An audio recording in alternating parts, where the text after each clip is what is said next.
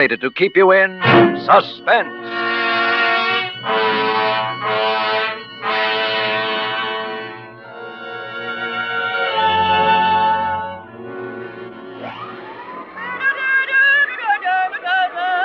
Mary! Yes, Mr. Ames? Turn that vacuum cleaner off for a minute, will you? And come over here. I want to show you something. Yes. Right here, out this window. Now look across the street. No, directly across, the opposite apartment. See that window? About 3 windows in from the left, with a kind of blue draperies. Uh-huh. There's someone sitting there in a chair. He hasn't moved all night. I think he must be dead. Dead? Lord have mercy, Mr. Ames. Take a good look at him and tell me what you think, Mary. Okay. But I don't favor looking at a corpse, Mr. Ames. It's unlucky. Now, which window did you say? Third one over. Oh, I wish I had me glasses with me. There, right there, where my finger's pointing. I'm afraid I don't see it yet, Mr. Ames. Oh, look, the window with the blue draperies. He's wearing a sort of a gray suit. The arm, can't you see the arm hanging down over the side of the chair? No, sir. But you've got good eyes, Mr. Ames. If you see it, I'm not arguing with you.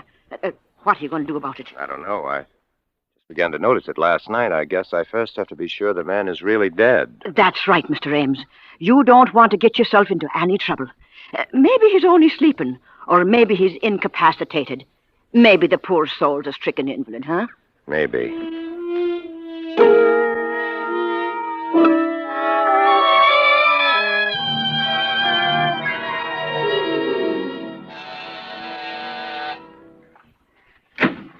Yes? Hello, I'm Mortmain. Are you the superintendent of this apartment house? That's what it says on the door. I've come to inquire about one of your tenants. What is it you want to know? I live across the street, and, well, I'll be frank with you, sir. I've been looking out of my window across to this building now for 2.5 days, and there seems to be someone dead in one of the windows. Which window? It's the 10th floor. I've counted up from the street, and it's 10 stories up. There's a window with blue draperies about 3 windows in from the left, facing toward me, that is, and there's a man sitting there, slumped down in a chair. Just a minute. I'll get out my chart. 10th floor up from the street, huh? Well, it's really the 9th floor. The lobby counts 1. We got 2 apartments there along the front of the house. It's in the front, yeah? That's right. Now. 3 windows in from the left. That'd be 9B, a 4-room. Oh, that couldn't be right. 9B is 2 ladies. You say this is a man? Yes, the face isn't clearly visible. The head slumped forward. But he's wearing a gray suit, and he's sitting in a high wing-back chair. I don't place him. Well, maybe he doesn't belong in the house. Maybe he was visiting somebody. As I say, this is all conjecture, of course. He may not be dead, but I've watched him a good deal. I'm home a lot in the daytime. My profession, the stage, doesn't take up too much of my time, and well, it looks mighty suspicious. Okay, I'll check on it. Don't mind if I stick around? Oh, no, sit down. I'll give 9B a ring first on the house phone.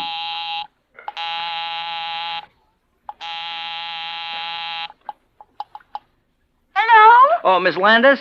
Yes, this is Miss Landis. Who is this? Oh, this is Mr. Anson, the super. Everything all right up there, Miss Landis? Everything all right? Why, yes. Yes, of course. Okay, Miss Landis. Thanks very much. Thank you. Well, that's that. No soap on 9B. 9A is in the country. Well, anyway, if I got the window straight, like you said, it ought to be 9B. The 2 single ladies? Yeah, only it couldn't be them. They're real old maids. They've been living in the house for years. Real old-fashioned type, you know. Say, if they knew you thought there was a man in that apartment, the 2 of them would just about jump out of their skins. Oh. Well, I don't know what to say. If you're sure it must be that apartment. Oh, yeah, that's a place, all right, but you probably just made a little mistake. You know how your eyes can play tricks on you? After all, it is a pretty wide street. I don't think I made any mistake.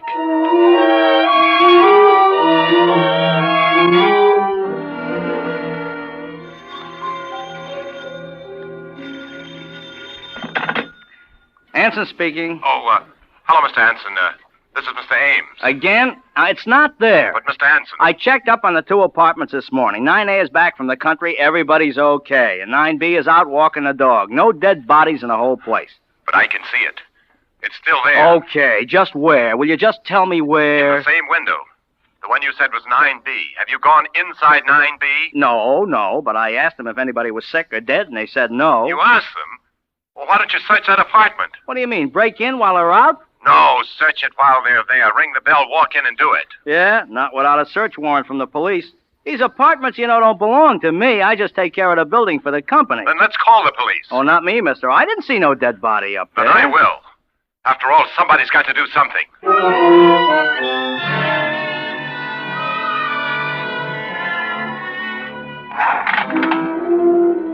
I still maintain, officer, these two sisters are as refined ladies as you could find anywhere. High class, nice, church-going ladies. They used to teach school up here at PS 33. Yeah, well, that don't mean a thing. As it happens, there's a play on Broadway right now in which two nice old ladies commit murder after murder. And they got a dog in there. Now, will you tell me one dog that would stay for almost a week in a flat with a dead person? I'm not telling you anything. All I know, this gentleman, Mr. Ames here, reported a stiff over here.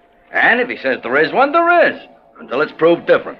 Right, Mr. Ames? Well, I keep seeing the thing day in and day out. I'm not working at the moment and being home so much. None of the other neighbors have complained. Dead bodies ain't exactly...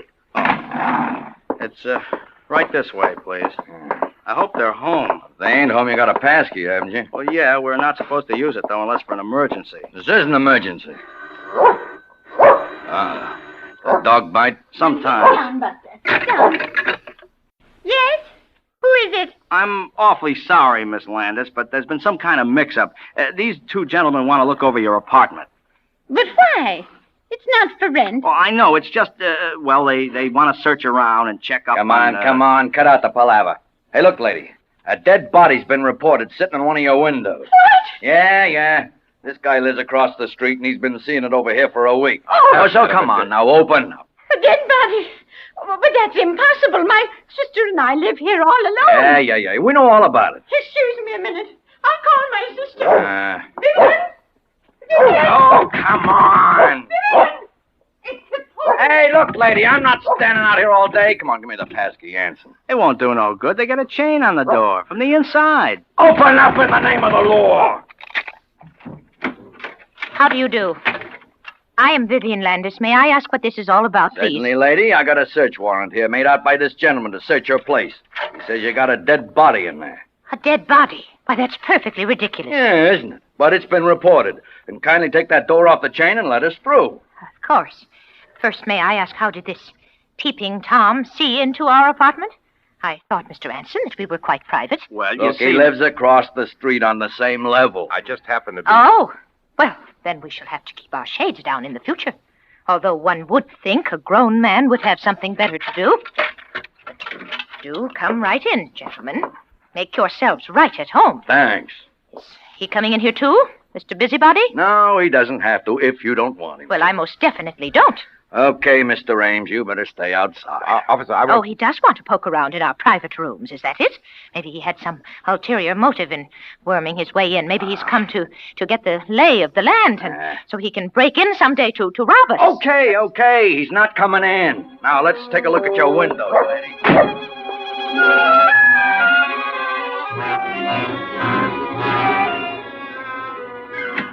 Yeah, I know. I'm sorry. Okay. Hey. Yes, officer. Now, what's the big idea? You didn't find it? No. That's very strange. Yeah? The only thing strange about it's your eyesight.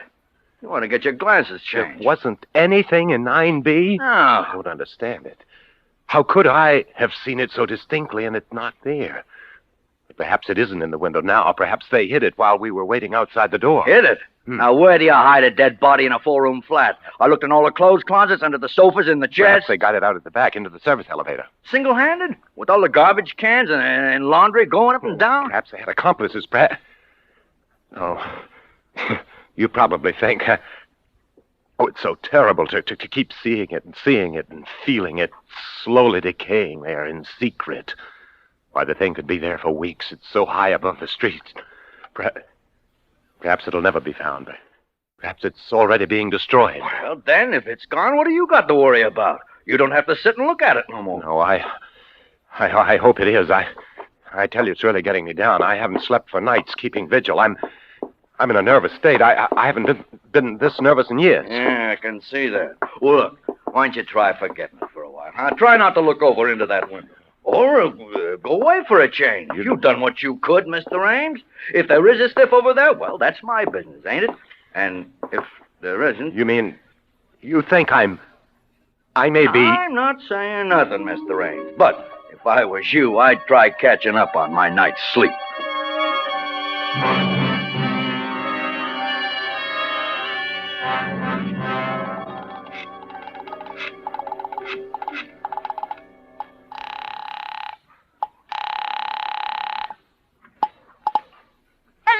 Miss Landis, I'm sorry to disturb you at this time of night, but I'm desperate. I haven't anywhere else to turn. What? Who is this? This is Mr. Ames, Martin Ames, your neighbor, the one across the street. I was in your apartment yesterday morning with the police, or rather, I was almost in your apartment. Your sister wouldn't let me in. Oh. Now, please don't think me a pest, Miss Landis. I don't mean to annoy you. It was only because I was so desperate that I initiated that search. It's quite all right. Goodbye. No, please don't hang up, because it's worse now than it ever was. Miss Landis, I've been sitting here opposite your apartment, staring into your windows, and I'm only asking you to help me, Miss Landis. Help me just a little. Help you? It's still there, Miss Landis. What is still there?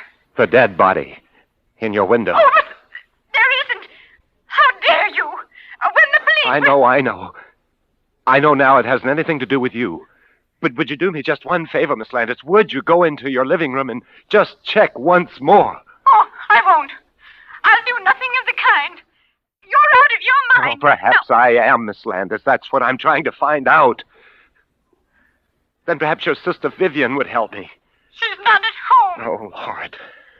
And anyway, I don't see how you can see in. I pulled the shades down in there yesterday morning. I know.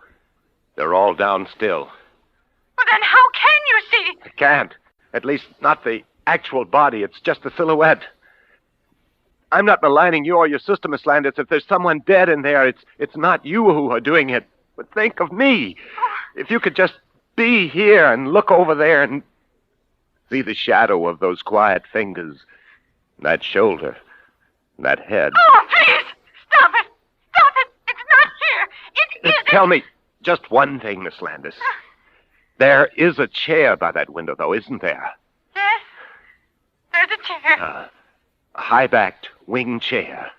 Mm-hmm. And have you anything on it? Anything piled up? I mean, like curtains or cushions, a dressmaker's dummy, or... Oh, of course not. Or do you have a plant in the window in front of it, some kind of a odd table, anything that would cast a shadow like a man's head slumped forward or an arm hanging limp? No. There's nothing. Nothing but the chair. Then would you do me just one more favor, Miss Landis? Please, and as an experiment, would you just go into the living room and move that chair from the window, please? If I do it, will you stop pestering us? Yes. Will you let us alone? Forever? Yes, if it works. If it works? What do you mean? Do you mean? I can't tell, Miss Landis, until you move the chair. Oh, all right. Good.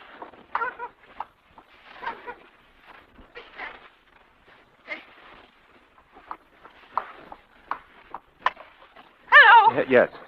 I moved it away from the window. It's at the other end of the room, and there's nothing in it. It's empty. Oh, I see. Well, thanks very much, Miss Landis.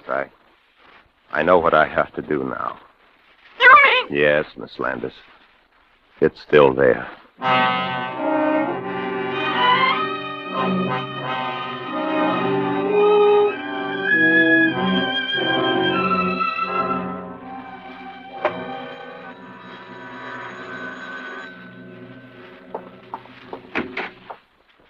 Miss Landis. Where is it? I want to see it at once. Oh, yes, Miss Landis, come in. I hope you'll excuse my appearance. I've just passed another sleepless night. So has my sister, and so have I. What do you mean by all this business, Mr. Ames? You have frightened my poor sister nearly to death. Seeing things that aren't there when you know that they're not. I know they're not. Oh, I wish there were. I wish to heaven I'd never looked out that window. I wish those walls were solid stone and your walls. Oh. You are a sick man, Mr. Ames. Oh, am I? I wish I were, but I'm perfectly sane and well. I went to the psychiatrist yesterday, and guess what he told me? That there's nothing wrong with me, nothing. I can't believe that. But to you, I suppose it's a form of madness to persist in seeing this hideous image. But not me, Miss Landis. No. I finally come to an entirely different conclusion. And what is that? The supernatural. The supernatural? A ghost? What nonsense, Mr. Ames. Yes, I suppose it is nonsense to you. You've been a school teacher. Yes. You believe in logic, common sense, the things that give a pretense of solidity to this frail little life of ours. But I'm an artist. I've always had a feeling for the thing beyond, the intangible, the shadowy. We're children, Miss Landis. Children playing along the edge of the ocean. We laugh and toy with the waves and mock fright. But sometime one of us slips down into the darkness. Sometimes the depths rise and we glimpse the yawning fangs of the eternal. You put things rather oddly, Mr. Ames. Just exactly what do you mean? Simply this. I checked on that building with the real estate agents yesterday afternoon after I left my psychiatrist. And there was a murder. In our apartment? Well, the report didn't say. You know how they try to hush those things up, but it was a man, a young man. The lover of one of the tenants, a Miss Sweetser. Sweetser? Why, that's the name of the people who lived there before us. Oh. But, they were an elderly couple, Mr. and Mrs. Sweetser. I never saw any Miss Sweetser. She died. She was the daughter. She killed herself afterwards by jumping out one of the windows. Oh, perfectly awful. Rather a ghastly coincidence, isn't it? Was it out our window? Who knows? She must have been a very neurotic person, though, this Miss Sweetser. Half-crazed, almost with love or jealousy. I checked on the details in an old newspaper. Oh. She cut his throat, nearly decapitated. Oh.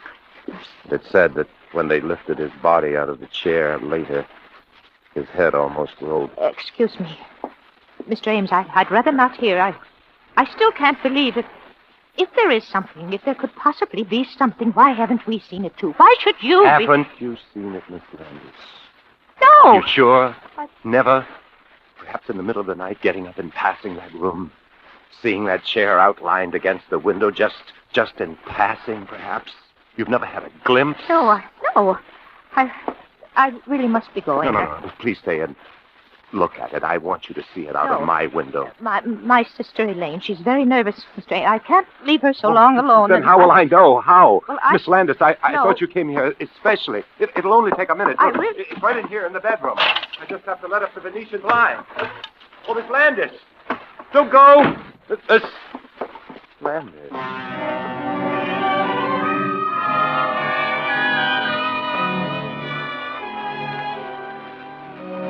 Hello.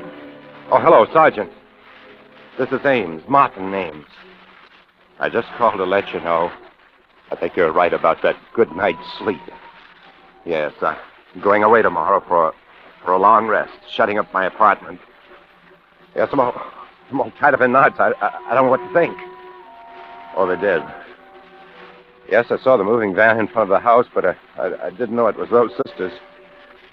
Couldn't take it, huh? Well, I can't take it much longer myself.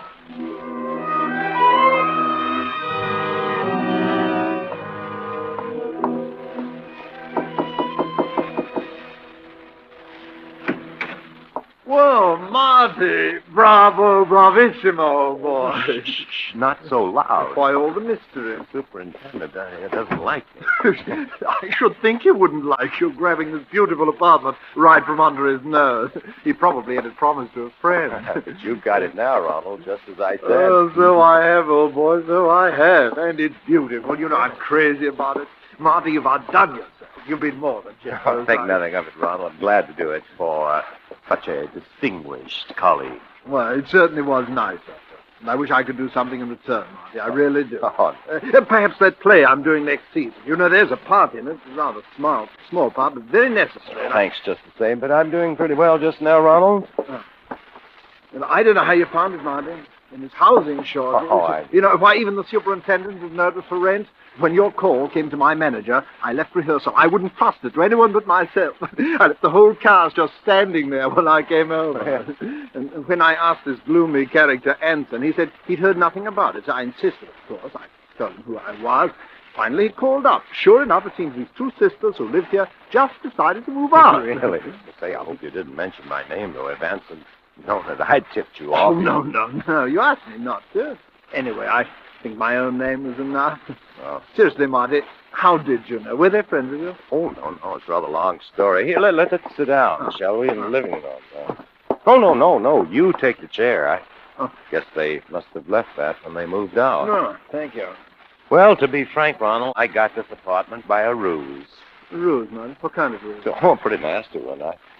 I frightened the last tenants away. I told them I saw a dead man sitting here in this window. No, not really. How clever of you. Of course there was one. Oh, no. You see, I live across the street, directly across, in that apartment there with the striped curtain. Oh? One night, just sitting there late, got an amusing thought. There was a kind of shadow across this chair, the one that you're sitting in. It reminded me a little bit of a corpse. And it came to me that it might be fun to create a great part, a character, a corpse that wasn't there. I don't follow you. Why? Some actors need a play, Ronald, to create a role. Others, the great ones, work out their own dramas.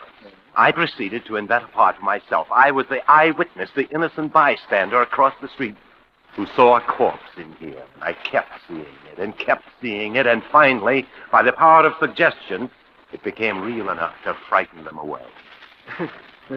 Very clever. Wasn't it rather drastic? I'd always hoped we'd be neighbors, Ronald. As a matter of fact, the whole idea for this thing came to me that day in October when you turned me down for that part outside of Sardi's, remember? You said you were looking for a place then. Did I? Oh, yes. It was then I thought how nice it would be to see you right across the street, sitting in this window. I simply had to bring it about. Well, No, Ronald. Don't get up yet. I'm not rude. Really, oh boy, I'm afraid the gang at the theater, you know, they don't even know that I'm here. They'll wait. People always wait for you, don't they, Ronald? I could call them for you, of course, but the phone's been disconnected. Well, I'm afraid that I'm... which way's the door, oh boy? Really, Marty, it seems very kind of you. What's the matter? Don't you like the apartment, Ronald? Aren't you going to take it after all my work? Oh, yes, I like it very much. The door's locked. Yes, Ronald. I'm afraid you'll have to find your way out alone. Yeah. That'll keep you quiet. Silence always became you better than all that ranting and glibness and charm, Ronald. And now I've got the part for you. A part to end all parts. You play it entirely in a chair. There isn't much action, not a line to say. You just sit, Ronald. You just sit in this chair by the window. Yeah. It'll be the greatest performance of your career. You like to hog all the fattest roles for yourself, didn't you? Well, this is a part that's been talked about up and down this street for weeks. You'll play the part of a ghost. A corpse that never was. A hallucination in my brain. And who'll be your audience? I will. I, the insignificant, outmoded ham who wasn't fit to appear in your precious play, but good enough to put you here, Ronald. Who's the better actor now, Ronald?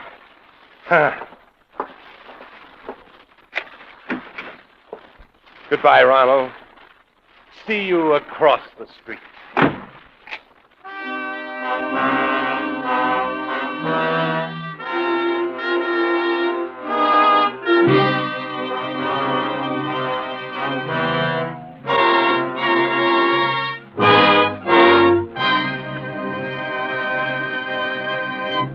As Roma Wines bring you Miss Lily Palmer as Alex Martin, with Raymond E. Lewis as her husband Gerald in Philomel Cottage, a tale well calculated to keep you in suspense.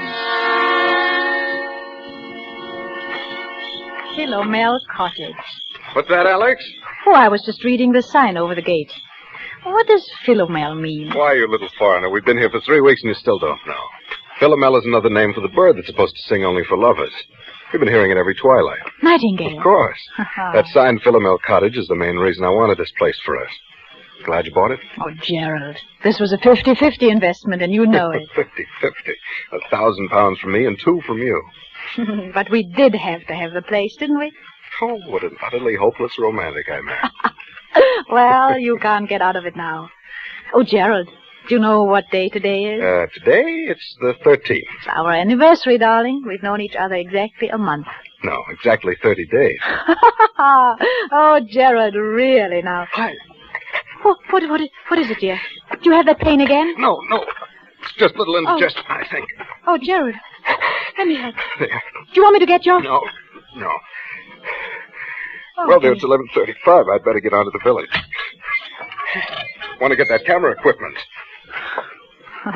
And the human timetable walks through the garden gate. My dear, there's nothing wrong with system, even on a honeymoon. The sooner I go, the sooner I get back.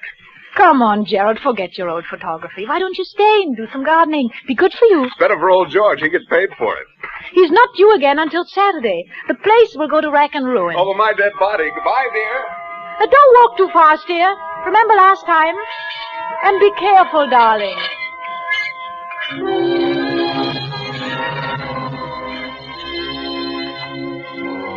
careful? Why, it had just slipped out. Be careful. I was swinging there on the garden gate, smiling out my happiness across a part of England that was as remote and placid as any you'd care to find. I wondered why I said such a ridiculous thing. If this were London, say, that would have... London? And slowly my smile fell away. I knew then that the memory of that last week in London had never really been far from my mind. That and that last talk with Dick on the top deck of the bus crossing Trafalgar Square. I'd never seen him like that before. Gerald Martin. I tell you, Alex, the man's a perfect stranger to you. You know nothing about him. I know that I love him. How can you know in a week? You've only met him. And it doesn't take everyone 7 years to find out they're in love with a girl. That's meant for me, isn't it, Alex? It's Alex. no use, Dick. Alex, don't you know what it's been for me not being able to tell you? I couldn't, not with the income I had. And then I decided I couldn't wait any more. And I was going to tell you anyway. And you know what happened. Oh, I'm afraid I don't. Yes, you do. That money you inherited. That money from your cousin or uncle or whoever it was. Well, I don't see what... You didn't think that I could ask you to marry me then, do you? You didn't think I could live off your money? I'm sorry, Dick. Believe me, I am, but it really doesn't matter now, one way or the other. Doesn't matter, does it? You can bet it matters to that Martin chap. That's what he's after. You mark my words, he's after your money. Dick, it might interest you to know that Gerald has money of his own. Far more than I have. And more than I am. Maybe that's the difference. I've had enough of this. I'm getting off at the next stop. Alex, please. All right. But let me tell you something. If you think I'm going to let Gerald cut me out and not do anything about it, you're very much mistaken. I'll catch up with him, do you hear? I'll catch up with him if it's the last thing I do.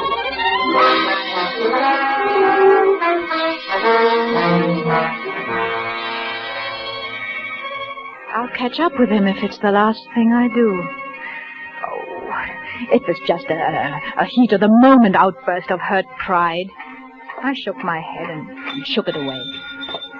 And then the telephone rang inside the cottage. Now, who could be calling? Couldn't be Gerald. Gerald had hardly had time to get beyond the turn in the road. Except if something had happened to him. If he'd had another attack. Maybe one of the villagers was calling to say that he'd... Oh, hello? Alex, this is Dick. What?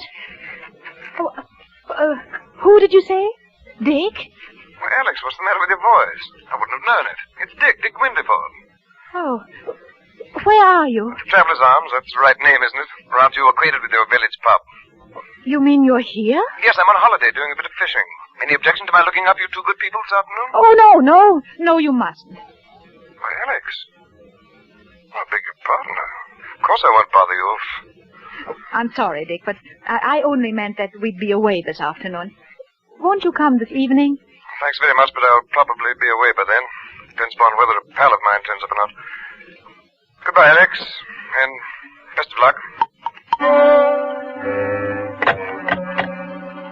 For a long moment, I stood quite still. And then I walked across the living room, and by the time I reached the side porch, I'd made up my mind. I would say nothing to Gerald about it.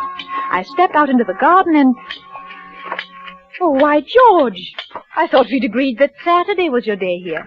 Oh, well, there'll be a fair over to Squire's on Saturday. And I says to myself, Mr. and Mrs. Martin, they won't mind if I come for once on a Wednesday instead of a Saturday. Oh, of course not, George. And then I thought, too, I might as well see you before you go away, so as to learn your wishes about the Boxwood Edgley.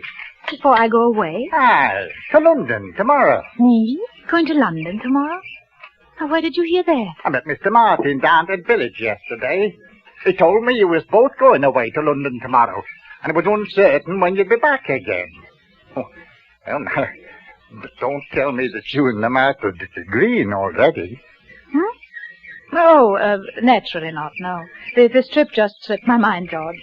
Yes. Never could understand why anybody wanted to go up to London, though. Like Mr. Ames, what sold you this house, he went up there, and to live, mind you. And after fixing up this place like he did, with cats all over everywhere. You're going to take a loss, I says to him, when I seen he put the place up for sale. It's not everyone that'll have your fad for washing themselves in every room in the house, like.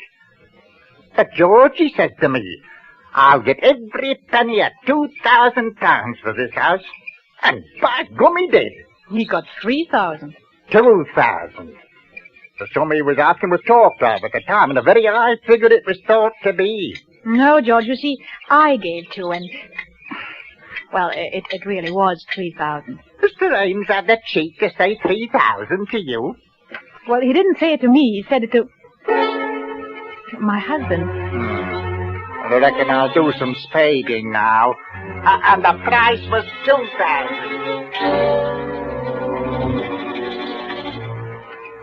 As I strolled on across the garden, I was conscious of a thin, vague thought struggling to make itself heard.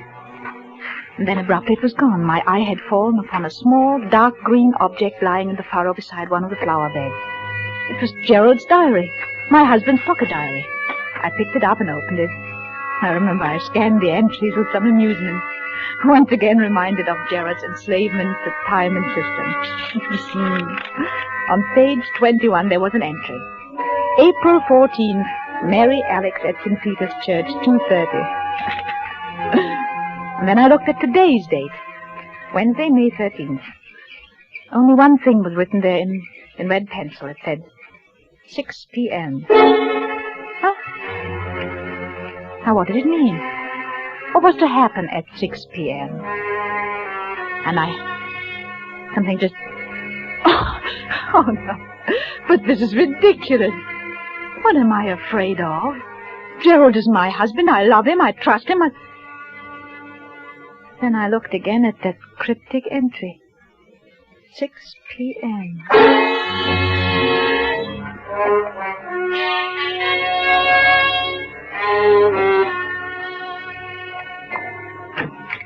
Oh, Alex!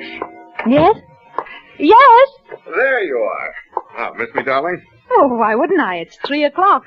You've had time to buy out the whole village. Only the camera shop.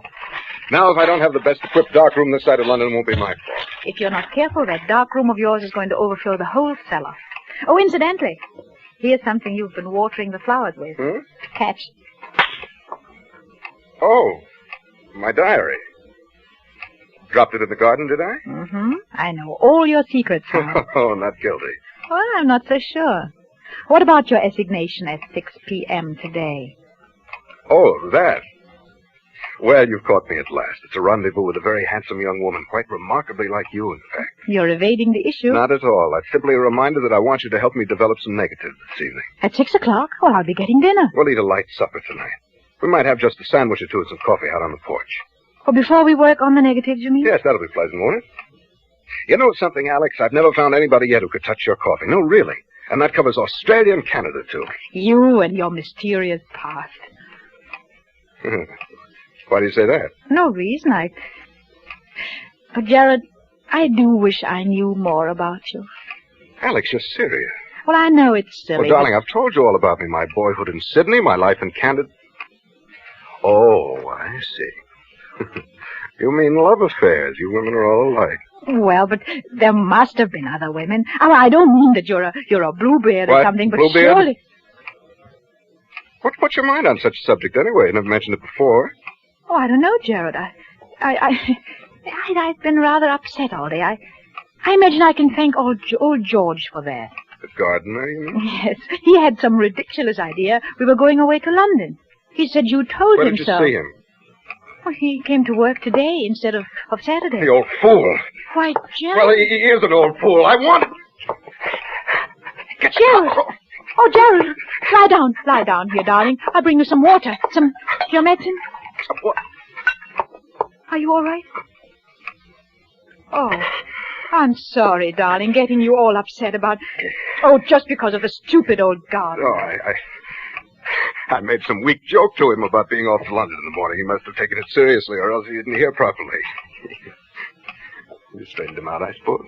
Oh, hardly. You know what a gossip he is. I didn't want the whole village to think my husband was leaving me in the dark about his plans. Are you all right, dear? You really? Told him we were going there? Naturally. Yes, of course. Sorry you were placed in that kind of a situation, darling.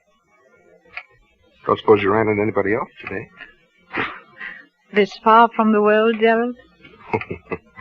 It isn't very likely, is it? Well, Gerald... Now, not another word. You aren't yourself now. That's quite plain, and I want you to have a little rest, a little nap. You'll be right as rain by 6 o'clock. Must you do those photographs tonight? You don't... My dear, when one sets the time to do something, one should stick to it. That's the only way to get through one's work. All right, up with you. Upstairs to your bed now.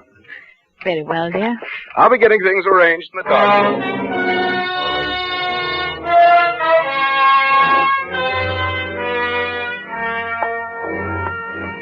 I went upstairs to my room. I told myself there was no basis whatever for my state of mind.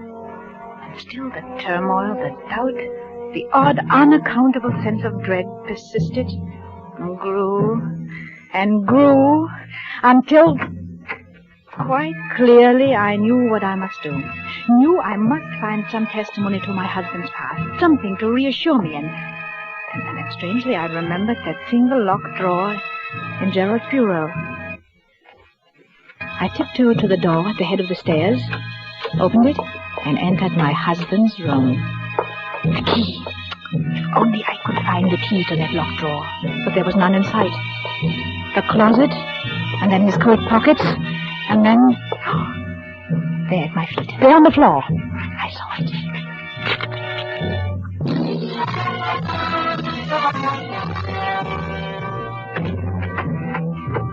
I opened the drawer, looked down, a small packet of letters tied with a light blue ribbon. And when I saw the uppermost envelope, my face flushed with shame. They were my own letters, love letters written to Gerald before we were married. There was nothing else in the drawer, just a roll of ancient, faded newspaper clippings. When I glanced at the top clipping, it was from an American paper. Featured the trial of one Charles Lemaitre, notorious swindler and bigamist. A skeleton had been found beneath the floor of his house, and most of the women he'd married had never been heard of again. Another of the clippings described Lemaitre's behavior in court, his interest in the cameras of the news photographers, his sensational escape from prison, and another displayed his picture. Long-bearded, scholarly-looking fellow. It reminded me of someone. I glanced at the caption beneath the picture. Modern Bluebeard. Modern Bluebeard! My eyes went back to the picture, and in a flash, I saw the resemblance. I ran through the other clippings. Dates had been found in the man's pocket diary. Dates, it was contended, when he'd done away with his victims. He was an amateur photographer. He was from Sydney, from Canada. He was subject to heart attacks. He was Gerald.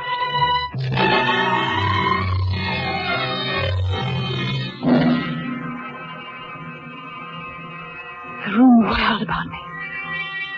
Dick had tried to warn me. Dick had been near me that morning, and I turned him away. It was then that I noticed a sound. There was a pipe in the corner, running up through the room. From below, near its base, something was striking at that pipe as though someone were digging. Yes. I knew then that Charles Lemaitre was preparing the dark room for the latest one of his victims.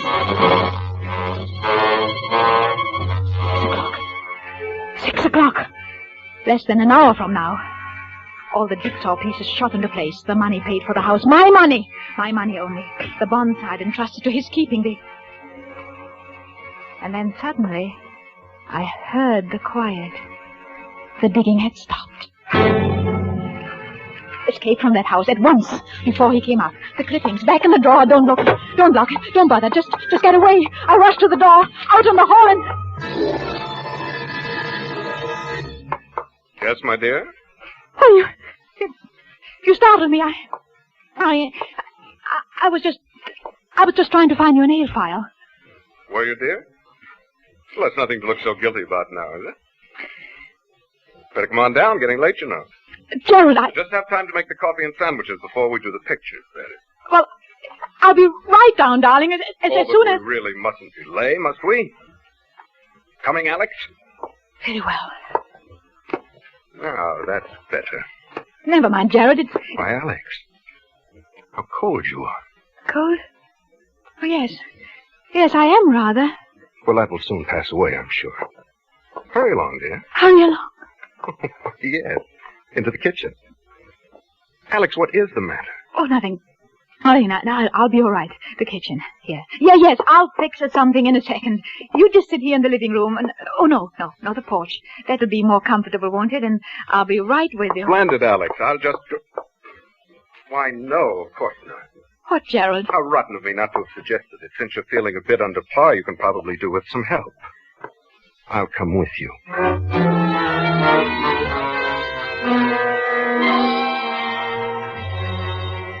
I knew then that some way, somehow, I must get word to Dick. The possibility that he might be gone by now, I just put out of my mind. No more panic. No more panic. When I carried the coffee out on the porch, I glanced at the clock on the mantel. It was 10 minutes till 6. A pity you're so abstracted, my dear. Huh? Oh, why do you say that? Because you're missing the loveliest sight you're ever likely to see again. Look out beyond the garden. The first soft shades of twilight. Twilight over Philomel Cottage. I say, Alex, you are below par.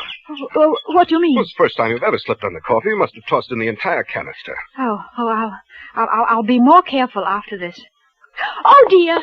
That reminds me. Alex, where are you going? Nothing to get excited about, Gerald. I forgot to order things for tomorrow. I'm just going to phone the grocer. The grocer this time of evening? Oh, he generally stays late on Wednesdays. I'll be right back, darling. Well, don't shut the door, Alex. Oh, it keeps the insects out of the living room. Oh, you're not afraid I'm going to make love to the grocer, are you? Operator. Exchange? Operator, get me the Traveler's Arms. Please hurry. Hello? Traveler's Arms. Hello? Mr. Windyfoot, please. Will you? Hold on. What? You don't know if he's still there? Oh, well, see, won't you? It's most important. Don't let me disturb you. Oh, darling, you do. I hate anyone listening when I telephone. But I do, Gerald, truly. You're quite sure you're really calling the grocer?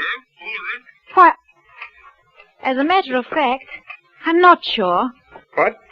What I mean is, I'm afraid I've got the wrong person, a perfect stranger. I don't understand. Someone I know nothing about. Know nothing about, then why don't you hang up? Here, who's at the end of that wire? Let me see. Hello? Hello? Oh, it's dead. Oh. All right, my dear. Might as well get started. Oh, we're late now. Late? For the pictures? Precisely 3 minutes after 6. Oh, why, Gerald, it won't be 6 o'clock for 8 minutes. Look at the clock there on the mantel. Oh, I don't go by that relic. I go by my own wristwatch. Gerald, listen. Stop pacing and listen to me. I don't feel up to it tonight. I'm upset and I'm tired. Alex, I promise you won't be a bit tired after it's over. No, I'm not going to wait 1 minute longer. No, I won't do it. I'm not coming Come with along, you. Alex, or I'll carry you there. No! You will, do you hear? You will. Gerald, stop! Stop! I've got something to tell you. I've got something to confess. Confess? Yes, to confess. Something I ought to have told you before. I've had my secret past, too. A former lover, I suppose. Well, in a way, but something else. You'd call it... Yes, I expect you'd call it a crime. A crime? You? I don't believe it. You'd better sit down now, Gerald. There. I told you I'd never been married before, and that was not entirely true. There was a marriage when I was 22 in Vienna. He was an elderly man with a little property.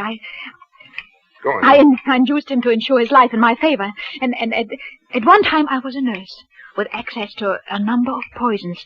And there's one poison, a white powder. You know something about poisons, perhaps? No, I know very little about them. How? Well, this one is absolutely untraceable.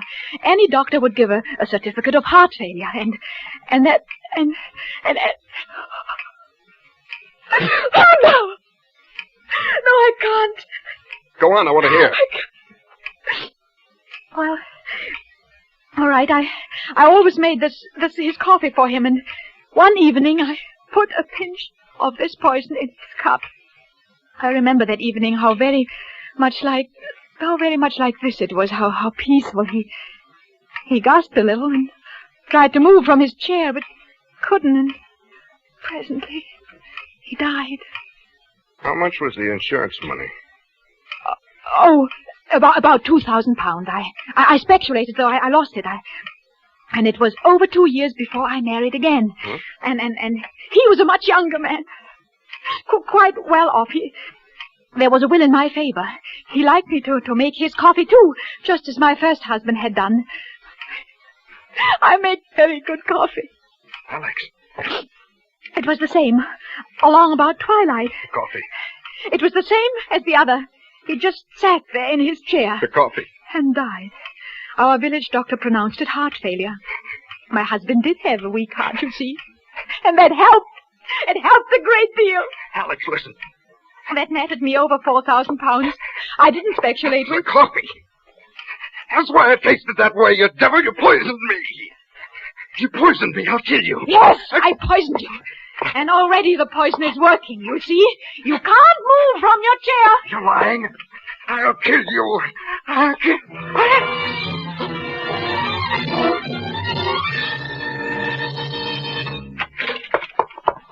Alex! Alex Royal! What have they done to you, Alex? Constable, go see what's happening in that room. Roger. Darling. I had to tell him the most horrible story. Oh, I couldn't have kept it up any longer. You came just in time, Dick. You understood on the phone, didn't you? Good darling, when I heard you say you'd got the wrong person, someone you knew nothing about. Excuse me, sir. What did you find, Constable? A man sitting in a chair, sir. Heart trouble, it looks like, and, Yes? Well, sir, he's dead. Your husband, man? You might say a perfect stranger. He was just sitting in his chair. And presently, he died.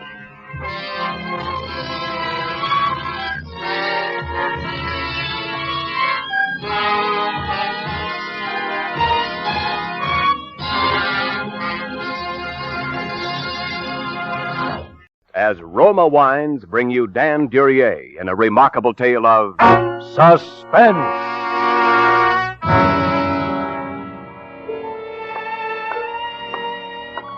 I walked over to the safe and began to dial the numbers. Before I snapped it open, I turned round to look at him. He was leaning back in the easy chair at the end of the room. His greasy face was covered with a shrewd smile, and he poured a revolver in his right hand. Come on, get it open. The gun looked like a model they stopped making in 1900. A .22 with a 2-inch barrel. There were about 40 feet between the safe and where he was sitting. Unless that guy was an Annie Oakley, he couldn't hit the broadside of a barn from that position. And with that gun... All right, quit stalling. Open it. I snapped open the little safe, and there it was. I could see Special Super 38 Automatic stamped on the blued surface of the slide. The hammer was back, just as I knew the old man had left it. I picked up that beautiful precision instrument. I turned, not too quickly, snapped off the safety and brought the sights in line between our eyes. Hey, wait! Wait, don't! Don't, the ladder! The ladder! He lay there on the floor. I looked at him, and I had that strange feeling that I'd overlooked something. Something important.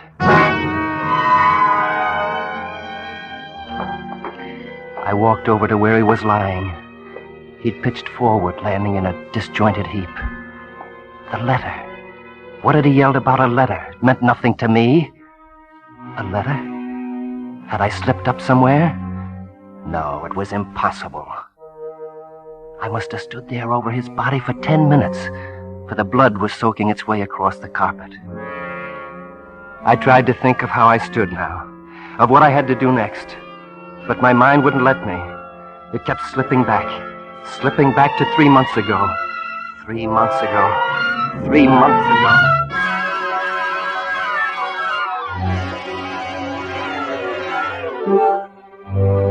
Old man Donovan was in a pretty bad mood that night. He and his wife, Roseanne, were scrapping. They stopped as I came into the living room. That's final. Oh, Charles, come in. Hello, Charles. Hello, Mrs. Donovan. I finished going over these papers, Mr. Donovan. Good. They look okay. Yes, sir? Have you seen Mrs. Donovan's bank statements around anywhere? No, I haven't run across them. Oh, she's been overdrawing again. We've got to get this straightened out once and for all. I tell you, I haven't been overdrawing. How many times do I have to tell you? Don't argue with me. Charles, will you see if you can find them somewhere? I don't know where they are. Well, of course you don't know where they are. Look for them. What do I have a private secretary for? Yes, sir. Yes, sir. I'm going to bed now. I want those statements in the morning, do you understand? Well, good night, Roseanne. Good night, John. Charlie, Come here. I can't stand it any longer. I can't live in the same house with him and see you around every day. Now, is that a nice way to talk about your ever-loving husband? Tell you, I just can't stand it anymore. Yeah, this is no good. He's going to talk down to me once too often. I've got to get out of here before that happens. That's what I've been telling you. Charlie, let's run away. Take a plane to South America tomorrow. We could be together from then on. Let's do that, Charlie. I have a little money, and I have my jewels and the furs. We could get along. Let's do it. Let's call for tickets now. Run away? Look, Charlie, isn't our happiness together the most important thing? Let's just leave him. We could go to Mexico. He loves his bank books and bank statements and stocks and bonds more than me anyway. Can't we do it that way? Can't we? No, baby. We can't. Well, what are we going to do?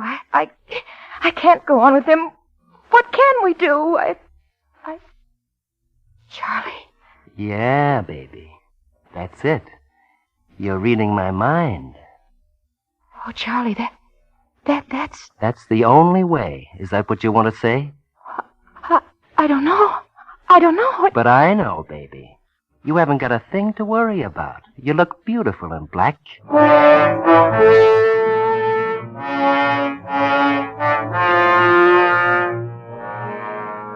There wasn't much time to waste. I couldn't take any chances on him catching on. If we were going to do it my way, we'd have to do it soon. I began to make plans. I told her we were going to push him out the window. I told her everything. Everything except about the poison. I was ready. I bought the poison, and now only had to slip it into the old man's medicine. At 6 o'clock that night, the phone rang. I knew that was Judge Peters. I picked him to establish my alibi for me. Hey, the phone, Joe. Yes, sir. It's probably Judge Peters. He told me he wanted to see me tonight. But if I'm to finish your letters... Well, sir, could you perhaps tell him that I'm not here? Huh? It'd be simpler, and I have so much of your work to finish that I... Oh, sure. Hello? Hi, Judge Peters. The old man swallowed it hook, line, and sinker. He liked little intrigues. They were the only adventure in his life. Except for Roseanne. I'm sorry, Judge. Charles isn't here. I haven't seen him all day, and I don't expect to see him tonight. All right, Judge. Yes, I'll tell you. Good night. We fixed that, huh? Yes, sir. I think it's better this way. Now I'll be able to finish those letters for you. Oh, fine. Oh, say, fix me my medicine first, will you, Charles? All right, sir. You want soda with it? Uh-huh. Enough? A little more. That's it. No.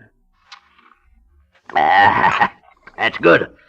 You're only a fair secretary, Charles, but you're a swell butler. Thank you, sir. Well, I'll get busy on these reports. Take him down to your room? Yes, sir, I can work better down there. All right. Oh, I say, make a note to dump my consolidated steel bonds tomorrow. Yes, sir. Don't you worry. I'll take care of everything tomorrow.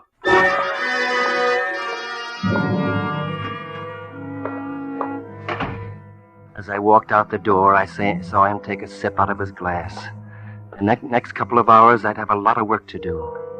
I walked down the stairs instead of taking the elevator. No one had seen me enter, and no one was going to see me leave. My whole plan hinged on leaving without being noticed. I went out the side door. She was waiting for me outside just as we'd arranged. It was exactly 15 minutes after 6. So far, my timing was perfect. I took her through the hotel lobby, over to the elevator. Will you be all right? I'll be all right. Oh, boy. Yeah? Will you see that Mrs. Donovan gets off at her floor all right? She's not feeling too well. Yes, sir. Thanks. Oh, say, do you happen to have the time? My watch must have stopped. Let's see. It's 20 after 6. Thanks. Thanks a lot. I'll be up in about an hour, Mrs. Donovan. Going up.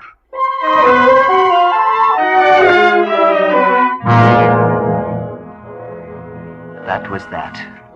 Now all I had to do was to stall for time. I walked around for a while. Between 6:30 and 7, I went into some stores where I was known. I said hello to some people, just in case anyone checked. Then I walked around some more. The minutes dragged by. I must have looked at my watch 50 times during that hour and a half. At 8, I went back to the hotel. As I stepped into the elevator, I really noticed the elevator man for the first time. He was big and greasy. I had to make sure he wouldn't forget what time I went upstairs. He made the first move as the elevator began to go up. That was luck. Get your watch fixed, sir? Oh, sure. Says 7:30. It's still not working. No? It's almost 8 now. How do you like that? It must have stopped again. Almost 8 o'clock, Yeah. Thanks.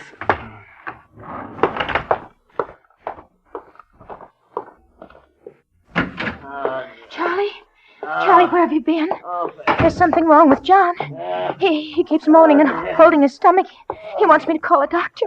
Stall him for a minute. What can be wrong with him? Search me, baby. Charles, I'm so glad you came. Help me to my bed, Charles. Call a doctor for me, will you? Relax, old man. I'll get him in a minute. Are you going to do it now? Do you think we'd better do it now, Charlie? Charles, for the love of heaven, get a doctor. Don't just let me die here. Roseanne, please get a doctor. Charlie, I can't. I'm so sick. I'm going to lose my nerve. Help me get him over to the window. No, Charles, what are you going to do? No, Charles. No. That's it, Roseanne. Up on the sill. No. Now, push. Push.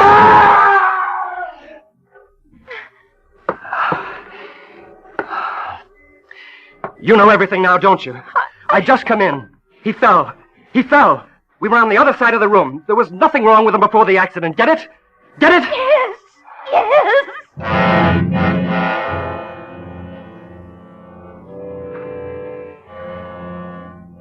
I looked at her standing there. She was shaking, frightened half to death. And yet her face had a reddish glow, like something warm and mellow. The kind of stuff you feel in your dreams. At that moment, I wouldn't have traded her in for anything. Anything less than $1 million.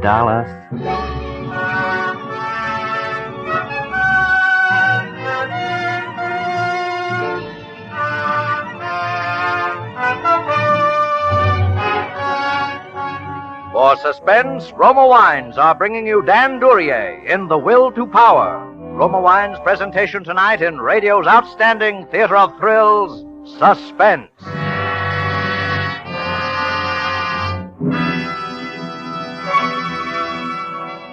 Between the acts of Suspense, this is Ken Niles for Roma Wines. A friend, famed for her enjoyable little dinners, recently told me her secret of gracious hospitality. Because she's usually busy in the kitchen after guests arrive, her husband keeps their friends pleasantly entertained until dinner time by serving Roma California sherry. Yes, she's a smart hostess. For better-tasting Roma sherry is the favorite of millions, as the perfect first call for dinner and for entertaining any time. For Roma Sherry, like all Roma wines, begins with choicest grapes. Then Roma vintner skill and America's finest winemaking resources guide this luscious grape treasure unhurriedly to tempting taste perfection. Later, at peak taste richness, Roma selects from the world's greatest wine reserves for your pleasure. So share with your guests the better taste of Roma California wines. Roma Sherry, Port, Muscatel, or Tokay. Insist on Roma, R-O-M-A. Roma Wines, by America's greatest vintner. And now, Roma Wines bring back to our Hollywood soundstage Dan Duryea in The Will to Power, a tale well calculated to keep you in suspense.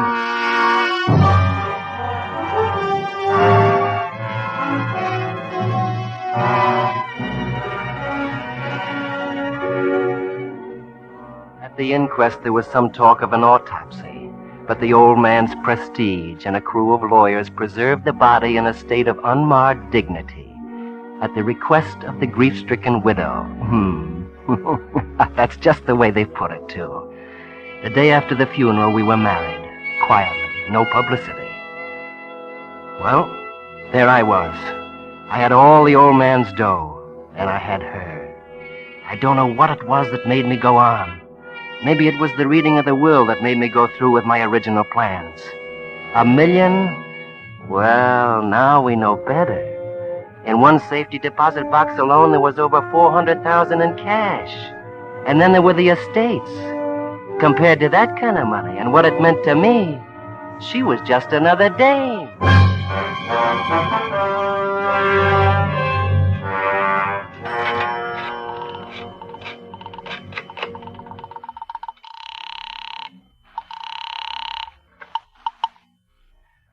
Hello, Lieutenant Braden speaking. James Donovan was poisoned and then pushed out the window. I suggest you dig up the body. What? Who's this speaking? I work in the hotel. The night before Donovan was killed, his wife threatened him. Ask anyone on the floor. They'll tell you how Donovan and his wife always fought. Now, look, suppose you come down here. That's all, Lieutenant. Dig him up.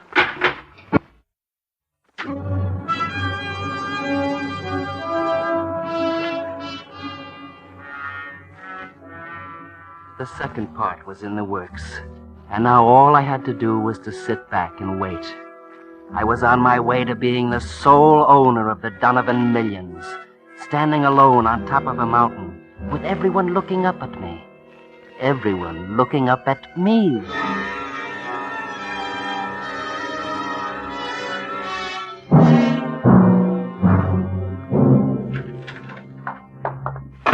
What's the idea dragging us down here, Lieutenant?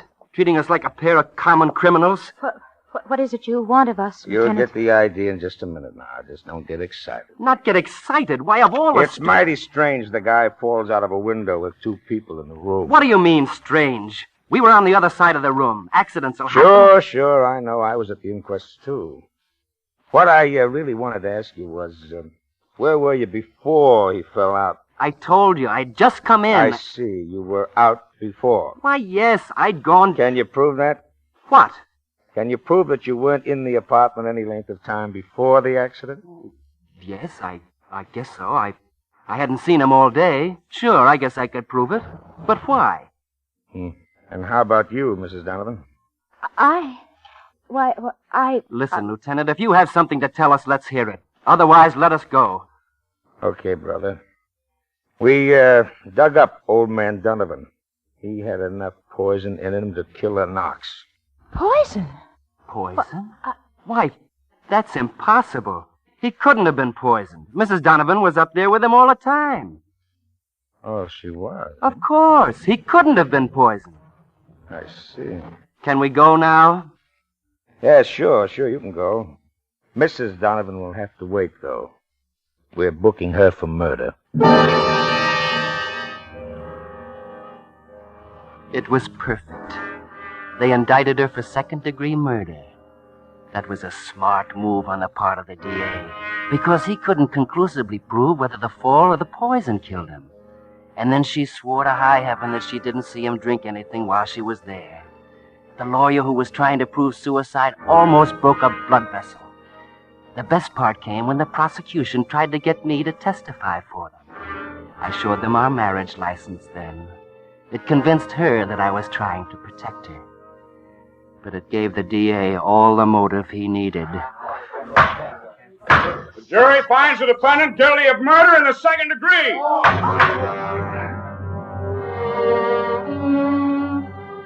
There was only one more step left. I had to face her in her cell.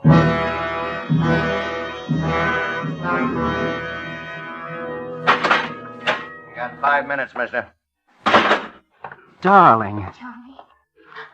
Oh, Charlie, I've been waiting for you to come. I'm still in a daze, Roseanne. How did it all happen? The trial, the conviction. It all went so fast. Oh, I don't know how it happened, but maybe it's better this way. At least part of what we did has been paid for. When I get out, we'll be able to live a free life together. But 10 years? No, darling. I'm going to tell them. No. I'm going to confess everything. I'll do that rather than see you wasting away in prison. No. No, you're not. You'll just be trading places with me. It'll be punishment enough if we're deprived of each other's love. No, Charlie, this is the only way it can be. And 10 years isn't so long. And I know you'll always be mine, no matter where I am. Yes, darling. No matter where you are, I'll always be yours.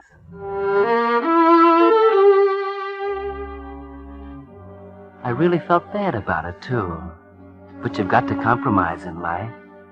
I traded in a thing I wanted for something I wanted more. Money and power. It was right there in the palm of my hand. And all I did was make a fist.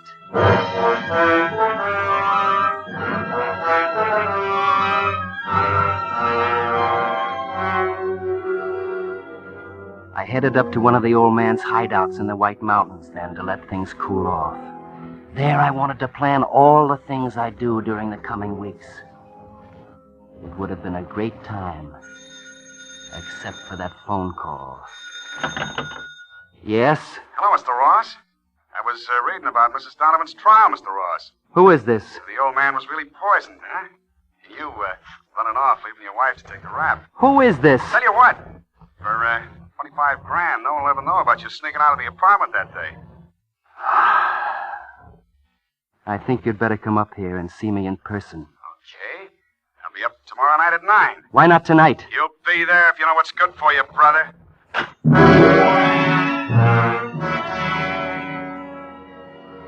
Blackmail. I knew what to do, and paying him wasn't the answer. Once I began to pay, he'd then have the power that belonged to me. He'd pull the strings. This man, whoever he was, could degrade me and humiliate me more than I'd ever been degraded while serving the old man. I heard the car drive up at a little after 9. I'd left the front door open and sat in the living room, waiting for him. He walked in. Hello, Mr. Ross. It was the elevator man. Well, Mr. Ross. Got a pretty classy setup here. My. Poor Mr. Donovan. Sure is a shame when a guy has to leave all that money behind. Get to the point or get out. Brother, from now on, you're going to treat me with respect. What I know can send you straight to the chair. Keep talking. I saw you sneak out of Donovan's apartment a couple of hours before he died. I saw you pull your act in the lobby so the dame would be alone with the old man. It's pretty clear the way you framed her at the trial. But you didn't fool me for a minute. What's the count? Well, I figure you're working the babe for plenty, so, seeing the papers said that Donovan left a flock of millions, 25,000 will do for a start. You know I haven't got that kind of money here. How much have you got? Well, I guess there ought to be $1,700 in the wall safe. But look here, if Get it! And what do I get in return? Keep quiet. For a while. For a while. That's it. Seeing I'm such a valuable guy, I figure you ought to put me on a payroll. Make me sort of a private secretary, like you was the old man Donovan. I think I understand. Yeah, you bet you understand. Now get the dough. And fast. Yes, I see now. I think I see the whole picture. I walked over to the safe and began to dial the numbers. Before I snapped it open, I turned round to look at him. He was leaning back in the easy chair at the end of the room. His greasy face was covered with a shrewd smile, and he was pawing that silly little revolver in his right hand. It looked like a 1900 Ivor Johnson 22 caliber with a 2-inch barrel. I took that, and the fact that there were about 40 feet between us in at a glance. Unless that guy was an Annie Oakley, he couldn't hit the broadside of a barn from that position, and with that gun... All right. Fritz Stalin, open it!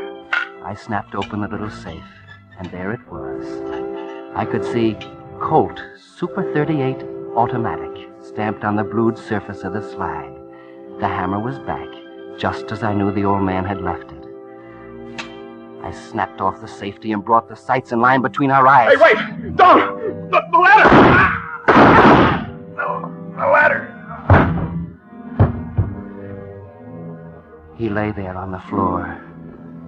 I looked down at him, and I had this strange feeling that I'd overlooked something.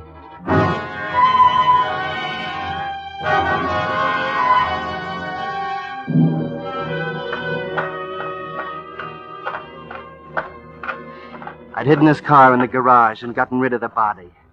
In the cellar under 2 feet of dirt. Maybe I should have left him alone. I could have pleaded self-defense. But no. After Donovan, another trial might not have turned out so well. Now I had to get away. I was really in the clear. Nobody'd ever look under those boards in the cellar. Nobody'd ever dare to snoop around Donovan's place. My place. Not unless they suspect something. And why should anyone suspect anything? Not in my house. My house. In a minute, I'd be off this dirt road and on the highway to New York. Yes, that's it. Back to New York. Then out of the country.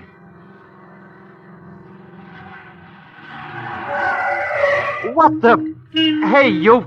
How about pulling out of the road and letting me by? You seem to be in an awful hurry, mister. Who is it? Why don't you... How about letting me see your driver's license, huh? Well, if it isn't Mr. Ross. Why, Lieutenant Braddon, what's the trouble? Oh, no trouble at all. As a matter of fact, I just came up here to talk to you. Sort of a social call. Well, right now I'm going to New York. I mean, I can't. You see, Lieutenant... You know, Mr. Ross, I never had a chance to talk to you after the trial. I got a little theory about Donovan's death. Oh, it's too late to do anything about it now, of course, but I thought it might be nice if we could sort of discuss it. Sure. Any time except now. I'm in a great hurry. So I thought I'd kill 2 birds with 1 stone. What? Well, some crank sent me a letter, see, saying he was coming up here to see you. It seems he thought that you might kill him. A letter? Yeah, it probably didn't mean a thing, but, well, you're a rich man now, Mr. Ross. You'll just have to get used to being a target for cranks. A letter. That's what he meant. The letter. What's the matter, Mr. Ross? You don't look so good. Say, there's nothing to be afraid of. I tell you what. Your house ain't far from here. Let's you and me take a little stroll up there and see if that crank has arrived, huh? It'll make you feel better. Oh, I'm all right. Just let me go. No. I insist. It'll set your mind at ease. Okay? Come on, let's go.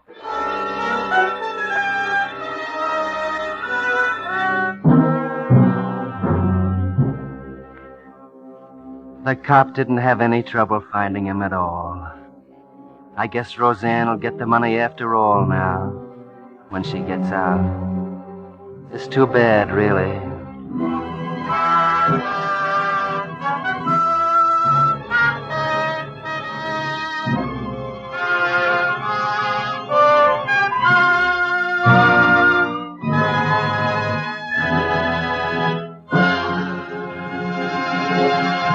As Roma Wines bring you Joan Bennett in a remarkable tale of suspense.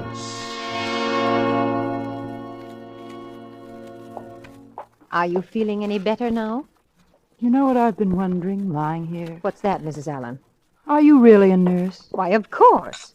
Well, that stuff you keep giving me to make me sleep, it doesn't. You'd be asleep in no time, Mrs. Allen, if you'd only make up your mind to it. It's all in your mind, you know. That's funny. You saying that to me. Now then, Mrs. Allen, you mustn't keep talking. That's how it was with him. All in his mind. That's why I couldn't help him. That's why nobody in the world could help him. I know that now.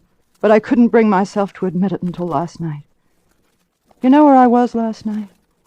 I was at the Hollywood Bowl. It should have been the proudest night of my life. I was waiting for my husband to enter the stage and take his place as the leader of a great orchestra. Yes, I should have felt proud, but all I could feel was fear. It wasn't a new fear. It was an old fear, as old as our lives together. It began nearly 2 years ago. Ira and I had driven to the Pasadena station to meet a new pupil of his in from the East.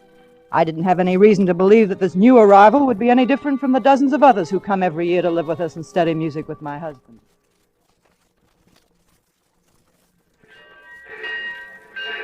Ira, I don't see him anywhere. Don't you know what he looks like? Huh? What's that, my dear? Oh, never mind. There, that looks like it might be him over there. Excuse me. Are you looking for Professor Whitmer? Oh, Professor Whitmer. Yeah, I'm Mark Allen. You'll have to talk to my wife. I can't hear you just now.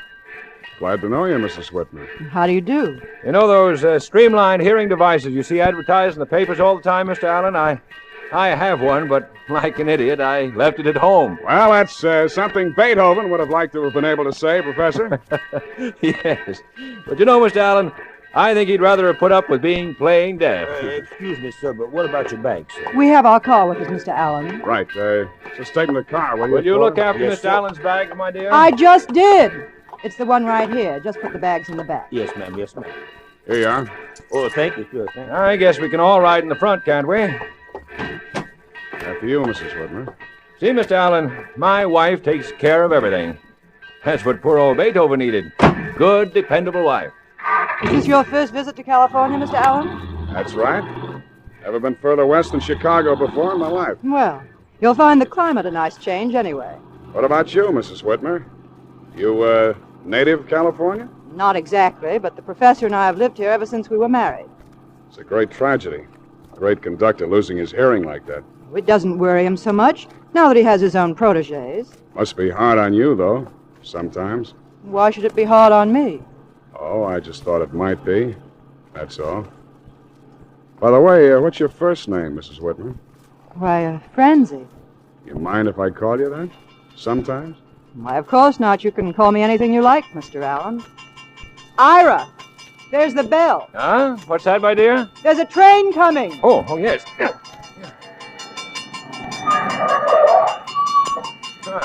Thank you, my dear.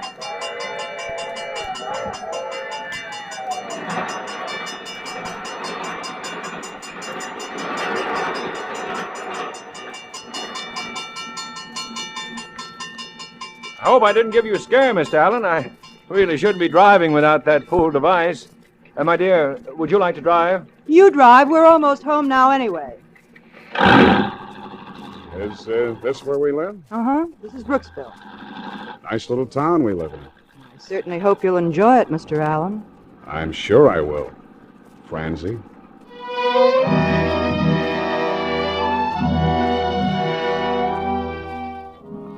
That's all there was to it. And yet if he'd asked me to go away with him to Timbuktu that night, I'd have gone. But he didn't. He didn't ask me anything. He just watched me. Not like the musical genius he was supposed to be. He was rough and hard and strong. A kid from the wrong side of the tracks. A kid like me. And I was watching him. I was watching him all the time until one morning, Ira had gone into L.A. for the day. I was in the kitchen washing up the breakfast dishes. And he was supposed to be up in his room composing, but he wasn't composing any more than I was washing dishes. He was waiting for me to go up to him. He didn't have to wait long.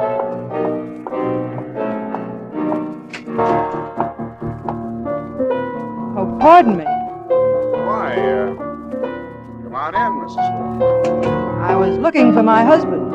He, went to the concert at the Philharmonic. He did? Oh, I wanted him to do an errand for me.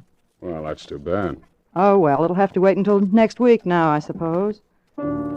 He, might remember and call you. He might.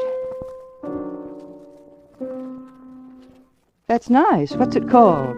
It's an overture. Overture in 2 keys. Oh. You asked me that before. At breakfast. Remember? Oh, yes, so I did. I'd forgotten. But look at me. Why, the professor would kill me if he caught me wasting your time like this. Maybe that's one reason you waited until he was out of the way. Well, You want to hear the other reason? It's been on your mind ever since that first day at the station. Only you figured you'd wait. Let me make the first move. It's the way a dame always figures. Until she meets the right guy. meaning you? I don't mean Santa Claus. What does that make me? Come here, darling. You like to play hard to get, don't you? Am I so hard to get? I've been going crazy. What do you think I've been doing? When does he get back? Late. How late? Never before 6. Hello, darling.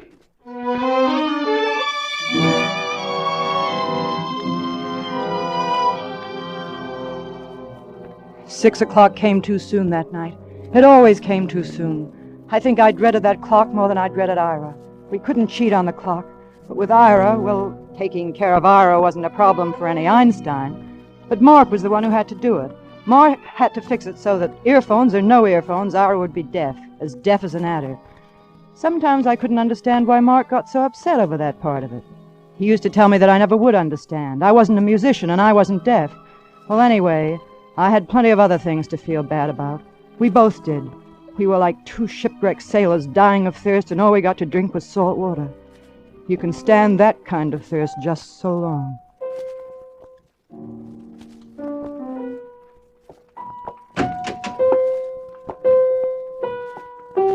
Hello? Hello yourself. Keep on playing. Oh. Hasn't he gone yet? He just called off his L.A. appointment. What's up? Oh, he thinks he's in for the flu or something. Anyway, he's staying home all day. Lock the door, baby. Keep the germs out. Mark? Yeah? He was talking about you. He said you decided to cut the course. I've taken in about all he can teach me. Besides, the dough's running short. You're lying. But I'm glad you're lying. Mark, take me with you. We can go away together. Where? New York, Chicago, it doesn't matter. He'd follow us. You know that. The kind of guy who'd track us down to the end of the earth. I wouldn't mind. I would. I'd mind plenty. You mean your career as the great conductor? That makes me a heel, doesn't it? That makes you like the rest of them. That's all Ira thinks about, his career. He cares about as much for me as... Okay. So far as the law is concerned, you're Professor Whitmer's wife. And there isn't anything we can do about it. Isn't there, Mark? Nothing that makes sense. Mark? Does it make any sense to you? I've thought about it. You wanted to hear me say it, though, didn't you? Don't look at me like that. Then you'd be sure I was crazy about you. Mark. Come here. If we only didn't feel this way every time. But we do. Don't we? Every time. Hello, darling. Ira! I must apologize for lowering myself to the role of an eavesdropper. Ira, please. Then it's also regrettable that you, Mr. Allen, should presume that my affliction would affect my powers of observation. Or for that matter, my tolerance. You'll kindly make arrangements to leave my house. I guess that's about the way it is, Professor. I've already taken the liberty, or should I say the precaution, of reserving a ticket to New York. We have 40 minutes to get to the Pasadena station. Ira, I must talk to you. Undoubtedly, my dear. But Mr. Allen is going to catch his train. I must go get the car. You might help Mr. Allen with his packing. What time do you have? 5 to 11. Yeah. We can just make it. Mark, you're not really going. Throw me Mark! my music case. No, it's right there on the piano. What about the rest of your junk? Or are you leaving that behind as souvenirs? It's only until I can send you a forwarding address. At least you can tell me where you're going. You heard him. New York. There's the car now. Mark. Yeah? Mark, let me know if you should change your mind. I won't have to let you know, Francie. I haven't changed my mind.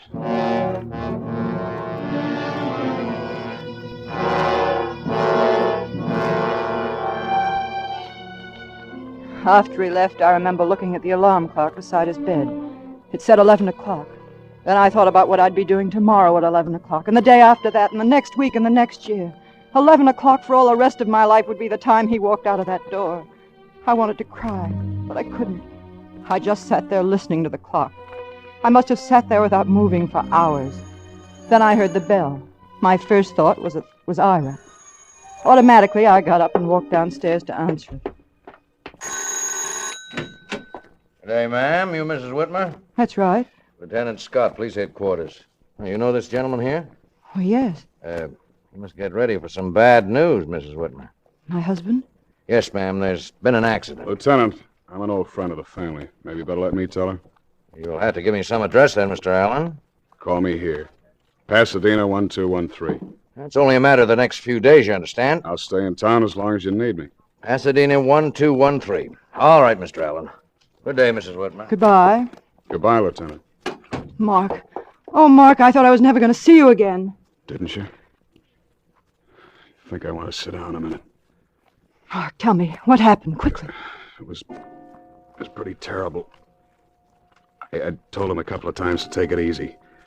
We must have done 70 when we hit the main drag, and maybe that's why I didn't recognize where we were. Anyway, I wouldn't have known we were that close to the crossing until I heard the bell. He still had time. If he'd thrown on his brakes when I hollered at him, it would have been all the time in the world. Maybe he thought he could make it, or maybe he just didn't hear me. I don't know. I just don't know. It was too late to grab the wheel. It was too late to do anything. That was when I jumped. Mark. Next thing I knew, there were cops all over the place. There was a doc there, too. I'd been here hours ago if I hadn't had to convince them that I didn't need any ambulance. And Ira? And those cops, they asked more questions Mark. then. Huh? I asked you about Ira. Ira didn't need any ambulance either, Francie. He was dead.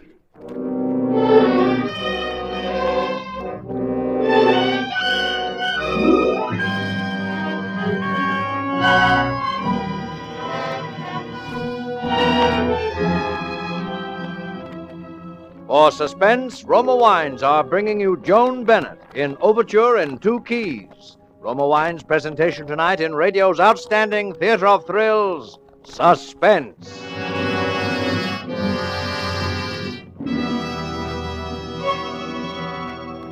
Between the acts of Suspense, this is Ken Niles for Roma Wines. These cold, blustery evenings, there's real pleasure in staying comfortably at home, listening to favorite radio programs, reading by the fireplace, and enjoying the mellow pleasure of a fine Roma wine. Yes, better tasting Roma California wines, sherry, port, or muscatel, add warmth and friendliness to quiet evenings and informal entertaining. And because Roma wines taste better, more Americans enjoy Roma than any other wine. Roma wines taste better because Roma begins with choicest grapes. Then, with patient skill and America's finest winemaking resources, Roma guides these choice grapes unhurriedly to tempting taste perfection. Later, along with Roma wines of years before, this rich grape treasure awaits selection from the world's greatest wine reserves for your pleasure. So share with your friends these better-tasting Roma wines. Insist on Roma, R-O-M-A, Roma wines. And now, Roma Wines bring back to our Hollywood soundstage Joan Bennett as Francie Whitmer, with Howard Duff as Mark Allen in Overture in 2 keys. A tale well calculated to keep you in suspense.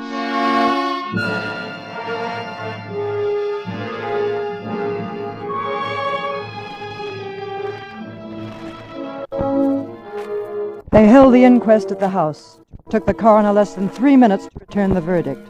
Accidental death.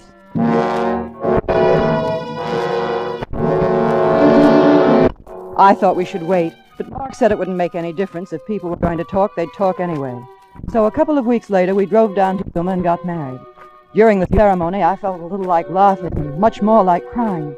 And let me tell you, if you ever get married in one of those Yuma wedding chapels, you'll feel like crying too. They do business day and night. On the outside, there are neon lights, and on the inside, everything is artificial lilies in an organ. And do you, Francie Whitmer, take this man as your lawfully wedded husband to happen to hold from this day forward? I do. And do you, Mark Allen, take this woman as your lawfully wedded wife? Mark. What? I do. I repeat, do you, Mark Allen, take this woman? Yes. You're having to hold from this day forward I until death do you part? do.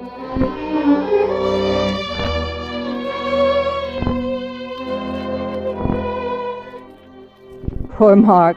I kidded him afterwards about fluffing his lines, and he acted very serious about the whole thing and tried to make out that he didn't hear that particular part. Well, I guess every man thinks that those words are written just to make him nervous, and every woman thinks they are written just for her. At least I know I did. At first we were as happy as any two people could possibly be, and then it wasn't that anything changed, but I began to worry about Mark. It was as though he were expecting something. Sometimes when he thought I wasn't watching him, it almost seemed as though he were listening for something. A couple of nights ago, we had the party. It was kind of a send-off for Mark's debut at the Bowl, and it was a very Tony affair. All the long hair. You can just imagine my humiliation, Mr. Allen. Right in the middle of Mimi's death scene, too. And afterwards, he had the nerve to tell me there was nothing wrong with his voice. It was stage fright. Oh, I could have slaughtered that tenor. If you'll excuse me, Madam Tetra, I think my wife wants Oh, there, darling. Fran, can't we get rid of these people? Eventually, I suppose. Here comes Donnelly. Maybe he'll know how to cut it short. Well, it looks like a good party. You see, Mrs. Allen, you get an important manager, and all the important artists visit your home. Now can you get them all out of my home? Well, no, you can't disappoint your public, Mark.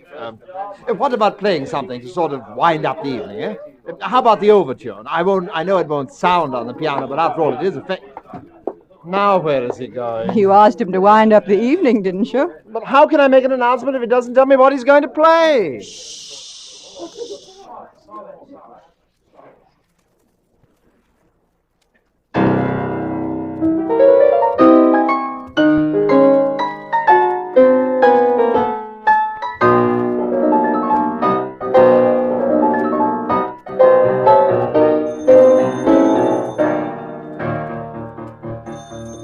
All right, I'll get it.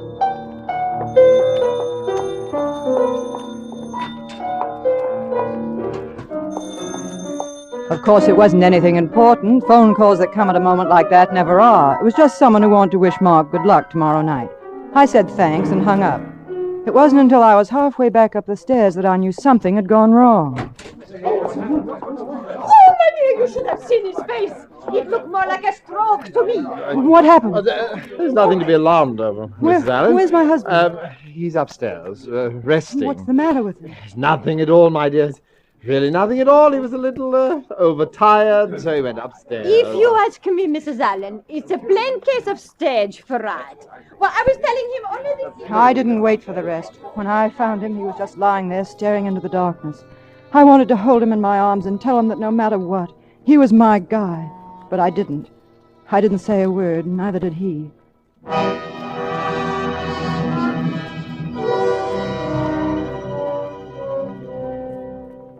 It seemed like a long while later when I woke up.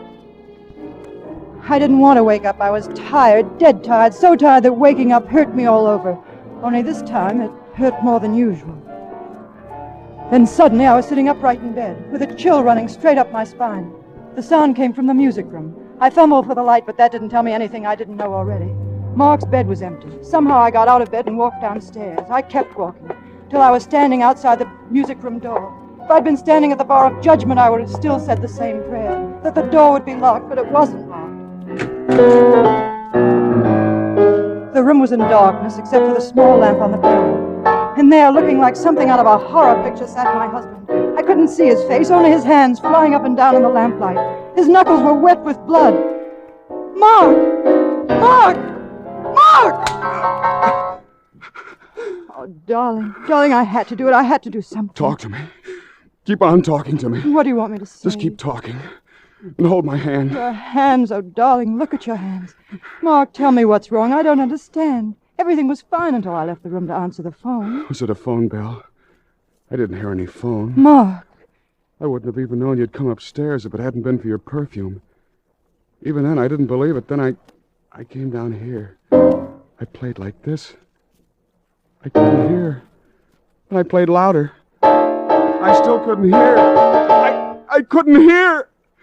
I couldn't hear. Darling, don't. You're all right now. Mark, it's awfully late. What time is it? 4 o'clock in the morning. That's funny. You do it, too. What did I do? Listen to see if your watch is going. Must be a reflex action. Even he did it. Mark!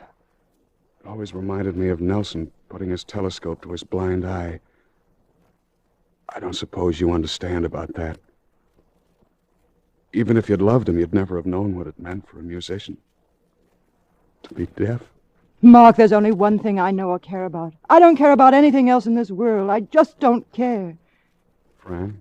Yes? You know, don't you? Yes, Mark. You've always known, haven't you? Yes, I suppose I have. I'm sorry, Fran. For you. Oh, Mark, I told you I don't care. I don't care about anything but you. Has an awful sound. Murder.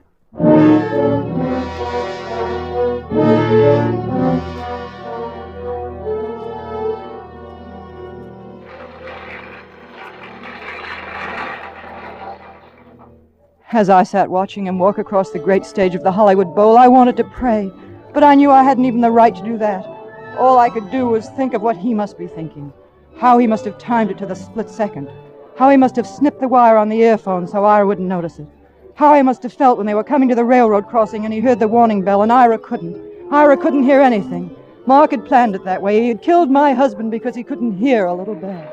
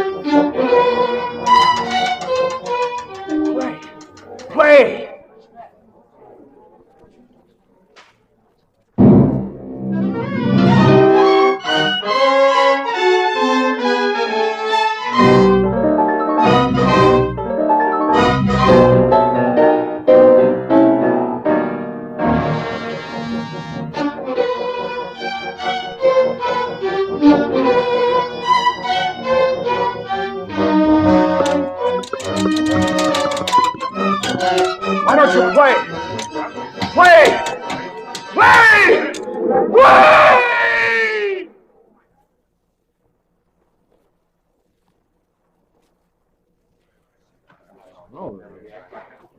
Let me through, please. Please, I have to get through. I'm sorry, lady.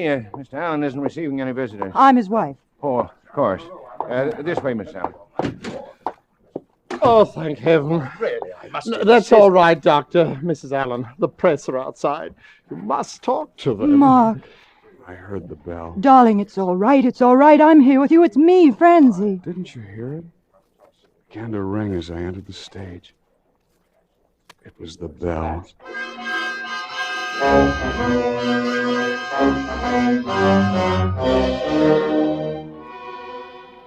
It took us an hour to get him to make any sense, and then suddenly he was all right as I've ever seen him in my life. The doctor was as pleased as an old midwife and insisted that it was the sedative that had done the trick. I wish she'd been right, but you see, by then I was beginning to see what was wrong with Mark, and I knew that all the doctors in the world wouldn't do him any good. But I still dared to hope that somehow I could. All right, come on, let's go. Well, don't you want me to drive home? I'm okay now. Oh, Mark. Oh, you mustn't cry, baby. I'm okay now. Oh, that's why I can cry, you goof. Mark, Yeah. let's go away from here, right away, to Canada or someplace for a year longer if you want. Even if you don't even look at a note of music, it doesn't matter. You'll be right away from everything, and then it won't happen anymore. I know it. If you'll only get away, right away. Even from me, if that would help. Where should we go? Florida? New York? Oh, darling. You know, it's about time you saw something else but palm trees. Let's make it New England. Up around Vermont or something. We'll have to get you a sleeping bag or you die of cold. I love you. Me too. Why don't you let me drive? You can't with one hand. I can, too. Mark, you know, I was wondering, can you get double sleeping bags in Vermont? Mark, you better slow down if you... Maybe Canada. Mark, Uh-huh. we're coming to the They say it's crossing. There's a quiet train. up there. Mark! They say you can almost hear how quiet it is some places in the woods up there. Mark! Mark!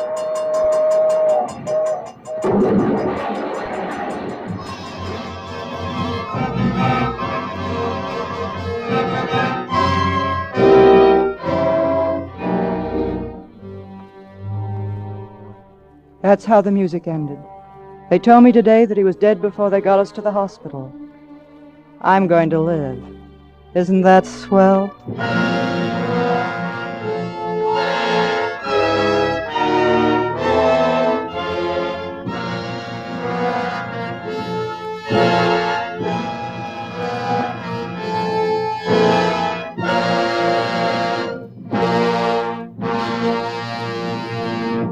As Roma Wines bring you Roddy McDowell in a remarkable tale of suspense.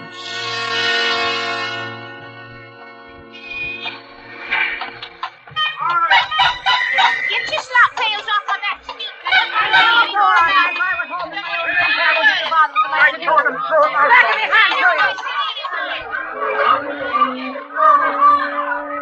Oh, back home again. Back home on the street. Courtney Lane is what the sign on the lamppost says, but it's just the street to those that knows it hereabouts, and few that doesn't, what with the name it's got. As dirty, rotten, rum a spot as you'll find in the whole of London. Georgie Williams, back home again, are you? High time, isn't it? Quite a proper man you've grown to be, too. We've missed you, Georgie. More than I can say for you. Ah, you're fresh. The street. The only home I've had since my mum and dad was taken. The Blitz, that's how they got it. And now I came to live with my Uncle Bert, if you can call that living. Where I've been the last 6 months is due to him. Dartmoor Pen. One of his little schemes that he talked me into, saying how safe it was. And it was for Uncle Bert, but not for me. Because Uncle Bert is a crook and a liar. He'd steal the pennies off a dead man's eyes. Only he'd never get caught. They could prove it on the dead one sooner than they could on Uncle Bert. Come on, move along there. Hey, you there, just a minute. You're George Williams, ain't you? That's right, copper. What of it? Oh, nothing at all, me lad. Just mind you don't cut any fancy capers now that you're back. I can take care of myself, I can. Ah? And if you can't, there are those that can, you know. Don't forget that. That's what it's like, being from the street. You're marked with it. If you're kin to Uncle Bert, it goes for double. But there's no place to go. So, I'm going home. Georgie, lad. Hello, Uncle Bert. Georgie, you're a sight for sore eyes, lad. Come on in, come in. Welcome home. I'm coming in. But there's no need to carry on so about it. Carry on about it? Why, you're the prodigal son, you are, Georgie, my lad. It's the fatted calf for you. Come off it, Uncle Bert. You don't want me back. If there was any other place in the whole of England for me to hang my hat, I wouldn't be back. Oh, my boy, now that hurts, that does. To think you'd say that to me, what raised you from a young lad? Yeah, and got me a 6-month stretch at hard labour to top it off. Downright ungrateful I am, eh, Uncle Bert? Georgie, how was I to know you'd go ahead and do something I only spoke about in jest? Yes, but if I'd come home with the swag, you'd have had your share quick enough, and know just about that. Well, I'm sorry for what happened, Georgie. You never know what I've been through, blaming myself for it so well. But bygones is bygones. But come on into the back parlour, and I've got a bit of a surprise for you. Hello, George. Mrs. Pendry. Oh, you see, Bertie does remember me. Isn't that nice? Well, I couldn't very well help it, seeing all the errands I used to run to you from the shop in High Street. Hardly expected to see you down in these parts, though. Well, you see, I don't have the shop anymore. Oh, sold it, eh? Yes, and... Oh, Bert, you tell him. Tell me what? That's the surprise I was telling you about, Georgie lad. Mrs. Pendry and I got hitched last week. We're married. So you see, George, you'll have to call me Aunt Edna now. Married? First swept me off my feet, he did. You married him? And why not? Oh, George. I know it seems a bit queer to someone your age, two people as old as we are. But we were both lonely. Since my husband died, I've had no And one. she needs someone to take care of her. Can't get about much now, you know. My old heart. You remember, don't you, George? And so she let me take over the job and made me the happiest man in the world to boot. You do understand, don't you, George? Well, I expect you'll be moving out of this rat hole, then. Both of you'll go and live in your house, I expect, eh, Mrs. Pendry? It's Mrs. Williams now, lad. Aunt Edna. Aunt Edna, then. Well, you see, I don't have my house anymore, George. Ah, there's a gabby lot around here. And well, we didn't want to give them any chance to say I'd married Aunt Edna for her money. So I sold my house, too. But I don't care where I live, so long as I'm with Bert. And you're just as welcome here as ever. Even more. You have your room upstairs you always used to have and all. Oh. Hey, hold on. What's up? Where is it? Where's what? You know what. The picture. The picture of my mother that was over the mantelpiece. Oh, Bert, I asked you to leave it where it was. There's a new mistress in the house now, lad. Never mind about that. Where's the picture? Hand it over. Well, mind how you... Hand it over, I said. And it's no good raising a row because I can't hand it over. What have you done with it? You had no right to put your filthy hands on it. You must know I burned it. Burnt it? The only thing I had in the world to remind me of her. Why, you rotten old... Keep away from me now. Don't you raise your hand to me. Oh, you crazy young fool. Now, see what you've done. Why, what's up with her? Shut up, you blithering idiot. Here, give me a hand. Get her to her room. No, I don't need you both, but if George wouldn't mind getting me a bit of my medicine. There's a blue bottle in the kitchen cupboard. A teaspoon and half a glass of water. Go on, don't stand there. All right. Keep your hair on. Now, come along, my dear. Thank you, Bert. There. Come on. On the bed with you now. There you are. Here's the medicine. Here, give it to you. Here, drink this now, pet. Oh, thank you, Bert. Feeling better now? I'll be all right after a bit. I'll just lie here and rest for a while, if you don't mind. Right, you are. We'll be just outside here if you want anything. Come on, Georgie. I'm sorry to be such a bother. And thank you, George. Nothing to thank me for. It's that bad heart of hers. Has me fair worried to death. I dare say. What's the game, Uncle Bert? Game? What game? You know what. This marriage business. You heard what she said. We was both lonely. Lonely? You're not tying yourself down playing nursemaid to some old A-bag because you're lonely. Not you. George, you're speaking of my wife. Your what? Your wife's money, that's all you've got your eye on. Oh, so that's it. Then why didn't I move into the fine posh house of hers up Nye Street? Why didn't I? Because you'd rather have the cash, I expect. All right, suppose I do come into a bit of cash one day. One day. If you can wait that long. And just what do you mean by that? I don't know. All I know is I'm not having any. I'm clearing out. Now, tonight.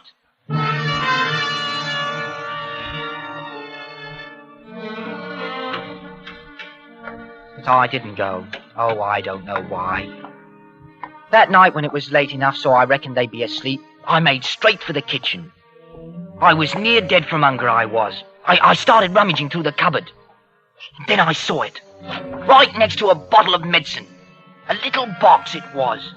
Marked with a skull and crossbones. Poison. Rat poison.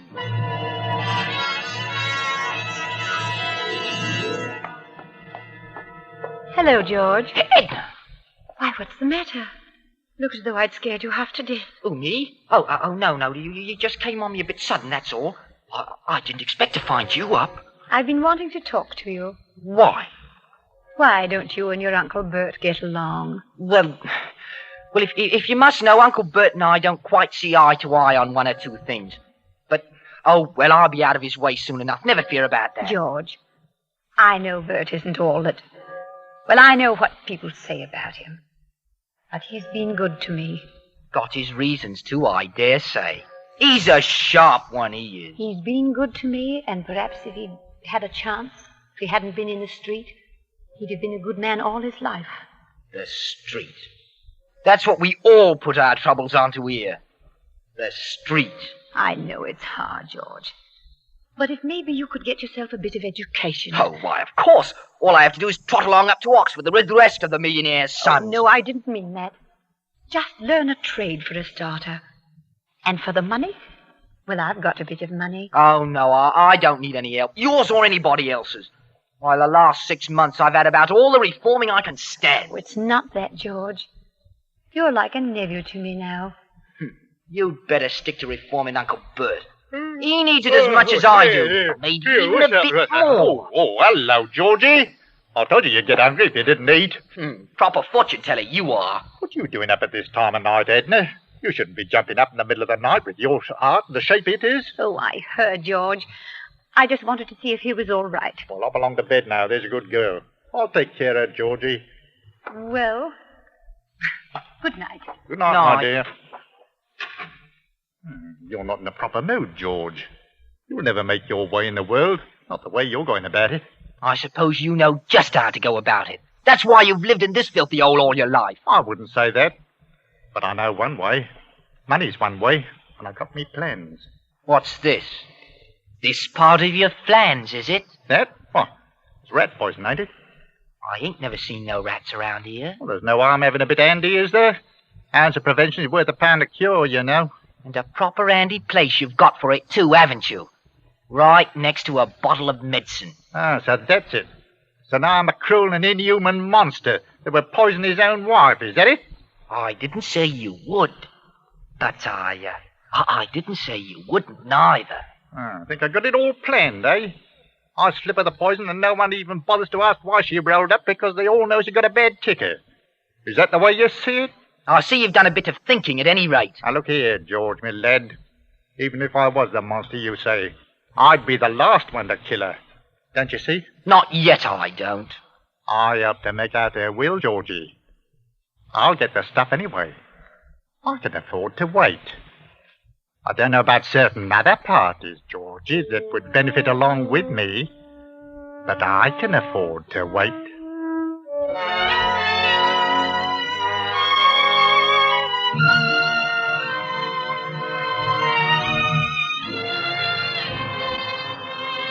For Suspense, Roma Wines are bringing you Roddy McDowell in One Way Street. Roma Wines' presentation tonight in radio's outstanding theater of thrills, Suspense.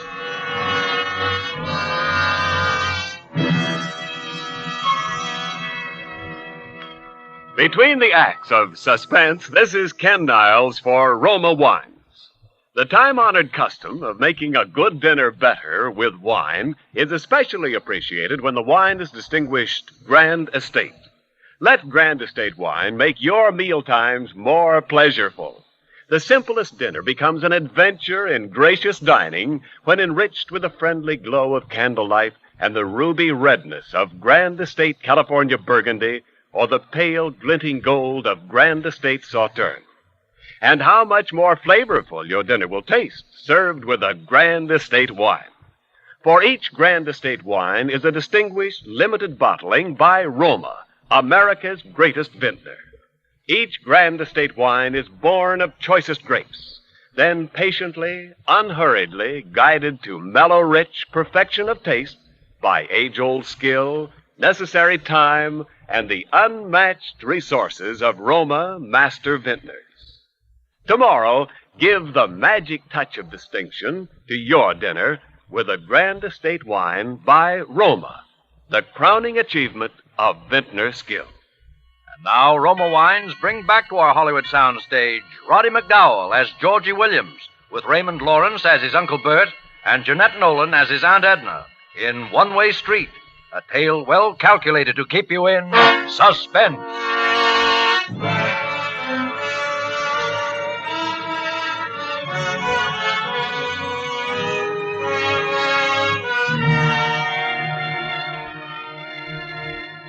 I should have known it then.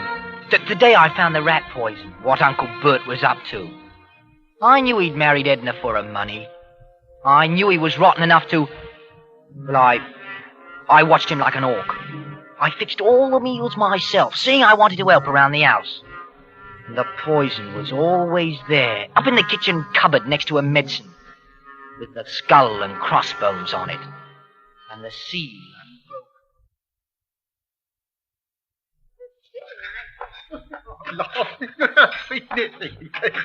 Oh, hello there, Georgie lad. Just in time to have a spot of tea with us. Tea? Well, what about that? We're not toffs, perhaps, but we can have a spot of tea all the same, I expect. It was Bert's idea. Said it made us seem more of a family-like. Have a cup, Georgie? No, thanks, but I'll turn the tray around for you, though. Yeah, hold on. Looks a bit unsteady, but... Oh, there you are.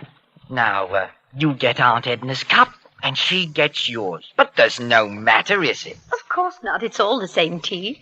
You don't mind, do you, Uncle Bert? Why, no, why should I? Oh, it is nice to have a cup of tea about this time of day. I'd almost forgotten. Well, drink up, Uncle Bert. You'll only get cold sitting there. Yeah, what's up, perishing hurry? I like it a bit cool on myself. Well, is there anything wrong with your tea, Bert? Mine's lovely. Shouldn't be anything wrong with it. Fix it himself, he did. Of course there's nothing wrong with it. No, lovers, Bert. No need to take it all down in a gulp. Think you were swallowing rank poison. Something stick in your throat then, Uncle Bert? What is it? There. I got to swallow in my windpipe. It's good, though. Fix me another cup like a good lad, will you, Georgie? You can fill mine too if you will, George. Right you are.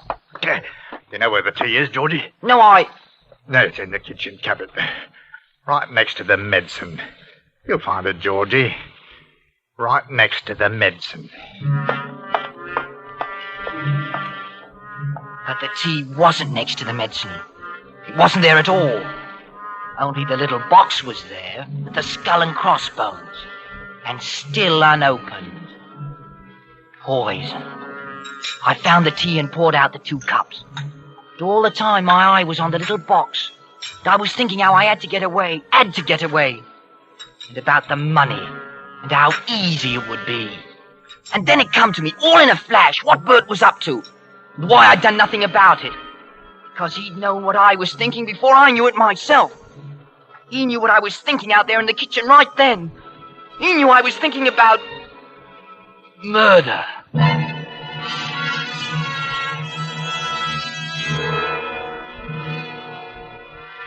That night I hid the box. Didn't chuck it out, mind you, only hid it. In a place not too hard to find. Next morning it was back in the cupboard, right next to the medicine. Poison. No mistake about it now. Another of Uncle Bert's nice, safe little schemes. Safe for him. He'd all become right out in so many words with it. Nothing to arrange but the terms. I knew he'd get to that, too, once he was sure of me. All he had to do was wait, was what he thought. Wait for me to kill her.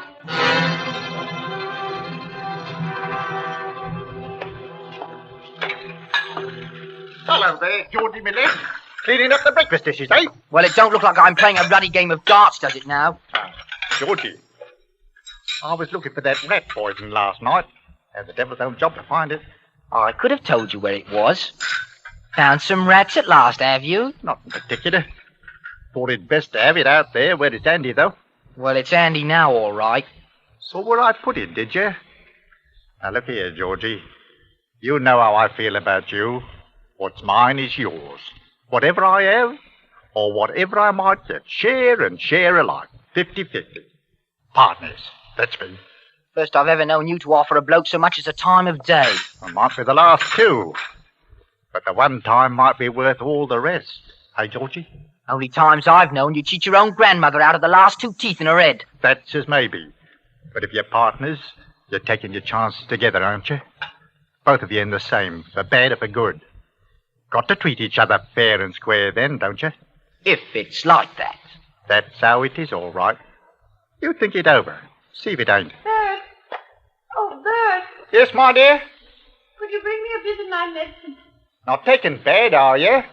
Not bad, but a bit of the medicine might help. Right you are. Well, Georgie, you know how to fix it, don't you? I know how to fix it. I'll just nip along down the road then. Got a few things to attend to. But I'll be back.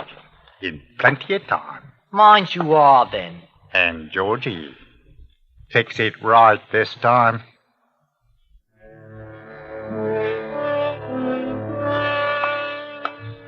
I got the medicine and mixed it up as usual. But I scarcely knew what I was doing, because all the time I was thinking about the street, about my shirt that was always frayed and dirty, about my baggy second-hand suit, and how, well, what did she matter to me anyhow? She was a sure thing to roll up in a year or two anyway, what with that ticker of hers. And if she did now, I was free. Free. Next thing I knew, I'd opened the box and dumped enough of the stuff into her glass to kill a cart horse. And then I was carrying it into her, walking like in a dream, and wondering where my voice was coming from. It sounded so strange and far away. Just set it down on the table, will you, George? Righto. Right you are, Aunt Edna. I hate to be such a trouble to you, George. You've been awfully good about the house here and all. Oh, it's no trouble. All the same. I know it isn't easy. Oh, I don't mind. Always used to help my mum about the house. You loved your mother a lot, didn't you, George? Yes, I did. I wish you'd do what I know she'd want you to do, if she was alive. What's that? Get away. Get away from the street. I know she's praying for that, wherever she is. The street does things to people, George. Terrible things.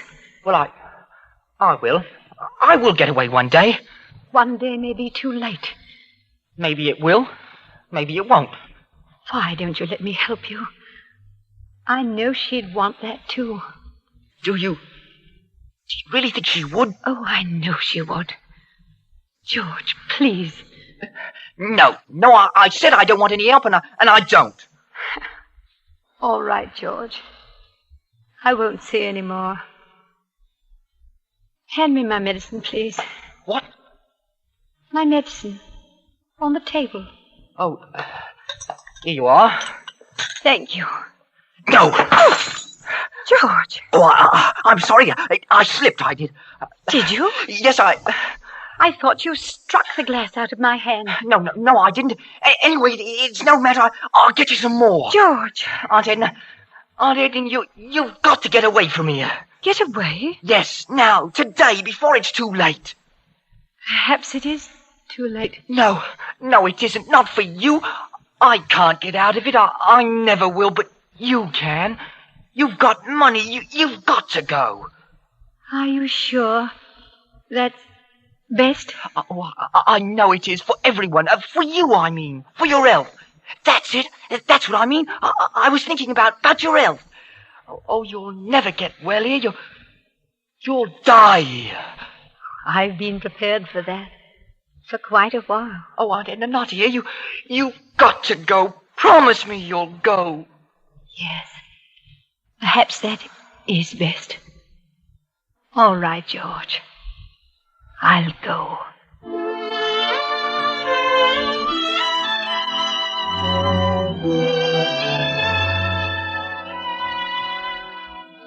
That night I slept. Really slept. For the first time in weeks. When I woke up, it seemed late. I heard the sound of dishes down in the parlor. I jumped into my clothes in a flash and looked down the stairs. They were having breakfast. Coffee. I seemed to turn all sick inside. I ran down the back stairs to the kitchen and over to the cupboard. The box was still there, but it was empty. The poison had been used since yesterday. I ran out into the parlor. Oh, thanks. I'll think for a will. Edna, don't drink it. Well, what's got into you? Did you drink it, Edna? Tell me. My coffee? Why, yes. He's poisoned you. Shut up, you fool. I won't shut up. I knew he'd do it. Oh. He wanted me to, and when I wouldn't, he did it himself. But he won't get away with it, Edna. I've got to call the police. I'll get you a doctor. George. No. Hey, you've set her off again, you fool. Get her medicine, quick. Aunt Edna. Get the medicine, I tell you. I'll see to her. Medicine. She's dead. Dead? Oh, don't try any of that, Uncle Bert. You poisoned her, you did, and I know it. I looked at the box in the kitchen, and And it's empty. And I'm going to the police. George! Well? I swear I didn't. I swear by all that's holy. She made the coffee herself. She brought it out with her own hands. She did? Georgie! Call the doctor. She's done for me. Call the doctor. Quick! That's it. You've been the ruddy mastermind so far. You get your own doctor. George. So long, Uncle Bert. Happy landings.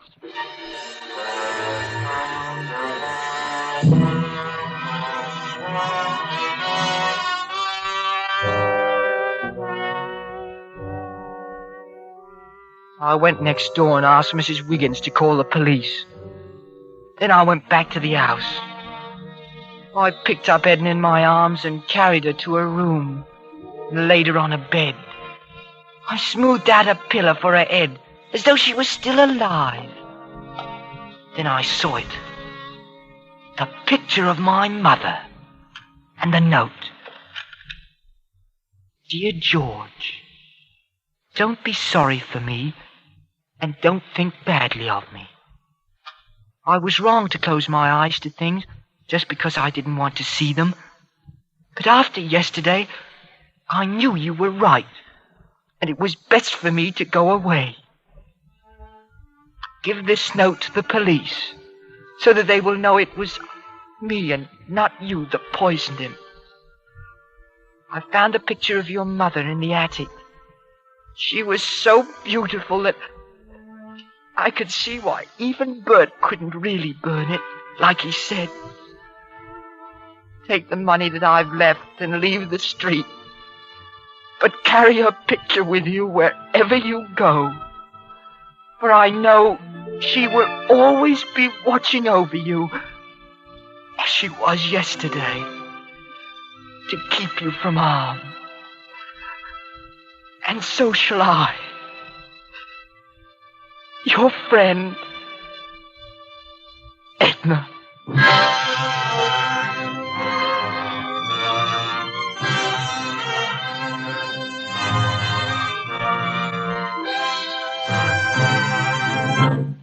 As Roma Wines bring you Van Heflin in a remarkable tale of Suspense.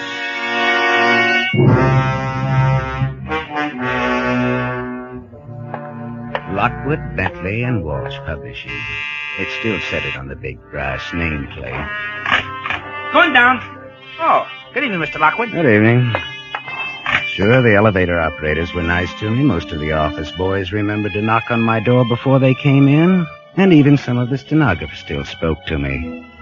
But everybody else above the rank of junior story reader knew it was just a question of time before that big brass nameplate in the lobby came down and another one went up in its place. Bentley and Walsh Publishing.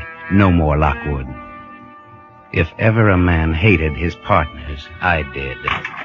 Main Forsyth. Well, I went out of the building and across the street to the Savoy for dinner. Even the head waiter must have heard the rumor. He gave me the dime-sized table over in the corner that's generally reserved for out-of-town ribbon clerks. It's all right, Bob. There'll be another day. I'd gotten to coffee and dessert when I saw Helen Conover. Well, that just about summed it up. There were two things that I wanted in this world: to get my hands back on that corporation and Helen Conover. Well, she saw me and I waved to her, and she waved back and started over to my table. She was head of our promotion department. She was smart and ambitious, and she could have personally modeled for any pin-up art that you ever saw, but she was reserving anything along that line for my partner, Dick Walsh. Okay, sister, there'll be another day. Hello, Arthur. Dining alone? Yes, yeah, it's a habit, but I could break it under the right conditions. Oh, but you're all finished. That's all right, sit down. Just a big book publisher, got nothing to do. Well, if it's not against office regulations to have dinner with the boss. Regulations? Well, they never bothered you now, did they? Now, Arthur, let's keep this clean. Does Madame wish to order? Yes, the steak dinner, please. No soup and no potatoes. Very good, madam. Working kind of late, aren't you? Not working. Dick wanted me to see him off on the train. Train? Where's he going? Chicago. What for? Business, I suppose. Didn't he tell you? You know, they never tell me anything anymore. Well, it wasn't anything very important, I guess. Well, I'd know even less if it had been. Maybe you can tell me about Sam. About Sam? Ah, did he get his report from the doctor? Oh, yes, he did, as a matter of fact. How is it? I'm afraid it's pretty bad. How bad? Well, it's his heart, all right. They don't give him much more time. Oh? 6 months at the most. Well, that means they'll have to work fast. Or I will. What? Wouldn't you say so? Arthur, I don't understand you. I've just told you that one of your partners has only 6 months to live, and you don't even seem to care. Now, look, let's be grown up about it, at least. Sam Bentley and Dick Walsh have been trying to ease me out of the firm for the last year. Now Sam's going to kick off. Why should I care? You really hate him, don't you? Me? I don't hate anybody. I just hope he kicks off tonight instead of waiting 6 months and the Dick Walsh's train runs into the Hudson River, that's all. I don't hate anybody. I just wish they were dead. Oh, Arthur, how can you? What's the matter with that? I wish my partners were out of the way, and you wish... Well, I know what you wish, too, only I'm honest about it, and you're not. This isn't a very pleasant conversation. Well, there's always a better one. For instance, what are you doing tonight? I'm going home and get a good night's sleep for a change. Oh, by the way, how long is Dick going to be away? About a week. You'll be kind of lonely, won't you? I don't see why I should. Well, that's what I was thinking. You know, I've always had a sort of a yen for you, Helen. Why, Mr. Lockwood, why don't people tell me these things? People don't have to tell people like you those things. Now that you mention it, I do seem to have noticed a sort of a leer ever so often. That wasn't any leer, baby. That was the real McCoy. Look, Arthur, this may sound kind of corny, but I'm in love with Dick, and he's in love with me. It does. What? Sound corny. Why doesn't he marry you? You know why? Sure, that wife that won't divorce him. You know, he's been using that one for the last 10 years. Please, Arthur, I'd rather not talk about it. Okay. Not to change the subject, but, what do you expect to get out of it? Get out of what? The reorganization, the big day when they kick old Arthur out of the firm. You think maybe they'll make you a vice president? I really don't know what you're talking about, Arthur. Well, you ought to think about it. Because you can never tell, I might be able to make you an even better proposition. I'm afraid I'm not interested in your propositions, Arthur. Any of them. Okay, baby. There'll be another day.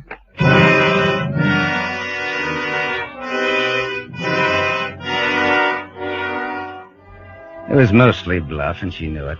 But there was one thing that she didn't know. There was a chance that my smart partners had actually been holding out on me, and if they had, the way our incorporation papers were drawn, then I could really nail them. Well, I'd been snooping through the files at night lately, and I'd already dug up a couple of things, and this night I went back at it again. I let myself in through the side door of the building and walked up the 2 flights to the office. Everything was dark and deserted. You could barely make out the long lines of desks. And then I saw the light under Sam's door. Well, I crossed the office very quietly and listened. Nothing. I tapped on the door. Still nothing. So I opened it. And there was Sam. There was Sam, leaning back in his chair and staring at me with those cold and slightly protruding blue eyes, much the way he always did. Except, tonight, there was a small hole in the right side of his head. And Sam Bentley was dead. The gun was lying on the carpet where it had fallen out of his hand. It was his, all right. I recognized it. His other hand had fallen against an open drawer of the desk, and his wristwatch was broken. It had stopped at 5 after 8, and I picked up the phone to call the police. And then I noticed a letter on his desk. It was addressed to Richard Walsh. Well, I put up the phone and looked at that letter. Then I opened it. Well, it was about what I figured, the doctor's report on his heart, the usual all-around apology, and then a detailed explanation of how Dick Walsh could use the corporate insurance to pay off Sam's family for his share of the business and then take it over himself because Sam didn't want me to have any part of it. The signature was a little scrawly, but it was Sam's all right. So there it was, the double cross. And yet, it's funny, but almost before I got through reading it, I knew the answer. I looked at that broken wristwatch of his again. 5 after 8, it said. An hour later, I was home in bed, sleeping like a baby, knowing that Dick Walsh, too, was going to die.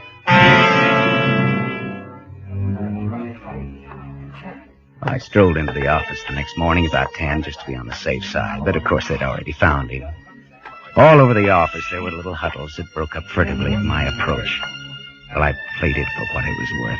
and headed for the largest and most important huddle, the executive huddle outside of Sam's door.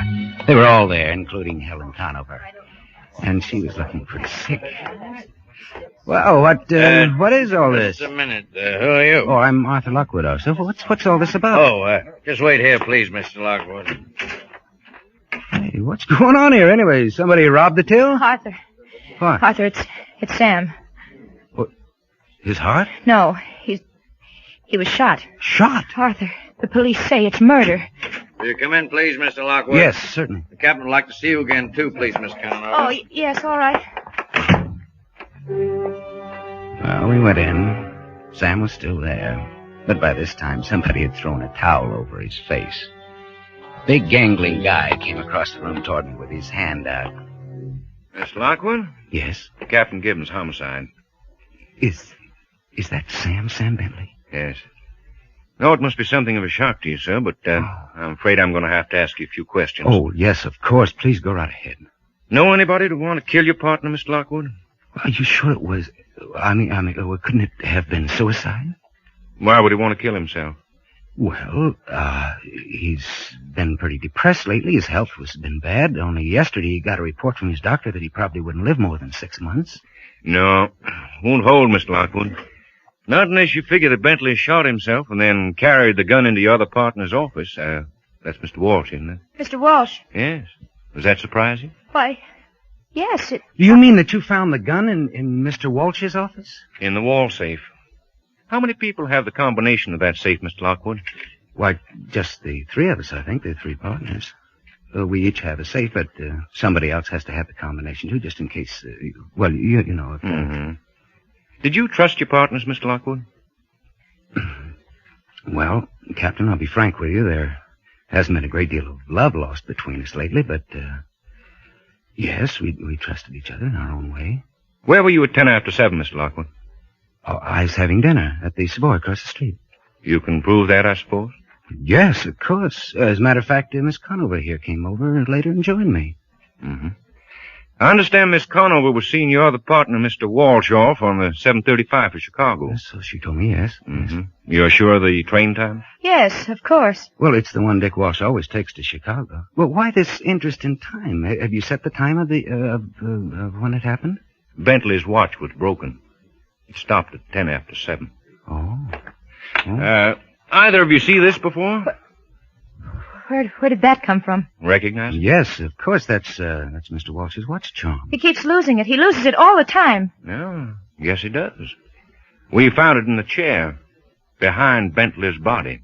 Oh, now, wait a minute, Captain. You don't seriously mean to suggest that... How does it add up to you? Well, I mean that watch charm doesn't mean anything. It's true that he did lose it all the time, but he could have lost it in here any time. Not in a chair, Mr. Lockwood. It wouldn't stay there very long, not without being found. Oh, Captain, there must be some mistake. There must be. You can go now, Miss Conover. But please... I said you could go now, Miss Conover. Come on, Helen. I guess that's it, Harry. I guess it is. Better call Chicago and issue a warrant. Oh. Richard Leonard Walsh. Suspicion of murder. No! All right. It's nothing now. She's just fainted.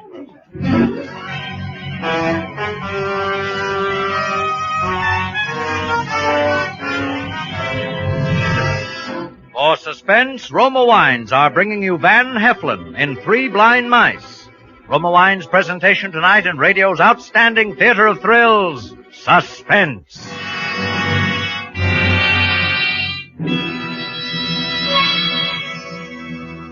Between the acts of Suspense, this is Ken Niles for Roma Wines. Next time you have friends over in the evening, try this simple, gracious way to add warmth to their welcome. Serve delicious Roma California sherry, port, or muscatel. Delightful with cheese, nuts, cake, or any tasty snack. You're sure to please every guest with better tasting Roma wines. For Roma wines are favorites from coast to coast, enjoyed by more Americans than any other wine. The reason?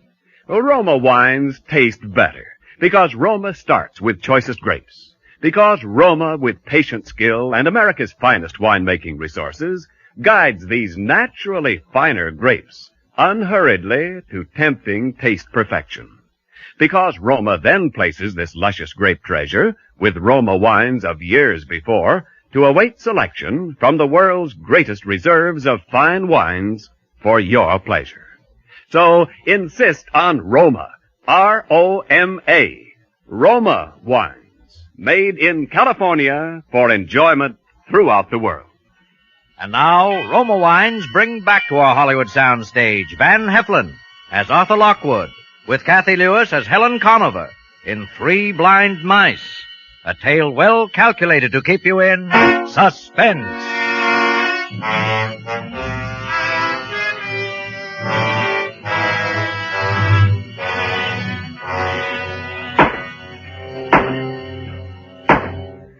The defendant will rise and face the court. Does the defendant wish to make a statement before sentence is passed? If not, we will proceed. Richard Leonard Walsh, having been tried and found guilty of the murder of Samuel Bentley in the first degree, you are hereby remanded to the custody of the warden of the state penitentiary, where at such time as the state shall deem appropriate, you will be executed in the manner prescribed by law. It's a nice, May easy God way have of mercy. getting along in the publishing business, if you're lucky. One of your partners commits suicide. You rig the evidence to frame the other partner for his murder. Net result, a new firm, Arthur Lockwood, Incorporated. Arthur Lockwood being me. Of course, there were the usual appeals, and the thing dragged on, but that didn't worry me. I had other things to think about. And number one on that list was Helen Conover. But there, I'll admit, I was surprised, because Dick knew that he'd been framed and must have suspected me, and Helen was supposed to be in love with Dick. Well, I played it very carefully. The paternal approach, the sorrowing friend, dinner and the theater and stuff like that. But never a word, never a wrong word or gesture. And then one night, about a week before Dick Walsh was scheduled to be executed, I'd just brought Helen home from a sedate little tour of some of our most upper-crust hot boxes, and we were at her apartment. It was a swell evening, Arthur. You've been awfully sweet to me. Well, it's the least I can do, Helen. No, you mustn't feel that way, Arthur. What way? But you sort of owe me something. Oh, you something? Well, why should I? It's just that I know how you feel. I wonder and if you do. Well, yes, I think so. You've been awfully brave about it, but I think I know. Arthur, once you said that something I said was corny. Remember? Yes, I remember. Well, it was. It wasn't even true. You weren't in love with him? Afraid I'm a pretty heartless little girl, Arthur. I'm afraid I love myself too much to be really in love with anybody. Well, that's not heartless. That's just honest. You know that he's to be executed next week, don't you? Yes. Then he's not much good to me now, is he? Even if he did want to marry me. Oh. Now you know I'm heartless. And cold-blooded and cruel. I ought to. But I don't. No. I don't have to be that way. I can be other ways. What other ways? Like this. Helen.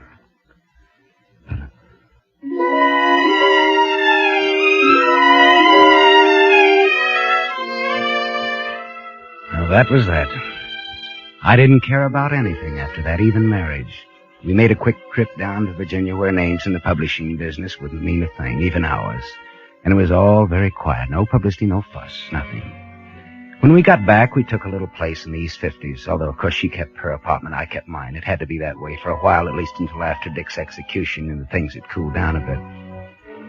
Well, I knocked off early at the office that day, for the looks of the thing, and Helen was already home when I got there. Oh, you're home early, aren't you, darling? Any particular reason? No particular reason. Penny for your thoughts, darling. My thoughts? Oh, nothing special. I guess I was just thinking. I don't know. Bet I know. What? You were thinking about Dick. That he's going to die tonight. Well, maybe I was. I don't know. Well, I'm glad you did come home anyway, darling, because I wanted to have a little talk with you. Sure. Sure, about what? You really shouldn't let it bother you, you know. About what bothered me? The execution. Why should it bother me? He killed a man, didn't he? Why should I worry about what the law does to him? Are you so sure, Arthur?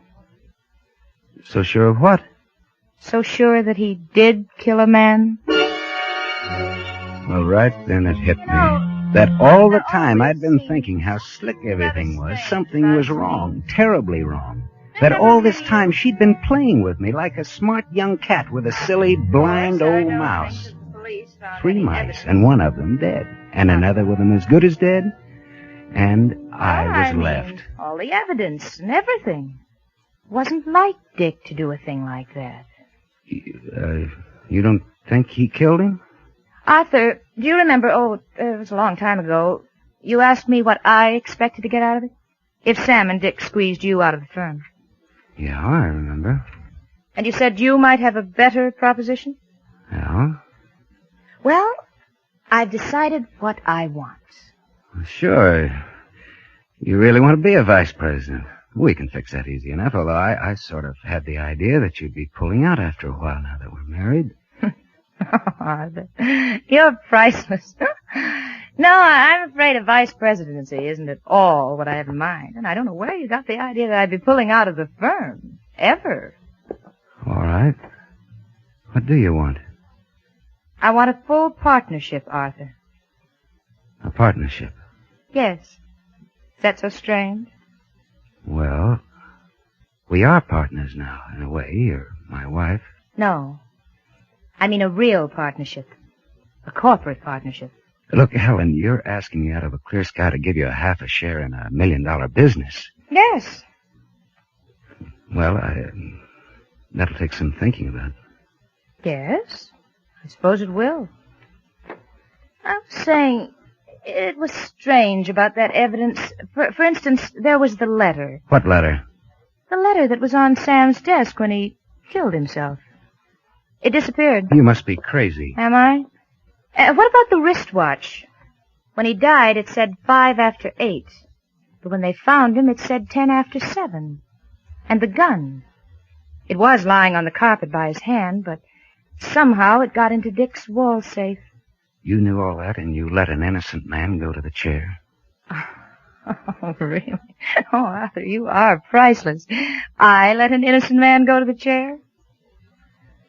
You know, of course, that a wife can't testify against her husband. Oh, no. No, a wife can't be forced to testify against her husband, but she can if her conscience... All right. What do you want? I thought I'd mentioned it. The partnership. I see. Now, you're not going to be unreasonable about it, are you, darling? No, Helen. I'm not going to be unreasonable. You know, darling, I was thinking, we ought to rearrange the office space. She'd even turned her back on me now. She was gazing out of the window, dreaming up the future. Her future, just the way she'd planned it. I couldn't guess how she knew. She must have been hiding somewhere and seen me, but that didn't matter much now. I only knew that I was right back where I'd started from, the business slipping out of my hands, and someday, no business, and no Helen. I had to think fast and act fast. There was a bronze statuette on the end table. I picked it up and hefted it. It was just about right. So I stepped over behind her. The offices, then, will be just exactly the same. Except for that. Darling, you won't mind that, will you,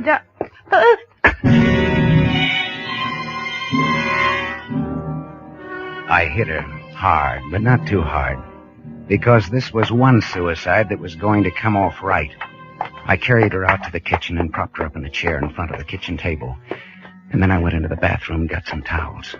That wouldn't leave any marks. And I tied her hands and feet and gagged her, so that even if she did come to in a few minutes, it wouldn't matter. All I had to do was come back in a couple of hours and put the towels away and make everything look just as natural as I could. It was a risk, those 2 hours, and I knew it. The whole thing was a risk. But it was the best I could do. I looked at her once more before I left. She hadn't moved a muscle. And then I turned on the gas.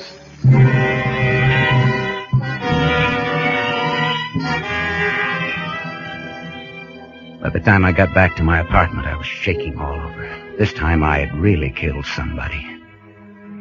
But why would anybody connect me with it, I told myself. Why would anybody think it was anything but suicide? She had the motive this day of all days. Everybody knew that she was in love with Walsh. And even if her marriage to me came out, the motive would still hold. And then the doorbell rang, and I jumped a foot. At first I wasn't going to answer it, and then I thought I'd better. Whoever it was would establish that I was here at home and that I could brush them off before I had to leave. Hello, Mr. Lockwood. Busy? Why, no, Captain Gibbons. No, come right in. Thanks. Right in here, please. Have a seat. Mm-hmm. Cigar? Thanks. Pretty good cigar. You must be doing pretty well for yourself nowadays. Better let me light it myself. You, seem kind of nervous. Well, you know how it is. I mean, today the... Oh, you mean your partner Walsh going to the hot seat? I try not to think about it, but, well... Yeah, he'll be sitting down there pretty soon now. Pretty soon. They say it doesn't hurt. But I don't know. Do you ever see one? Look, do we have to talk about it? Makes you feel kind of bad, eh? I wouldn't wonder. Why did you do it, Lockwood? Do what? Frame him. I don't know what you're talking about. Sure you do. You changed the time, stashed the gun, tore up the suicide note. In fact, as I was saying, you framed him. No, Walsh killed him. You know he did. He was convicted of killing him. All the evidence was that he killed him. Oh, sure. Walsh killed him, all right. What? Walsh killed him. He told us he did. Just today. But it was... Say, look, what is this? Walsh killed him and framed it to look like suicide. Then you came along and pinned it back on Walsh where it belonged in the first place. He gave us a full confession just this afternoon. Then you... So, I don't know whether we ought to thank you for making it easy for us or try to pin a rap on you. But the DA's willing to let it go, so it's all right with me. He wants a statement, though. Oh, sure. Sure, anything you say. By the way, what about that dame? What dame? The one in your office that was supposed to be sweet on Walsh. We want her the worst way. Why? Accessory to murder. She was in it up to her ears.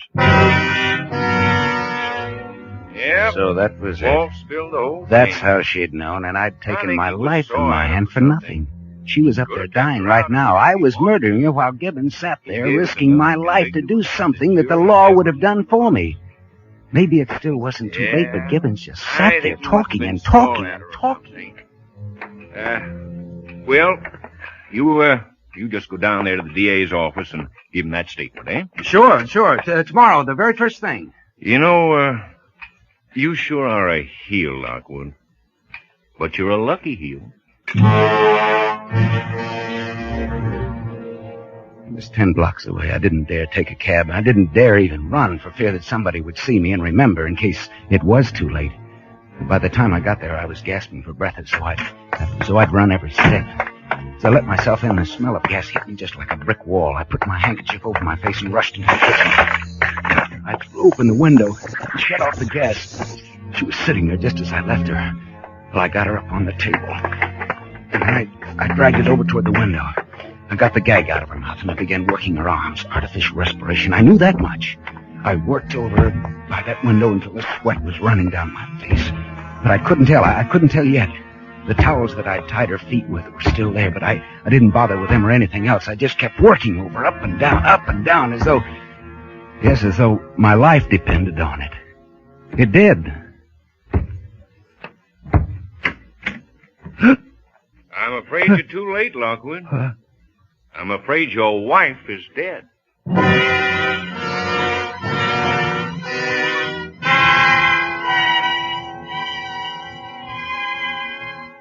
He was a smart cop, that Gibbons. He knew a lot. He says now he's pretty sure it doesn't hurt. The electric chair, I mean. Well, tonight I'm going to find out.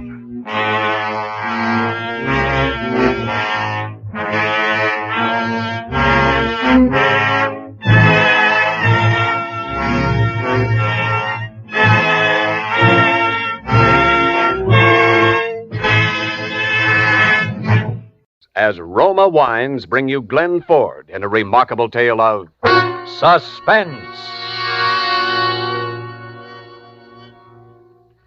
For an automobile salesman, I have expensive habits. I mean dames. It had been dames as long as I could remember. That's strictly murder. Also, it gets you definitely no place. So this day I was turning over a new leaf. Nothing on my mind but business. Pencil in my hand, a sheet of figures on the desk, figuring out how to sell 1 million Excelsior 8s, make $1 billion. And someone tapped on the glass. I didn't even look up, just the busy executive. Here it was again. Now I looked up. Am I disturbing you?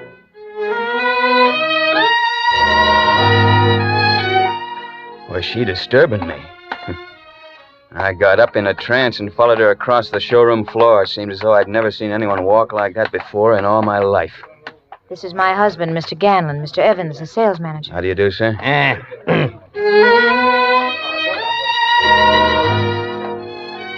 So she had a husband.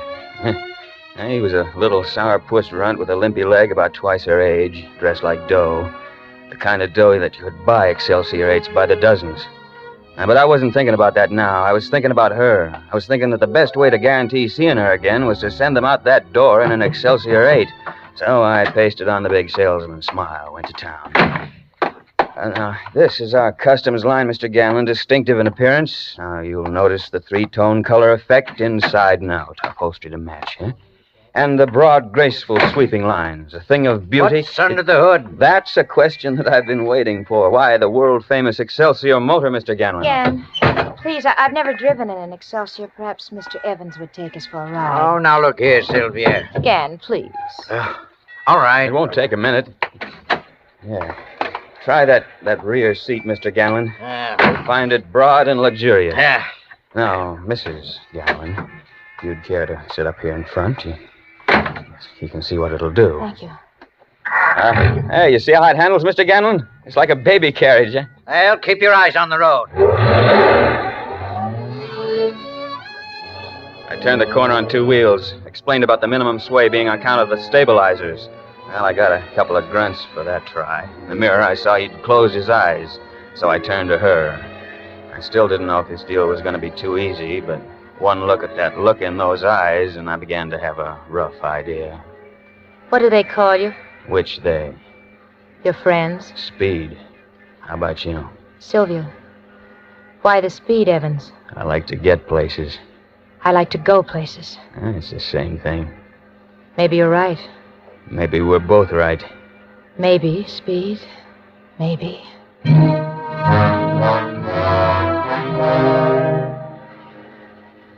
If she'd asked for it, I'd have made that Excelsior turn somersaults. As it was, I showed her some driving tricks that'd make your hair stand on end. She loved them. Every once in a while, her eyes met mine and clung there just long enough. We knew, both of us, what I was selling, and it wasn't an Excelsior. Now, I can have the car ready for delivery first thing in the morning, Mr. Ganlon. What do you say? Gan, please. All right, Sylvia, all right. Now, if you'll just sign the order. I want it now, and I pay cash. Well, that's fine, Mr. Ganlon.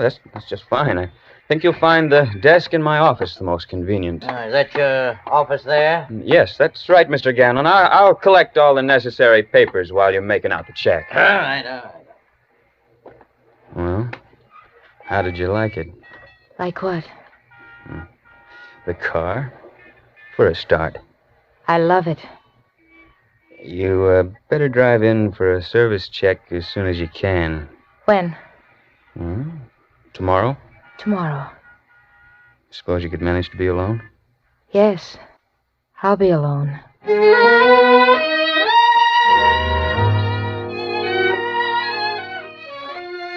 She came in the next morning. She was alone. Well, from that day, we went places. We went there fast. But this was, well, it was different. She was different. Different from anything I'd ever known before. And in less than 2 weeks, I knew I didn't care about husbands or Excelsior 8s or even $1 million. All I cared about was her. And it was the same with her most of the time. That was what was tearing me up. The way it was other times. Standoffish, scared. I was screwy. I didn't get it. Well, one day we were down at the beach. As usual, lately we were arguing about it. Oh, please, Speed, don't. Oh, what's the matter with Reno? We've got to do something about it someday, haven't we? Oh, yes. Well, that's what they got Reno for. He'll come after me. I'll let him come. We'll tear up his claim check. Speed, I want to run along the beach. Come on. Hey, 33, I'm too old for this stuff. Hey, wait a minute. Anyway, look. Speed, you got to learn to relax. I lost my roller skates. I'll get you another pair. I don't need skates. Yes, you do. That's all right, Sylvia. Look, listen, Sylvia. Cut out the horseplay and quit stalling. I want a decision. One way or another now. Oh, darling, now you're angry. I am. It's a screwy deal. You love me. You want to leave him, but you won't. Oh, but I will, darling. Speed, you see, there's so many things. They're all complicated and mixed up. First, there's my father. What about him? Well, you see, my father and Ganlon were mining partners in a little town called Phobia, Arizona, and then there was a cave-in, and my father was killed. Oh, he was such a wonderful man. We were so terribly close. Oh, it's tough, baby. Sometimes it's almost as though he were alive. I see him, Speed, in dreams ever so often. I hear him speak. It was 10 years ago. Well, what's all this got to do with you and Ganlon? Stop it! Stop torturing me! Can't you just leave me alone? Leave me alone! Okay, if that's what you want. Oh, no. Speed, don't. Look, baby, I don't know about you, but I'm leaving town tonight. I can't take this any longer. I'm going back now, quit my job, and draw my $3 out of the bank and pack a bag. I'm leaving tonight, with you or without you. Oh, no, Speed, you can't. You can't go without me. Well, that's up to you, baby. Oh, I'm afraid. Of what? I don't know. Well, we'll worry about that later. What about it? All right, I'll go.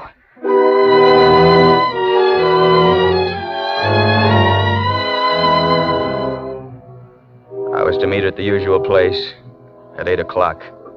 I was on time, but even before I got there, I realized she'd never show up. I waited an hour, and then I crossed the street to the apartment where they lived, the 7th floor, 707. She must have been hanging around the door because it opened almost at once. She came out in the hall, closed it behind her. She was scared to death. Speed, you've got to get away, right away. Not without you, baby. No, listen. Listen to me, Speed. I lied to you this afternoon. No kidding. I mean, about my father. He wasn't just killed in a cave-in. He was murdered. Ganlon murdered him. So you married Ganlon to kind of show your appreciation. Yes, I mean... You don't make sense, baby. Come on, we're going inside. No, Speed, no! We're going to settle this once and for all now. In the living room, Ganlon was lying on the couch with his shoes off, his feet propped up. In a chair opposite was a young punk in a tan overcoat who looked like he took the wrong kind of nose drops when he needed courage. He let it be known fairly obvious that he had a gun in his pocket. Ganlon didn't even get up. Well, Mr. Evans, this is an unexpected pleasure. I'm afraid it's no pleasure, either way. I've come to tell you that your wife is leaving you with me. Oh? Is she? Yeah. What about it, Sylvia? You don't seem to have entirely convinced her, Mr. Evans. Listen, I don't know exactly what goes on here. That's obvious. But I do know that she's headed straight for a crack-up and that you're at the bottom of it, so she's leaving tonight. Go on, Sylvia, get your things. All right. Mr. Evans, I'm not sure you fully appreciate the penalties of stealing a man's wife. Now, there's divorce courts to handle that, besides other ways, if you're big enough. Well, since you brought up the question of superior force. All right, Zeke, take him. Okay, put him up. Hi, funny face. Oh, gunsels with guns you have, huh? Sometimes they come in handy, Mr. Evans. Come on, start walking. Any particular direction? Yeah, outside. All right. All right, you win, Mr. Ganlon. Take him out and kick him down the stairs, Zeke. Kick him. The punk was plenty shaky, and he had the gun jammed right in my back. That's not smart if your guy knows a little judo. I made a quick half turn and fired, but not soon enough. I'd have broken his arm before he could try again.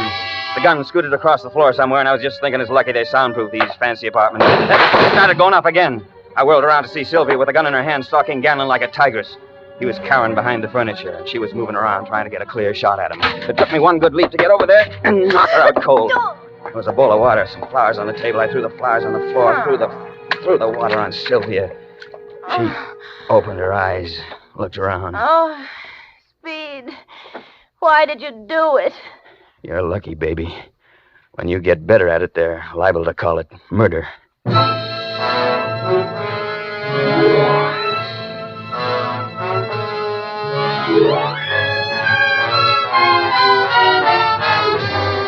For Suspense, Roma Wines are bringing you Glenn Ford in End of the Road, Roma Wine's presentation tonight in radio's outstanding theater of thrills, Suspense.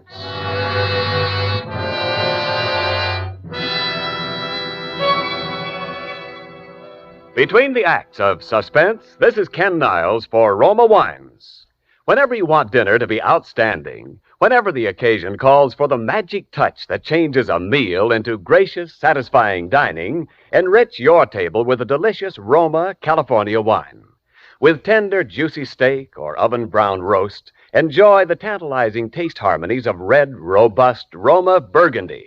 Or bring out the exquisite hidden flavors in fish or fowl with pale gold, delicate Roma Sauterne. And remember, all Roma wines taste better because Roma begins with choicest grapes. Then, with unmatched skill and resources, Roma guides these naturally finer grapes unhurriedly to tempting taste perfection. Later, Roma places this luscious grape treasure with Roma wines of years before, and finally, Roma selects from the world's greatest wine reserves for your pleasure. With your dinner tomorrow, enjoy better tasting Roma wines. That's R-O-M-A, Roma, the greatest name in wine.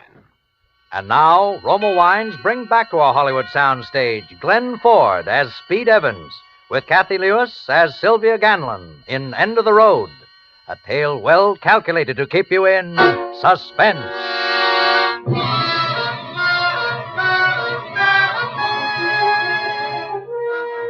After the gunplay, I thought it would be easy. But when I tried to get her down to the car, she clawed like a wildcat, and I had to clip her again.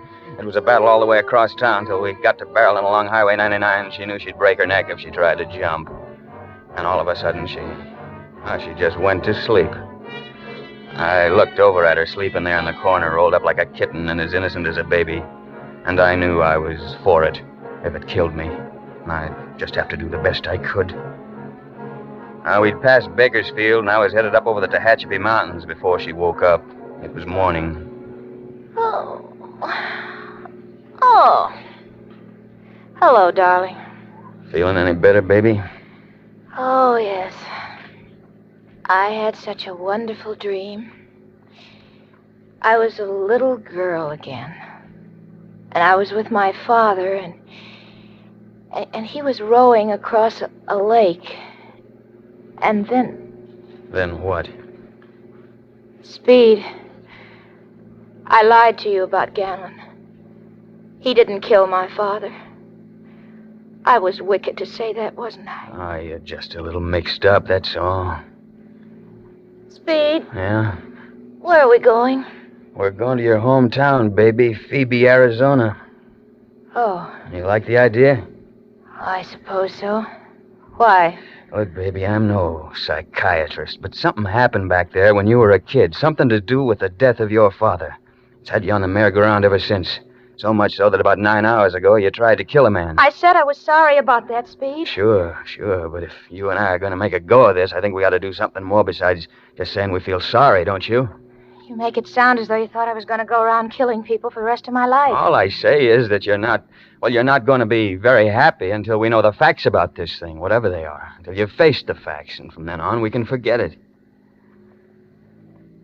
Speed, Yeah. I'm terribly hungry, aren't you? Yeah, I could do with a little something. Look, there's a place up ahead. Oh, okay. Bus just pulled in. Yeah, it's one of the regular stops here. Speed, kiss me. How's that? Oh, that's wonderful. All right, let's go, huh? My, what a lot of people. Those big buses hold a lot of people, baby. Help! Help! I'm being kidnapped! Come here. Help me!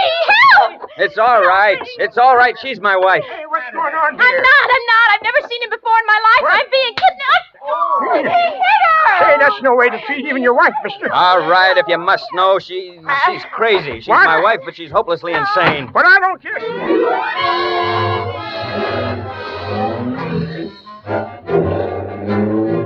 About 5 minutes later, she snapped out of it.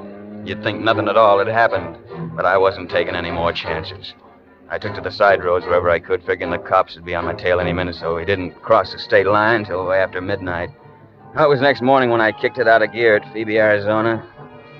There was only one hotel. We registered, adjoining rooms. All the time, I was watching her like a hawk. I didn't need to. Now that we were there, she seemed glad. Now, we'd been in our rooms about 5 minutes when the phone rang. Hello. Mr. Evans? Yeah? Just a moment, Mr. Evans. Mr. Evans, this is San Francisco, operator 23. We've got a long-distance call for you. San Francisco? Yes, sir. We've been trying to reach you all night. Shall I put your party on now? All right, go ahead. Hello, Evans? Yeah? This is Ganlon. You must have a private eye on your payroll, too, huh? I know you're an intelligent man, Evans, whatever else you may be. I knew where you'd go. But I want to tell you something. You're getting in deep water. Deeper than you know anything about. And you hope I'll drown, huh? All right, maybe I will. But I'm still wading in. I'm coming down there, Evans. In the meantime, keep quiet and keep her quiet. And keep your nose out of things. What's that supposed to be? A threat? I'm not threatening you. I'm telling you. For your own good. It was Ganlon, wasn't it? What? Yeah, he called to give us his blessing. He's coming down, too, isn't he? Maybe. I'm glad, Speed. You just can't know how glad I am. Yeah, that's gonna be real cozy, just the three of us. You've been cruel to me, Speed. Oh, me? I've forgiven you, though. You know that. Why, sure, baby. I just didn't understand at first, but I understand now. Why you brought me here, I mean. You're going to find proof that Gan killed my father. I'll work on that. I can tell you exactly how it happened. You said yesterday you were lying. Oh, don't try to confuse me, Speed. Do you want to know or don't you? Sure. Let's have it. Well, my father and Gan were tunneling a new shaft in the side of the mountain. They were working alone that day. They'd set a dynamite charge inside the shaft with wires out to the ignition box. The box worked with a plunger, but when my father pushed it down, the dynamite didn't go off. He went back inside to find the trouble. While he was in there, Gan pushed down the plunger again. My father was blown to bits. Just like that, huh? Don't you believe me? Like I say, I'll work on it. They'll hang him, won't they? Hang who? Ganlon, they'll hang him when you find proof. If he's guilty, they'll hang him. You'll prove it, darling. Promise me you will, so they can arrest him when he arrives. You'll do it for your baby, I know. Kiss me, darling. How's that? Oh, that's wonderful. That's all I care about. That and seeing Ganlon hanged.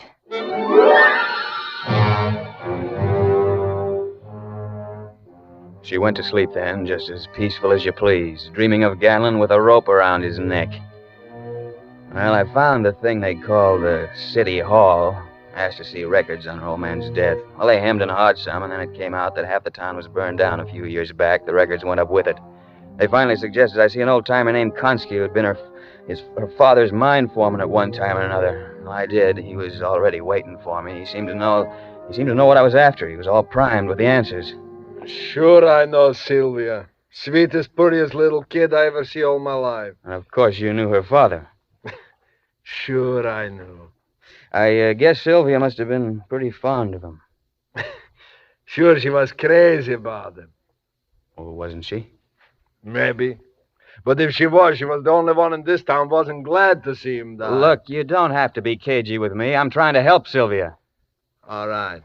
You know what is the best thing you can do? What?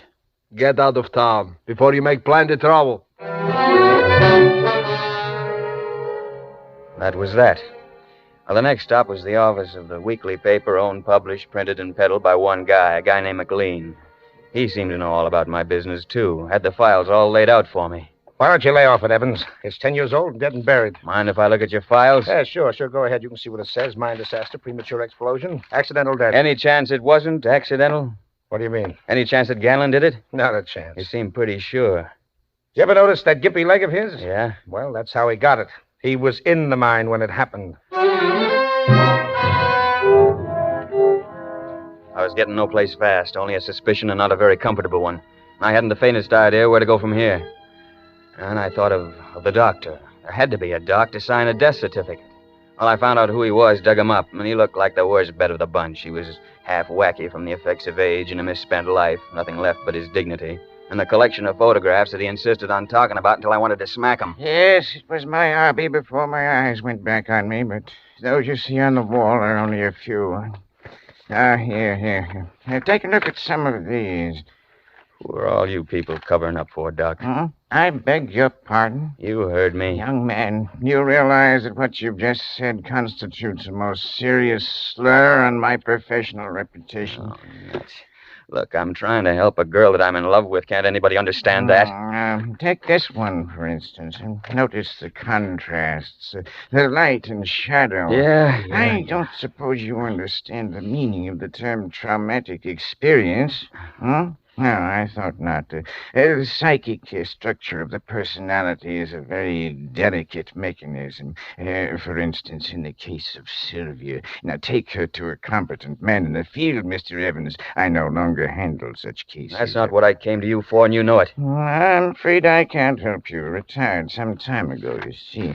Now, look at some of these. They're older, of course, but there's still some very good ones among them. Look, Doc, I don't want to look at pictures. All I want... Oh, we found one you like, eh? I knew you'd... It has a date on it, July 14th, 1935. That mean anything to you? Is that the stalagmite incrustation? If so, it's... I don't know. It's just some rocks in a hole in the mountain to me, but that date is the date that Sylvia's father was killed. Give it to me. Give it to me. No, no, you don't. No. I'm afraid you're torn it, Doc. Give it back to me, I say. Yeah, but the part I got is still enough to show who killed him. I started back for the hotel, but I didn't feel so good. I didn't feel good at all.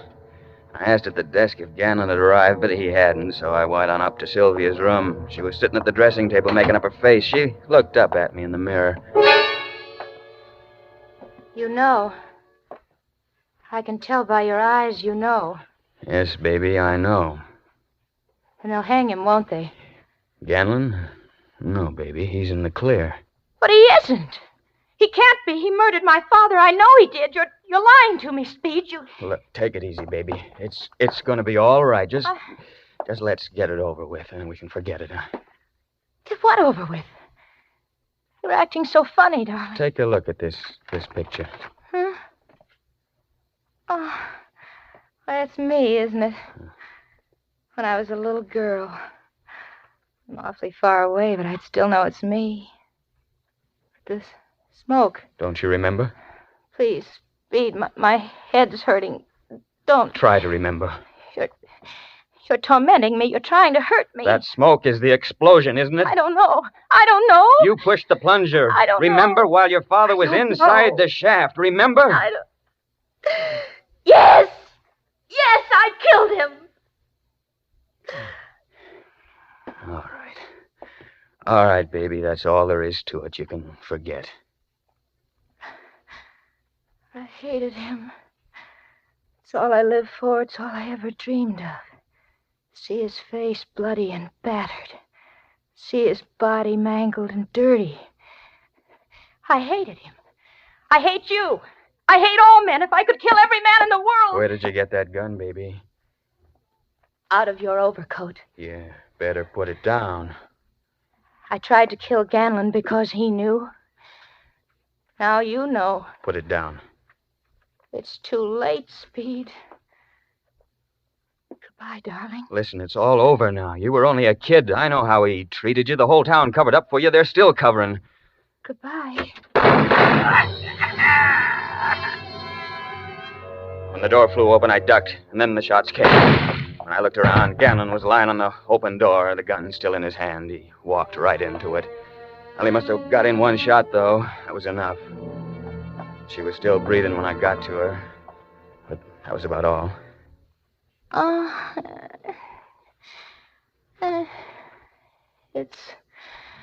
It's all right now. Isn't it, darling? Sure, baby. Everything's going to be all right. Kiss me. How's that? Oh, that's wonderful. But I wasn't so lucky this time, was I? Not too lucky. I didn't miss. No, baby. You didn't miss.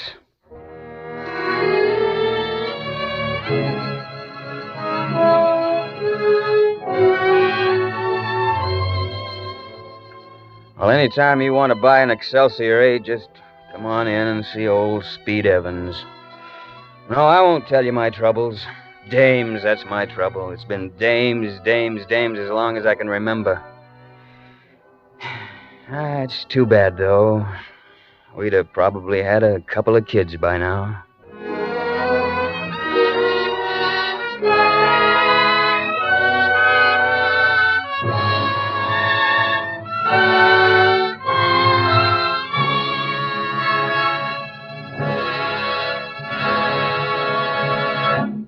As Roma Wines bring you Agnes Moorehead in a remarkable tale of suspense.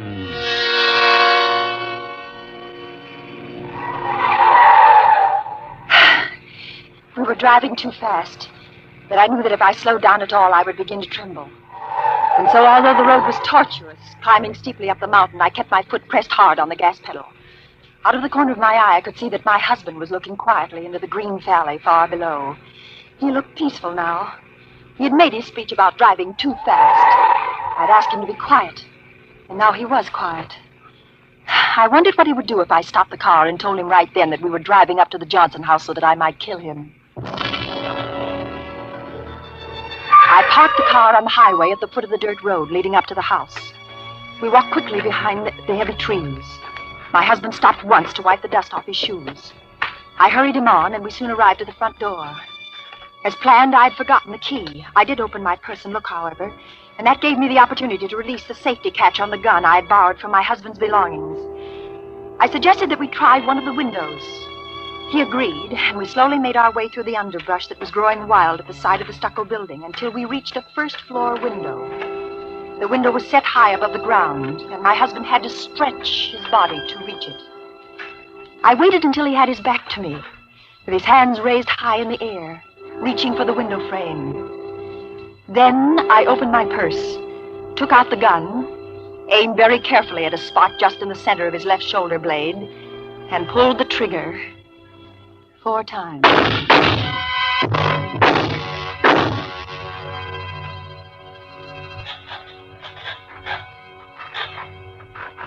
He didn't fall right away. He had his fingers over the window ledge, ready to unfasten the catch when the bullets hit him. With some terrible effort, he dug his nails into the stucco and tried to keep from dying. I couldn't move. I wanted to scream, but my throat felt paralyzed. He tried to turn his face and look at me, but he hadn't that much life left. At last, he said,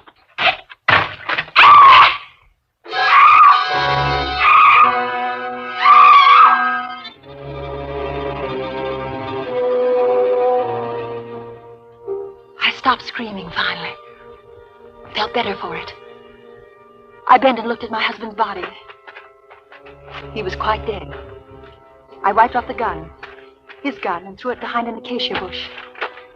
Then I walked back to the car, slowly and carefully removing any of my footprints which showed in the loose dirt of the road. At the car, I emptied some cigarette butts from the dashboard ashtray onto the road, dusted my shoes, then turned around and drove home.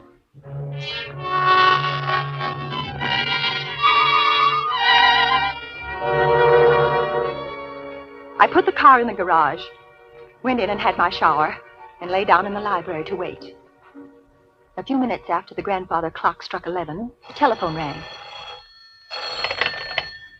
Hello? Miss Skinner? This is she. This is Jonathan Brown, Sheriff's Office. I have some bad news for you. My husband? Yes, ma'am. He's been killed. Miss Skinner? Hello, Miss Skinner. You all right? I waited quietly for a moment. Then I let the phone fall to the floor. I listened until I heard Jonathan Brown hang up. Then I replaced my telephone on its stand. Went into the kitchen for some ice, which I put in a large Turkish towel. I then arranged myself carefully and attractively on the living room divan. And waited again.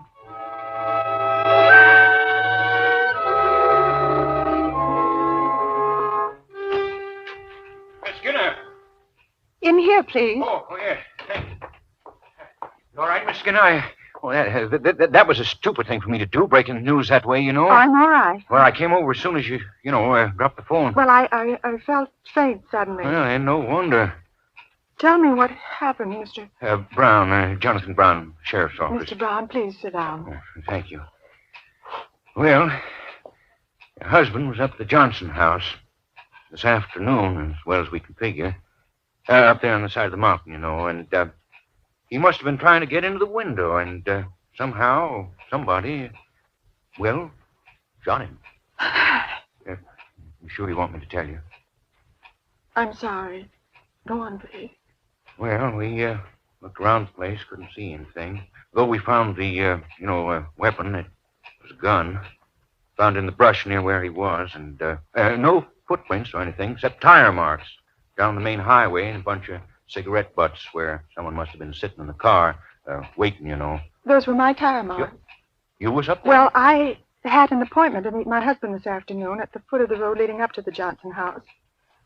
He had said that he'd had some business to attend to and would get a ride with this other person. He was very mysterious about it. I waited for an hour or more at the foot of the road. You were so clever to recognize the meaning of those cigarette stubs. Well, And when he didn't come, I thought perhaps I was mistaken about the appointment. And so I drove home. Oh, to think about perhaps I'd gone up to the house, I might have saved my poor dear husband's life. They're not terrible shock, I know. I'm all right. I'm all right. I'll be all right. Well, now, don't you worry about a thing, Miss Skinner. The sheriff's office will round up the guilty party or parties and have them brought to trial, Yes, I'm sure.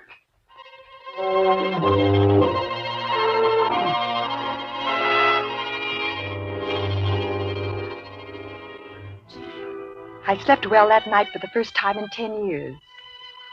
My husband during his lifetime had snored loudly and steadily, and during his later years he had acquired the nervous and distressing habit of grinding his teeth in his sleep. This night all was quiet and peaceful in the house, in my house. And as I say, I slept beautifully. The next few days were also beautifully quiet. A few photographers and newspaper men, but they were kind and gentle and didn't make too much bother. Finally, Mr. Jonathan Brown called to say that he would send a car for me on Friday morning, the next day as it turned out, to take me to the coroner's inquest. The small courtroom was crowded, and almost everyone there eyed me with great sympathy. The inquest proceeded evenly. There was as yet no evidence as to the identity of my husband's murderer. I again stated that I had left the tire marks and cigarette stubs at the foot of the road that led to the Johnson house. No, I hadn't heard a shot. No, my dear husband had no enemy. Then... I've had this blackboard brought to court so that I might show the position of the body when found. I think it might be of interest. Very well. Proceed. The body is found just below the first-story window on the left side of the house.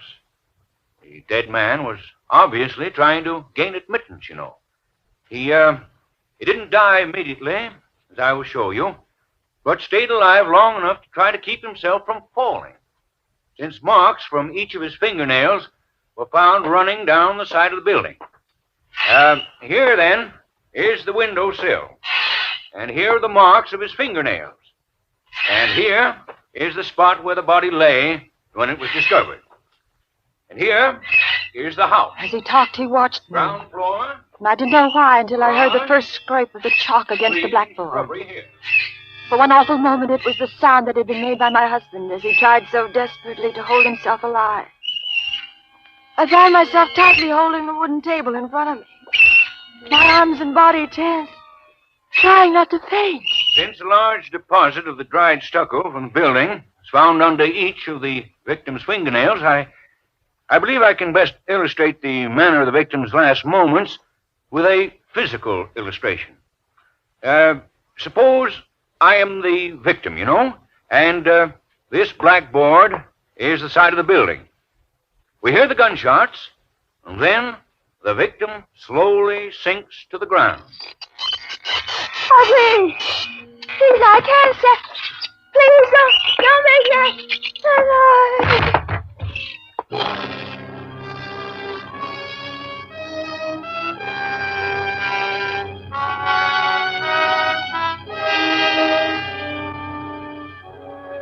For Suspense, Roma Wines are bringing you Agnes Moorehead in the 13th Sound. Roma Wines' presentation tonight in radio's outstanding theater of thrills, Suspense.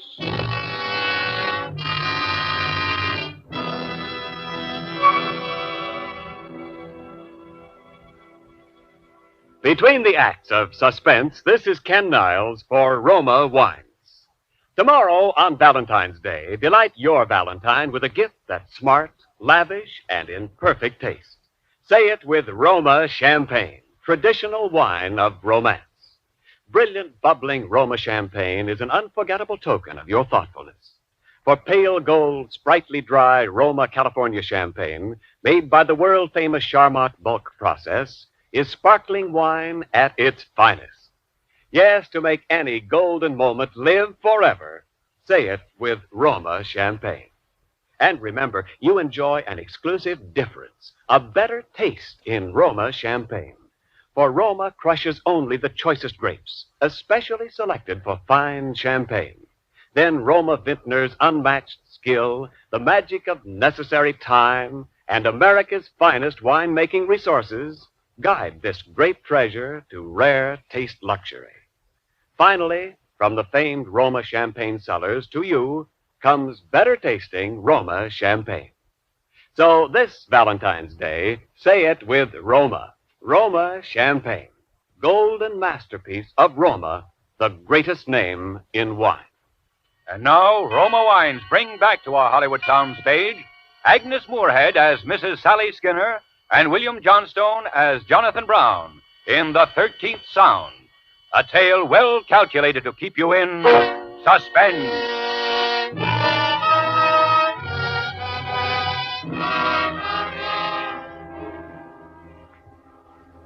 I must have been taken home from the inquest.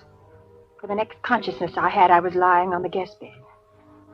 In the corner sat Mr. Jonathan Brown. He must have seen my eyes open.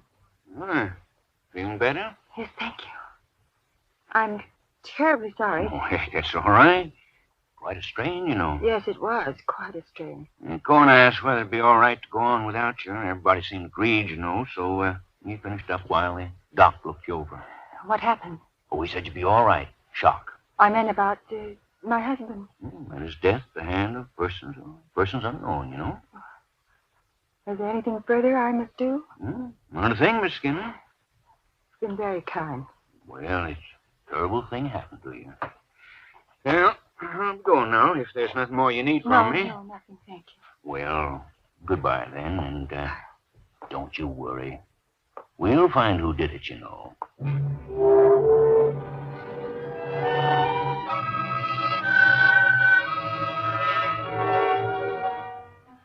After he had left, I had the time to be angry at myself for my behavior at the inquest. What must the people have thought? To fade only from the noise of a piece of chalk on a blackboard? I wondered if Mr. Brown had suspected anything, because as I remembered back to earlier afternoon, he had been watching me as he drew those silly little diagrams on the board. He hadn't been looking anywhere else, not at the coroner or at any of the reporters, not even at what he was doing. He'd been looking at me. Well, of course he was looking at me.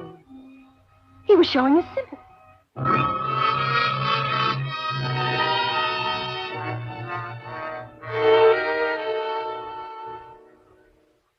I slowly allowed myself to return to my former position in the community. I was able now to do the things I'd always wanted to do, but had been restrained from doing by a certain attitude of my husband. He had never liked entertaining.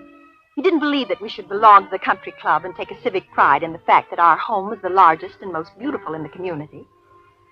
In fact, it was his desire to sell our lovely home that caused me to finally take that complete and drastic step. The first evening that I accepted an outside invitation was for one of the Wednesday night evenings of bridge at our club. At my table were the president of the bank and his wife. As I sat down, I noticed that a window pane on my left was shattered. Evening, Miss Gray. Miss Gray. Good evening, Mr. Brown. Miss Skinner. Good evening, Mr. Brown. Well, I'm afraid I'm the culprit here. Playing ball with the kids this afternoon, and I threw one right through your lovely window. Oh, really? But I got old Sam here. I brought him along with new painted glass, and he'll fix us up shipshape in no time at all. Go ahead, Sam, right over yes, there. Mr. Brown, sure. Don't mind me, folks. I'll be through here in just a jiffy. Don't worry about it. Incidentally, Miss Skinner, I always meant to ask you whether or not you minded noises, especially. Sharp noises, like, say, chalk on a blackboard. I don't understand. Chalk on a blackboard? At the inquest, I always wondered about it. You fainted just when the chalk was scratching across the blackboard. I don't remember hearing it. I'm afraid I fainted before you drew any diagrams. I think that's what you were planning to do, draw a diagram. That's what I was planning to do, yes, ma'am. Yes. Does he have to do that? Is something wrong, Mr. Skinner? Does he have to do that? Mrs. Skinner. I can't.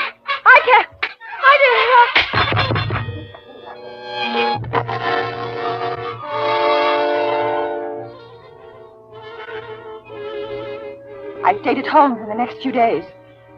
I canceled all appointments. The heat really was unbearable. In October, I resumed my activities. I began to see people again. I grew especially interested in chamber music. Through my activity, I arranged a musical evening to be given by a group of which I was the second vice president. They planned the formation of a Philharmonic Society eventually. I went to the music hall alone, and I was studying my program when... Is this seat taken? Good evening, Mr. Brown. Well, Miss Skinner, good evening. Didn't recognize you, ma'am. Well, I was to be joined later. Well, I'll just sit here a moment, then. You know, I'm terribly sorry about the other night. It's really nothing at all for you to be sorry about. Very kind of you to say that, you know, but I do feel guilty as all sin, being the cause of you getting sick like that. Really, Mr. Brown, I wasn't sick at all. Well, Mr. Gregg told me I'd probably been affected by the heat. It was very close in the club that night, if you'll remember. Yes, it was. Well, just so I don't feel it was my fault, you know. No, I don't want you to feel that it was your fault. That's very kind of you, you know. If you don't mind, I'll stay here until whoever holds the seat gets it, all right? That's all right. We crave your indulgence and a certain open-mindedness for giving a fair chance to the first piece with which we are going to open our program this evening. The title of this piece is The 13th Sound, and the composer is young Julian Carrillo. This piece, because of the unorthodox nature of it, created a veritable furor in New York City some weeks ago on the occasion of its premiere. It's what you'd call, I guess, modern music. And the really unusual thing about it is that the instruments, instead of playing as they usually do in Mozart, Haydn, and such classical veins, play in quarter tones. Now, a quarter tone is somewhere in between the other tones, such as we are accustomed to hearing. So on this following piece, the instruments are not playing, as you would think, out of tune. This is the way it is supposed to sound. Thank you. So now the various members of the quartet will tune their various instruments into these quarter tones. And this is quite a short piece, but I know you're going to like it. Tune up, gentlemen.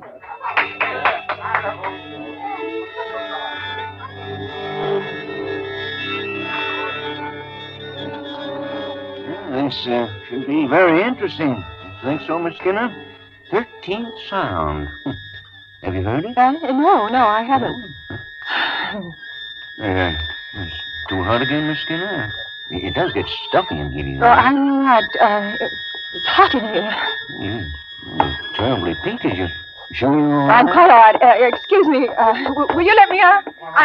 Will you please excuse me?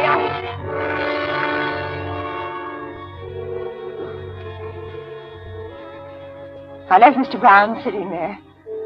My man drove me home. I never liked modern music. I locked all the doors and I turned on all the lights. And then I did a foolish thing. I found a hammer and a piece of board. And I beat and beat and beat and beat on the board with a hammer as hard as I could. And finally the heavy, steady, safe pounding that I made drove the other sharp, shrill, awful noise from my mind. Then I turned out all the lights and opened the windows and went to sleep. I didn't sleep well, but I didn't stay awake either.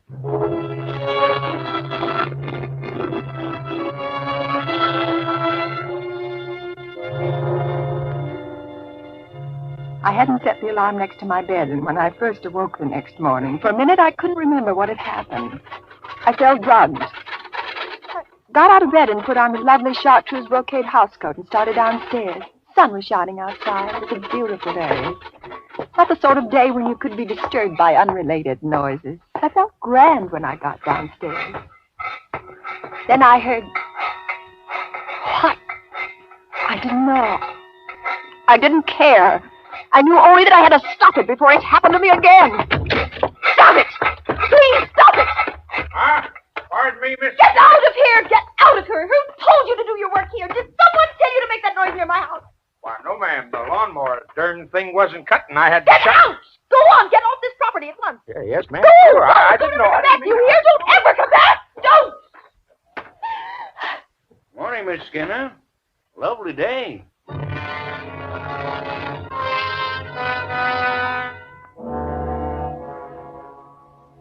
I turned and ran. Right back to my living room. I stood shivering there in a beam of sunlight. I waited for him to come bursting into the room after me. I waited. And then the doorbell rang. Who is it? It's Mrs. Gray. Oh, just a moment. Come in. What, did I disturb you? Oh, no. Well, then I will come in. But I can only stay a minute.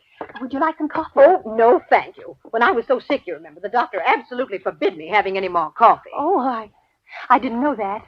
Oh, sit down, please. Do you drink much coffee? No, why do you ask? Well, I thought perhaps your recent attacks might have been caused by that.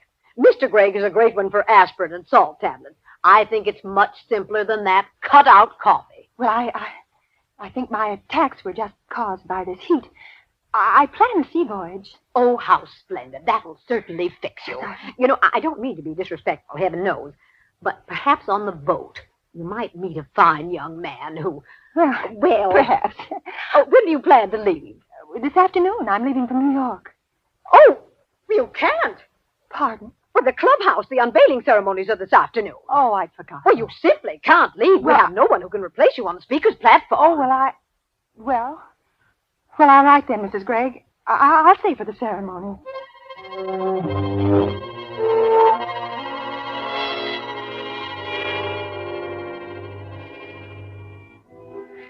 I drove to the new clubhouse with Mr. and Mrs. Gregg. The building was really very lovely. It was almost ready for occupancy. We were unveiling a heroic figure which graced the entranceway.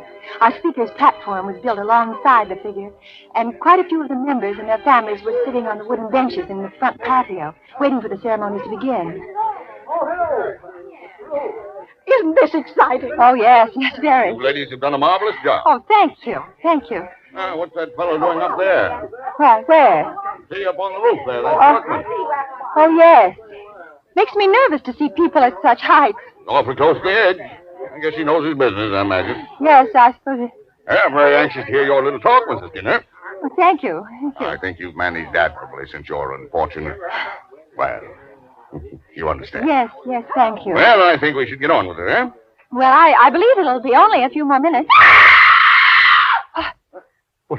What is it? What is it? Good heavens, look, that workman. He's going to fall. Can't someone catch him? He's hanging on the ledge. Oh. Some of the men are running up there now. But they've got to catch him. Oh, they will. They got to catch him. What? Oh.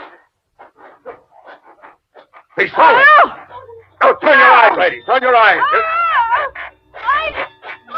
What? I did it. Why, nonsense, I did Mrs. Skinner. it. You had nothing to do with it. I did it. I killed him. Why? I Not did hurt it. at all. I did it. Oh, you're not well. Here. Let me take you away. Listen to me. You'll be all right. Listen to me. I killed him. Listen Don't you understand? I kill him, Mr. Brown. Now you stop that noise. Did you hear it? I kill him. I know, ma'am. It's going to be all right, you know. You just come along with me.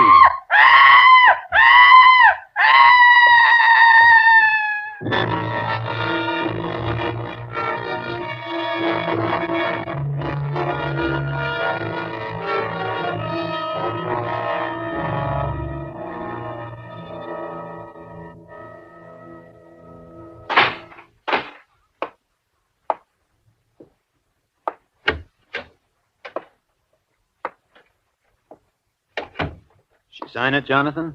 Mm-hmm. Yeah. Shame. Yeah, people do funny things. Yep. Did you pay the fella? Mm-hmm. He's clever, very clever. Sure is. I really thought he was falling off of that building. Used to be an acrobat. Oh. Say, how did he make that noise? Yeah. Holding tenpenny nails in his hands. Scraped them along the face of the building as he slid down. Yeah, did you think of that, too? Mm-hmm. Made an awful racket. Mm-hmm. Pretty nice lady, you know. Yeah. What the devil are you doing? Huh? Oh, fixing my nails, I guess. Well, cut it out, will you? Sure. What's the matter with you? Noise makes me nervous, I guess. You know?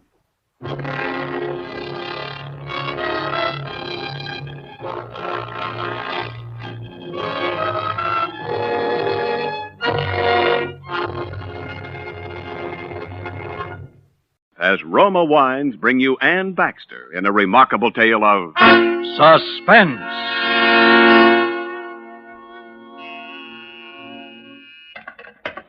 Reception.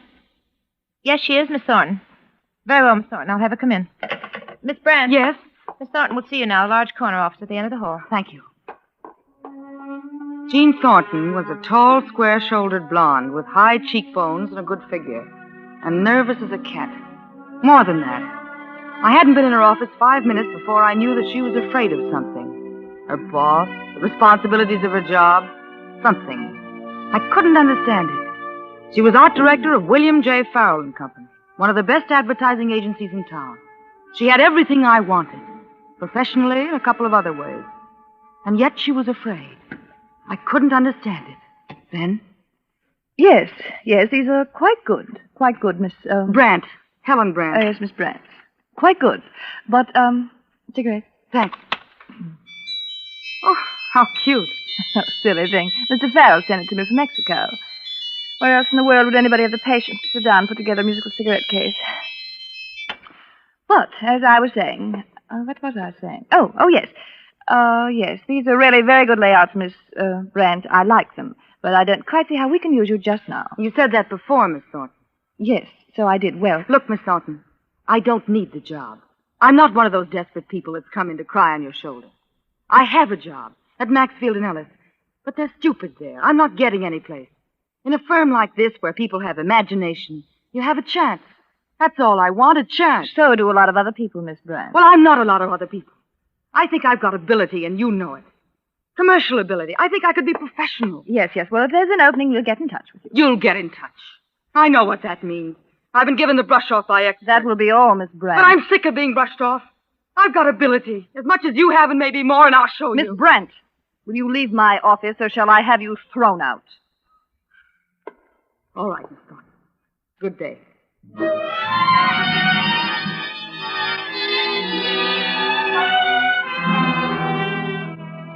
Of course, that would be the last time I'd ever lay eyes on Jean Thornton. That's what I thought.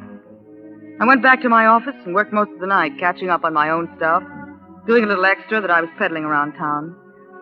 I was standing on the sidewalk, kidding with a night elevator man, while I waited for a cab, and looking up at the tower against the early morning sky. That dark tower, 36 floors above the street, and 3 blocks up the avenue, where the William J. Farrell Agency had their offices, and where I'd have given my right arm to be working. You'll miss all your beauty sleep working this late, Miss Brandt. Now, Charlie, who says I need beauty sleep? Oh, you don't. I like to work at night. It's quiet. Think of all the sunrises I see. Look at that sky. Yeah, it's going to be a nice day, I guess. Look! I saw the body falling and the scream came to us at the same moment. We stood there frozen, horrified, fascinated.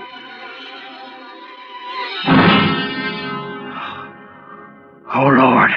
I wish I hadn't seen that. Charlie, that was someone from the Farrell agency. Whoever it was, poor devil. A woman. Oh, wait, Miss Brand. I wouldn't go up there. Miss Brand.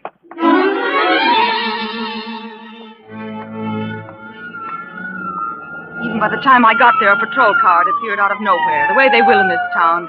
And the usual crowd of early birds and night owls standing around gawking. They were trying to cover it up with a blanket. All right, stand back. Stand back there. Who is it? Oh, you couldn't tell anyway. A woman. I wanted to look, but I couldn't. A cop was picking up stuff that had rolled out of a handbag into the street, going through it methodically, opening things up. And then I heard it, and I didn't have to look. I knew.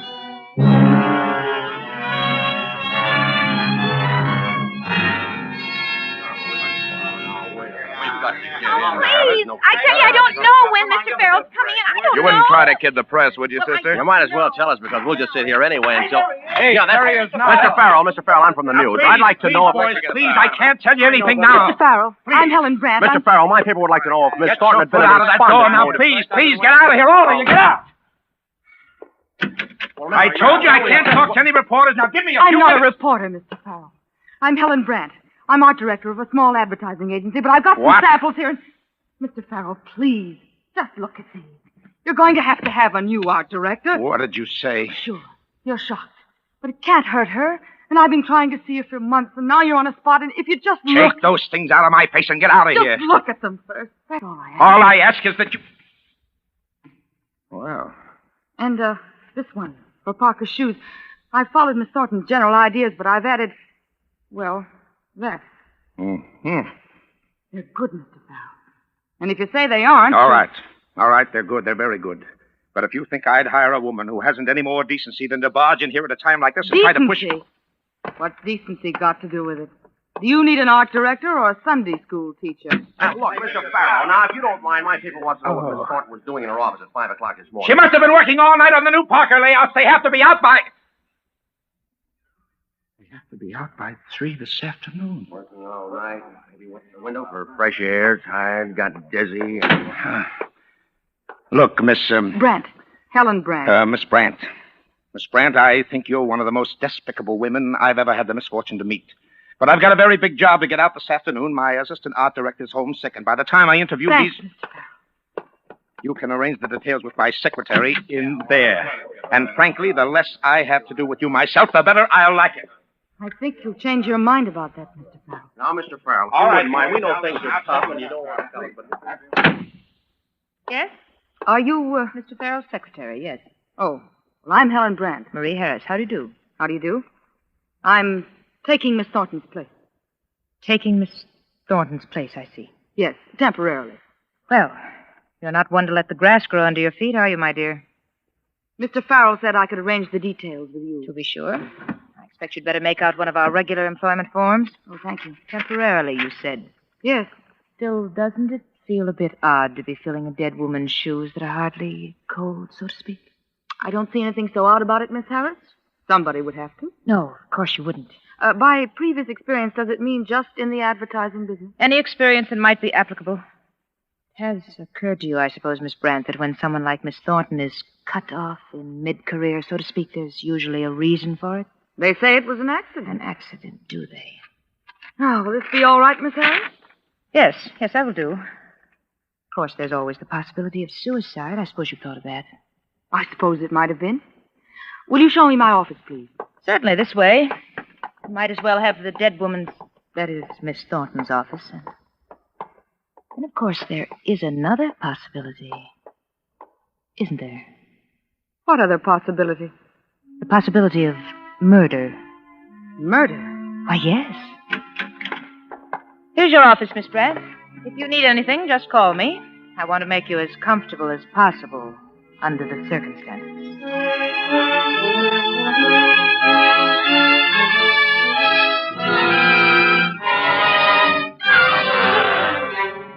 For Suspense, Roma Wines are bringing you Ann Baxter in Always Room at the Top.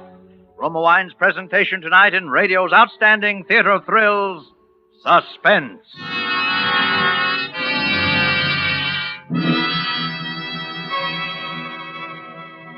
Between the acts of Suspense, this is Ken Niles for Roma Wines. Next time you buy wine, remember, more Americans enjoy Roma than any other wine. Yes, Roma wine is America's first choice because there's an important difference in Roma wine. A difference in fuller bouquet, richer body, better taste. A difference that means more enjoyment, more pleasure for you and your guests. To bring you wines that are superior, that taste better, Roma starts with California's choicest grapes. Then Roma master vintners with America's finest winemaking resources guide this choice grape treasure unhurriedly to tempting taste perfection. Later, along with Roma wines of years before, these cuvées await selection from the world's greatest reserves of fine wines for your pleasure. That's what makes the difference in Roma wines. That's why Roma wines taste better every time. So for your best buy in good taste, insist on Roma wine. R-O-M-A. Roma, the greatest name in wine.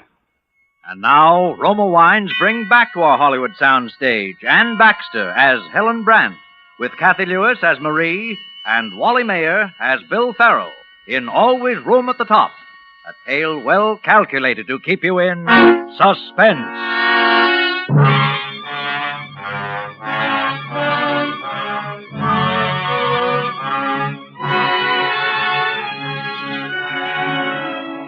I'd met Marie Harris's type before. Jealous of her authority as the boss's secretary, resentful of every newcomer, and determined to make them uncomfortable. Though it was only natural for her to resent someone like myself, a total stranger who walked into the job of art director for one of the best advertising outfits in town, the William J. Farrell Agency. And even though Mr. Farrell had said temporary, I knew that I had the job. I knew it before the first campaign was over. I was in. And then, one night, the first of those funny little things began to happen. I was just taking off my hat and coat when I saw it there on my desk. A picture. A big framed picture of a dead girl, Jean Thornton. And written across the face of it, it said, Bill, darling, to the swellest guy and the swellest boss any girl ever had. Admiring your predecessor, Miss Brandt? Where did that come from? I'm sure I haven't the faintest idea. It wasn't there when I left last night. Somebody put it there. Possibly some well-wisher, Miss Brandt, some sincere well-wisher. As a sort of warning. A warning of what? What are you driving at? Miss Thornton and Mr. Farrell were quite close at one time. And what's that got to do with me? You know what happened, Miss Brandt, to Miss Thornton? Look, Marie. Are you hinting that female art directors in this office have a habit of falling for the boss and then falling out the window? I'm not hinting anything, Miss Brandt. You asked me for an explanation of how the picture got there. I've given you one. Doubtless it is far-fetched. Certainly it must seem so to you. It's crazy. Of course. Will that be all, Miss Brandt? Listen, Marie. Let's you and I cut out the formality and let down our hair. Is there anything around here that I, ought to know? I'm sure I don't know what you mean, Miss Brandt. All right. The girl who used to have my job is dead. You've been hitting around enough about it. Is there anything that you know that I don't? Now, is that plain enough? Quite. I can only say that I have not hinted at anything. I have perhaps engaged in certain idle speculations on matters which were better left as they are. That's all. Okay, Marie. But the way things look now, I'm liable to be around here for quite a while. Oh, I should think it likely. And you and I ought to learn to get along. You'll have no trouble getting along with me, Miss Brandt. But you mean I may with him? I can only say, Miss Brandt, as your sincere friend. And well-wisher? Yes. That you're working for a man who's subject to singularly strong enthusiasms. Sometimes these enthusiasms are apt to be carried to extremes. It is essential to appreciate this in dealing with Mr. Farrell. I don't suppose this picture gag would be one of Mr. Farrell's little enthusiasms. Under the circumstances, I should think it most unlikely. And it wouldn't be one of yours, my little well-wisher. No, Miss Brandt, it would not.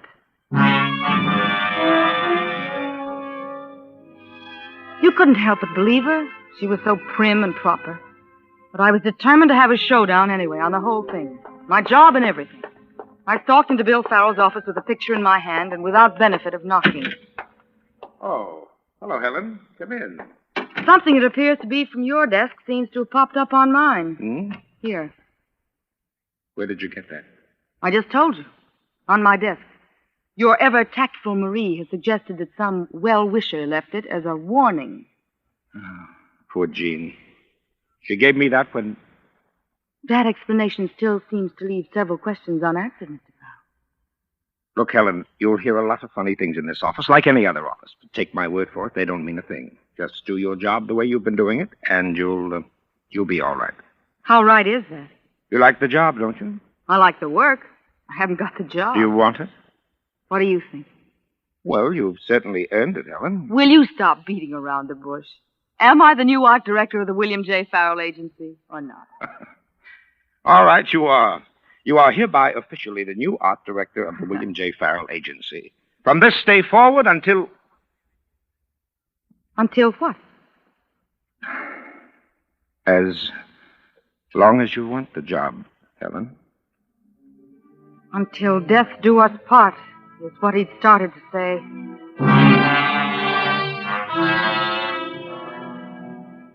I forgot it, though.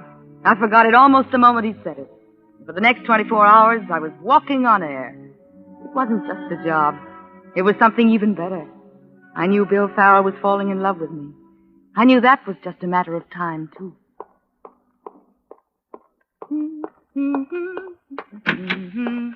Morning, Marie. Mr. Farrell in? Not yet, Miss Brandt. I wish you wouldn't be so formal with me, Marie. Everybody calls everybody else by their first names around here except you. I'm used to more conventional methods in most things, Miss Brandt. Okay. Let me know when he comes in, though, will you? I want to see him. Yes, Miss Brandt.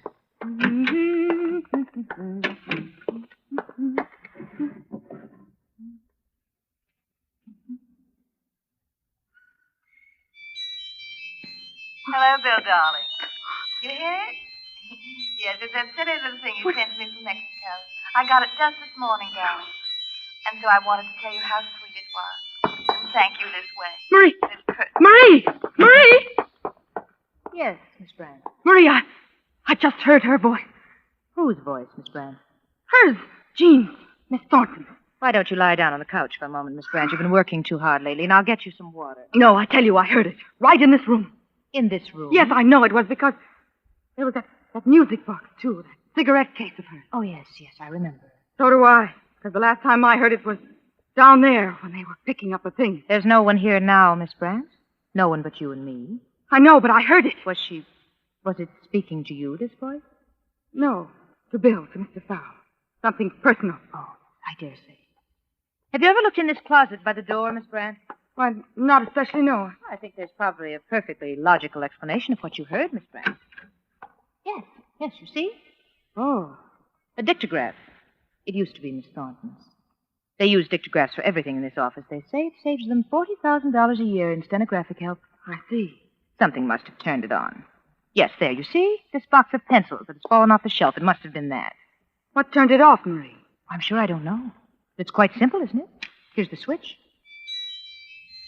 Hello, Bill, darling. You hear? Stop it!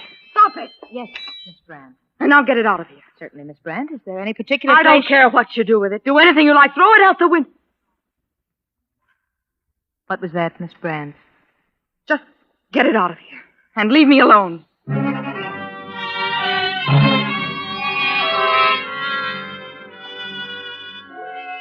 It's silly, I know that. It could have happened that way. It must have. Just as Marie said. But all the time in the back of my mind was a lurking horror. A nameless thing that I felt hanging over that office. And over me. Something about a girl who was dead. A girl who had plunged to her death from that same dark tower that was now my dark tower. Plunged screaming to her death only a few short weeks ago. The next night, I had to work late again to make up. I'd been out to supper, alone. I was conscious of the light still burning in Bill's office when I got back. I wasn't particularly anxious to see him just then. To be truthful, I was avoiding him, I suppose. I'd been in my office about an hour and a half when the phone rang. I thought it was strange because I was certain that I'd asked to have my night line disconnected. Out of habit, I picked it up to answer it. Hello, Bill. Bill, is that you? Bill! Bill! Bill! What, Helen? What is it? Oh, Bill. Helen, darling. Here, tell me. Baby, what is it? What's happened? I heard her. Again. Heard who, dear? Jean Thornton. Jean? Yes, on the telephone. I know it was. I swear it. But, darling, it couldn't have been. Oh, Bill, I think I'm going mad. Oh, Helen, darling, listen to me. The picture, the dictograph. All right. But this... Helen, look at me. Yes, Bill. I love you, Helen. You know that, don't you? Yes. Oh, yes, darling, I do. But I'm afraid. But there's nothing to be afraid of, darling. No, not that. I'm afraid because now I know that you're afraid. I am? Yes. You are, aren't you? Helen, Bill, please. You've got to tell me now. Now, look, darling. I'm in a jam. A bad jam, an awful bad jam. Yes, but must be. It's nothing that you have to worry about. It's nothing that isn't going to straighten itself out. It's nothing that I'm going to let affect us ever. Bill, if it affects you, it does affect us. Darling, you've got to trust me just a little longer. Bill, I do. I will. But it's about Jean, isn't it? Yes. Yes, it's about Jean. And it was. She didn't just fall. It was a terrible thing, Helen. Terrible. About as terrible as it could be. But, Helen, just remember this, darling. There's nothing to be afraid of. It'll all be over soon. Very soon. Is that all? All you can tell me? It's all I can tell you now. Oh, darling, I know what this is like for you, but please go home now and forget all about How it. can I forget about it? Well, try anyway. I've got some things to finish up here, and then I'll call for you, and we'll start making our plans. Oh, you will marry me, won't you, Helen? Oh, Bill. Yes. Then everything's all right. Go on now, go on. All right. Good night for now, my dearest. Good night.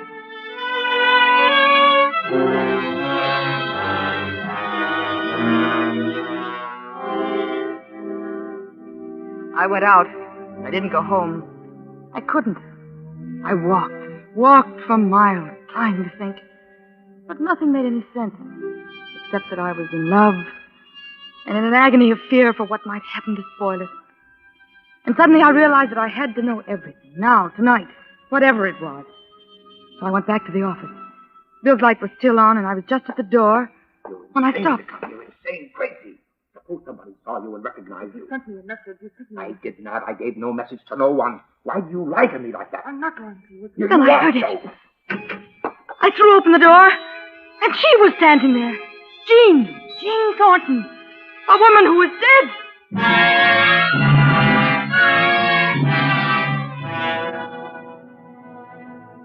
When I came to, I was lying on the couch in Bill's office. At first it seemed perfectly natural, lying there and Bill sitting beside me, holding my hands, and her there, Jean, standing over by the desk, talking to him. Well, what are you going to do about her? Do? What do you mean, do? You're going to have to do something. She knows, doesn't she? Or she will when she snaps out of it. I'm not going to do anything. I suppose you're in love with her. What if I am? Because it makes a difference, my sweet, to me. Bill? Oh, darling. Darling, it's all right. Is she really? Yes. Yes, it's Jean. But I saw her. That morning I saw her lying. What you were supposed to think. Then who? Just a girl. Oh, you might as well tell her. At least then she'll be in it as deep as the rest of us. Jean, please. Your boyfriend there had been dipping into the till about $250,000 worth of the client's money. My insurance and what the company had me insured for was just about enough to cover it. Like a fool, I agreed to it. You suggested it. I thought he was in love with me then. But there was a girl. A girl who worked in the office. No friends, no family. I fired her the day before, then got her to come up here that night. Another chance.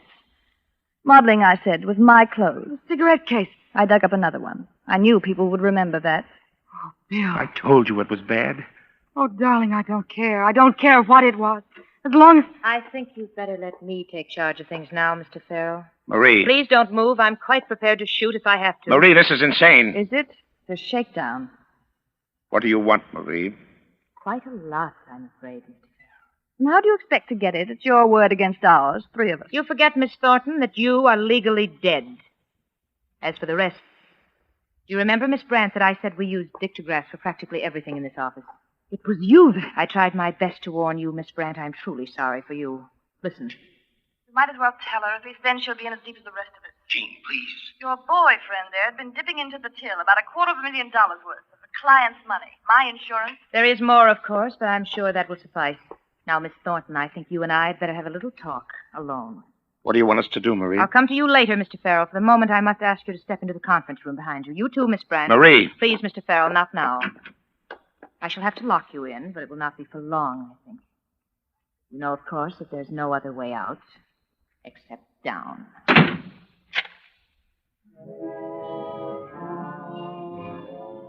We stood there, huddled together by the locked door, but we could hear nothing. Until there was a sound like a window being opened, and then... Marie! Marie! Marie! Marie!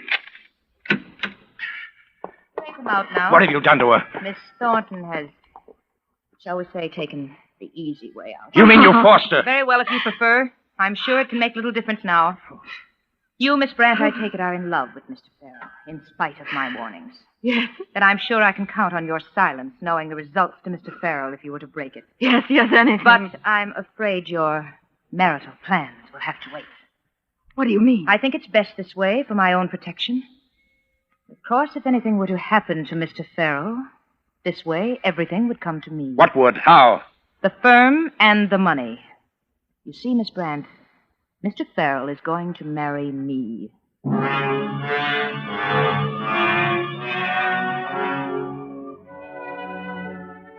I looked at Bill. I knew he'd do as she said. What else? I turned and left the room without speaking. In my own office, I found the little automatic where lately I'd always kept it. When I came back, Bill was staring out the window, and Marie was making up her face from a little compact. They didn't even glance in my direction.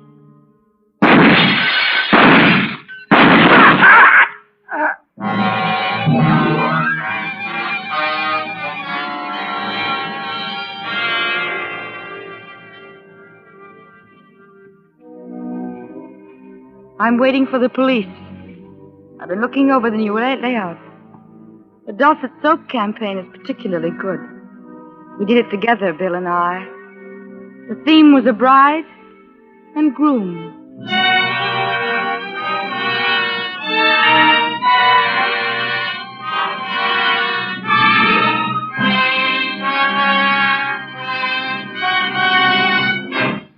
As Roma Wines bring you William Bendix in a remarkable tale of Suspense.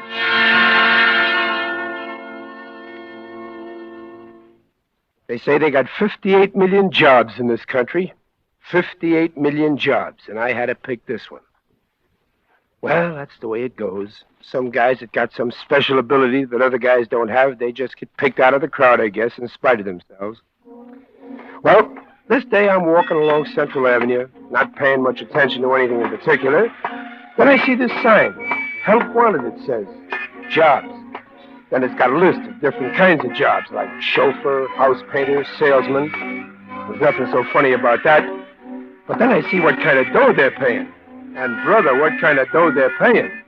I'm thinking maybe this inflation ain't such a bad idea after all. And I walk in. Well, there's quite a bunch of guys in there, naturally, sitting around on benches. And I sit down, and every so often, a door opens, and a tough-looking little gray-haired guy Okay, you're comes out next. and picks out a guy, and the guy goes in a sort of an office with him. And that's the last we ever see of him. So this keeps happening for a while, and I'm thinking this guy must really be handing out the jobs. And then the door opens again, and the guy's looking at me. Okay, you. Me? Yes, you. All right, sit down. What's your name? Walters. First name? What's the matter? Don't you know it? Muscles. What? Muscles. Now, M-U... look, don't try to clown with me, pal. What's your name? Listen, for your information, my first name is Sylvester.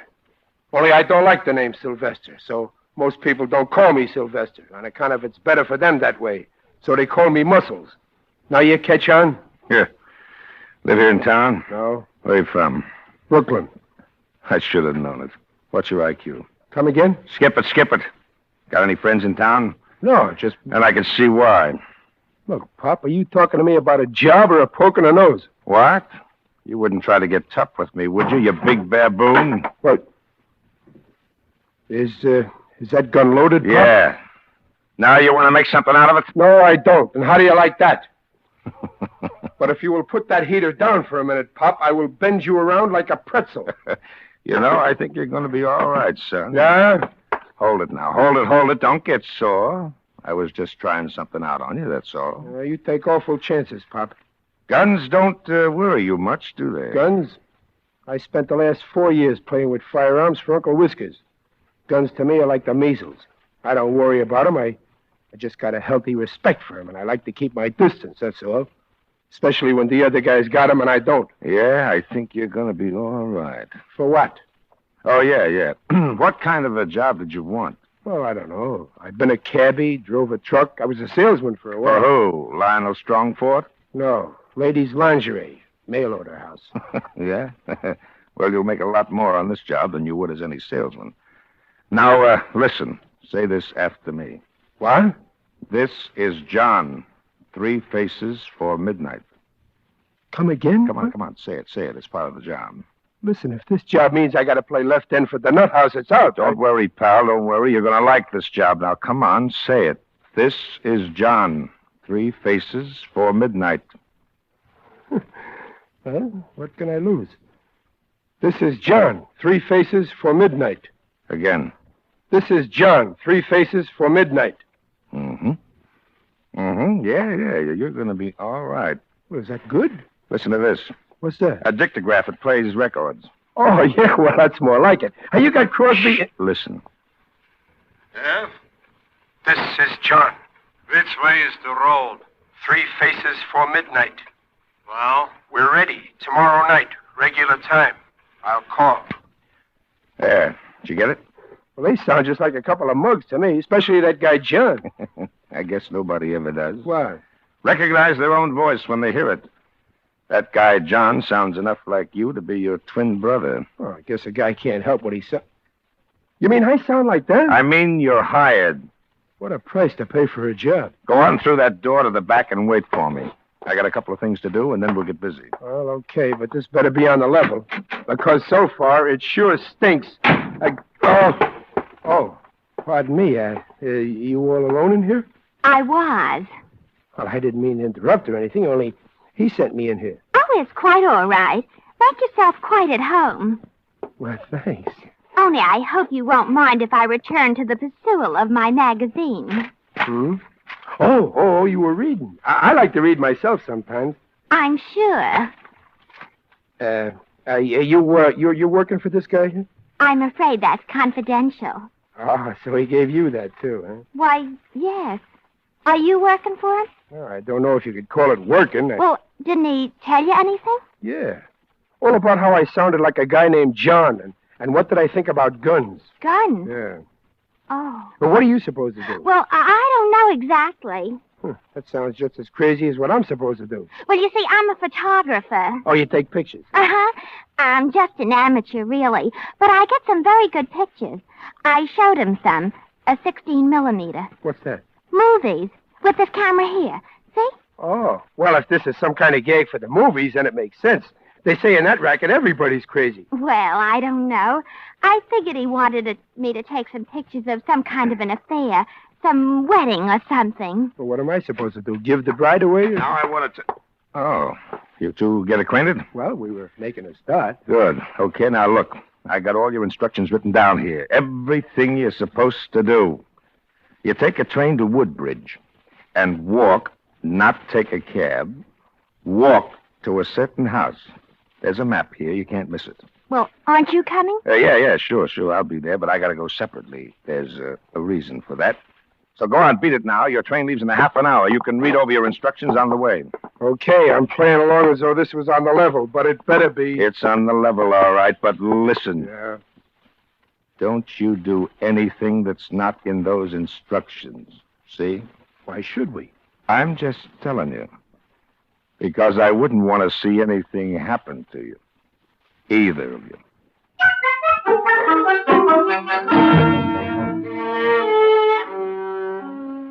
Well, that should have been the tip-off right there. Especially for a smart guy like me. But if you must know, by this time I'm thinking about this dame, who's a slick chick, but real refined, too. You know what I mean. And I'm thinking that this is probably the big break for her, if it is on the level, so I ought to help her through with it. So I do. And by the time we get out to this Woodbridge, we're getting along pretty good. Except for one thing. We start off from the railroad station, like it says on the map the guy gave us, looking for this certain house. Only it gets wilder and wilder where we're going. Right into the woods. Must be a couple of miles. And then all of a sudden, there's a house. Well, that should have been a tip-off, too. You don't suppose that's it? According to this map, it's got to be. But Sylvester... Helen! Yes, Sylvester? If you call me that once more, I will bend... What did you say? I said I will bend every effort for you, but please don't call me that. Oh, well, I just can't call you muscles. It's not refined. Well, then this must be the place. But it certainly is a funny place to have any kind of an affair. Don't look like it's been lived in for 20 years. Listen. Yeah, it's going to be a storm. Well, we better just go on inside. You know, like it says to do. That door don't sound like it's ever been opened. Ooh. Gee, it's spooky in here. Yeah, I can't find a light in it. Maybe that nice Mr... Oh, Sylvester. What? I don't even know his name. Do you? No, and I wish I didn't know him. Close the door. Shh. It's all right. It's me. That's the idea. Now we can have some light. Ah. Well, it's nice on the inside, isn't it? Really refined. Yeah, it used to be an old hideout. Now, come on to the front room here, and I'll give you the pitch. Well, don't think we're in any hurry to know, because we are, see? All right. Now, listen. In about an hour, there's going to be a guy come out here to take a bribe. He's quite a big guy in this town, and he's taken a big bribe. $200,000. 200 grand? Yeah. He's going to take the money from another guy that he's never seen before. A guy named John. You're going to be John.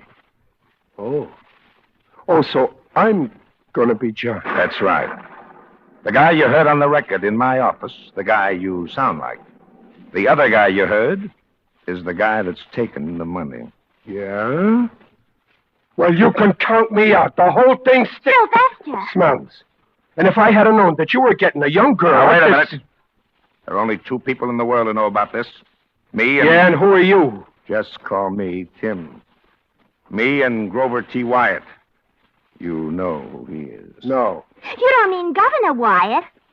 Yes. Why, he's nice. I voted for him. Why, he's one of the best-looking men. For his age, I mean. Wyatt's a swell guy, clean as a whistle for 20 years.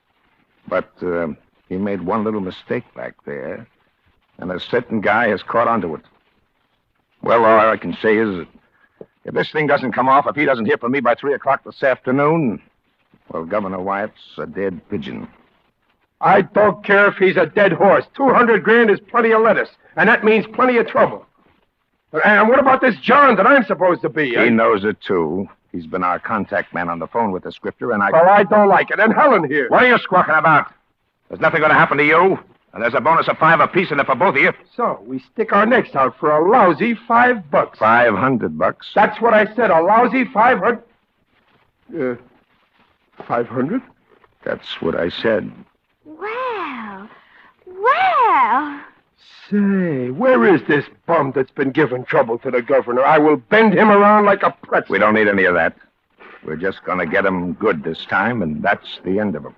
And you want me to take pictures of the, transaction? Yes, now you're getting smart. Yeah, from that landing up there. That's why we've got so much light in here. Will it be okay? Oh, it'll be quite all right, I'm sure. Yeah, but there's just one thing. What? So this guy shows up and he thinks I'm John because he's never seen John. But what if John shows up? Well, now, this John was sort of a double-crosser. He won't show up. How do you know? He had a little accident this morning. He's dead.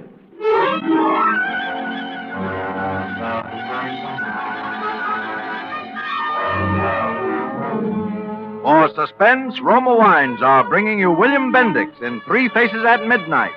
Roma Wines' presentation tonight in radio's outstanding theater of thrills, Suspense.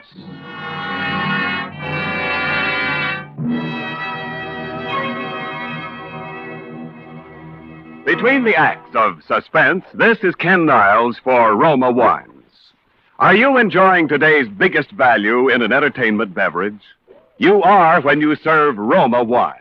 because Roma wine is America's first choice for more pleasure at moderate cost.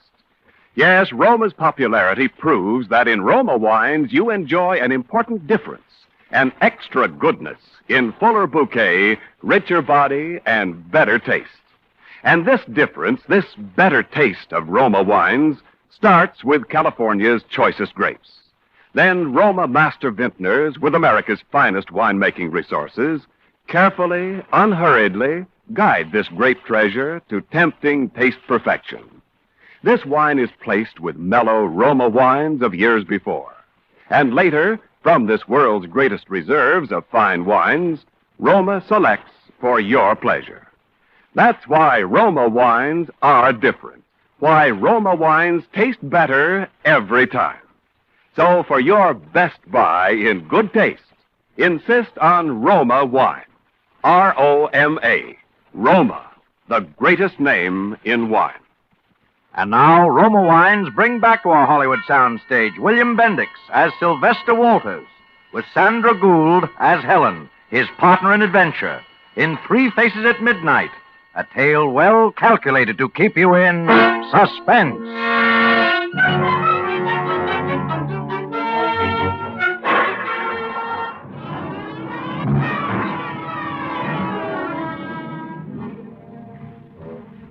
So there we are, just sitting and waiting in a house that looks like something Boris Karloff moved out of because it made him nervous.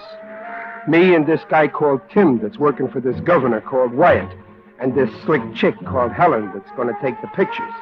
Just sitting and waiting for a guy that's going to come and take a bribe of $200,000 from another guy called John. Only I'm going to be John on account of I sound just like him, and this other guy has never seen him, and anyway, this John has just got himself knocked off. You don't get it? Neither do I. But for $500, who am I to have to know everybody's business? And Helen, she's sitting there as cool as though bribes of $200,000 and dead guys named John was just something she run across at the dime store novelty counter. So we go over what I'm supposed to say to this guy a couple of times, and the storm outside getting worse all the time. And then we hear the knock on the door.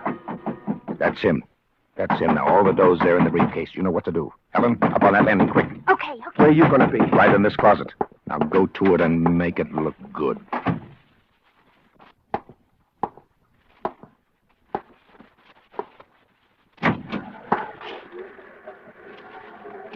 Excuse me. Is this Mr. Hampton? No, this is John. Oh. I guess I lost my way. Which way is the road? 3 Faces for midnight. Okay. I knew your voice anyway.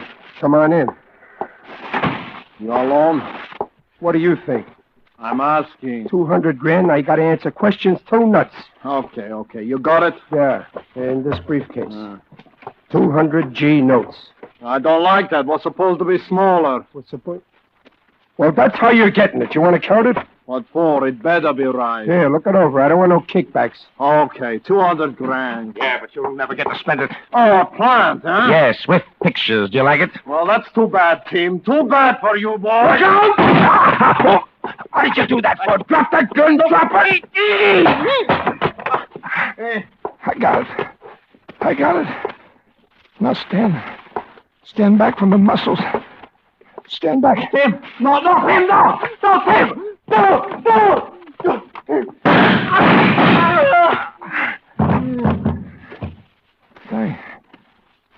Thanks. Muscle.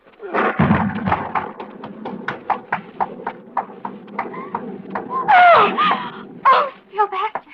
Yeah. Are they... Dead? Yeah. Both of them. Oh, Sylvester. What are we going to do? Well, I got what you might call a rough idea. What? Come on. We're going to get this out of here.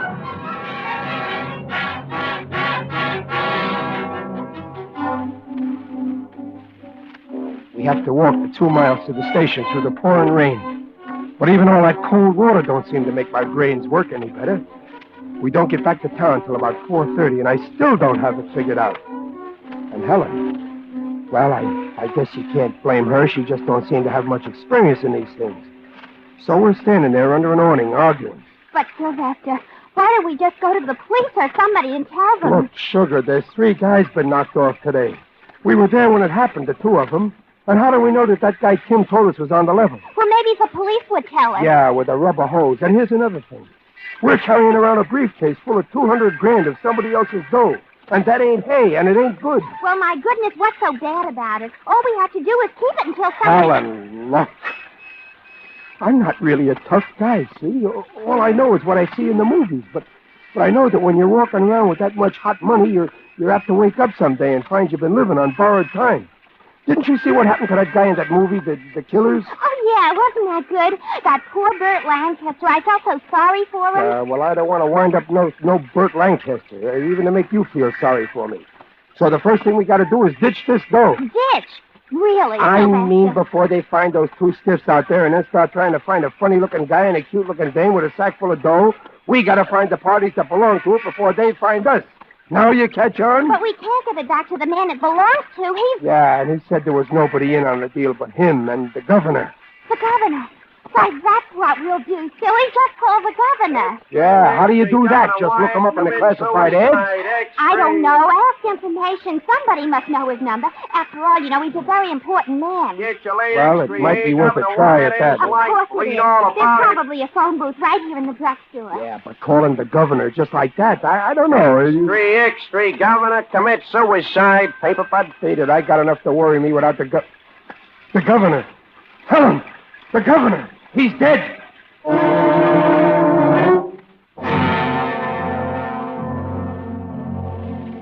Well, of course. Now I remember what that guy said about the governor being a dead pigeon if he didn't get word by 3 o'clock. But it's too late now for that to do anybody much good, us or him either. There was just one more chance, that employment agency. The rain had almost stopped now, and we went over to Central Avenue to look for it. Of course this is the place. I'd recognize it any time. Now, where's the sign with the jobs on it? I don't know. Maybe they take it down when it rains to keep the letters from running. Yeah, maybe. The joint looks closed to me. It is. Hey, anybody in there? Hey, open up! Come on, open up! What do you want? We want to see the boss. I'm in charge here. What do you want?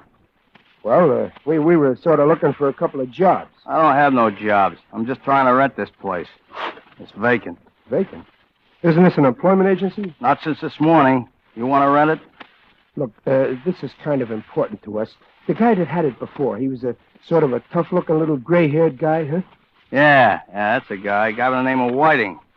George Whiting. Oh, no, his name was Tim. Look, lady, if you know so much, what are you asking me for? Well, it's all right. He probably had 2 names. You wouldn't know his home address, would you? I don't know a thing about the man, fella. If you got to see him so bad, the only thing I could advise you to do is, stick around on the off chance he might come back. But he can't. He's dead. He's what? To skip it. Well, we got the wrong guy.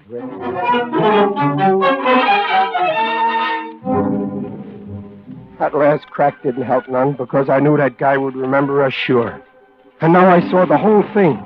That employment racket was just a phony setup to catch a couple of patsies. Us. I headed us back to the choo-choo station.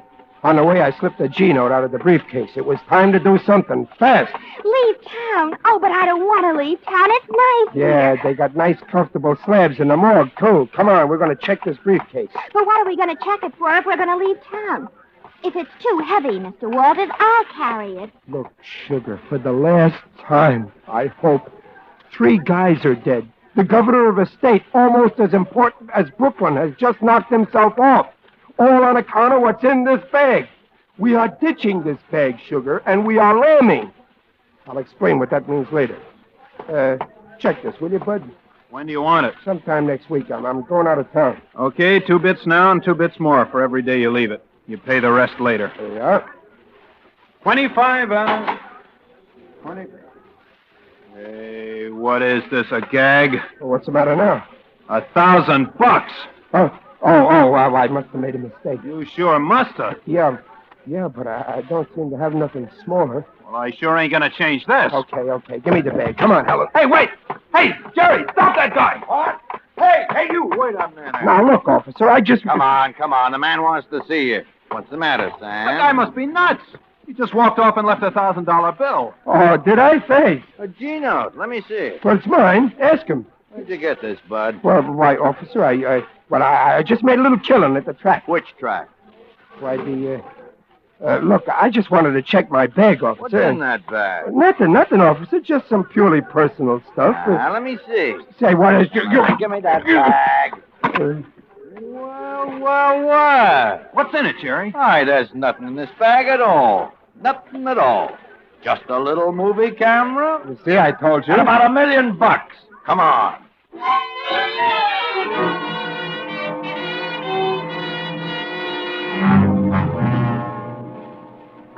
Come on, Sylvester. Come clean. I told you. And please don't call me that. We ain't started to call you nothing yet, Sylvester. Why'd you kill him? You killed him for the dough, didn't you? Where'd you hear about it? How'd you know he had the dough? This is your gun, isn't it? No. I told you they knocked off each other. I was just... Sure, with the same gun. One guy shoots the other one and then hands him the gun, and only the gun's got your prints all over it. I took it away from the guy. You were robbing the house, weren't you? They came to make their deal and you knocked them off. Listen, the governor himself knew... Sure, we'll get the governor to come right down and make a statement. You trying to be funny, Sylvester? You were robbing a house. You swiped the camera and you put it in the bag, and then they came in. You saw all that dough and you knocked them off. Listen, Sylvester. You don't want to get that sweet little girlfriend of yours in a jam, do you? Helen, what have you done to her? Nothing. Yet. Come on, come clean and we'll let her go. But I tell you, Come on, Sylvester. Or we'll send her to the hot seat with you. You wouldn't. You couldn't. No? That's what you think. You killed him, didn't you? You killed him. Okay, I killed him. Now you're happy? That's a boy. Sylvester. Hey, get this, Harry. Now will you stop calling me that? Okay, Sylvester, you killed him. What was the girl doing there? She had nothing to do with it. She was just taking the pictures. What pictures? The pictures. The pictures! There's your answer, you big dopes. Go look at the pictures.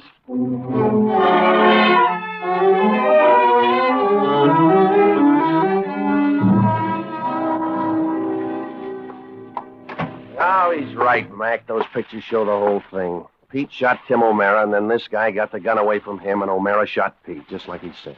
Yeah. Now you catch on? You sure? No argument, Mac. It's all right there on the film. Well, you're a lucky boy, Sylvester. Yeah, sure. I get all the breaks. Now go on, beat it. Beat it before we think of something else. Okay, you've had your fun. Didn't you like it, Sylvester? But if you'll take off that gun and that badge for a minute, I will bend you around like a pretzel. You mean right here, Sylvester? Yeah, right here.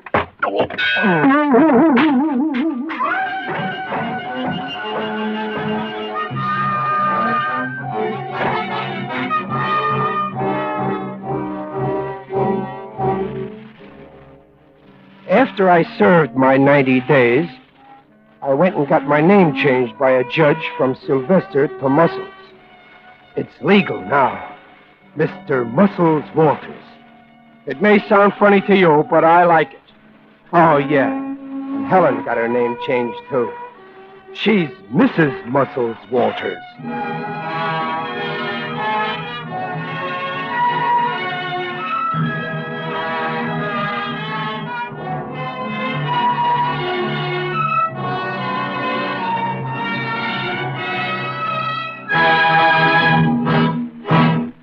As Roma Wines bring you Eddie Bracken in a remarkable tale of suspense.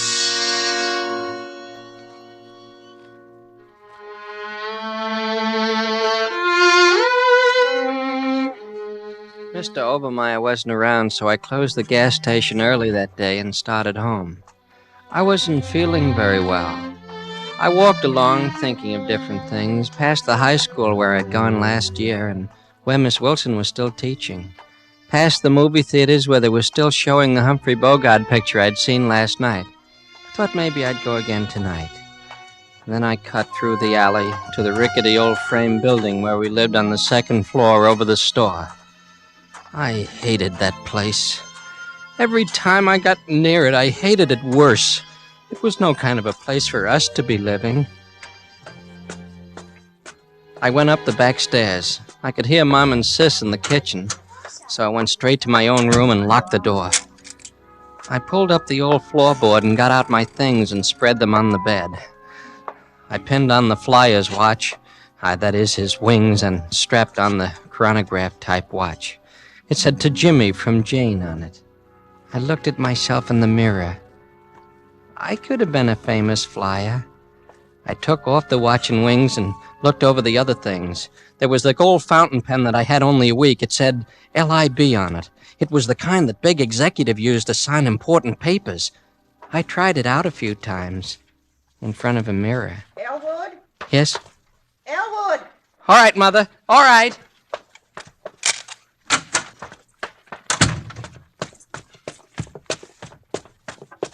What are you doing home so early?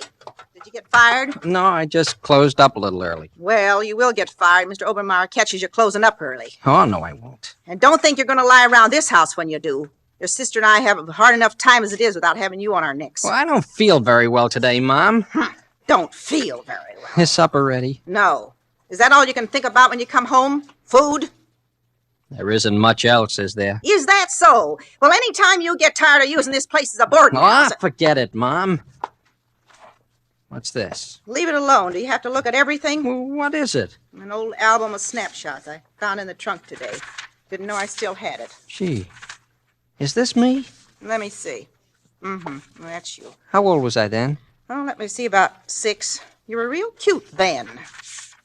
Are there any pictures of Dad? No. Say, I remember this place. This is where we lived just before we came to Fairfield, wasn't it? Quite a while before. You were about 8 then. Who's this? Who's this man? You ought to remember him. You were almost 9 when he went away. I don't. Who was he? He was your stepfather. What's the idea of tearing that up? Unless I want to. Cut it out. You got no right to tear up that picture. The Lord knows I got no use for that man, but you got no right to tear it up. Oh, you had no right to marry him either. Shut up! Oh, get out of here before I hit you again. Get out of here! Get out!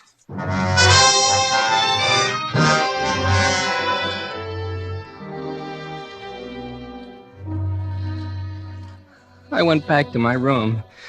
I got my things out from under the floorboard again, but somehow they didn't make me feel very good the way they usually did. I had an awful headache. Pretty soon I put on my hat and went out.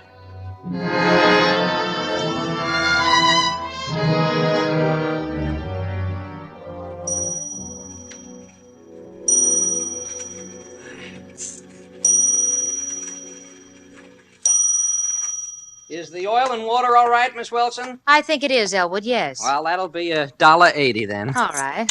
Here. Thanks. How's the new term going, Miss Wilson? Oh, fine so far. I am sorry you're not with us, though, Elwood. I was so looking forward to having you in my class Well, this year. some things just can't be helped this year, I guess. Do the students like your course, Miss Wilson? They seem to like it fine. I wish I could be there. Is there anything about abnormal psychology, Miss Wilson? We touch on it towards the end of the course. Oh, I read something about it. I read some of the Freud and Adler stuff, too. Have you, Elwood? You know, sometimes I think you get more real education staying out of school than the rest of them do staying in. Well, I try to keep up with what's going on in the world. You're way ahead of most people, Elwood. I hope someday you can get away from this town, someplace where you can really use your ability. You can go a long way, Elwood. Oh, I'm going to. I'm going to do something about it someday, all right. I know you are. Maybe between us we can figure out something. Huh? Maybe we can. Can I come over and listen to your records again sometime, Miss Wilson? Of course you can, Elwood. Anytime you feel... Oh, hey, Elwood. What's the matter? Elwood, we got a phone for Dr. Parker and the police. What's up? Why? Well, it's Mr. Granby. They just found him over there in the lot. Henry Granby? Yes. Our phone. You go on over, Elwood. Maybe you can do something. All right. You want to come, Miss Wilson? Yes, I will. I guess it must be over there on the corner where the people are. Yeah, people crowd around awful quick at something like this, don't they? Oh, they certainly do. Maybe you don't want to look. Well, no. Oh, that's Mr. Granby, all right. Elwood, what happened to him? There's not much use in calling a doctor. Oh, dear, is he? Well, you can see. He's been strangled, Miss Wilson. He's dead.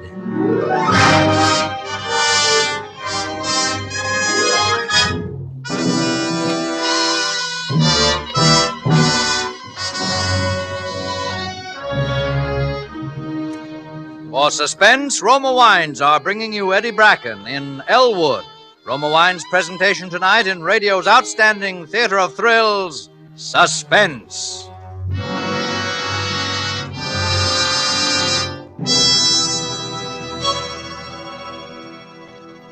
Between the acts of Suspense, this is Ken Niles for Roma Wines.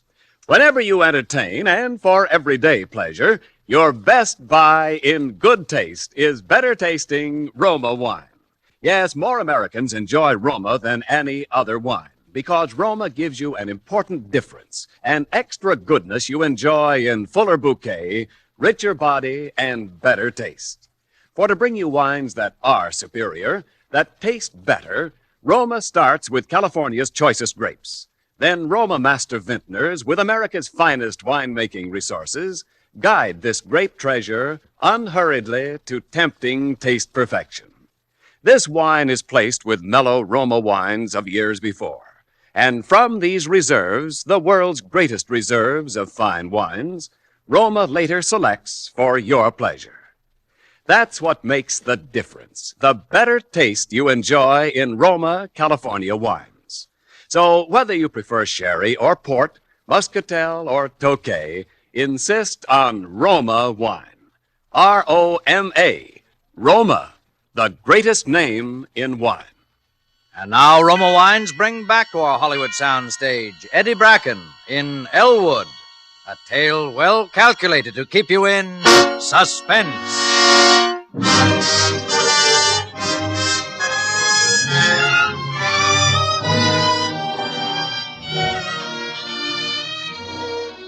Finding Mr. Granby murdered created a terrific commotion. At first they thought some tramp did it, but they couldn't find anything missing except a Phi Beta Kappa key. So they figured someone in town must have done it, because there were quite a lot of people who didn't like Mr. Granby at all. You can imagine how that made them feel. A little town like ours where everybody knew everybody else, and someone you might say hello to a dozen times a day, was a murderer. Friday was my afternoon off, and I was walking around town, and I ran into Miss Wilson and Winnie Hawks. Why, hello, Elwood. Oh, hello, Miss Wilson. Hi, Winnie. Elwood Parsons. I do wish you'd stop calling me Winnie. My name is Winifred. In fact, it's Miss Hawks to mere acquaintances. I always used to call you Winnie. That was years ago when I was just a child. Winifred's 17 now, Elwood. She's a young lady. Well, at least I'm old enough to be addressed by my right name. Okay, Winnie. All right, then, Ellie. Say, Winnie, what's that? What? That hanging on your bracelet. Oh, that. That's just a little gold football. Andy Sawyer gave it to me. Gee, that's nice. Oh, it's all right. The whole varsity got them. Anybody might have one. Anybody? Yes, even you, if you'd ever taken the trouble to go out for the team. The football equipment cost too much. Say, hear anything new about the murder? New! My father says that if the police can't do anything, it's high time the citizens took things into their own hands. He's forming a vigilante committee. Oh, Winifred. Well, we have to do something, don't we?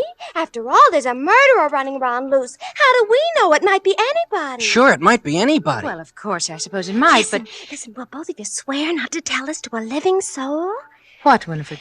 My father thinks he knows who did it. The murder. Does he? He thinks it's old man Krantz. In the first place, there's something wrong with him living up there in that old shack all alone. And in the second place, he's a foreigner. Oh, Winifred, what's that got to do with it? Well, he could have done it. My father thinks he's somebody who's crazy. A fiend. That's the craziest thing I ever heard. Old man Krantz, a fiend. Well, just because you're such bosom pals Tell your with father to guess again, Winnie. Old man Krantz wouldn't hurt anybody. How do you know? Old man Krantz, he wouldn't hurt a fly. He wouldn't dare.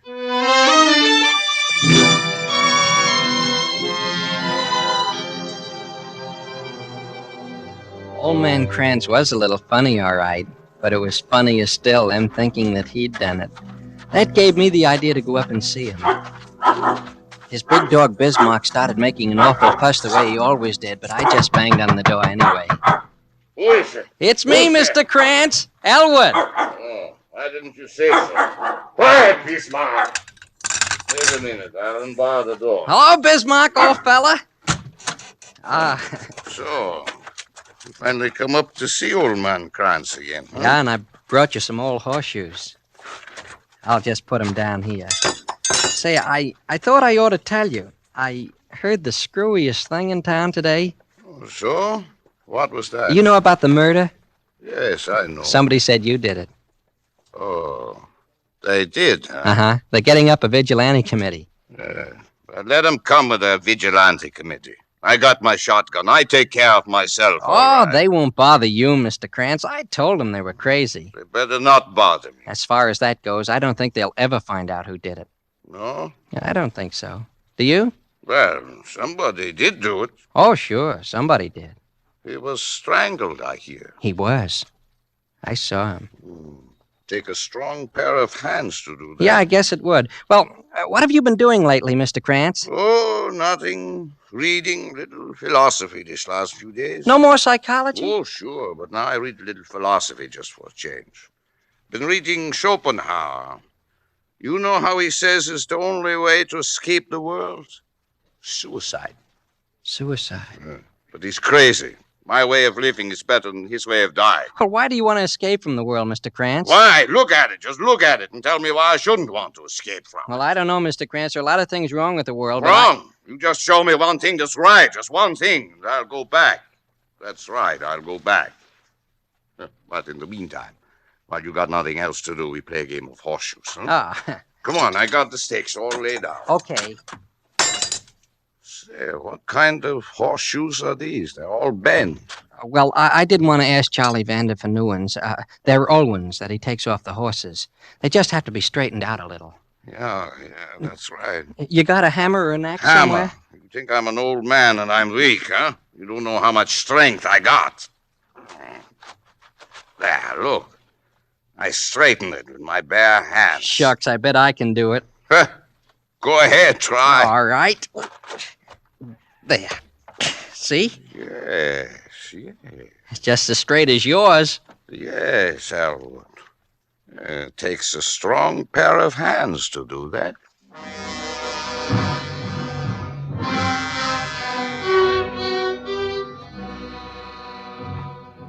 I didn't feel very well that night. I tried on my Phi Beta Kappa key that I had in front of a mirror, and then I put it back in the place under the floor, and then I put on my hat and went out. You know what? The next day they found Winnie Hawks. She was dead. Somebody had strangled her.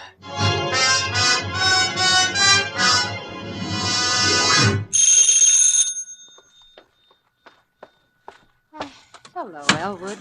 Come in. I haven't seen you for quite a while, and I know. thought... Everyone's been so upset. It was such an awful thing. What? About Winifred?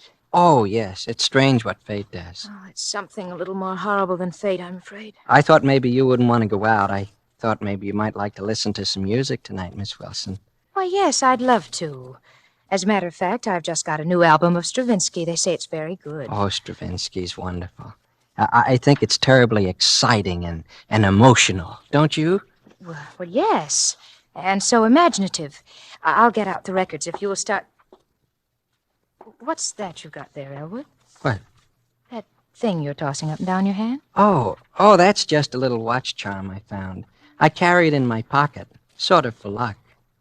It was a gold football, wasn't it? Yeah, I found it. I guess some fella lost it. Oh.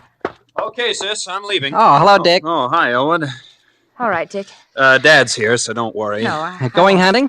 Oh, the rifle. Hunting? You bet I am. Half the town is tonight. Didn't you know, Elwood?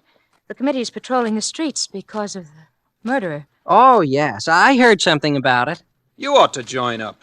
It's every man's duty with a fiend like that on the loose. Well, maybe I will. Well, so long. Good night. Good night, Dick. Shall I put on the first record, Miss Wilson? Yes, all right.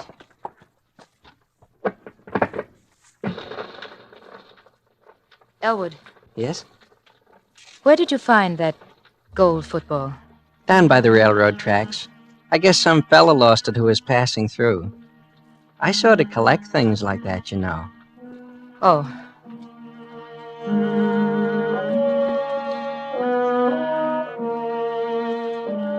Oh, that music is wonderful. It makes me want to do things, big things. You've been a wonderful help to me, Miss Wilson. I like to help people that I think will benefit by it. So perhaps someday they can accomplish something. I'm going to accomplish something someday, Miss Wilson. In a way, I already have. Sometimes I thought, if I were only a little bit older, or you were a little younger, we... That's one thing we know we can't accomplish, isn't it? We can't change our ages. No, we can't accomplish that. That's a lovely watch you have on, Miss Wilson. Oh, this. I've never seen you wear that one before. A friend of mine brought it back from Europe. May I see it? Of course. It's kind of complicated, isn't it? Yes, it's one of those Swiss ones. It tells the day of the month, too. Oh, it's really lovely. I'm glad you like it. I'd like to have a watch like that. Elwood, I can't listen anymore. I hope you'll excuse me. What's the matter, Miss Wilson? I'm very sorry, but suddenly I have a very bad headache. Oh, of course. I understand, Miss Wilson. Thank you, Elwood. Oh, you have nothing to thank me for, Miss Wilson. I'll go now. All right. Good night, Elwood. Good night, Miss Wilson.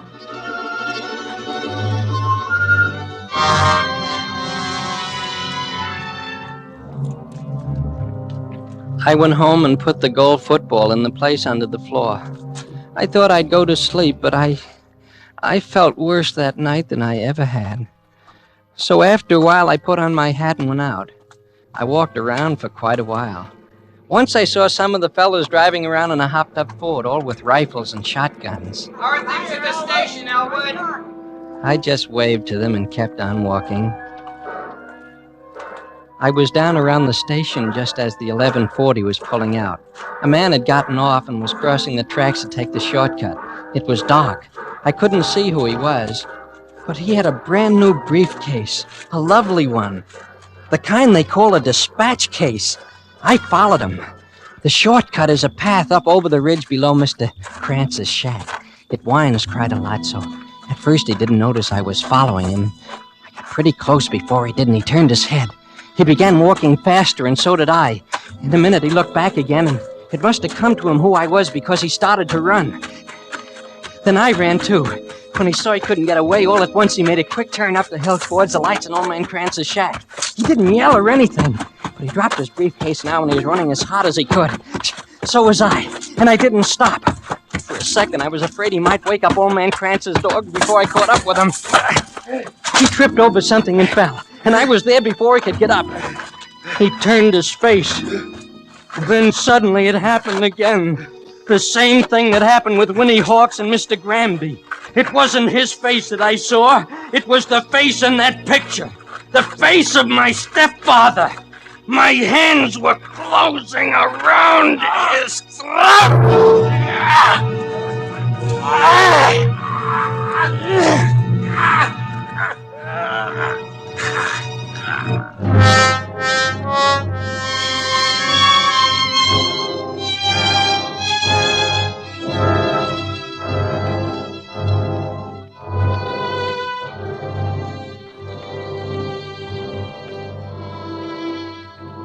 The next day, the sun was shining, and I was pleased because it was my day off again.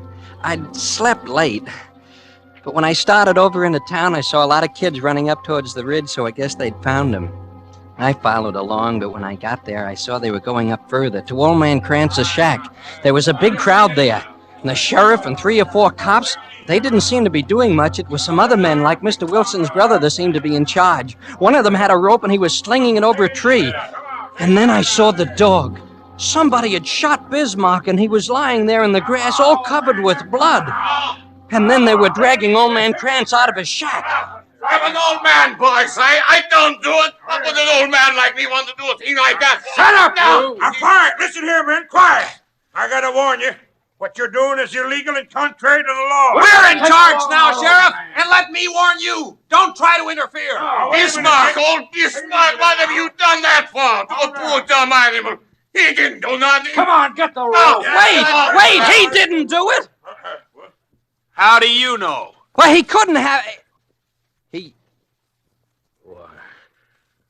There's the one who did it. Right there. I was down the hill before they even had time to fire a shot. That's all it had taken. Just those few words, and they knew. But it was too late now. There was a freight train coming through just as I got to the tracks. I got across ahead of it. That cut them off for a minute and gave me time to think. But I knew I'd never get very far in the open daylight. Then I saw an oil tank car standing on the siding with the top up. I scrambled up onto it and down the little ladder inside. It was empty. But I was barely inside when they were across the tracks after me. I hardly dared breathe. Standing there in the darkness with the oil on the bottom of the car seeping into my shoes, I almost fainted thinking of what would happen if somebody got the idea of looking into that tank car. It was good and dark. About 8 o'clock, I guess, before I dared to climb out. I was still frightened, but I was excited, too. They were looking for me. Everybody. In a couple of days, the whole country would be looking for me. But they wouldn't find me. They'd never find me. For years, they'd wonder how I got away, and then I saw 2 men walking up the track to the freight agent's office. I was frightened all over again. Haven't seen any sign of them, have you? No, I just wish I had. I got old Betsy here all primed. They were all over, everywhere. But just the same, I had to get to see Miss Wilson. Somehow I just had to get to see her. I started back over the ridge. I figured that would be the last place they'd be looking. But at every little sound in the brush, I'd go weak all over from fear. I got there, though, through the backyard. And I was just hiding in the bushes alongside the house when I saw her come out the front door with Dick. I'll walk you down there, sis. We're patrolling the streets by the school anyway, so you'll be all right. Keep plenty of lights on, though. Oh, it's so brutal. Brutal? Yes, and you enjoy it, all of you, hunting him down like an animal. What? Good Lord, sis. He is an animal.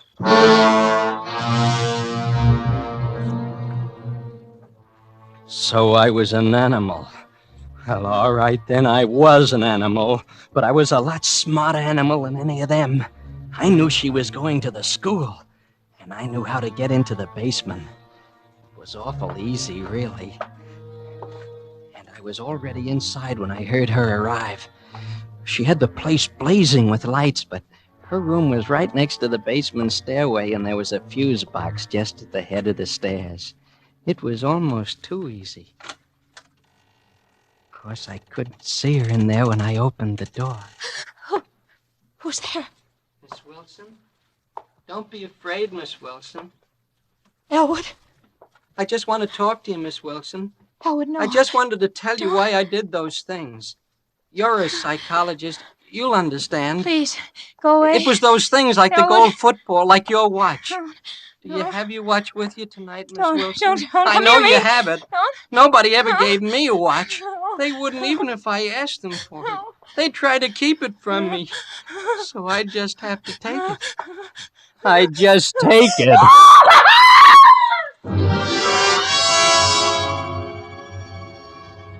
They were coming down the hall. The lights were on all of a sudden. There was only one way out. The window. I was cut some when I hit the ground, but I was all right. I started to run. And then I saw someone in front of me. He was aiming right at me.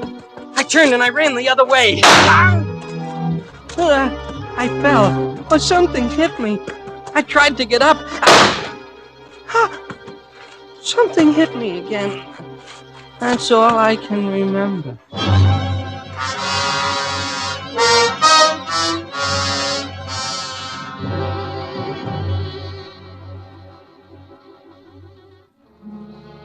They say I'm what's called a criminal psychopath.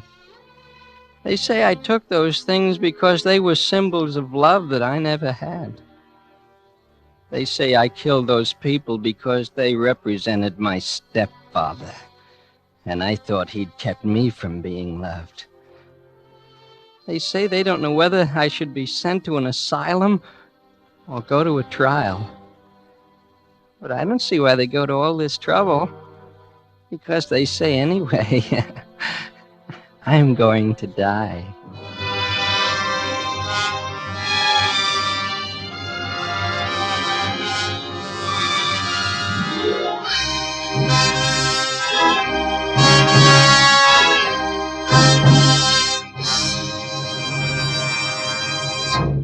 as Roma Wines bring you Phil Silvers in a remarkable tale of suspense.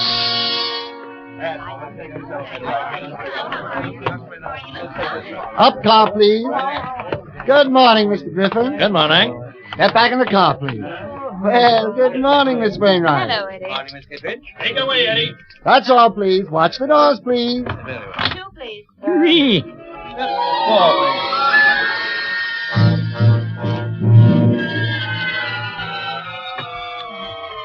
Well, that's the way it is with me all day long, see? I got my ups and downs, like they say. But I like it that way, see? Because I'm not going to be doing this forever. I'm not even going to be doing it very much longer at all. Because I got a job as an assistant to Mr. Garvey, the building manager. And the way I handle my car and my customers, I'm going to be a cinch to get it. In fact, I am so much a cinch that I have told Millie that that's what I am already. Millie is the manicurist at the elite barber shop down in Lexington. And 3-4 times a week on my off hour, I jump out of my uniform and into my street clothes and go down there and get a manicure. I sort of got Millie staked out, see? And that's where I am on this day when all this happened. Down there getting a manicure from Say Millie. that you got real nice hands, though, Mr. Albright. Real swan gay. Well, you see, for a man in my position... But I will also say that you don't really have to have them cared for quite so often. Oh, that... I mean, I wouldn't tell that to everyone, but some of my customers, I like to give them my very best professional advice, you know? Well, maybe I... Ow! Just let your hand relax, Mr. Albright. Yeah. Well, maybe I know that. Maybe I got my reason. Mr. Albright, I can't imagine what kind of reasons you'd Look, have. with a guy like me, nobody has to stand on many ceremonies, see? For instance, all my friends call me Eddie. Really? Sure, Mr. Garvey and everybody. Just like I call you Millie. That's all right, isn't it? Oh, well, sure, but me calling a customer, well, it makes a difference, you know? Is that all I am? Just another customer? Ooh. You must hold your hand still, Mr. Albright. Yeah, sure. But what I mean is just because I hold a slightly higher position than somebody else, that don't make any difference to me. That's my idea of democracy. Everybody is just as good as anybody else. Of course, unless you're a millionaire or something. Oh, well, what's so special about a millionaire? I got a customer that's a millionaire, and his hands aren't nearly as swan gay as yours. Well, what I mean is, I'm not quite in that class yet. But I wish you would call me Eddie. Well, you know, I was thinking about you. Honest? Once or twice. I mean, you're quite young to be holding a position of assistant manager of a big building like the Dunbar building. Well, I started at the bottom, of course, but there's little tricks in getting to the top, just like in everything else. Gee, I wished I knew some. Well, take me, for instance. You know how I got where I am? Remembering names and faces, that's all. Yeah? Yes, sir. When I was just merely an elevator operator. Remembering names? You mean a little thing like that can get you to A little thing like that? Listen, how do you suppose Jim Farley got where he is today? Where is he? I don't know where he is right now, but that's how he got to be Postmaster General. Just remembering names and faces. Just one little thing, that's all. Well, I don't know. He must have had some kind of other abilities. I mean, he must have been a bug on stamps or something. Oh, heavens forbid. Look at that cuticle. Well, maybe 1-2 little things, but that was the main thing. Now take me, for instance. Oh, I'm sorry, Eddie, but you got to keep your hands still, you know. Oh, that's okay, Millie. Forget it. But I was just trying to show you something in the paper. See this picture? Yeah? Frankie the Nose Maddox, former New York gangster who escaped from Atlanta 6 months ago, believed to be in city. Oh, sure, I saw that this morning. Yeah, so did I. And when I saw it, I said to myself, Eddie, Eddie Albright, you've seen this guy somewhere before. And just like that, I remembered. Oh, well, I bet I could remember an ugly mug like that. Yeah, but suppose you only seen him 3-4 times, and it was 2-3 years ago. And he was always with a whole lot of other people. Eddie, you mean you know Frankie Maddox? No, but I took him up in my car. That was when I was just merely an elevator operator. I took him up 3-4 times. There's a rich guy named Ellinger, lives in a penthouse on top of our building, and I took him up there. And that was 2-3 years ago. But right away I remembered, recalled the face. Oh, I guess that is pretty good, all right. Sure, that's the kind of thing that got me where I am. Yeah, well, some people are lucky, I guess. Well, I don't know. But some people that are lucky like to share their luck with other people. Ever stop to think about that? Well, I'm quite sure I don't know what you mean. Well, take you and me, for example. What? Maybe we could be lucky together. I mean, maybe you and me could go out to dinner and the theater some night. Really? Oh, gee, that'd be awful nice. Well, how about tonight? Tonight? Oh, well, I don't know. Well, I guess I could make it tonight. Okay, now where do I meet? Well. So this is where you spend all your time. No, hello, Alex. Millie, I just remembered something important. I gotta go. Yeah, but Eddie, I haven't finished What's with your hurry? You might at least introduce the little lady to your boss. No, Oh, don't say dear. that. Then you must be Mr. Garvey. Millie, Well, I'm that's sure I'm not- pleased to meet you, Mr. Garvey?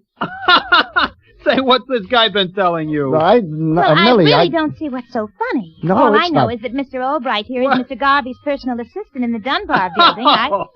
Is that what he told Look, you? Alex, can I just... Oh, Eddie, I'm ashamed. How could you do such a thing to such a cute little lady? Eddie Albright, you going to sit there and let this man talk to me? He better sit there because I am his boss. Millie, look. I'm chief starter on the Dunbar elevators, and little Eddie here is operator number 23. Eddie. And when I say go, he goes. And when I say stay, he stays. Millie, no. Look, Millie, I gotta go, I but... haven't finished your hand, Mr. Albright. Oh, Millie, let's not be bitter. Well, goodbye.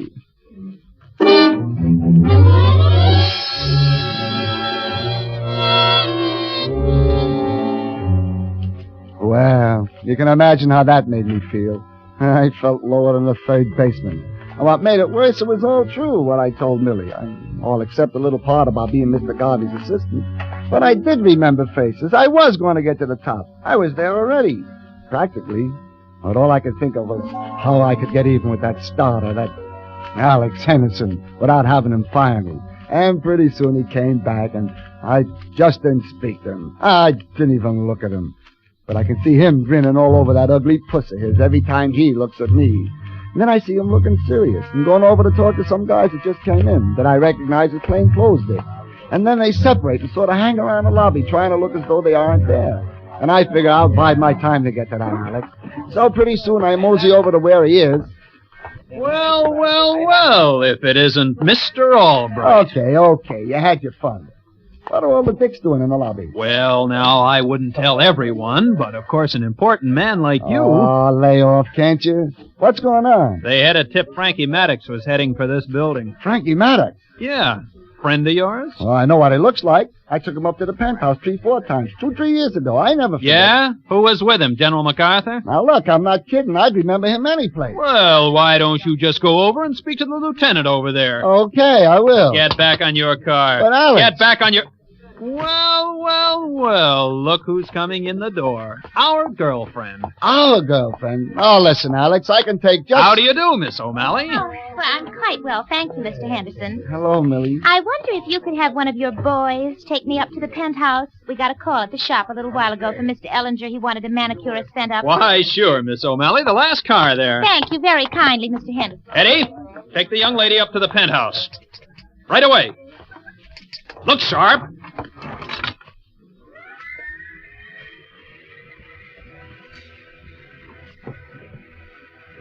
Millie. The penthouse, please. Now, listen, Millie, I can explain all what I said. And I do not wish to engage in any unnecessary conversation with the help, Mr. Albright. Oh, Millie, that guy's jealous, that's all. He knows when that job comes up, I'm a cinch for it, and he won't stand a chance. He's just trying to get the knife on me, that's all. And that job is coming up, and I'm going to get it. Any day now, you'll see. Oh, Millie, give me a break. You said yourself it didn't matter even if a guy was a millionaire. I am a very democratic person, Mr. Albright. I have no objection at all to a man being an elevator operator whatsoever. But I do object to his being a big phony. I believe this is my floor. Good day, Mr. Albright. Millie. Hold it, Bud. Huh? You heard him. Hold it. I'm sorry, but you gentlemen can't bring that carpet down on this car. You'll have to take the freight elevator. Shut up. Now, listen. Get in there. All right, easy now. Okay, stand it up in that corner. Well, of course, if you gentlemen insist. Okay, that'll do it. Our policy is to give prompt and courteous service to all the occupants of this building. Okay, however, but the regulation... start down. But it's against regulations. Start down. Yes, sir. But it's against regulations to carry furniture in the passenger cars. And a big carpet like that. What about a big carpet like that? Well, it's furniture. Well, what do you know? Sonny Boy here thinks this is furniture. Well, it ain't furniture, you see, Sonny Boy. Well, the regulations to be Shut up. specific. Yes, sir. What floor, sir? The basement. Yes, sir. Which basement? You ain't trying to be funny, are you, sonny boy? No, sir, but we have 3 basements in this building. They all got stairs up to the street? Yeah, they have stairs, but Then it take isn't. us to the first one you come to. Yes, sir. But the building regulations... Oh, shut up. Yes, sir.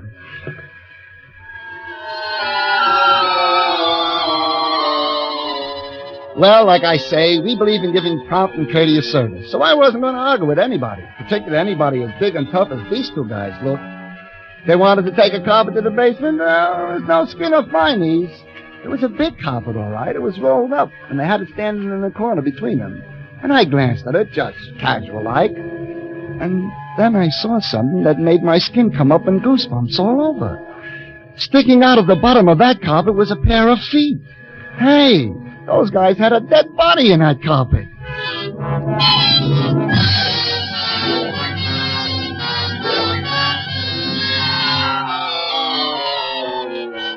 For Suspense, Roma Wines are bringing you Phil Silvers in the swift rise of Eddie Albright. Roma Wines' presentation tonight in radio's outstanding theater of thrills, Suspense.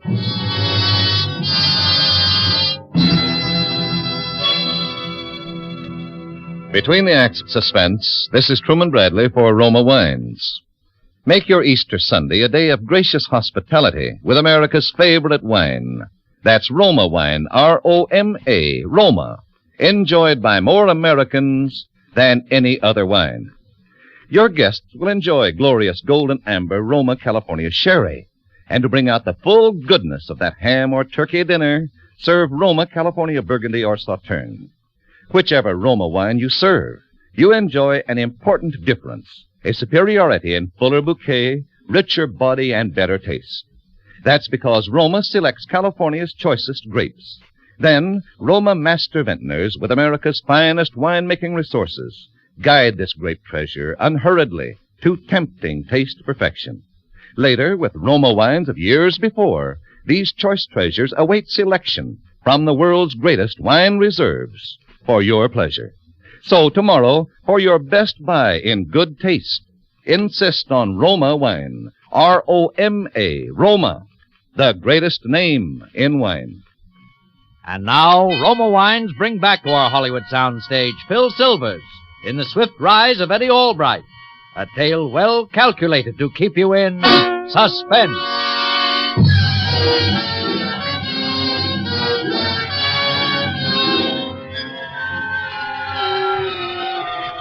Well, when I saw those 2 tough guys had a body rolled up in that carpet, I just stood there at the controls of my car and tried to keep my knees from knocking until we got down to the first basement.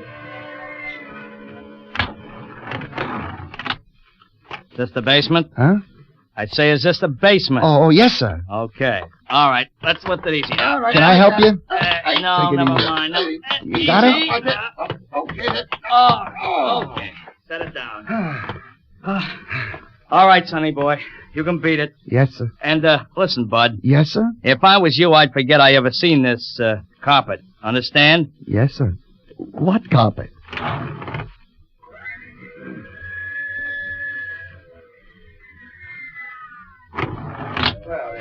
My next car, please. Well, where you been, big shot? I had to take a tenant down to the basement. The basement? Yeah. Somebody from the penthouse wanted to see the super about something. Oh, I see. I thought you was going to stick around and help the cops catch Maddox when he shows up. Okay, Alex, you think I'm kidding, but I do know him. What he looks like. Yeah, with his mug all over the papers, sure. You and a million other people. I mean what he looks like. For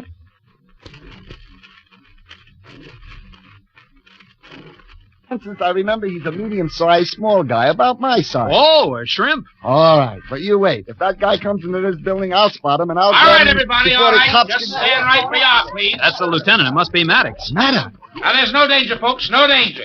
We're just trying to locate somebody. Say, I gotta go. You stay here. I just remembered a party up on the 15th floor. You stay.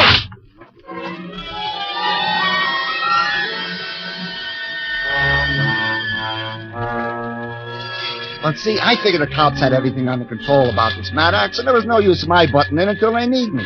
And so I'm sort of getting my breath and going past the 9th floor before I notice the little guy in the car with me. A nice-looking little guy, and he speaks to me real friendly.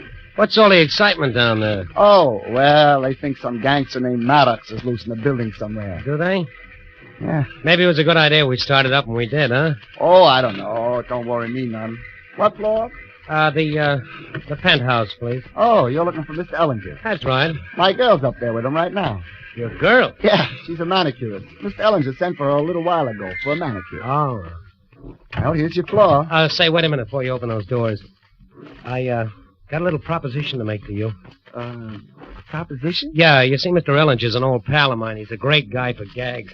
I haven't seen him for quite a while. I want to pull one on him, see? Oh, well, yeah, but... I want to borrow your uniform. If we just swap coats, that's enough. It'll only take a minute. The whole thing. Oh, I'm sorry. I couldn't do anything like that. The regulations... Sure, I know. Would this help? Oh, no, I couldn't. You see, if... $100? Sure, with me and Ellinger, it's anything for a gag, and, like I say, it'll only take a minute. Well, I don't know. But $100? Oh, here, go on, take it. Now, give me your coat. Here's mine. Well, you sure it'll only take a minute? That's right. Okay, here you are. Okay, now let's go. You better come with me, though, so you can get your coat back and go right on down, see? Yeah, sure. I'll prop the car doors open.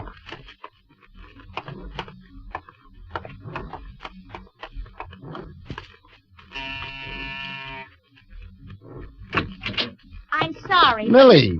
Eddie Albright, for heaven's sake, now what? Who is she? Oh, that's that's Millie that I told you about. Oh, where's Ellinger? Well, I'm sure I don't know, and I've been waiting quite a while, and if I have to wait much longer... You sure he's not home? Well, I should be. And if I have to wait much longer, I'm simply going to have to charge him the full rate anyway. And if you're a friend of his, I wish you'd tell him. Sure. I'll fix it for you. We'll come in and wait. As for you, Mr. Albright, of course it's no business of mine. But if you want to throw away your job and your whole career... I got my reasons, Come on. Millie. Well... Yeah, but you said it would only take a minute. Come on. There's another 100 in it for you when you get your coat back. $100? See? I told you. Your boyfriend and I are just pulling a little gag, miss. Boyfriend? Are you implicating that this... Well, I must say, someone has given you the wrong kind of an impression entirely. Yeah, okay, but you two could do quite a lot with a couple of $100, couldn't you? Suppose, you wait here in the front room, miss. We'll go on inside. But don't tell Mr. Ellinger we're here. We want to surprise him. Yes, sir, of course. That's $200. Listen, I can't wait long, you know. Yes, sure, I know. In here. Let's go out on the balcony.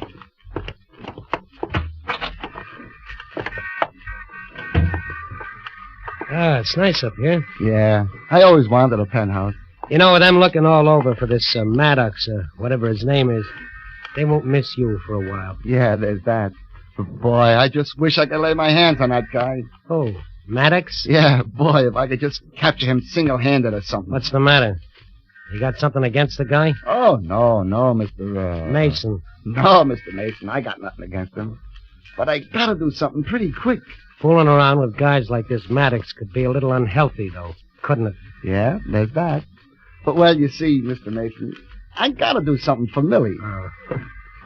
I don't know. She seems like a nice kid. She doesn't seem like the kind who'd expect any crazy grandstand plays from a guy. Oh, she wouldn't, Mr. Mason. Millie's the top. She's aces. But you see, well, I already made one and it flopped. It was a terrible flop. Oh, showing off for a dame, huh? Like a little kid. Yeah, I guess so, Mr. Mason. I guess I made an awful fool out of myself. But, well, now I gotta do something to make up for it. Listen, Eddie, a dame that's any good, she doesn't expect anything special of a guy. If she does lay off because she's poisoned, take my word for it, I know. Maybe I wouldn't be where I am today if I hadn't tried to show off for a dame. Just like you. I was a punk kid. I didn't know any better. Gee, Mr. Mason, I wouldn't say where you are today is so bad. Being able to pass out $100 bills like you do. Yeah? Well, you get older. You see things a little different sometimes. How'd you come to louse it up with her? Well, you see, it began by me telling about this job that I got as assistant to Mr. Garvey, the building manager. Only I don't have it yet. And then Alex. He's the starter. He tips her off. And then I'm trying to explain to her when I bring her up here. Only I don't get a chance because these two mugs get in my car with a What big two carpet. mugs? The two that come from the penthouse here. I guess they're waiting for Mr. Ellinger, and they got a big rolled-up carpet, and they want to go down to the basement. And I told them the regulations, but... Gee, maybe I shouldn't be saying this after what they told me. What did they tell you? Well, about the carpet, they said. Carpet. So that's it. Well, I guess it's okay to tell you, Mr. Mason. But I was scared. Well, there was a body in that carpet. Gosh, you don't suppose that's why Mr. Allen... Listen, Eddie, you stay right here, see? But Mr. Mason, my coat... I'll be back in 2 minutes, kid. Then you'll be all set. The basement, huh? Yeah, but Mr. Wait, Mr. Mason... You stay here. If you want your coat back. Oh... Well, Mr. Albright, I see your newfound friend has left you holding the bag. Oh, Millie, I don't know. Everything has gone wrong today. Well, you can't say that your friends, or those who were your friends, didn't give you fair warning. You mean you're still my friend? I didn't say that. I just hope that Mr. Alex Henderson is your friend when you try to explain to him what happened to your uniform coat. Alex Henderson. Listen, Millie, you don't see anything in that guy, do you? Well, he's just a common Mr. starter. Henderson is a very high-type gentleman and not a big phony. Him? Well, he's the worst. And at least he is not ashamed of his position. He is, too. And seeing that he is your superior, Yeah, well, he won't be for long. I can tell you that right now. All right, Maddox, reach. What? Don't try to stall him, Max. Get him up. They got guns. Maddox, hey, listen, I'm not Maddox. What do you think you're kidding?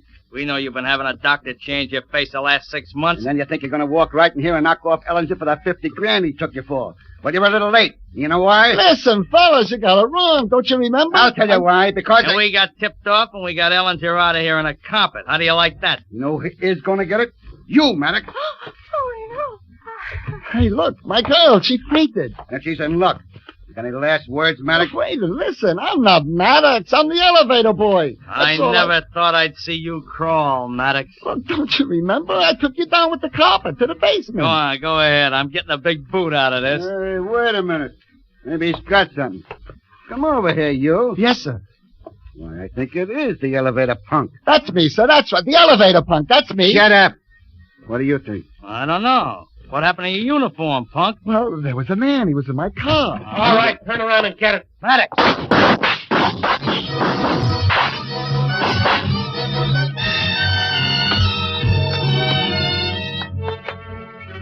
What happened those next few minutes, I'll never know. I was down on the floor until the shooting stopped, and then it was awful still, and I opened one eye and looked around, and Mr. Mason, only he was Maddox, I recognized him. And the two mugs were lying on the floor, and they weren't moving either.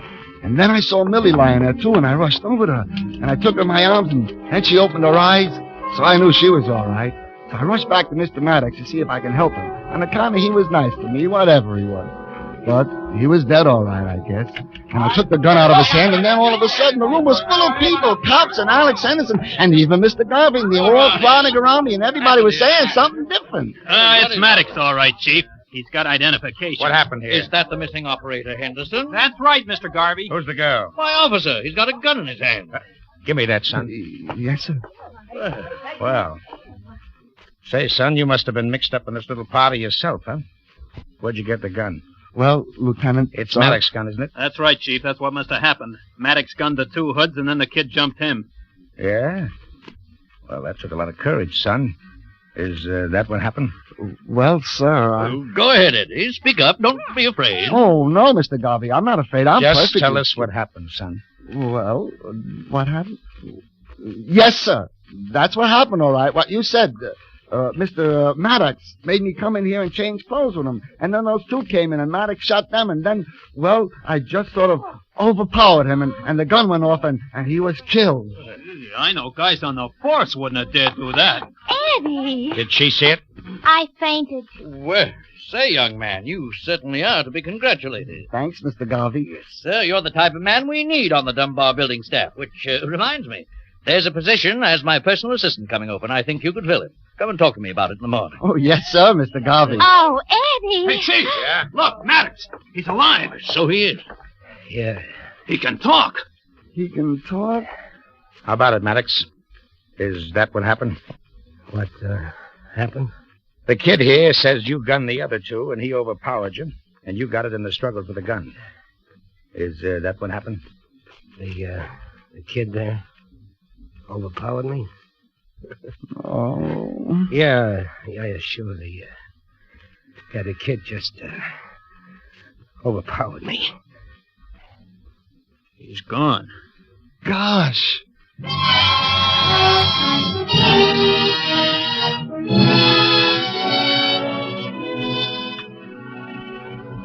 The reason I told this, well, Millie and I got married when I got the job at Mr. Garvey, and, well, something pretty important is going to happen pretty soon, and Well, I got to think of what Mr. Maddox said, and I told Millie the whole thing. Because I didn't want to have a kid who could ever say his old man was a big phony. Hello, Eddie. Good morning, Mr. Albright. Alex? Car 3, sir? Take Mr. Albright right up. No, thank you, Alex. I've been watching your work. You're doing grand. Grand. Now, just look alive. Well, shall we go? Up, up, quickly, boy. Up.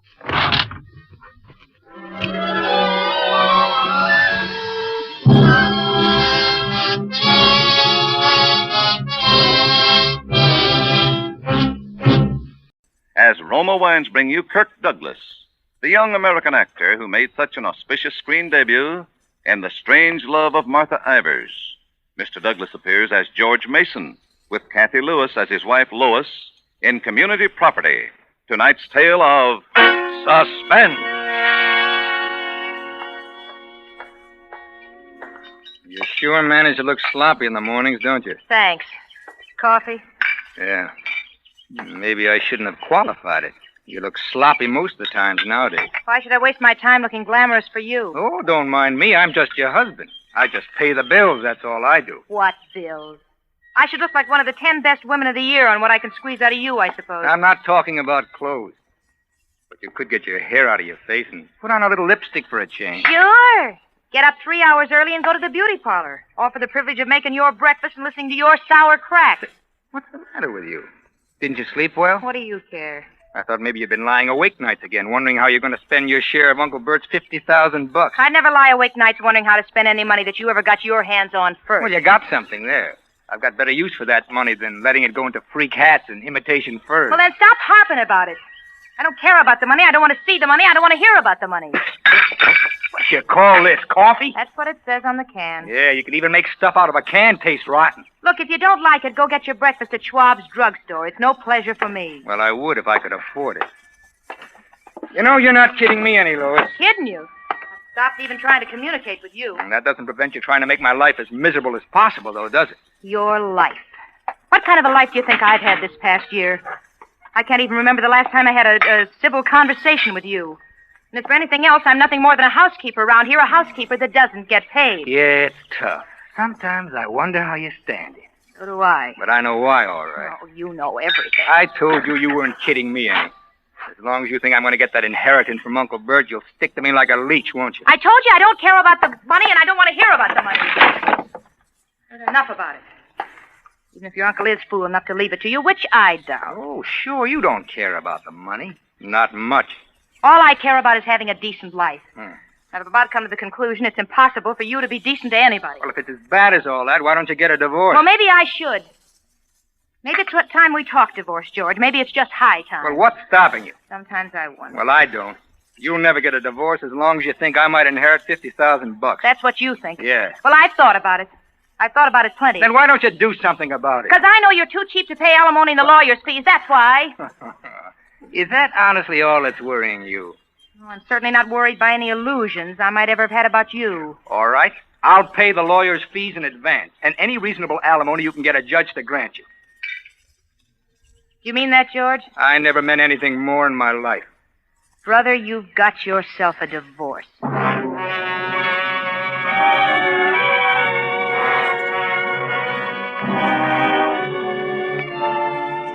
I tried to register shock and righteous indignation, but I could hardly keep my face straight. Lois was going to get a divorce. I'd been working on it for a year, ever since I'd realized that Uncle Bert was going to die and I was going to inherit his estate. Ever since I'd realized that under the community property laws of California, Lois would get half of it. Half of $50,000, I figured. Maybe even more. $50,000. I wasn't going to share that with Lois or anybody else. For a year, I'd been nagging her and insulting her and even knocking her around a little, but it was no use. She just turned sullen and took it. And so I'd just about given up thinking about divorce. I'd begun to think about something else for Lois. I'd begun to think about murder.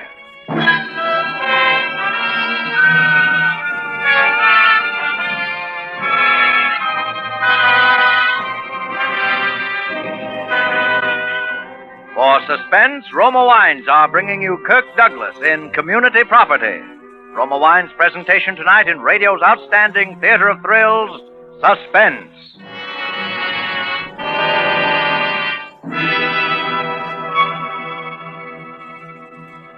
Between the acts of Suspense, this is Truman Bradley for Roma Wines.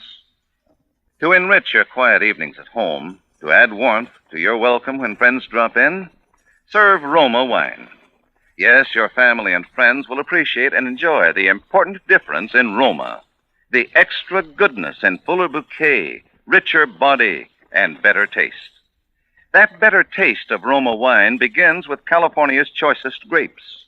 Then, with ancient skill and America's finest winemaking resources, Roma master vintners guide this grape treasure unhurriedly to tempting taste perfection. These choice wines are placed with mellow Roma wines of years before. And from these reserves, the world's greatest reserves of fine wines, Roma later selects for your pleasure.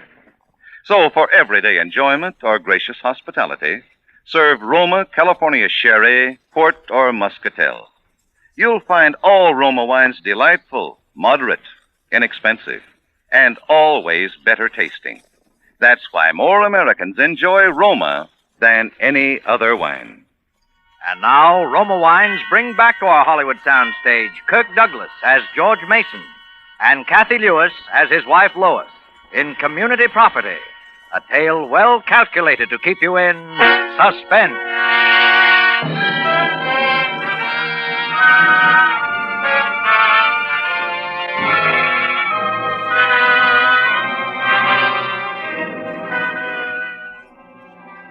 So now Lois is going to give me a divorce. At last. And Uncle Bert's $50,000 would be mine, as long as she started proceedings before I inherited. And knowing Lois, I figure now that she'd finally decided. She'd probably go to work on it that very afternoon. When I drove out to Uncle Bert's later in the day, I was feeling like a kid just out of school. It was one of my regular visits, and I never missed. 3 or 4 times a week. That was a bore and a pain. But I'm a guy that can put up with $50,000 worth of almost anything. Good afternoon, Mr. Mason. Oh, hi, Judson. How's the old boy feeling this afternoon? Not too well, I'm afraid, sir. Oh, gee, I'm sorry to hear that. One of his bad days, eh? Rather difficult, yes, sir. Well, do you suppose it's all right for me to see him? Oh, yes, sir. It's nothing that serious, I should say. He's called for his lawyer, Mr. Bernard, and for Dr. Thorpe. I should imagine he'd be quite able to see you as well. Yes, what is it? Your nephew, Mr. Mason, is here to see you, sir. All right, show him in. Hello, Uncle Bert. How you feeling? Oh, not well, my boy. Not well at all. Well, go on, Judson. Close the door. Go about your business. Yes. Judson was saying you've had sort of a bad day. Yes, I'm completely bedridden now, as you see. I'm afraid the end is not far off, my boy. Oh, don't be silly, Uncle Bert. You'll live to be 100. No. I've called Dr. Thorpe. Oh, you can't scare me. Well, you call Dr. Thorpe every other day. I tell you, I'm sick. I'm dying. Are you going to sit there and argue with me? Oh, I know, Uncle Bert, but, gee, I hadn't realized it was that serious. Well, it's most serious. I'm glad you came today. I'd have called you if you hadn't. Oh, I understand your lawyer is coming over here. Oh, yes. I wish to be absolutely certain that my affairs are all in order before the end. Gee, Uncle Bert, well, gosh, it's hard to believe that anything could happen like that. I mean... Ah, my boy. There's no disputing with the Grim Reaper when your time comes.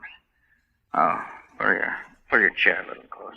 Sure. That's it. Now, George, you've always been a good nephew to me. Of course, I know you're always thinking of the money. But that's only natural. I don't care. Uncle Bert, now that's not fair. You're a liar, George. But you're a good liar. And that's a comfort to an old man. Of course, I don't know what you're like in daily life. I've been ill so long. Just average, I guess. Well, I wouldn't think so. Now, I imagine you're mean and greedy and thoroughly dishonest when it's safe to be, as I was. It runs in the family. It's only natural, too. You make me sound like a pretty bad guy, Uncle Bert. All right. Only true to human nature, George, with a little dash of Mason family thrown in. Yes, you've always been a good nephew to me, George, even though you may have been a hypocrite about it. And that's all anyone has a right to expect at my age. You won't have any reason to regret it. Well, I wish you wouldn't talk that way, Uncle Bert. What way? Well, about the money and things like that. Don't you want to hear about it? Well, have I ever asked you about it? No, you haven't, George. You've been very clever about that. But you may as well know now. Well, As my will stands now, my estate will be divided into 2 parts. Oh. Yes. One half of my estate will go as an endowment to my old school, Weymouth College. Half? Yes. Oh, who's that? Come in. Well, hello, Mr. Mason. How are we today? Doctor. Old man's handing out bad news today. Now, in your case, I'm afraid you're about to lose a steady source of income, Doctor. Oh? Meaning... Meaning me. Yes, I'm afraid you're going to have to find some other victim to pay your office rent very soon now. Oh, well... Yeah, you know my nephew, of course. Sure. Hi, Doc. Hello, George. Oh, by the way, George, here's a prescription your wife asked me to write out for her. You might have it filled on your way home if you have time. Sure, thanks. Yes, bad news all around. Now, George here, I've just informed him that I'm leaving half my money to my old school. He looks mighty disappointed, doesn't he? Oh, now, Uncle Bertie. Well, it's your money. Why should I be sore? Now, the pulse, please, Mr. Mason. Yeah. Thank you. Of course, I haven't told him all of it yet. You want to hear the rest, George? Well, whatever you say, Uncle Bert. Really, Mr. Mason, you shouldn't be talking too much. Your condition's not as good today as it might be. Oh, I know that. But as I was saying... Sure. What was I saying? Oh, yes. Well, as a matter of fact, I'm leaving you fairly well provided for, George. Enough to give you a little start in life, anyway. Now, take it easy, Uncle Bert. It's you I care about, not the money. You're an accomplished liar, George. That's the only word for it. But you can relax again. The other half is going to you. You know you didn't have to do that, Uncle Bert. Well, not that I don't appreciate it, but... I think it will help a little, George. You'll be able to use $500,000, won't you? What'd you say? Really, Mr. Mason, I must forbid you to get excited now. Your condition... Didn't you hear me, George? I said 5. Uncle Bert. Mr. Mason. Uncle Bert. Uncle Bert, listen to me. I'm afraid he's gone. Tell me what you said. For heaven's sake, man, have a little decency, can't you? He's dead. He can't be. It's some kind of a gag. Did you hear it? $500,000. Oh, come in. Mr. Bernard. I'm afraid you're too late, Bernie. Oh, Bernie, you drew up the will. You'll know. Oh, hello. Bernie, he said 500,000. 500,000. You mean your inheritance? That's roughly what it comes to. Wow, $500,000. And permit me to be the first to congratulate you, George, on bearing up so well under your bereavement, that is. $500,000, and he never told me. Why, the rotten old liar.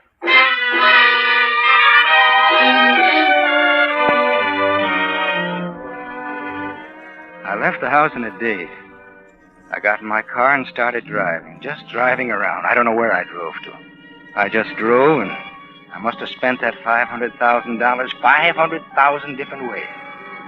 But I wasn't in such a fog that I didn't do a little real thinking, too, about Lois. Because now if she got a divorce, she'd nick me for half that money anyway. And I wasn't having any of that. Not after what I'd been through. So it would have to be the other way. So I'd have to talk her out of the divorce, or it'd look too much like a motive. First, I wanted to be absolutely sure of everything. I spotted a corner drugstore. It was late by this time, but I had Bernie's home number, so it didn't matter. Then, on the way past the drug counter, I remembered the prescription Doc Thorpe had given me. I think I had the idea right then. Yes, sir? How long will it take you to fill this? Huh? Oh, that won't take any time. Okay. Where's your phone? Just to your left, sir. Thanks.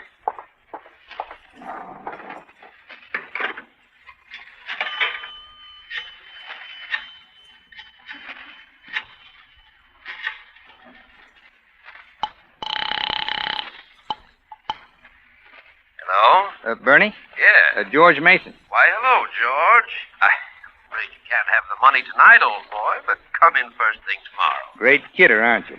Listen, Bernie, I wanted to ask you something. Anything you ask will be charged against you from now on, George. Now, seriously, though, I met a friend of mine today, a Texas oil man, but he married out here, and, well, he's having a little trouble with his wife. Send him around. I'll give him a discount. Well, maybe I'll do that, but all he wants now is free advice. You see, he's worried about this community property law. Well, it seems he came into quite a hunk of dough out here lately, and... Coincidence department, huh? Well, not exactly. This was, a deal, real estate. Well, he wants to know if there's any way he can keep his wife from cutting in on it. Oh, a heel, huh? That's right. Not a chance, my boy. Any property accumulated in the normal course of affairs after the marriage is community property. That's the law. Yeah, that's what he was afraid of. Now, listen, though, George. You want to know something cute? It had nothing to do with your friend. Well, I gotta go, Bernie. I'm late. I'll call you tomorrow. But I'm trying to tell you Well, something. save it till tomorrow, huh? Good night, Bernie. I was in no mood to listen to bright sayings. I had too much else to do. At the drug counter, I picked up a prescription. It was what I thought it was. Sedative, it said. She'd been taking stuff to make her sleep for quite a while now. At the next corner, I bought her the biggest box of candy I could find. Then I went home to kill her.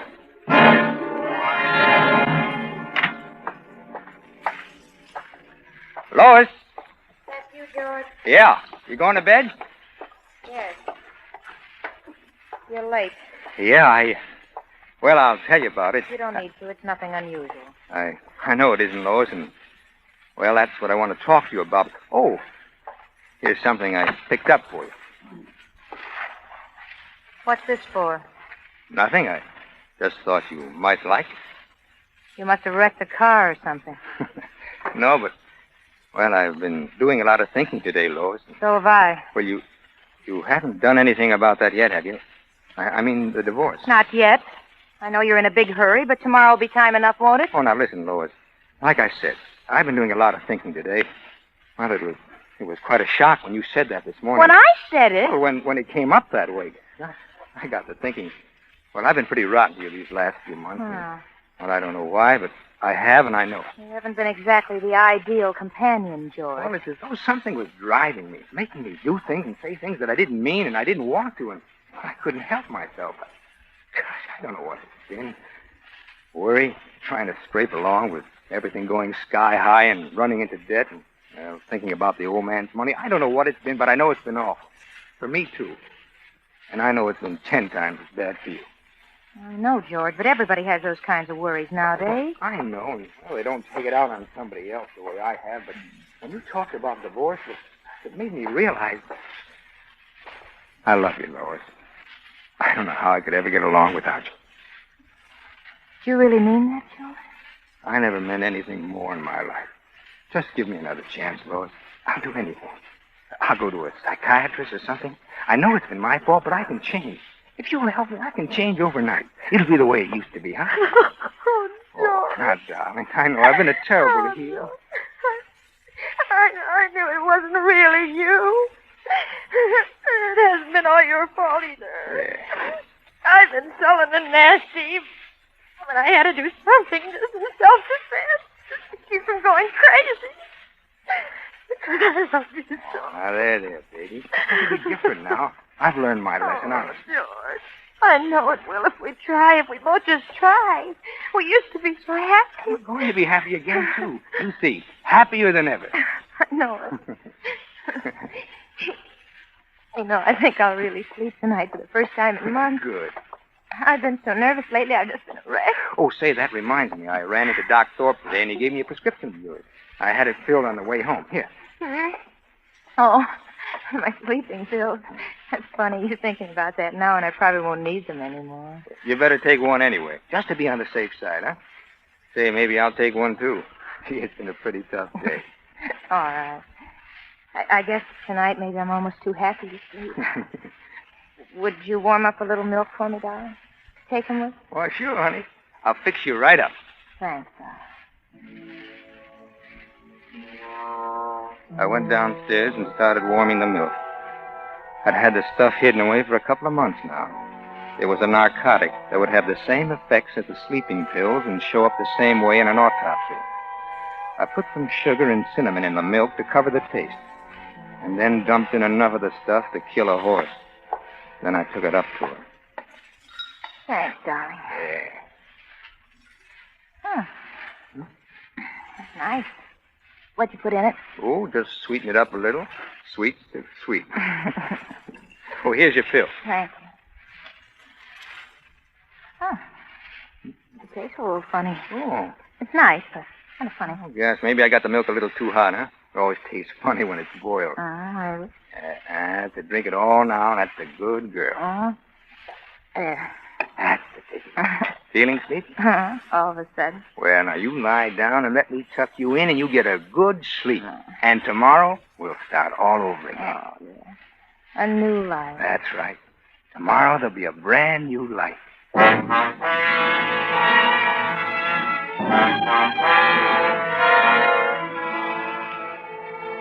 I took the glass downstairs and washed it out thoroughly and brought it back again half empty. I dumped about 3/4 of the sleeping pills down the drain and then tipped the bottle over on the bedside table to give things that reckless look and went to bed. You think that's pretty funny, I suppose? Lying down in the next bed to someone you know is dying, will be dead before morning? Someone you just murdered? Well, maybe it is. But all I was thinking of was that $500,000 and spending it over and over another million different ways as I went off to sleep, and believe it or not, I slept like a baby.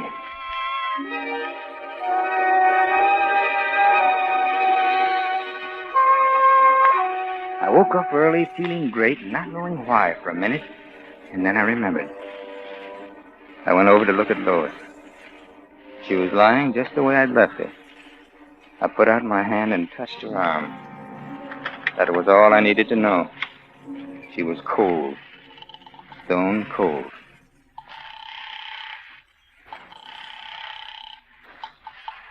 Dr. Thorpe's office. Give me the doctor. Quick, quick. Calling, please. What's the George Mason, hurry, please.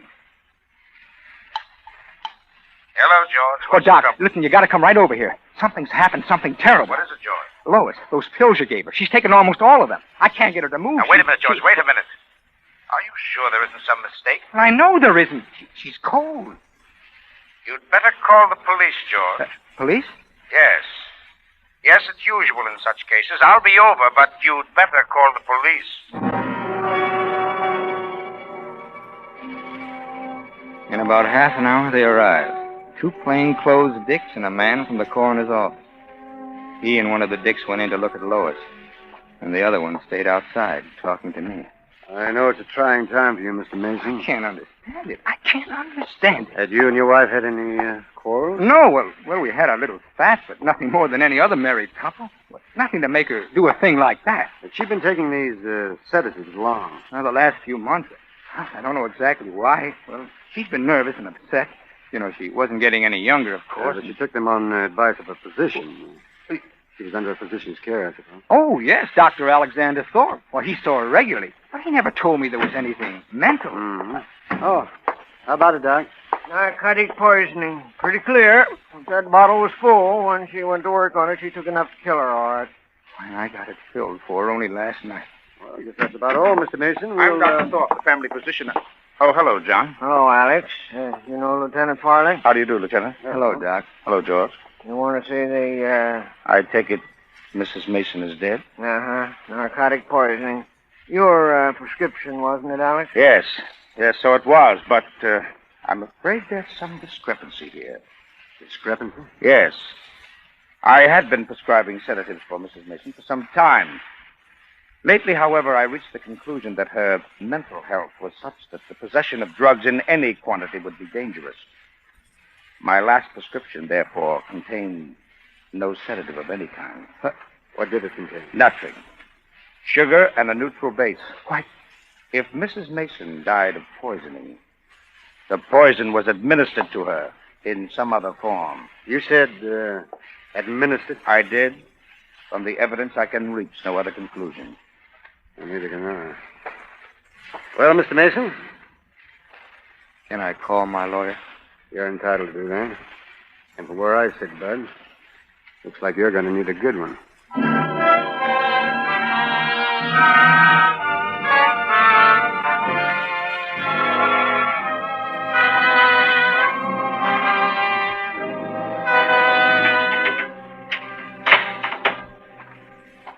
Well, let that be a lesson to you, George.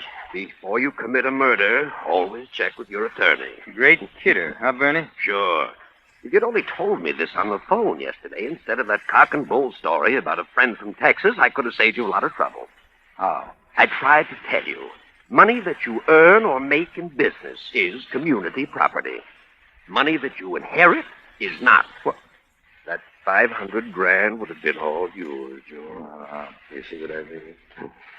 Next time, check with your attorney. Check with your attorney. A great kidder. Now he says, don't worry. If he can get me off the gas chamber, I'll still have the worst years of my life ahead of me. How do you like that?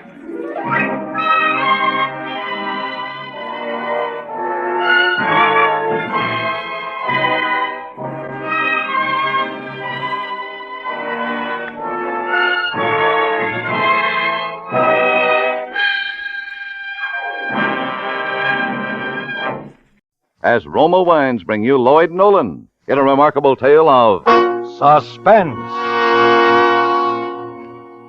I got to sleep pretty late. I'd been reading a book about the Civil War, and I got interested in the section on Gettysburg. There was some material there I hadn't known about. I didn't sleep very well, even after I had turned off the bed light.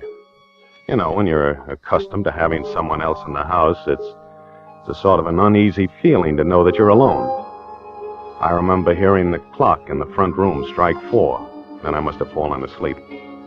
I was dreaming, as I recall it, about a very bloody battle between the blue and the gray, when the alarm clock went off. It was set for 7 because I knew I'd had a busy day ahead.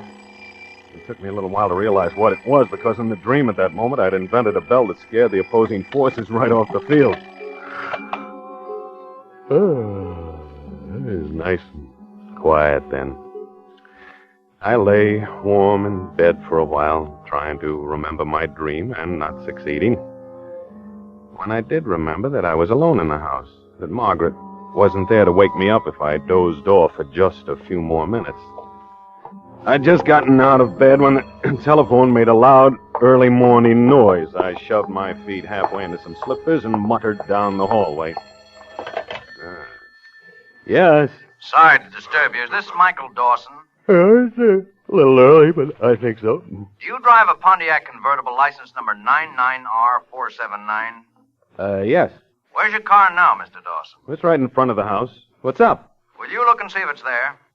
Say, who is this? Police Department, Sergeant O'Connor. Oh, well, just a minute. I thought it's awfully early in the morning for this to happen. It's awfully hard to think clearly when you haven't had a cup of coffee or a cigarette. I walked to the front window and my car wasn't there. And I went back to the phone, still thinking how hard it is to think clearly when it's early in the morning. Hello? Yeah, right here, Mr. Dawson. It's gone, the car. I just wanted to be sure. Your car was stolen last night, Mr. Dawson. It's pretty badly banged up. You insured? Well, I think so. I don't know. I suggest you report the theft to the insurance company and come down to the police garage with a pink owner's slip. Oh, all right. I'll be down as soon as I can. I got dressed, made coffee, drank it, had a cigarette, and I called Tommy Castle, my insurance man. I told him that the Pontiac had been stolen and what the cop had told me to do, and he said he'd drive me down to the garage. I had the pink slip on the desk, and I took it with me. It was 7:45 when Tommy picked me up in front of the house. We drove down to the police station and started walking around to the garage. You don't need to worry, Mike. You're very well covered. Now, aren't you glad that you took all the insurance I recommended? Well, I suppose so. Because you're very well covered. Well, that's swell, but if it's completely wrecked, where am I going to get another car? They can probably fix it like new, and it won't be long before the market will be flooded with new cars. Mr. Dawson? Yes. Sergeant O'Connor. Oh. Car's over there, Mr. Dawson. Where? Oh, yeah. Oh, I see. Pretty smashed up. Now, let's look it over very closely, Mike. What a mess.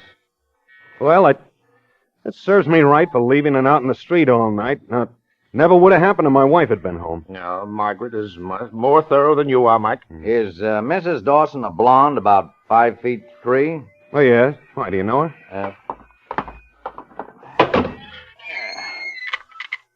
Is that your wife, Mr. Dawson?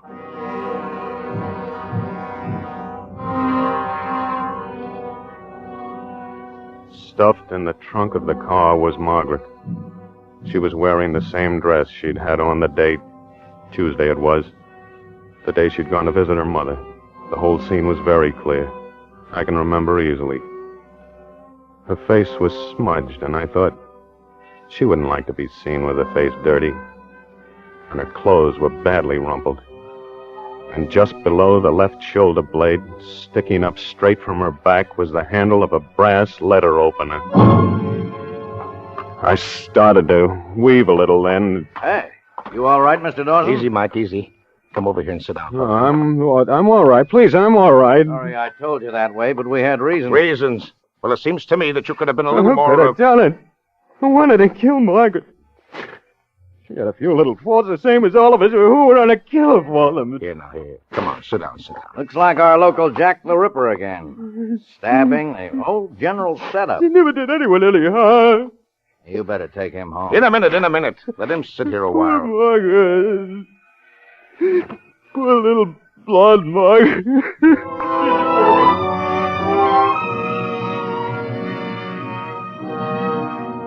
I did that pretty well, don't you think? Because I wasn't surprised at all. I'd planned the whole morning. I didn't think it would all happen that early, but I knew it would happen. You see, I had stolen my car and left it wrecked for the police to find. And in the trunk of my car, I'd stuffed the body of my wife, Margaret, who I had stabbed in the back at 4:30 Tuesday afternoon.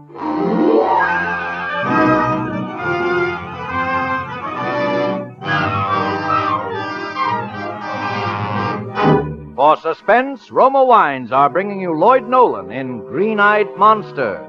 Roma Wines' presentation tonight in radio's outstanding theater of thrills, Suspense.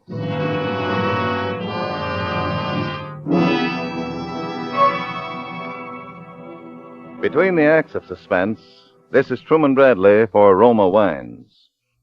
More Americans enjoy Roma than any other wine.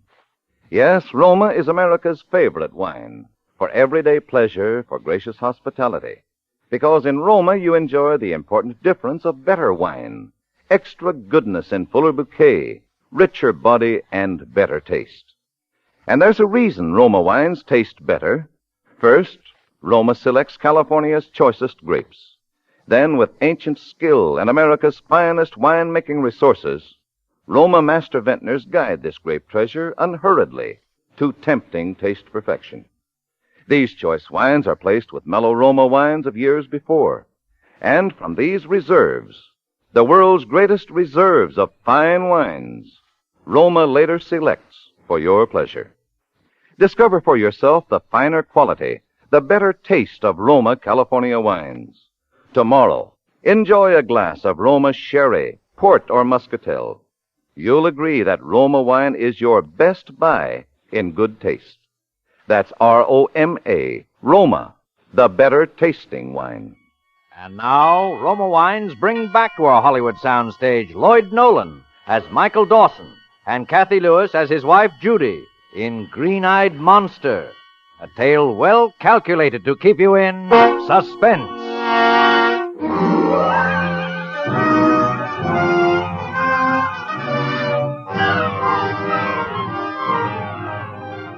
I was, of course, the prime suspect in the murder of my wife, Margaret. The only thing was that there had been a series of crimes in my neighborhood during the last couple of months, crimes that all followed a general pattern. And since I was clever enough to fix Margaret's murder so that the death was as neat as the others had all been, it was decided at the coroner's inquest that the murder had been committed by a person or persons unknown, by which they meant the Jack the Ripper character that was running around loose. And I wasn't held.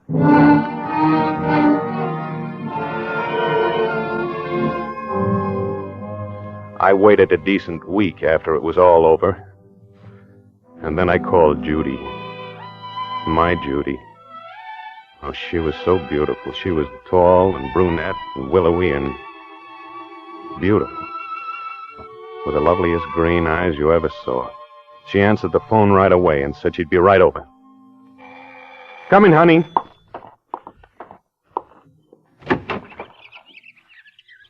You're the most beautiful thing in the world. I'll bet you say that to all the girls. Come here. My. Really, everybody in the street will see us. Oh, it's okay. Say, where'd you get that dress? An old aunt gave it to me. It didn't fit her anymore. Mm-hmm. It fits you. Thank you. Come on in. In the kitchen. Have you a new recipe for poached eggs? No, I want to tell you something. A story, Mike, so early? A story. A beautiful story about a lovely brunette and a guy who's nuts about her. Who could you mean? Come here, will you? You're very friendly today. Well, you shouldn't have worn that dress. This is the way it affects you. I wear it all the time. Have you missed me? Sure. Have you missed me a lot? Naturally. You love me, don't you? Of course I love you. You rehearsing for your bar exam? Come on. Sit down there. All righty, I'll sit down here. Cup of coffee? A cup of coffee. Okay.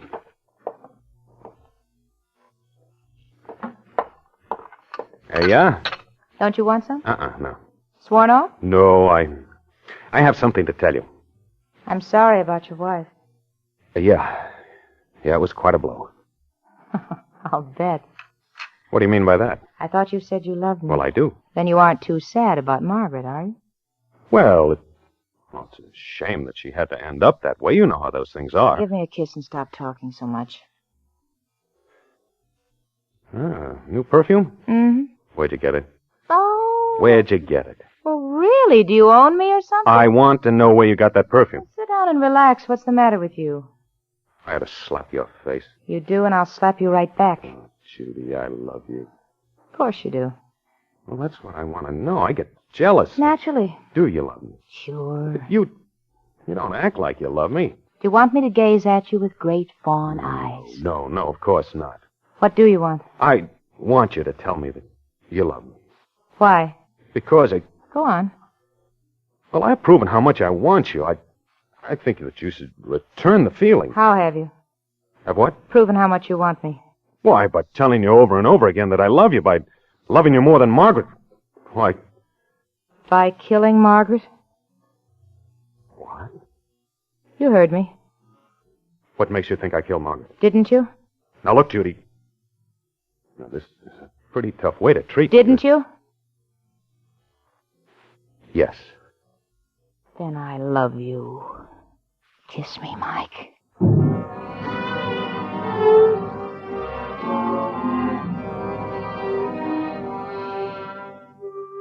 She loved me. She really loved me. That's all I cared about, all I could think about. Oh, she was so wonderful. We got a little house in Glendale, and were married out there where nobody knew us.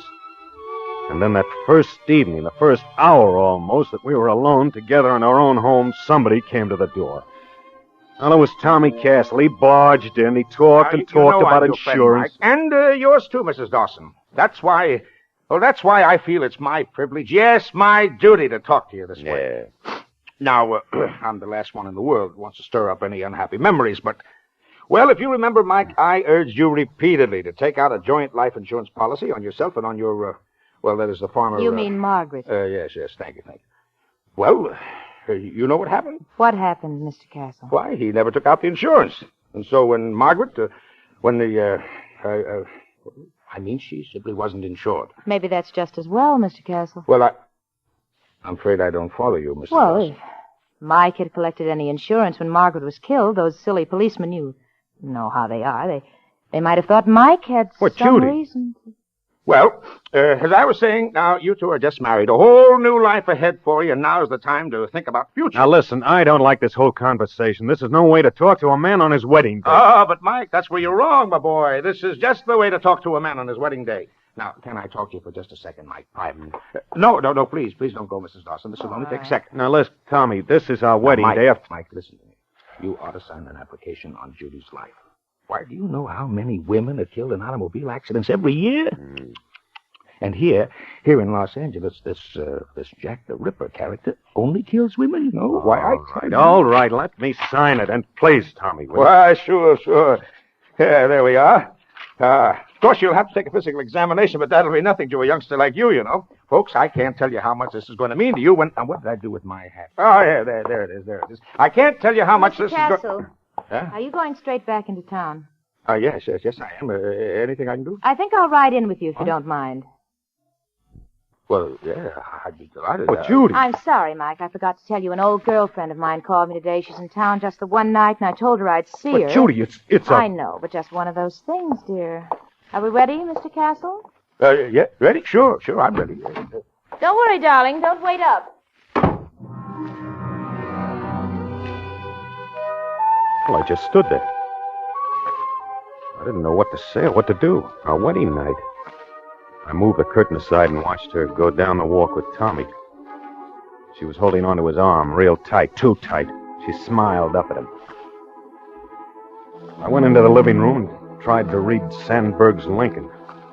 It's quite a book, 5 big volumes. Oh, but I couldn't read. By midnight, I was in a blind rage. I was going to get in the car and go look for her. I was going to call the police. And a minute later, I was in a cold sweat of fear that something might have happened to her. And then back to a blind, scalding jealousy again. Finally, it got to be 3:30 in the morning.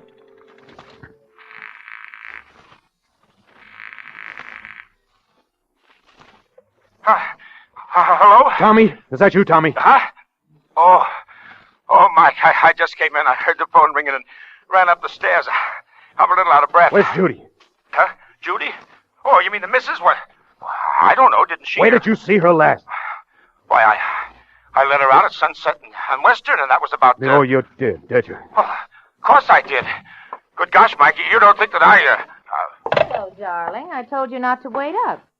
It's 4 o'clock in the morning. I know, darling. I'm sorry. Poor Ethel wanted to talk about her troubles. I just couldn't bear to leave. I smell coffee. Poor Ethel. This was our wedding night.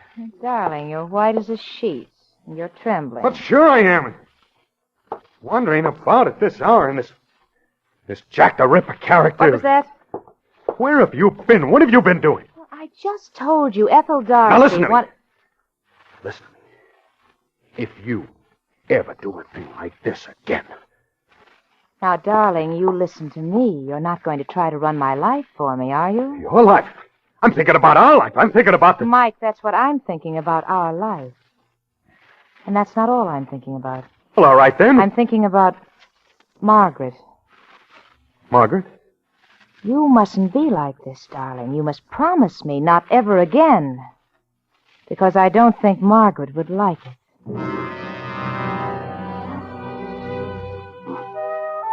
Well, she couldn't have made it much plainer, could she? And that's the way it was. From then on, my life was a nightmare. Someone you're crazy in love with and crazy jealous of. Wondering where they are, who they're with. Not able to do a thing about it. Sometimes I'd think it was getting better. It was going to be all right. She'd stay at home for days at a stretch or a couple of weeks. And then it would begin all over again. She'd just take the car and go. Always some girlfriend, she said. Girlfriend. Well, finally, I guess I did go a little crazy. I had to know one way or the other. So one night when she was getting ready to go out, I went to the garage. I jimmied the lock on the trunk compartment of the car so she couldn't be snapped shut again, and I crawled in, pulled the lid down after me. It must have been crazy because it never even crossed my mind until I was lying in there all scrunched up in the dark about the last time anybody'd been in there. I mean, Margaret.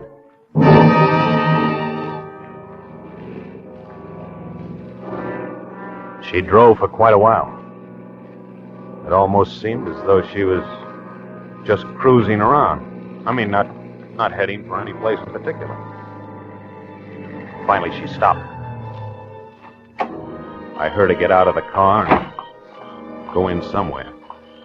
When I was sure she'd gone, I cracked the lid of the trunk open and looked out. It was dark. She was going into a crummy little cafe. She was in there a long time. And when she came out, there was somebody with her. It was a girl. There we are. No trouble. I'll drive you home. Kind of a long ways. I could get a taxi. I don't mind. Go ahead, get in. Well, Thanks.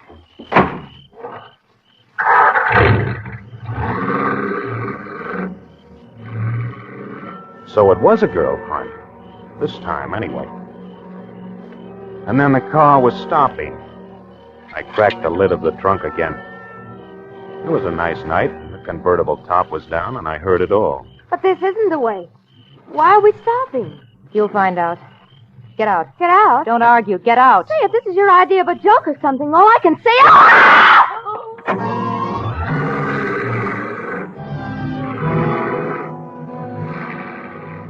As the car roared off, I had a glimpse of it lying there by the road. The girl's body, with a knife in the back, dead.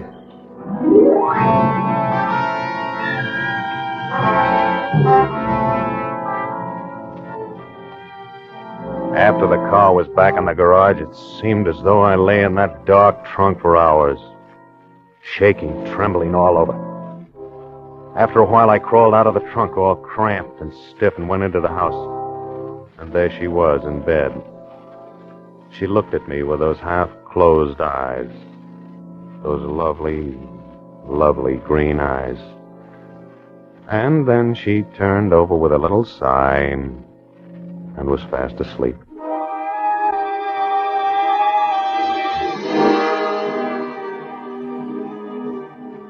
As I lay there in bed staring into the darkness, the only answer that seemed to make any sense was that I was losing my mind because of what I'd done to Margaret, maybe. That I'd imagined the whole thing. But the next morning, there it all was in the papers. More murder pictures. Fiend strikes again. Fiend. That was my Judy. My lovely, wonderful Judy. The woman I was in love with.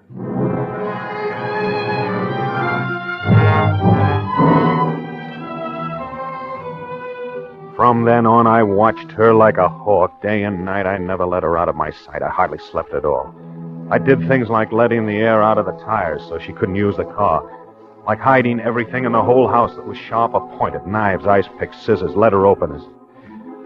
And Judy, she was wonderful. Calm, serene, apparently without the faintest idea of what was in my mind. I watched her, and I began to think what I had before. Somehow it must have been a terrible mistake. That was what I was thinking last night. Here we are.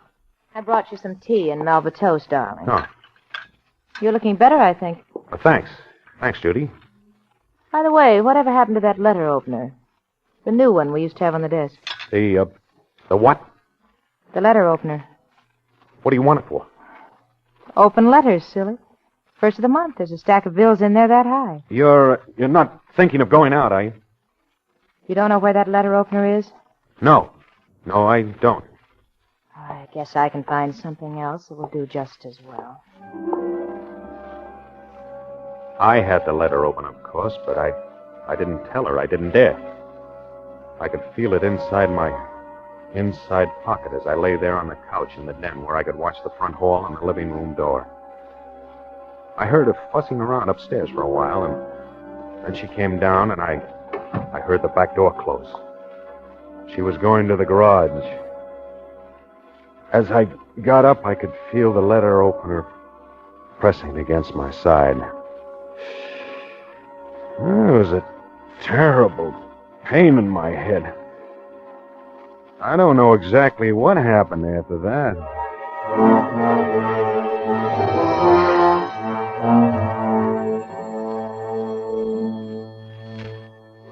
And the next thing, the phone was ringing, and it was morning. I got up off the couch, and I stumbled out into the hall to answer. I'm always groggy in the morning, but before I've had my coffee and a cigarette, but this morning it was as though I'd been drugged or something. I couldn't think at all. Hello. Mr. Dawson? Michael Dawson? Yeah. You drive a Pontiac convertible license number 99R479? Yeah, I think that's the number. Why? Well, we've got your car, Mr. Dawson. Your insurance agent, Mr. Castle's down here already. Oh, yes. We'd like you to come down here right away and bring your pink owner's slip. Oh, wait, who's this? This is the police department. I was still pretty much in a fog when I got down there. I couldn't quite figure things out. My car must have been stolen again. Really stolen this time. Wrecked, I suppose. And where was Judy? Maybe she'd wrecked it. Or maybe they'd caught her. No, but then they'd have told me about it, not just asked about the car. Tommy met me outside. He must have been waiting for me. How are you feeling, old man? All right, I guess. I'm afraid you're in for kind of a shock. Why, is it pretty bad? Pretty bad. Oh, there he is now. Mr. Dawson? Yes. Come this way, please. Is, that your car, Mr. Dawson? Yes. Yes, but it isn't wrecked. There doesn't seem to be anything the matter with it at all. Lift up the trunk, will you, Sergeant? Yes, sir.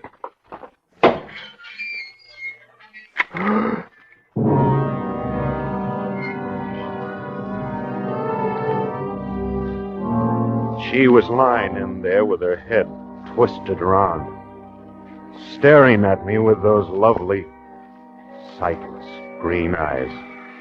Dead. Judy. My Judy.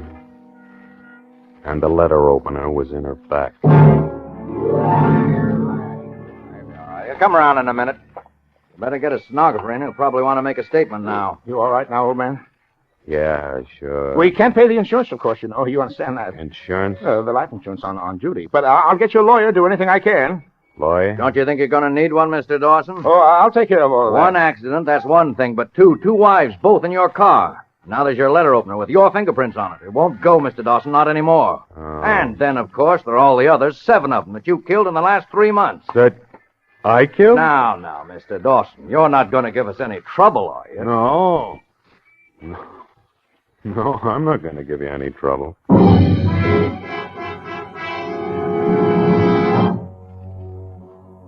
I guess I killed her all right. I must have. I didn't kill the others, of course, but I confessed to them. I was glad to. I'd rather have them think that it was me than Judy. My beautiful green-eyed Judy. Well, I've got lots of time to read. I'm almost through the 3rd volume now of that Life of Lincoln. Only 2 more volumes to go. They're pretty long, pretty thick, but I think I'll make it. Just about.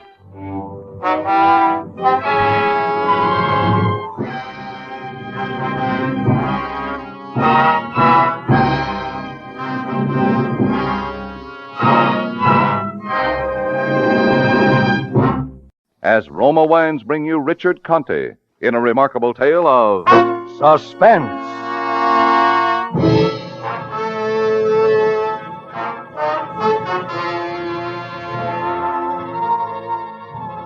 Most of this took place because you can lead a horse to water, and sometimes you can make him drink. But you can never make him win a race. I learned that from a horse named Mosquito down at Tropical Park. I was in New York and things weren't easy. The private detective business had gone flatter than a glass of beer in a boiler room. I needed to borrow money, but the only place I could get it from was a girl named Laura Lee. I'd been going with her before I got hit by that monsoon at the $2 window. And I'd marry her if she could shake her father with $5 million and a big stick. Anyway, I scratched together a little dough, and I'd sit in my office brooding about how crime doesn't pay. It didn't help any when Laura took an office across the hall and called herself a private detective. For $5 million, you can afford to play games. But after that, things went from bad to worse. And then last week, Thursday, I noticed in the paper Mosquito was running at Jamaica. I picked up the phone to call a bookie joint run by a guy named Joey Galt. And that's how it started.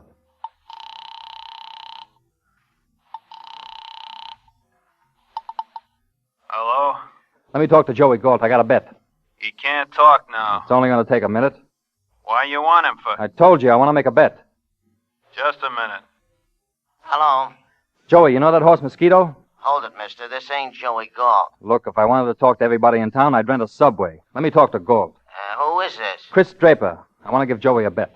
He's not taking any more bets. What do you mean? I got the right thing at Jamaica. What do you mean he's not taking any more bets? I mean it the way it sounds, Draper. Joey Galt isn't taking any more bets.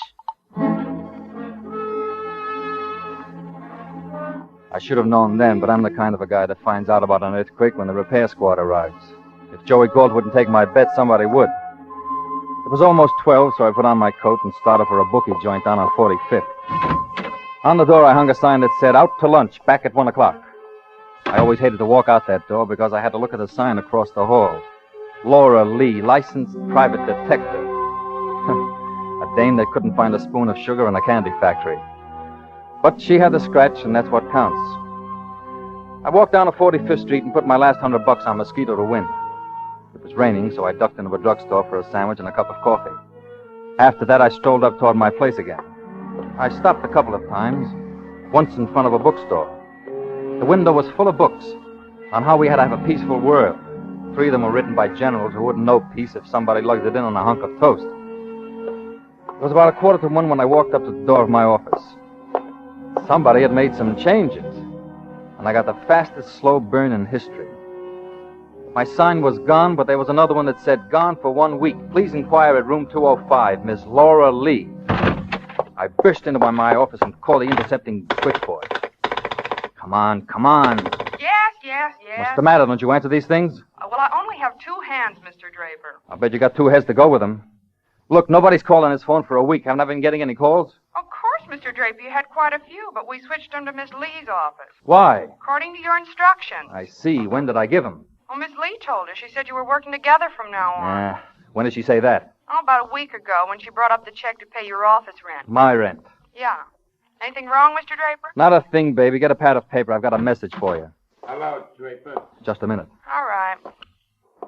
Where's Pilson? I held onto the phone and looked up from the desk. The room was full of muscle. A guy named Mike Farrago, a collection boy for Joey Galt. I'd seen him around before. A broad guy with a smile like an undertaker. Where's Pilson? Oh, hello. I just called your office. What happened over there? Look, don't make me keep repeating. Where's Pilson? Hello? I don't know any Pilson. You don't sound sure. I'm awful sure, Farrago. I don't know any Pilson. You're a nice guy, Draper. You shouldn't have made it tough. Now, wait a minute. Put that away. It'll go off in my face. That's so you can see it. Now, look, you're trying to find a guy named Pilson. I don't know him. I never heard of him. As far as I'm concerned, you just dreamed him up. The boss don't think that. Huh? Yeah, Pilson just knocked off the boss. He killed Joey Galt? Uh-huh, that's right. He just walked in, took a gun out of his umbrella, and shot Joe right in the ticker. It's a shame. Oh, I'm sorry for Joe. Well, I hope they let him make book up there. Everybody's got regrets. We got him about you, Draper. I don't know your boy, Farrago. You had your chance, Draper. Now... Hello, Lieutenant. Lieutenant. Put down that phone. I got him on the wire, Mike. You should have asked him. Hello, Lieutenant. I got one of Galt's boys up here. All right. He's pushing me around a little. If he pushes too hard, you know where to look. All right, you win this one, Draper. I'll be back when you're not so lucky. I'm always lucky. I don't believe it. I've seen your mutual tickets. I'll be back. Goodbye. Goodbye.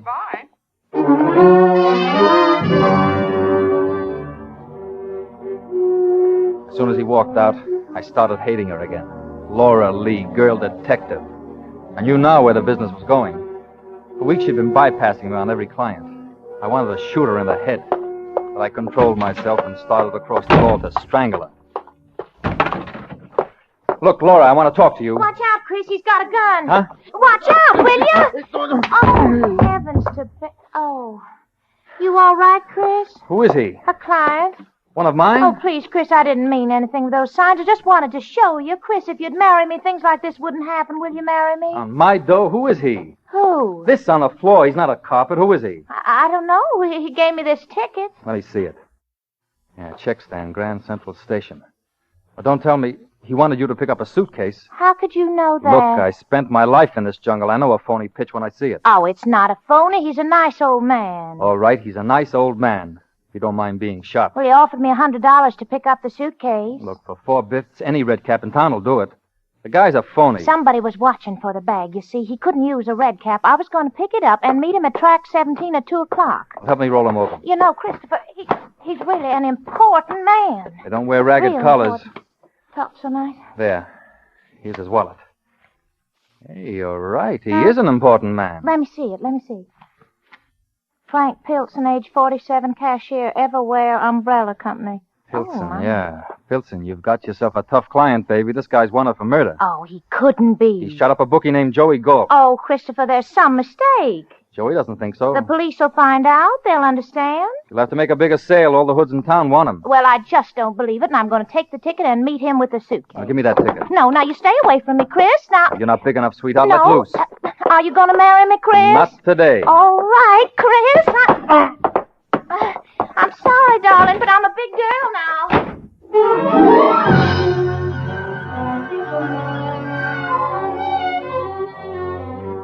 I don't know where she learned that trick, but by the time I got to the elevator, it was on its way down.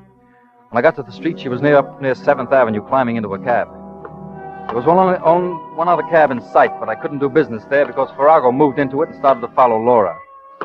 If I was going to get there, I had to grab a cab down the street. I turned and ran right into a lieutenant from Homicide named Herbie Knapp, a guy that learned how to dress from Brooks and how to talk from Damon Runyon. Ah, hello, Chris. How are the horses? Look, Herbie, I got to run. I asked you how the horses was. Mosquito in the first now. Let me get by, Herbie. I got to get a cab. Just a minute. It's a shame, but you got to stay here. Likewise, it's a shame about Joey Galt. I don't have the time, Herbie. Somebody walks in about an hour ago and shoots him right on the price tag. Yeah, I heard about it. Yeah, you know, it's most uncharitable to kill a bookie, especially he is an honest bookie. Stay here. All right, I'm not going anywhere now. And all and sundry along Broadway say Joey Gold is honest as the day is long, and part of the night, too. He never welches. This comes about probably because no one ever has a winner with Joey, though. If you got a pitch, make it, Herbie. I'm asking you the whereabouts of Pilson. Who? A citizen named Pilson. He drops one of your circulars in Galt's place. Well, that proves I got a printer's bill. It proves more. A few minutes after Joey dies, the phone rings and it's you, Chris. Pretending you want to place a bet. I have put 2 and 2 together, and I don't want 4. I want Pilson. All right, he's up in 205. You'll find him up there. We'll both find him, Chris. I gotta go, Herbie. You go on up. Being a cop is no fun. Likewise, it's lonely. You come, too.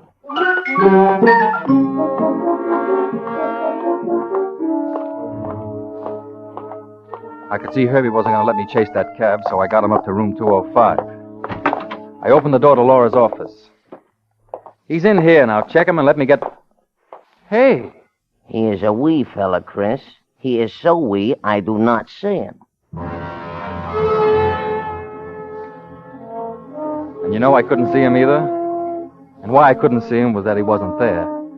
Lieutenant Knapp of Homicide looked at me, and I looked at Lieutenant Knapp of Homicide. And at that moment, he looked better than I did. That was because I was gaining weight.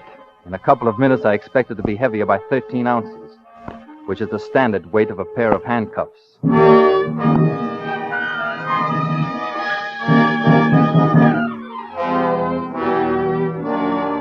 For Suspense, Roma Wines are bringing you Richard Conte in Win, Place, and Murder. Roma Wines' presentation tonight in radio's outstanding theater of thrills, Suspense.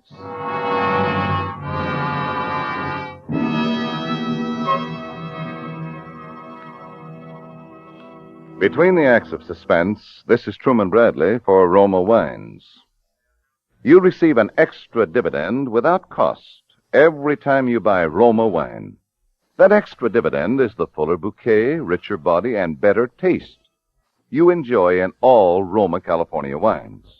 That extra dividend of better taste is the reason why more Americans enjoy Roma than any other wine. Yes, Roma wines taste better because Roma selects and presses California's choicest grapes. Then, with ancient skill and resources unmatched in America, Roma master vintners guide this grape treasure unhurriedly to tempting taste perfection. These choice wines are placed with mellow Roma wines of years before, and from these reserves, the world's greatest reserves of fine wines, Roma later selects for your pleasure. Whether your favorite is sherry, port, or muscatel, you'll find more real enjoyment with Roma. So buy Roma tomorrow. That's R-O-M-A, Roma wine, your best buy in good taste. And now, Roma Wines bring back to our Hollywood soundstage Richard Conte as Chris Draper, with Wally Mayer as Mike Farrago in Win, Place, and Murder, a tale well calculated to keep you in suspense.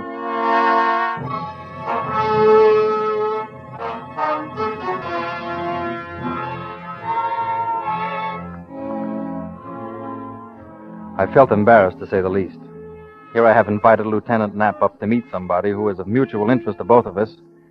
Now I had to pick up the check. Well? Well, he was here 5 minutes ago. Look, don't pull my leg on account of I will use it on your teeth. He was here 5 minutes ago. I hit him, and I thought he was out. He must have gone down the fire escape. First you never hear of Pilson, then you have him upstairs, and now he goes out the back way. Whose place is this? It's a girl's office, Miss Laura Lee, debutante detective. How come Pilson was here? He came by mistake. Yeah, that's the way I'm taking you to the jug club. I have a brother-in-law handles cases chief. Look, would I hide him on you, Herbie? I'm taking you downtown, Chris. Now, wait a minute, Herbie. Unless you pull Pilson out of the woodwork. All right. He's over in my office. Oh, it's better. Across the hall here. Did he go down the fire escape on this side, too? No, he's over here. In the closet. I had to lock him in. There. You can have all 5 feet of him. Where? I don't see no... In the back there. Well, let me see. Sure. Look him over good. Wait a minute, Draper. Sorry, Herbie. Hey, Chris, let me out of here. I told you I was in a hurry. I'll shoot the bone out. Bring all the tenants in. The police force would look funny locked in the closet. I'll be back in an hour. Wait a minute. Wait a minute, Chris. Yeah. Look, Chris, that filly Mosquito, she's running in the first. Like crazy is the word. Yeah, look, if you keep me in here an hour, I will not get a bet down, chum. Suppose she wins. She's a 58-1 shot, too. Chris, I will consider it a great favor if you put 20 skins on Mosquito's nose. All right, I'll give it to Lou Golding. He works the corner. Pass it under the door. What if it stinks? If it's horse money, it's thin. Pass it under. All right. You got it? Yeah. Be sure she wins. I'll tell her about your $20. Thanks, Chris. I won't forget you for this. Go easy. She may lose. That's what I mean.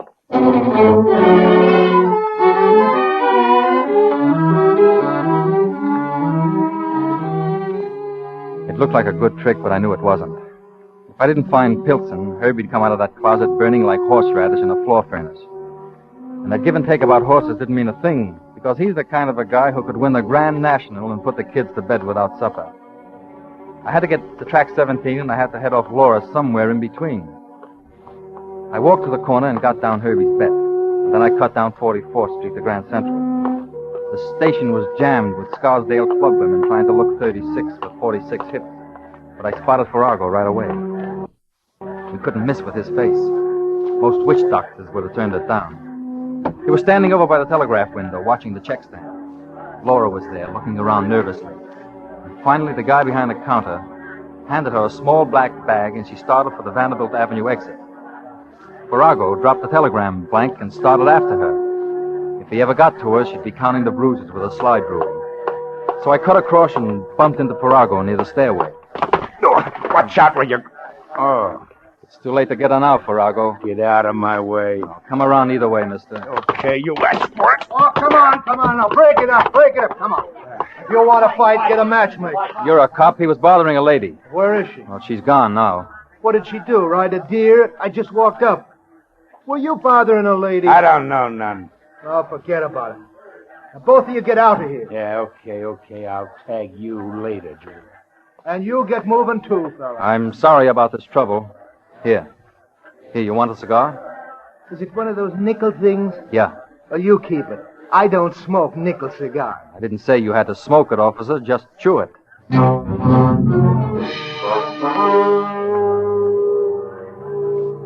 Farrago was up the stairs and out the Vanderbilt exit. But I knew Laura had time to disappear in the crowd, and Farrago didn't know about gate 17. I went over toward the information desk and then walked back to the gate. I didn't see Laura at first. The crowd was starting to gather for the Chicago train. Laura was over on one side, scared and hugging the wall so tight she could have hired out of the mural. Oh, Chris!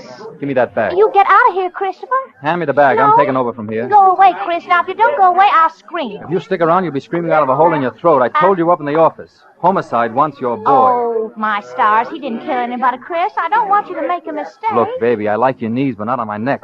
I got homicide breathing hard. Now, give me the bag. No, I'm not going to do it. Chris, Hold no. it. Officer, Who you saving this time, fella? Now, wait a minute, officer. You need a white horse. Is he bothering you, lady? Yes. I'm not bothering her. I know her. She works across the hall. Well, sometimes that helps. Goodbye, fella. I never saw this man before in all my born days. Look, don't get Never the wrong saw him. idea. This is important. On your way, fella. Stop bothering the lady. It's important, I tell you. It's a matter of life and death. That's the first time I ever heard a guy put it that way.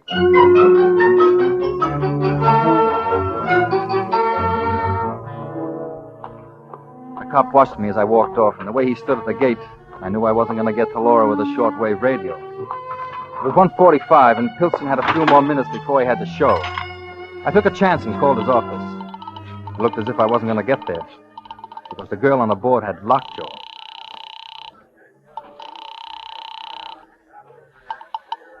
Hello. Ever wear umbrella? I want to talk to Mr. Pilson. He's not here. Be back at 2. Is he the cashier over there? Yes? Well, how long's he been there? Who is this, please? Insurance company. We're just investigating a policy. Oh, yeah. Well, he's been here for 15 years. He was with the company at the start. How about his personal habits? I beg your pardon? His habits, the big two, women and gambling. I don't think so. Are you sure? I don't think he gambles. You have to take a vote on the women. He's over 40. That don't change anything but the blood pressure. He gave a Mr. Galt as a reference. Do you know if he ever calls up there? Why, yes, I think he does. It's a brokerage house, isn't it? It used to be. Do you know if he went there today? I don't think so. He had to pick up the payroll during his lunch hour. What payroll? He always picks it up on Friday. I didn't know about that. Would it be risky to insure him? Oh, my, no. He's been doing it for years. A small black bag. He does it every Friday. I see. How much is in the payroll? I don't know. Well, make a guess. Oh, 50,000. I'm not sure. It may be. That's right. What? Maybe.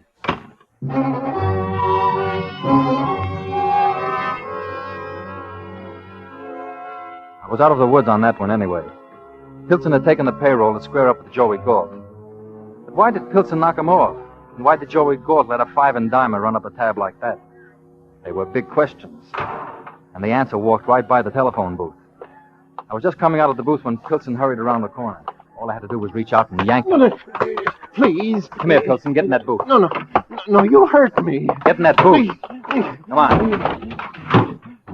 Don't, please. Now sit in there and talk in a hurry. Don't hurt me, mister. You can have the rest of the money. What money? The other 26,000. The payroll dough. No, I didn't want to take it, but he made me take it. Your friend made you take it. I don't have any. Farrago, he made me take it. He's on another team. I'm Chris Draper. You're Mr. Draper, but Miss Laura Lee said... Yeah, I know. She said she was handling my cases. Why did you want a detective? I was in trouble. I thought you could help me. I can't square a murder rap. I just took the money. There's no murder. Galt's cold enough to prove it. Galt? And you're wanted for murder. You've got to help me, Mr. Draper. You're tough enough by yourself. No, Mr. Galt was all right when I left. He and Farrago were talking. Farrago, huh? He's the one who fixed it up so I could go to Chicago. Why? He said I'd get into trouble unless I skipped. He said to take what was left of the payroll and skip. He said I had to do it. Or throw a lot of sevens before 2 o'clock. No, but I got scared. When Farrago came down the stairs, he gave me the gun and he said to take care of myself, but I got scared, and that's why I went to see you.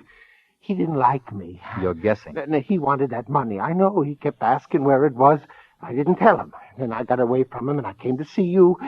You've got to help me, Mr. Draper. On that much story? Oh, please, Mr. Draper. I didn't kill him. I wouldn't do that. You can ask anyone. Can I ask Joey Galt?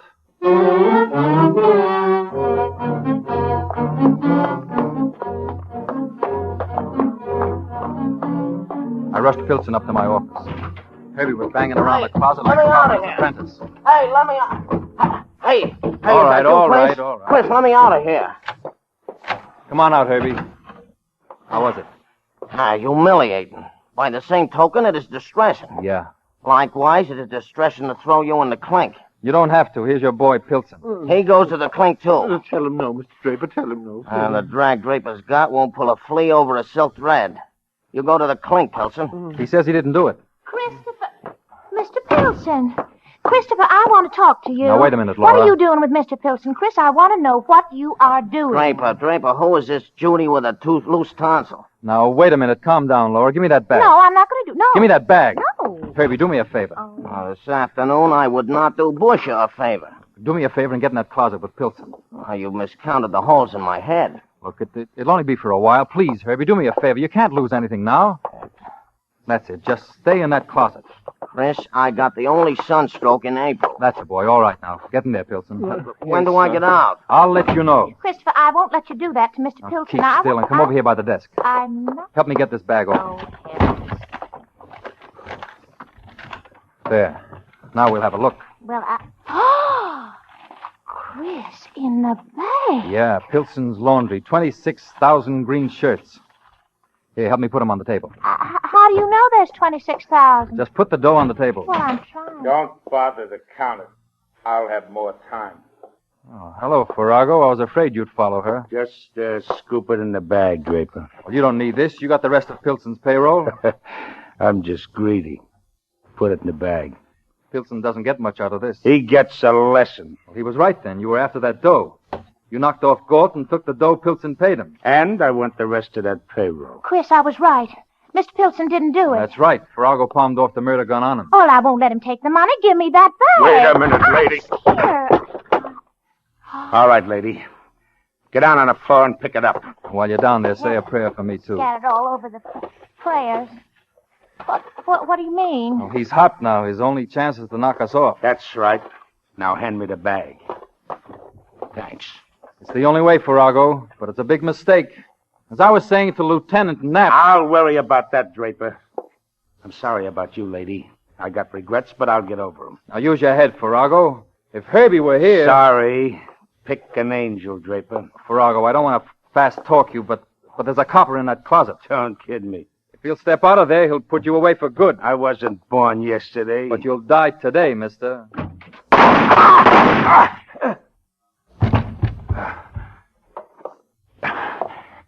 Draper,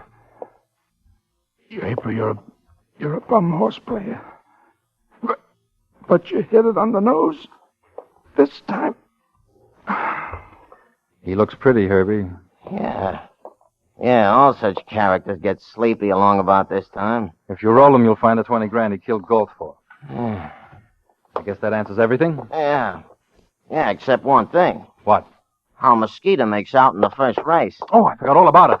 Give me that phone. Switchboard. Get me Lou Golding's place. She's due this time. I know it, Herbie. In such cases, I say heaven bless her. Hello, how about the first of Jamaica? How'd they finish? She won, Herbie. She came in and paid 58 to 1. How do you like that? How do you like that for a horse? 58 to 1. $20 on the schnoz I got. Think of it, Laura. 100 skins at 58 to 1. Oh, my stars, it's $5,000. It's more than that. It's enough to get married on. You've got to do it now, Chris. You've just got to marry me now. Well, okay, I accept. Oh, Chris, darling. Come here, baby. What do you think of her, Herbie? Isn't she a knockout?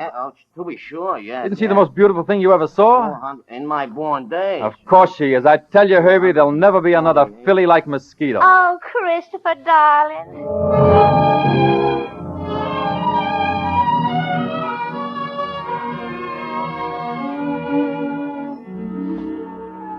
But there's always a kicker along Broadway.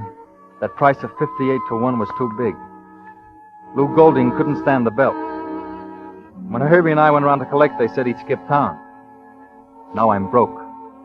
And Laura, top heavy with dough, won't let me out of that marriage deal. She even claims Herbie for a witness. I could get a smart lawyer and wriggle out. But I got a sure thing at Hialeah next Tuesday. So I need $100. Laura says she'll give it to me if I marry her. I don't know. It may be worth it. This is a sure thing. A very sure thing.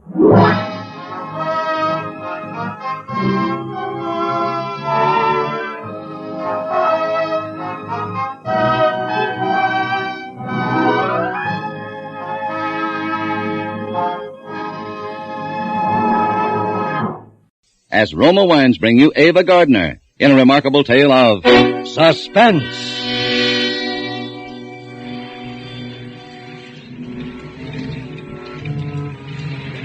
The rain was coming down in torrents, washing huge streaks of gravel from the hillsides onto the road. It was getting dark, and I was beginning to worry. I'd been waiting nearly an hour, and then I saw him. He was edging along the side of the road, his coat collar turned up against the rain, coming toward me. I eased the car into gear and drove up toward him. He had no raincoat on, and he must have been walking for quite a ways, because he was soaked through, dripping with the rain. He stuck out his hand when he saw me, and I stopped. You going to town? By the Lower Road, is that all right? Well, that's even better. Thanks, lady.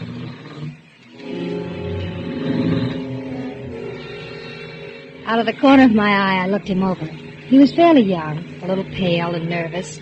There was no real fear there, and there was a lot of strength. The kind I liked. It's a miserable-looking world tonight, but it's great to be out in it. Maybe you're right. I know I'm right.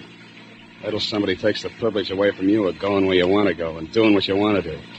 And you know how good it is to be out. You used the word out twice. Did you just get out of someplace? Yeah, Where? that's my business. Oh, I'm sorry.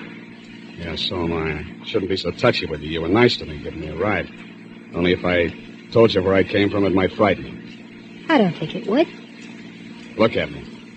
There's only one place a guy like me would get out of. Jail? They call it the state penitentiary. Oh, yes, I passed it a half hour ago. Did you just get out? Just got out this morning. This morning? This is Sunday. So what? The state penitentiary doesn't release men on Sunday. Only on weekdays. Well, they released me. You think I broke out?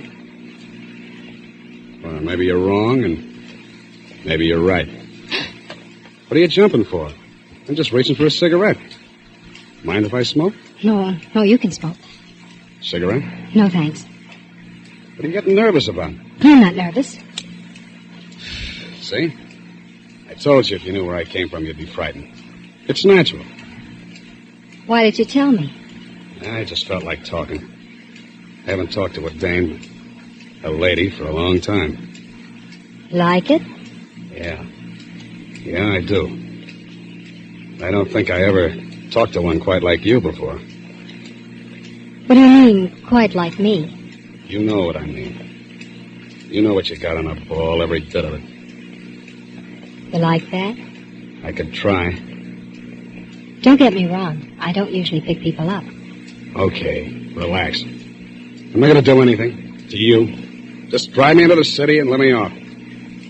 Of course, it would be nice if you didn't say anything to anybody about picking me up. I won't say anything. What are you turning in here for? I'm hungry. I haven't eaten anything all day. You can wait a little while longer. We have 90 more miles to drive, and I'm going to get a sandwich now. Okay.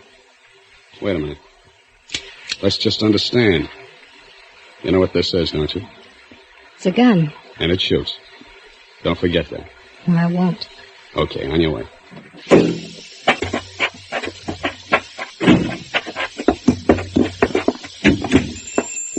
After you.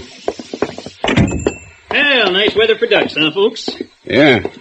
You, all alone in here, Mac? Yep, glad you dropped in. Suppose you're in a hurry to get home, though. Back to the kiddies and the mother-in-law, huh? Yeah. Now, what do you have? Coffee and a hamburger, please. Make it two. Coming up. Everything on those burgers? Sure. Well, what's a little onion among friends, huh? Excuse me a minute. Hey, where you going? If you're going over to use that telephone, lady, you might just as well not bother. It's out of order. I'm trying to get it fixed. Oh, I wasn't going to use the phone. I was going to get some cigarettes. You don't say. I knew he didn't believe me. He didn't say anything, but the way he looked at me, I could tell. We finished our hamburgers, and I paid for them, and then we went back to the car.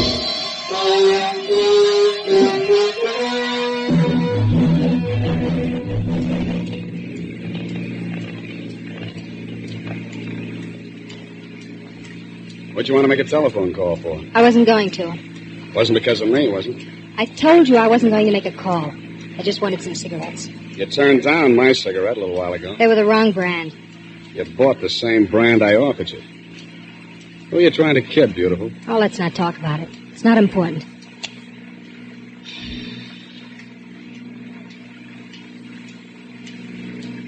What are you going to do now that you're out?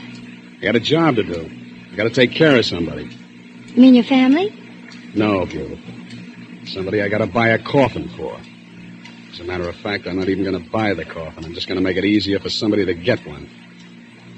Sounds an awful lot like you mean you're going to kill somebody. It's as easy as that. I am. Why? I told you I just got out of prison, didn't I? Well, you don't want to get back in. It doesn't happen to make much difference. You see, there isn't much useful left in my life. I'm through. Revenge, huh? Yeah. With all these debts settled, a guy could die happy. That's a strange philosophy.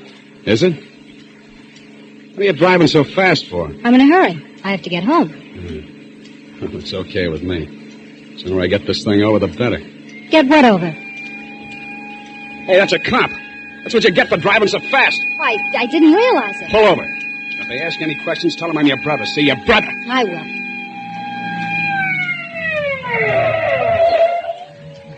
Don't say anything you'd be sorry for, beautiful. You're going pretty fast for these wet roads, lady. I'm sorry. I really didn't realize it. If you'd skidded into a telephone pole, you would have. Let me see your license. It must be here somewhere. That your husband? No, that's my brother. Oh, here's the license. Thanks. Oh. Where have I seen this name before? I don't know. Oh, sure. Your husband's in the department, isn't he? Well, yes, he is. Are you nervous about something? No, I'm just tired. Okay. But just take it easy from now on. Here's your license. I will. Thanks a lot.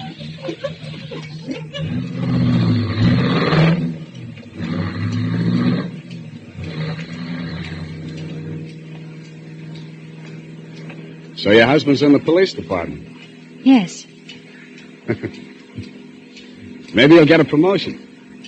For catching you? Don't be foolish. Nobody's going to catch me unless I want him to. Not even you, beautiful. What did you mean about my husband? About his getting a promotion? Well, just between you and me, you know what I mean? Somebody I got to take care of is also in the department. What department? Don't act dumb. The police department. Oh. Keep your eyes on the road. I am. You weren't. You were looking at me. Well, what do you expect me to do? You don't exactly make me comfortable sitting there. You recognized me, didn't you? Didn't you? I'm not sure. Yes, you are. And that could be a mistake. Believe me, I don't know who you are or anything about you. That's a lie. Stop looking at me. All right. I'm going to kill Ralph Harris. I don't want to know anything about it. Yes, you do. You know Ralph pretty well. No, I don't. I never heard of him. Stop dummying up. I saw the license when you handed it to the cop. I'm going to kill your husband, Mrs. Harris. You knew it back a few miles on the road. I could see it the way you looked at me. You know, somehow I get the idea you're not going to mind that like you should. Why don't you say something? I can't think of anything. Now that you know, I think you and me are going to have a little understanding. What are you doing? Nothing. Just reaching for your pocketbook. I only have $10 in it. I don't need money that bad. Then what? I'm going to get your address. Women carry more things. Here it is. 627 Mill Street, huh? Here, you can have your pocketbook back. I'm going to take the license. I want to make sure I don't forget. What are you going to do with me? I haven't quite decided yet, beautiful. I haven't quite decided.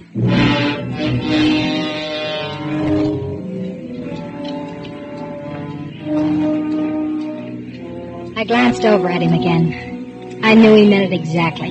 He hadn't quite decided. Things had gone far enough. From here on out, I had to make it convincing, or else. Look, Sullivan. Oh, so you do know my name. Yes, I know your name. I remember you. I was at trial. They framed you. Did he tell you that? They didn't have to. The whole department knew it. They needed a conviction, and you were it. That's what I thought. You know a lot, don't you? Listen, suppose I told you that you were right in what you said a minute ago. That I hated my husband. That I hated him as much as you do. And that I'd hated him for years. What do you think? Well? I'd say it was a stall to save your own neck. That's what I thought. That's why I wanted to get acquainted with you first. First? Before what? Well, doesn't it seem a little funny to you, my just happening to run into you this way? The wife of the man you've sworn to kill, on the very day you break out of prison? Who says I broke out? I know someone who knows Red Farley.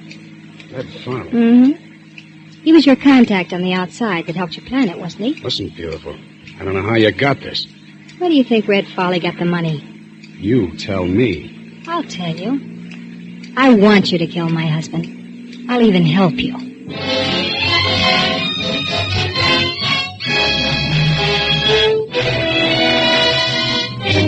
For Suspense, Roma Wines are bringing you Ava Gardner in Lady in Distress. Roma Wines' presentation tonight in radio's outstanding theater of thrills, Suspense.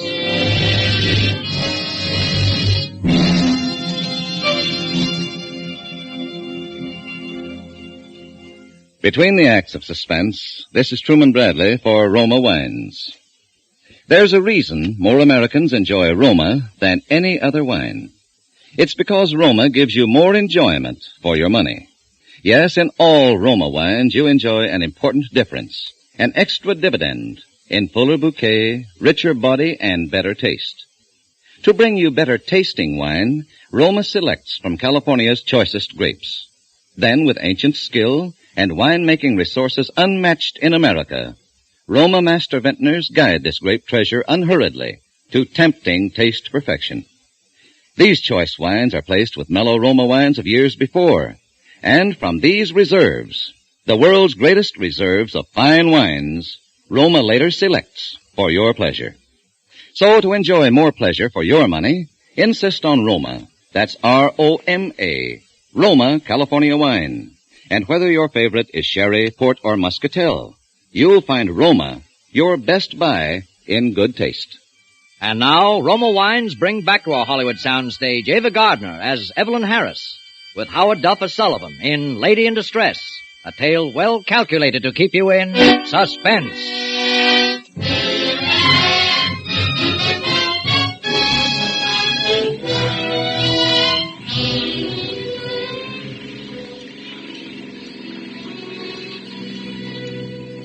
He was beginning to believe me now. When I told him that I knew who'd helped him make the prison break. When I told him that I'd put up the money for it. When I told him that the man he wanted to kill was the man I wanted to kill. When I told him that man was my own husband. We drove along for quite a while without saying anything. Then I pulled him to a gas station. What's the idea of coming in here? You don't need gas. You still don't trust me, do you? I don't know. Look, Sullivan, I have to make a phone call to my husband. Oh, no. I'm not that dumb, beautiful. But I have to call him. I told him I would. If I don't, he'll think something's wrong. You can listen. All right. I'll listen.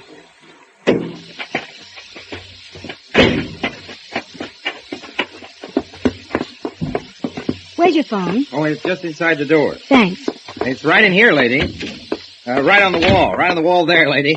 Got your nickel? Look, I know how to use the phone. You don't have to act like you're Orson Welles.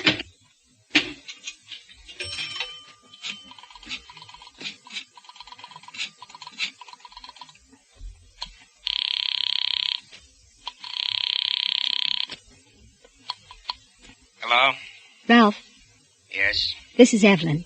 I'm 25 miles from the city. The rain slowed me up. You should have started earlier. I know, but I didn't. Everything all right? Yes, everything's all right. Well, I'm glad to see you're getting some sense in your head.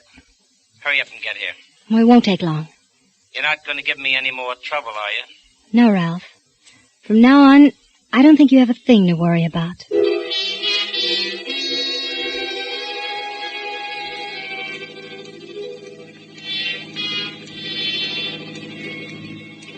We drove on into town then. I didn't say anything more, and neither did Sullivan. But I knew I had him. He was still playing cautious, but I knew I had him.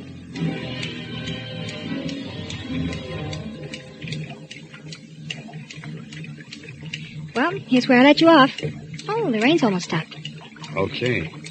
But listen, beautiful, don't try to double-cross me. I won't double-cross you. You'd make a mistake if you did. Sullivan, Yeah? my husband always keeps his car in the garage. Every night, just as it gets dark, he walks into the garage to get the car.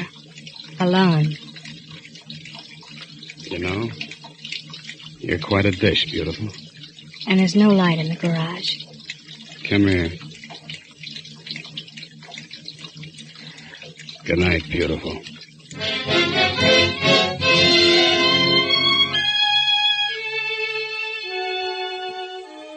There's only a few more blocks to the house. Ralph was waiting up for me, and he seemed genuinely happy to see me. A month ago, Ralph and I had one of our usual fights, and I went north to stay with my mother. But I realized that I couldn't stay with her forever, and the only thing left for me to do was to come back. And I hated it. Crawling back to a man who had no heart, who ran his home like the lock-up pen down at police headquarters. But I had no choice. Ralph was smug about my coming back, as I knew he would be. I kept wondering if Sullivan was actually going through with it. 2 days later, I knew.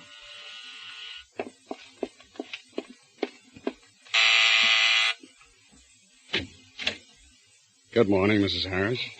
Get inside. Someone might see you. How did you know I was alone? I got friends. Your husband's working right now. He won't be home for 5 hours. What do you want, Sullivan? Let's not act like children. I said I was going to kill your husband, and I meant it. What are you coming here for at this time of day? See this? That little box? Yeah. When you do the wrong thing with it, it blows up. Oh.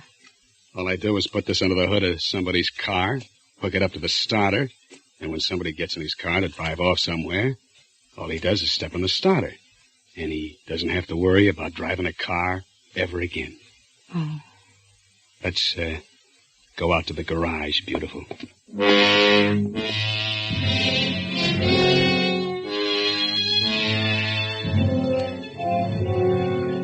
We went out to the garage. Sullivan hooked the explosive up under the hood of Ralph's car. Then after a while, he went away. All the rest of the day, I was nervous and worried. The last minute, I even wanted to go out and disconnect it, but I didn't. It was foolish to be nervous. It had all gone along fine so far. The time Ralph came home, I was composed and tried not to show that anything was any different than it always was. After dinner, Ralph was doing some paperwork on a housebreaking case. Oh, these reports are a nuisance. Anything I can do to help you? No. You know less about these reports than I do. Well, I just thought maybe there might be something. Well, there isn't, so stop bothering. All right, Ralph. Wait a minute. There is something you can do. What? Go out and get the car and bring it around to the front. No. What are you looking so surprised about? As soon as I finish the report, I want to run down to the station. It'd save time if you got the car out. I'd rather not. What's the matter with you? Well, I have trouble getting out of the driveway. It's too narrow. Ah, you've taken the car out 100 times. What are you talking about? Well, Ralph, I've got a cold coming on. I'd rather stay inside. Put a coat on. It isn't cold out anyway. I don't want to drive your car. Look, the least you could do is help me out once in a while when I asked you to. Heaven knows you never do anything for me anyway. Well, it won't save that much time. Get the car out before I get mad. All right, Ralph. If you want me to, I'll get the car.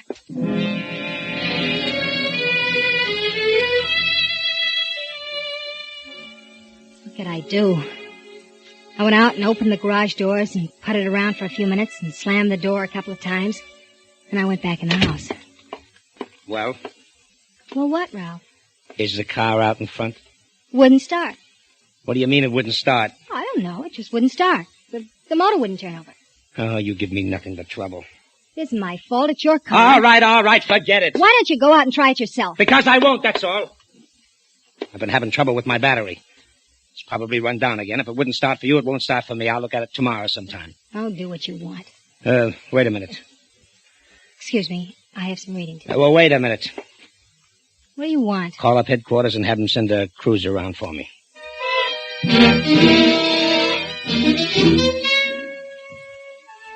I could hardly sleep that night. Why of all times did Ralph have to ask me to get his car? It was almost as if he suspected. I knew he'd have to get the car sometime, but I was afraid he might check over the car and find out what was wrong with it and discover the mechanism. Or he might send a mechanic out from a garage to look at it, and an innocent person would be killed. And I was afraid of Sullivan by this time, terribly afraid. I was exhausted from nervousness and lack of sleep when I got out of bed the next day. Ralph had breakfast and went off to work in the police cruiser. I didn't dare go near the garage. I didn't dare do anything, except just wait.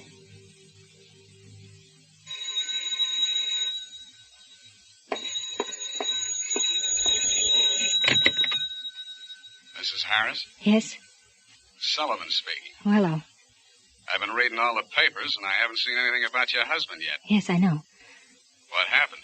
Well, last night, he didn't take the car out. Why not? I don't know why not. He just didn't, that's all. Mrs. Harris, you wouldn't try to stall me, would you? No, I swear that's what happened. He left the car he left the house in a police cruiser. He didn't take his car. You know what I think? No, what?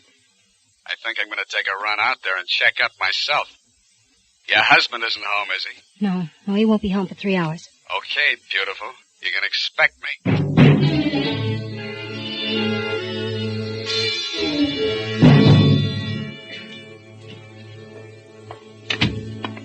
Well, you could at least... Oh, Ralph. Well, who did you expect? Winston Churchill? Well, it isn't time for you to be home. Who said there was a certain time for me to be home? Well, you don't usually get home this early. Well, there wasn't much doing today. I have a few hours coming to me, but... What's the matter with you? Nothing. Why? You're nervous about something. Don't tell me you have a boyfriend hiding in the closet. You may look if you want to. I wouldn't bother. All right, come on. Come on out with it. What's on your mind? What do you keep looking out the window for? Oh, stop examining me like a criminal. I just didn't sleep well last night. I'm tired. You don't do anything to get tired. Where you going? When you came in, I was just on my way to the market. Do you mind? I have to get my coat. Do you want me to explain any more? Say, Evelyn. What's wrong, Ralph? I just thought I saw somebody go into our garage. Come here. Look. Garage door's half open. Oh, yes, I forgot to tell you. I called the garage and had them send a man to look at the battery. He'll take care of everything. Yeah? Well, I'm going out and take a look myself. You don't have to. He knows his job. Sometimes I don't think you have any brains at all. I'll be right back.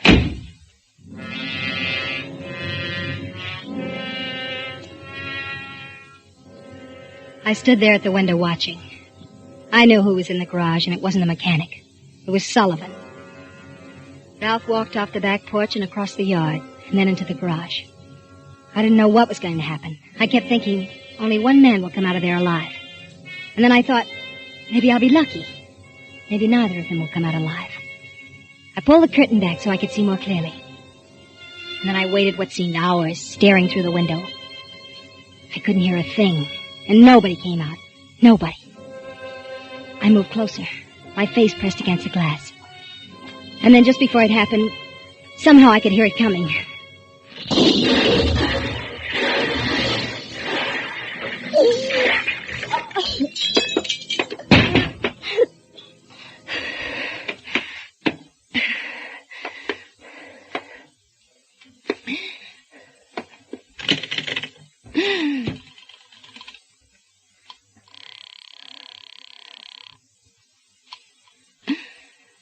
Operator. Get me to police headquarters. Just a moment.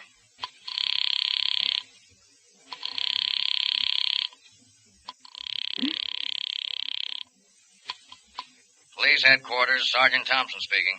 This is Mrs. Ralph Harris. There's been an accident, an explosion. We'll be right out, Mrs. Harris. Are you all right? The window broke. A big piece of glass. My throat.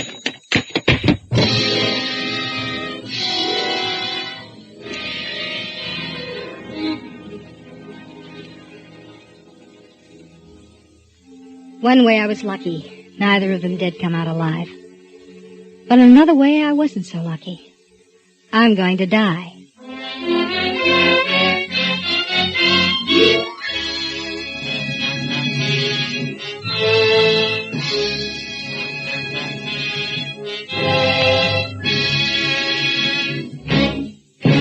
As Roma Wines bring you Wally Mayer in a remarkable tale of Suspense. Accident report submitted to Police Inspector Blandon from Lieutenant Steve Healy. Place 15th Street and 4th Avenue. Time 2:45 p.m. March 11. Remarks. Ernest Bowers, age 34, was crossing the intersection as signal light changed from green to red. A car driven by Theodore Toby made legal right turn from 15th Street into 4th Avenue. Hey, look out! Hey, officer! Oh, look at those Officer! Hey, Here's the guy. Yeah, he's bleeding. All right. Give him some air. Come on now, let me through here. All right, stand back. Let's have a look. Is he hurt bad, officer? I didn't see him. Honest, I didn't. I had the right of way. He's passed out. One of you people call for an ambulance. Yeah, you. Okay, move back here. He's bleeding. Here, I'll prop up his head. Yeah, use his jacket. Here, I'll hold him. Golly, he's limp. Feels just like he's dead.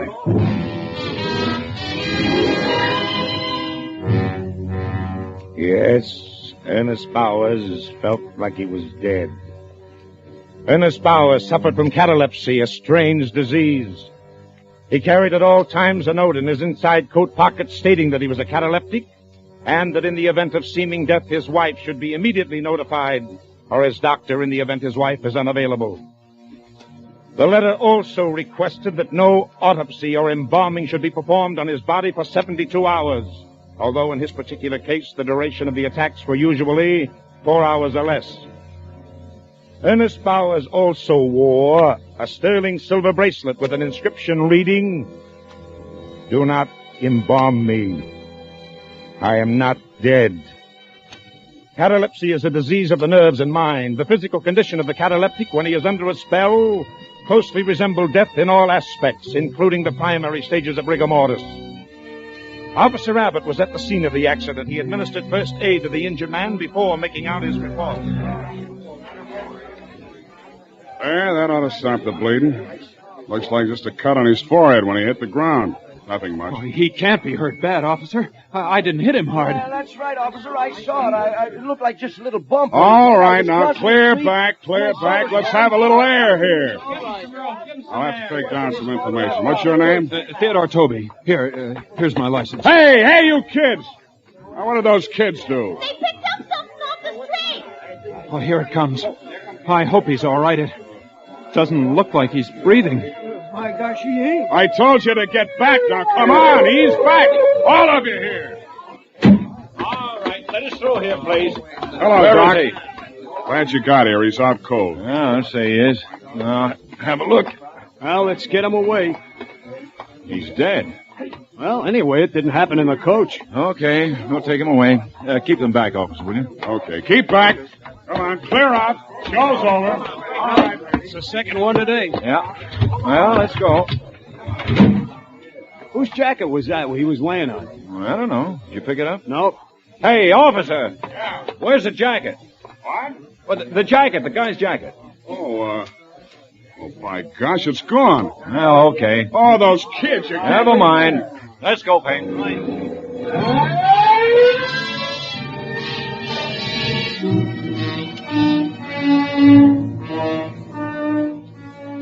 Ernest Bowers had lost the identification of his condition. The letter was in the inside pocket of his jacket. The silver chain he wore on his left wrist had snapped and fallen to the pavement. Two youngsters picked up the chain, Robert Manelli, age 9.5, and Tommy Stoner, 8. Hey, that cop yelled at us. Did you hear him? Yeah. Maybe we should give it back. No, what for? So he can keep it? Let's go around the back to your father's shop, Bob. It sure is a nice chain. Hey, there's writing on it. Maybe it's the guy's name. Was he hurt bad? Hey, what's it saying? Oh, just a second. We'll be out of the alley. Yeah, Pop's gone home to eat. Can you read it now? Wait a second, will you? It says, do not something me. I am not dead. Screwy. What do we do with it? Sell it, Dopey. Well, that's stealing, Bob. It ain't stealing. We found it, didn't we? When we try to sell it, they'll ask us where we got it. What do we tell them? Nothing. Use your head. You know what we'll do? What? We'll use Pop's welding torch. We'll melt it down. But he told us not to use it. Pop ain't here, is he? No. Well, come on. Oh, there it is. Yeah. Now here, you put it on that brick. Okay? Yeah. There, be careful. What are you kids doing? What? Hello, Pop. Nothing, Mr. Manelli. We ain't doing nothing. Nothing, eh? I thought I told you kids not to go near the torch. Well, we want to melt this down. Come on, give me that. Now, what's it all about? Well, we found this chain, Papa, and we want to melt it down and sell it. Chain and melt? Whose is it? We don't know, do we, Tommy? No, we don't. Yeah, where you get it? We found it. Oh, come on, let me have it. Well, there's nothing wrong, Pop. We just found it, see? It's ours. Shut up. Do not embalm me. I am not dead. What's that? It's screwy. Well, where you find it? In the street. Honest, Papa. Ask Tommy. All right, go on. Get out of here. Well, how about melting it down, Papa? We can sell it and buy some baseballs. Oof, all right. Keep back. Yeah, look at Tommy. You see it? Yeah. Starting to melt. You see how he does it? Keep away, I told you. It's all melted.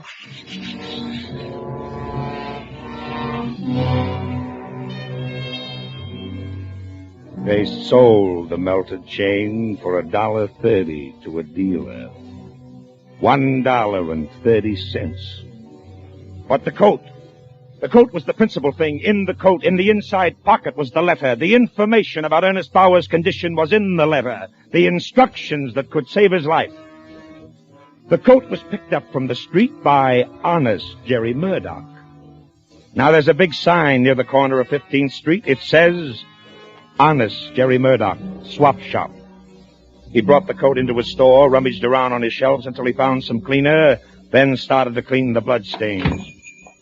I'm looking for a sport jacket. Just a moment. What kind? Conservative. Oh, come over here, please.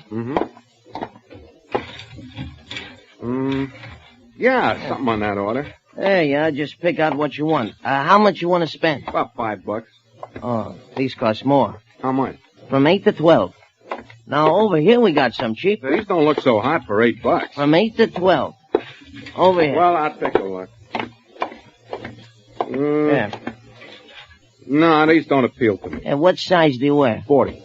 Oh, here, try this one on. Nice and conservative. There.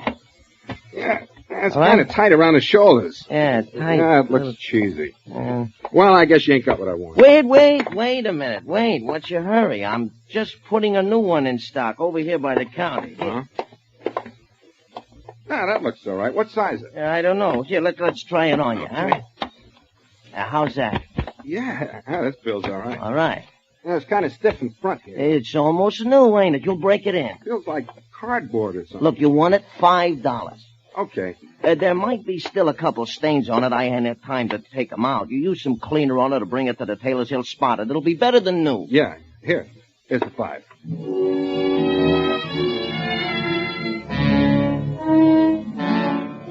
Ernest Bowers was brought to the receiving room of the Veta General Hospital. The time, 4:10. If Bowers was going to awaken, it would probably be before 6:45. Intern on duty, Dr. Weldon, made out his report. He wrote it down while he was standing near the telephone switchboard. Hello. This is the Veta General Hospital. Is there anybody by the name of Bowers at home? That's Bowers, Bowers. No, nobody home. Is Mr. Bowers married? His wife thinks so. Where can I reach her? There's been an accident. I don't know. She's out. Will you tell her to call the Veta General Hospital? Yeah? What happened? Mr. Bowers is dead. That's funny. Just a superficial cut on forehead. Well, that's cardiac. I'm gonna go. Get me the orderly room, honey. Okay, use that phone there. Right. Yeah? This is Dr. Weldon. There's a delivery for you to go to the morgue. Morgue now? Yeah? I ain't had anything to eat since... Yeah, I know. Since lunch. Go on now. It's down in the receiving room. The papers are down there, too. Can I get a sandwich first? No. Go on. Get going. Oh, why can't it wait a few minutes? It's got to go now. They'll want to start the embalming so they can go home. It was then 4:22 in the afternoon.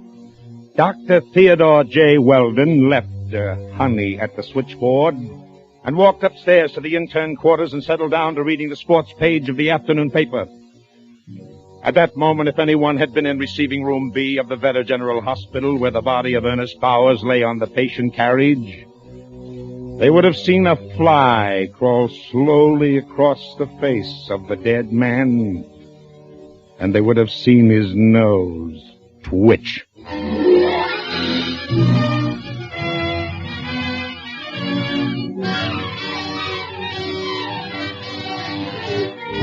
For Suspense, Roma Wines are bringing you an all-star cast of Hollywood radio players headed by Wally Mayer in Dead Ernest, a radio play by Selig Lester and Merwin Gerard. Roma Wines' presentation tonight in radio's outstanding theater of thrills, Suspense.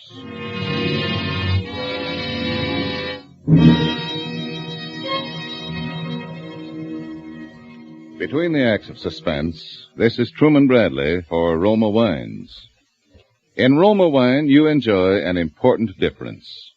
Yes, Roma gives you an extra dividend of enjoyment in fuller bouquet, richer body, and better taste. To bring you better tasting wines every time, Roma selects from California's choicest grapes. Then, with ancient skill and America's finest wine-making resources, Roma master vintners guide this grape treasure to tempting taste perfection. These choice wines are placed with mellow Roma wines of years before. And from these reserves, the world's greatest reserves of fine wines, Roma later selects for your pleasure. That's why more Americans enjoy Roma than any other wine. That's why you will find Roma California wine your best buy in good taste. So, whether you prefer sherry or port, muscatel or tokay, insist on Roma wine. R-O-M-A, Roma, the greatest name in wine.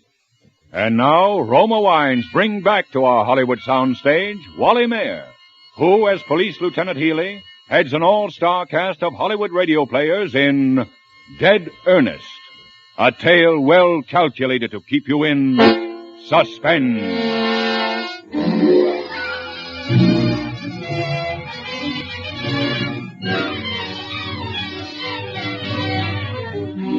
Henry Prince had purchased the coat in which was the letter that could save the life of Ernest Bowers.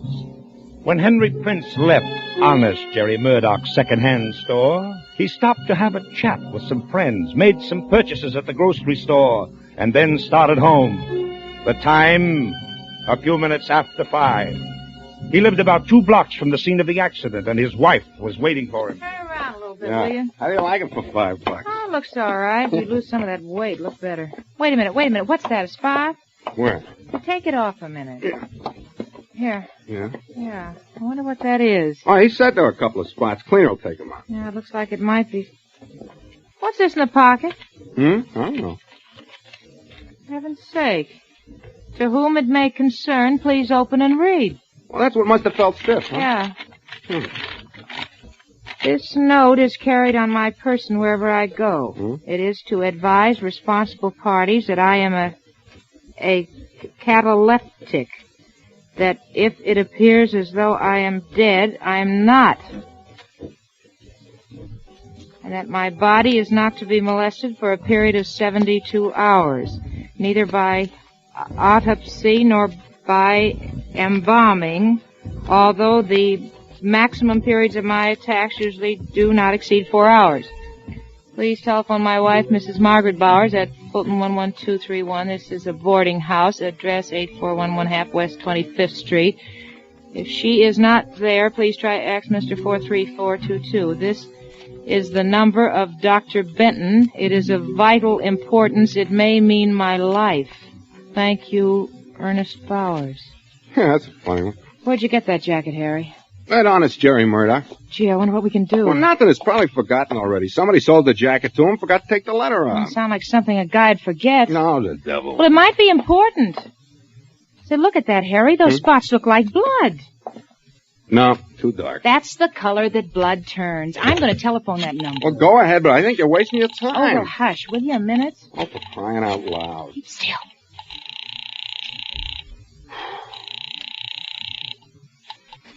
Hello. I'd like to talk to Mrs. Bowers. She ain't in. Well, how do you know? You didn't even go to She find... went out, and you ain't the first after her. Who else wanted to get in touch with her? Oh, somebody. I don't know who. Oh, well, thank you. There, you see? You're wasting your time. I'll try that doctor. Oh, for heaven's sakes. Turn into a regular busybody. Well, think of somebody else. Well, I'm getting hungry. Oh, hush, will you? Oh, hush, will you? Oh, busy. How about some dinner? It's cooking. Honestly, I can't get it out of my head. That guy, whoever he is, just lying there and people thinking him dead when he ain't. Maybe doing things to him. Gee, what's embalming? Oh, well, they do that at the morgue. It's preparing his body for burial. I think they take all the blood out of his veins. For heaven's sakes, that'd kill him if he wasn't already dead.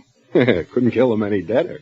Harry, I'm going to find out about that coat. Now, where's this place you bought it? Now, wait a minute, Francis. I put in a good day's work. I'm tired. I don't want to run around the city looking for something I don't even know about. Well, I'll go myself. How about me at home here while you go out? I want to eat. I'm hungry. Well, dinner won't be ready for another 15 minutes anyway. Where's the place? Oh, all right. I'll go with you.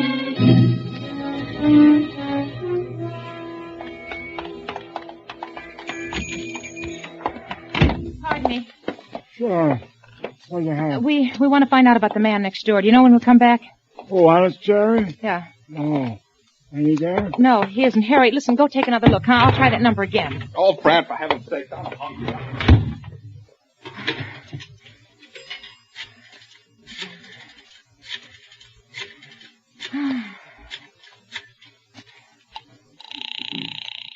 Oh. Well, they answered. I'm using this... Oh. Well, he ain't back yet. Well, what does this sign say, 10 minutes? Yeah, but those guys put up signs like that if they're going away for an hour. Well, we'll just wait a couple of more minutes. Oh, come on, Francis. Wait, I'm gonna run. is Mrs. Bowers in? No. Mr. Bowers. He's dead.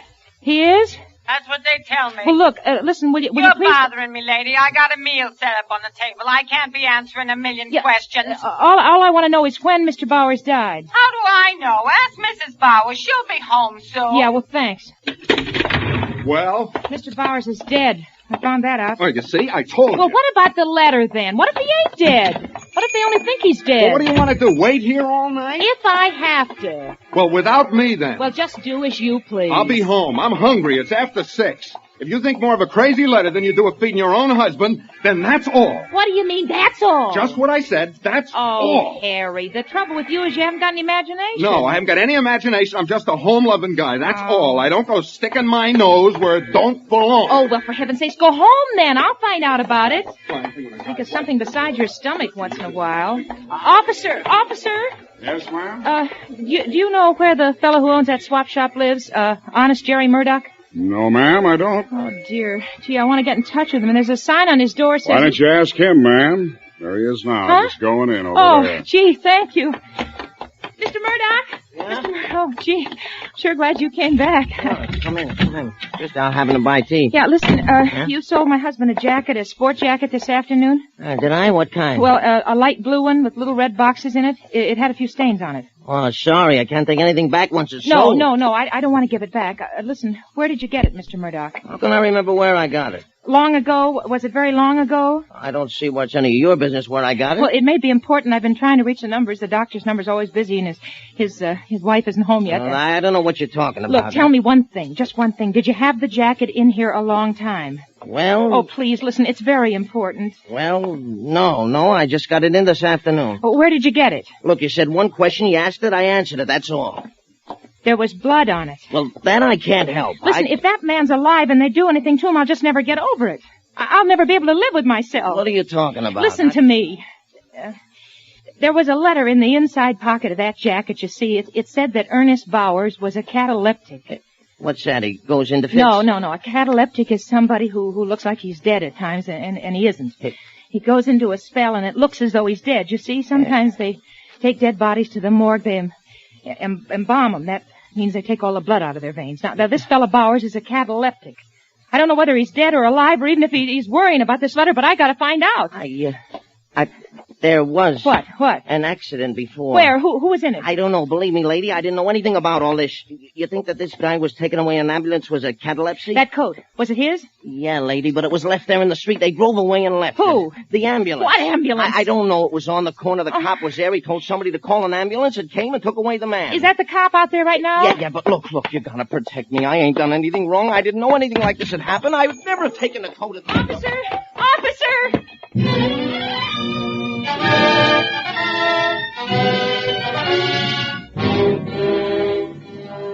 Ernest Bowers lay on a slab at the morgue. If he were alive, probabilities were that he would regain consciousness before 6:45. The two embalmers on duty at the time had decided to get a bite to eat when the phone rang.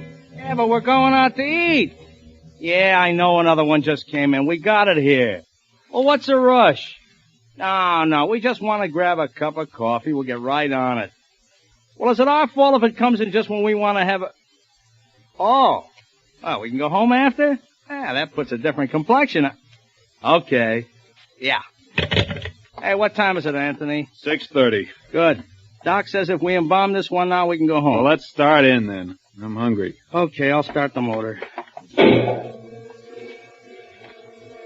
Young guy, ain't he? Yeah. I was saying to the wife about that yesterday. Oh, get the injector out, will you, Tony? Yeah. She was saying more and more people die older and older. Here. Yeah, looks like we can open through the neck. Yeah. me a piece of that gauze. Yeah. I said to Velma, she should be around this place a while. We get 'em all ages. You want me to do it? No. You get the injector ready. Look at him. You'd never think that such a little thing like his heart stops beating could make him dead and not alive. Yeah, okay. Now, hold it steady, will you? Yeah. Ready? Just a second. Yep. All right. Here we go. What's the matter? My glasses. They're clouding up. Take them off. That's all right. I'll just clean them. What'd the wife say to that? What? Oh, about all ages? Yeah. Oh, she didn't have anything to say. Only that most of the guys we deal with probably come to a violent end. There's something in that. Yeah. Okay, I got my glasses clean. Now, let's see here. What's the matter? They're steamed up again. That's funny. Every time I bend over, I wonder. What? It must be my imagination. What? Oh, I could have sworn this guy was breathing on my glasses. Is he? No, how could he? Well, come on then, let's go. It's 6:45 already. Yeah. Oh, hold it, I'll get the phone. No, let's get this started first. Okay.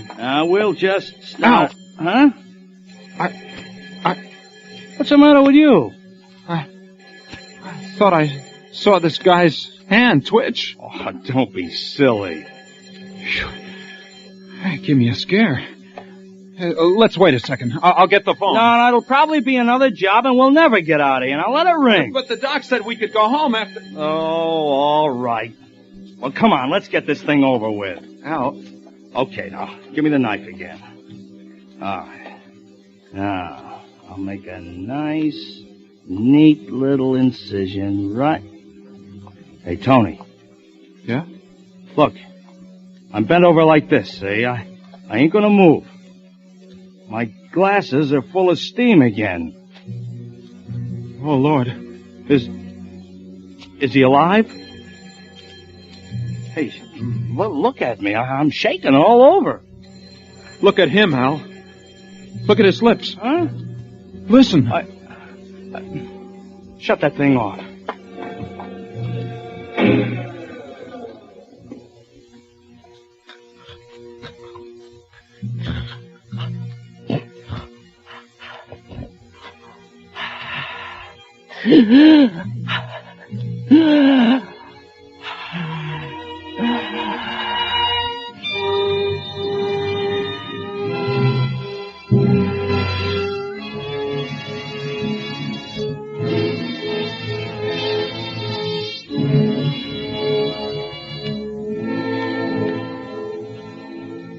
Apparently, the life of Ernest Bowers was worth $1.30 for a silver bracelet to the boys who ran away with it, and $5 for a blood-stained jacket to honest Jerry Murdoch. Their petty thefts brought a man to the brink of death. As for the busy telephone in the doctor's office, it wasn't busy at all. The good doctor had unwittingly replaced the receiver on the phone stand incorrectly. There's just one more episode which perhaps does not belong in an accident report, but which I would like to include. After regaining full consciousness, Ernest Bowers put in a telephone call from the morgue. Hello? Hello, Mrs. Brawley. Is Mrs. Bowers in? I don't know. I'll see. Josie, see if Mrs. Bowers is home. Who is it? This is Mr. Bowers. Who? Mr. Bowers? They told me you was dead. The hospital called and said... I know, Mrs. Brawley, but they made a mistake. Oh, well, here she is. Hello? Ernest? Where are you? Well, darling, it's quite a long story. Well, You never see, mind. You get right home, you hear? Your dinner's getting ice cold.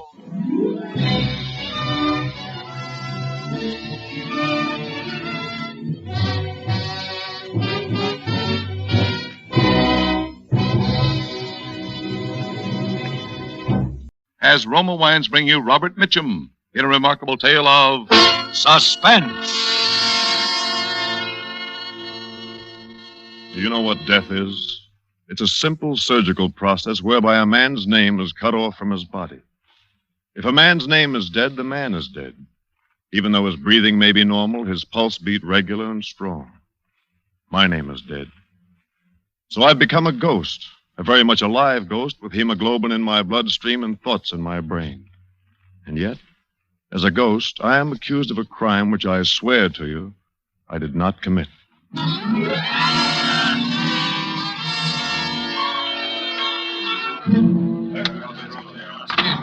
Going up. Name your floors, please. Seven, please, seven. I just finished a rather harrowing day with my attorney. And I wanted a few moments' relaxation at the Sky Room before driving home to Palo Alto. As I stood in the elevator, I was conscious of someone staring at me. A girl, wearing an orchid which had been completely crushed against the shoulder of her mink coat. She was young, early 20s, I'd say, a sort of face which I find peculiarly attractive. Lean, tanned. She stood perhaps 3 feet away from me in the elevator. Her eyes stared steadily into mine. I glanced away, then looked back again. She was still staring at me. Then she stepped over close to me. Going up. What are you doing here? I beg your pardon. Why did you follow me? You know I didn't want to see you. I think you've mistaken me for someone else. 21st floor. You're Rex Melville. No, my name is Sutherland. Oh, I'm so sorry. You look exactly like... Oh, please, forgive me. This is your floor, ma'am. Oh, thank you. Good night, Mr. Sutherland. Good night. Sky room, sir? Yes, the Sky Room. Thank you, sir.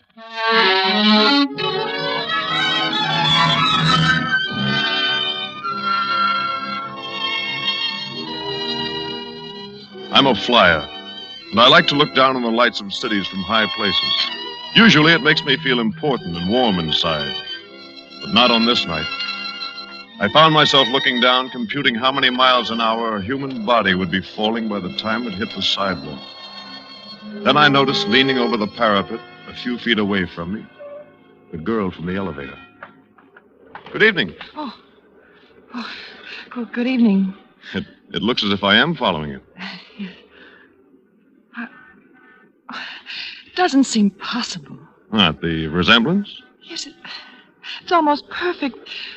You're a little taller, I think. No, my chin comes just below his shoulder, too. You're exactly the same height as Rex. And who is Rex? A friend. You told me your name on the elevator. I've forgotten it. David Sutherland. I'm Diana Blake. Miss Blake? Yes. Oh, would you care for something to eat, Miss Blake? Yes, I would.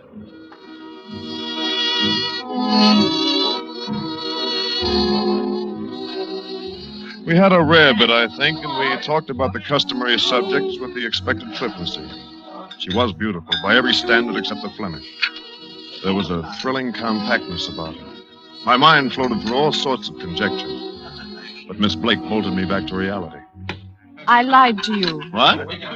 My name isn't Diana Blake. It's Mrs. Melville. Rex is not a friend. He's my husband. Oh, somewhat more than a friend. In this case, somewhat less. It's so incredible. So utterly incredible to sit across the table from someone who looks exactly like my husband and have a good time. Oh, better leave. He might find us here. Of course. Philippe? Yes, Monsieur Sutherland? Check, please. May I see you home? Oh, it's not necessary. I have a suite here in the hotel. Here is the check, sir. I'll sign it. May I borrow your pencil, Philippe? I'm deeply sorry, Monsieur Sutherland. What? I've been asked to tell you that... Now, look, I've been signing checks at the Sky Room for 5 years. Yes, Monsieur, but the accounting Please, department... don't hate me if I pay it. Oh, no, I couldn't possibly You allow... will find, David, that I am a woman of extremes. I've either a great deal or nothing. Right now, the only thing I have a great deal of is money. Philippe. Thank you, madame. Don't be angry, please. It's a small price for saving my life. Saving your... When you spoke to me out there on the parapet, I was getting ready to commit suicide.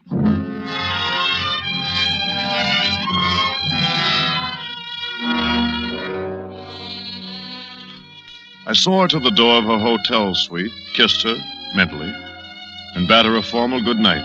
It's been pleasant meeting you, Mrs. Melville, etc. But inside, I knew what had happened to me. And by 4 a.m, I knew I'd have to do something about it.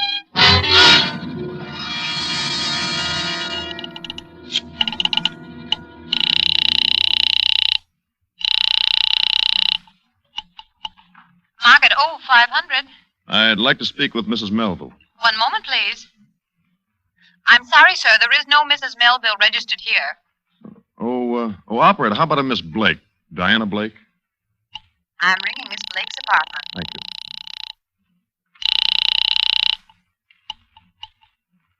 Hello?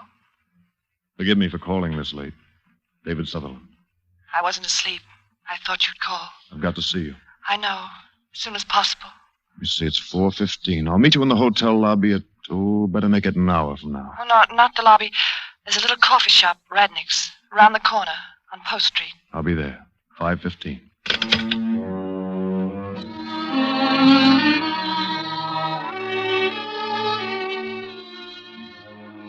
It was just growing light as I drove up the Bay Shore. Practically no traffic. I got to Radnick's in about, 40 minutes.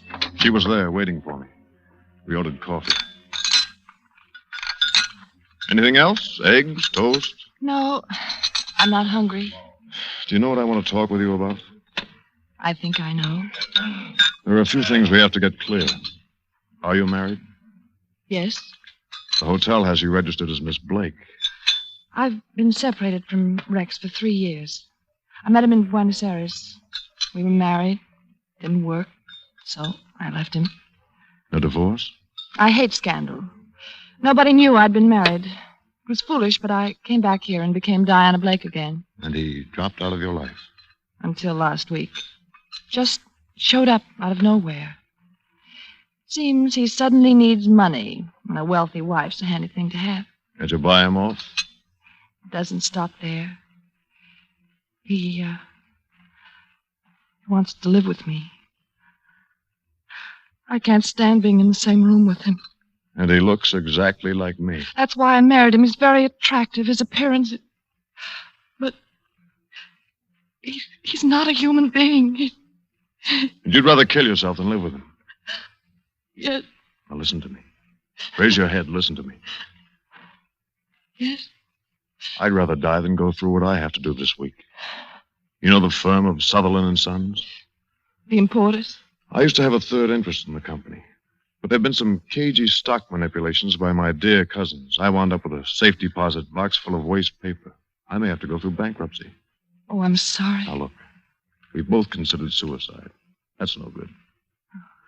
But what would happen if we both became... Husband and wife? Yes. What will happen to Rex? Rex is going to become the late David Sutherland. Oh, no. Now, look, I've thought it all out. I have some property up in the High Sierra, a summer house called Live Oak. The only way to get there is by air. The place has been advertised for sale. Now, suppose you told Rex you were interested in buying Live Oak. Could you ask him to fly up with me in my plane? Well, he likes to fly, but he might be suspicious. You can make it sound logical. Tell him you want to try to make a go of your marriage. Live Oak seems to be an ideal place for a second honeymoon. Yes, I'll try. Does he have any friends in San Francisco? None that I know of. He's lived in Argentina for years. Oh, one thing, his voice. It's a little higher pitched than yours, and he speaks more precisely. I can get by. What accounts does he have here? Bank accounts? Doesn't have any. Using traveler's checks and the money I've had to give him. Will he stay with you tonight? If I let him. Good. That'll give me a chance to go through his hotel room. Where's he staying? The Park Row. Room? I don't... Oh, yes, 518. 518.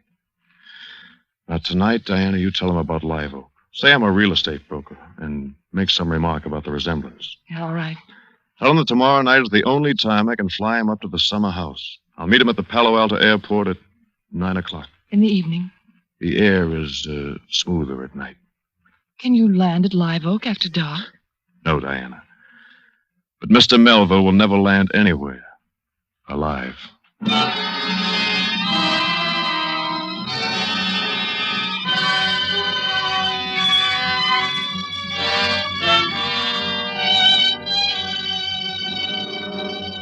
For Suspense, Roma Wines are bringing you Robert Mitchum in Death at Live Oak, Roma Wine's presentation tonight in radio's outstanding theater of thrills, Suspense.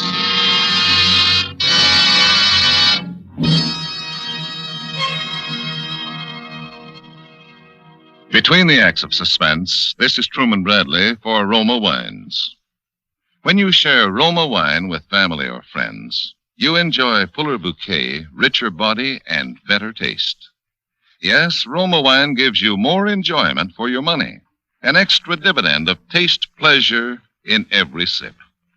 To make absolutely sure that Roma wines taste better, Roma selects from California's choicest grapes.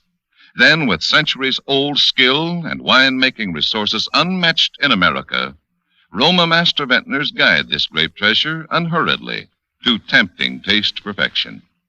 These choice wines are placed with mellow Roma wines of years before. And from these reserves, the world's greatest reserves of fine wines, Roma later selects for your pleasure. Tomorrow night with dinner, enjoy the superiority, the better taste of Roma California Burgundy or Sauterne. Discover for yourself why more Americans enjoy Roma than any other wine. That's R-O-M-A, Roma. Your best buy in good taste. And now, Roma Wines bring back to our Hollywood soundstage Robert Mitchum as David Sutherland, with Mary Jane Croft as Diana Blake in Death at Live Oak, a tale well calculated to keep you in suspense.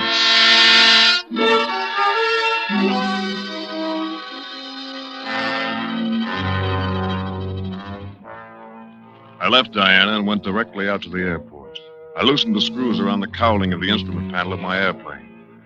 And I took my parachute home and soaked it thoroughly in a wash tub full of black dye. The shrouds and the silk came out dull black, just right. As it began to grow dark, I felt a tremendous desire to be with Diana, at least to talk with her. I realized how much she was coming to mean to me. But I stifled my urge to call her. If I could be apart from Diana this one night, I could be with her the rest of my life. I drove back into San Francisco to the Park Row Hotel. As I walked in, I turned my hat brim down in the way Diana had told me Rex Melville wore his. I prepared to speak more precisely, to try out my impersonation of the man I was about to murder. Good evening, Mr. Melville. Good evening. May I have the key to 518, please? Certainly, Mr. Melville. You weren't gone very long, sir? No, not long. Is there any mail in my box? Well, I just gave you your mail, sir, when you went out. Oh, of course. I'd forgotten. Thank you.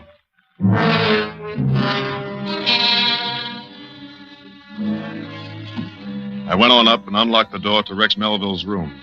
Empty. And in a rather slovenly state of disorder. I made it a point to touch everything in the room, the light switches, the water faucets, the drawer handles. I wanted to leave plenty of my fingerprints in case I should need to prove later on that I, the future Rex Melville, had occupied this room. And I left. But I didn't go back to Palo Alto. I just walked the streets of San Francisco until dawn.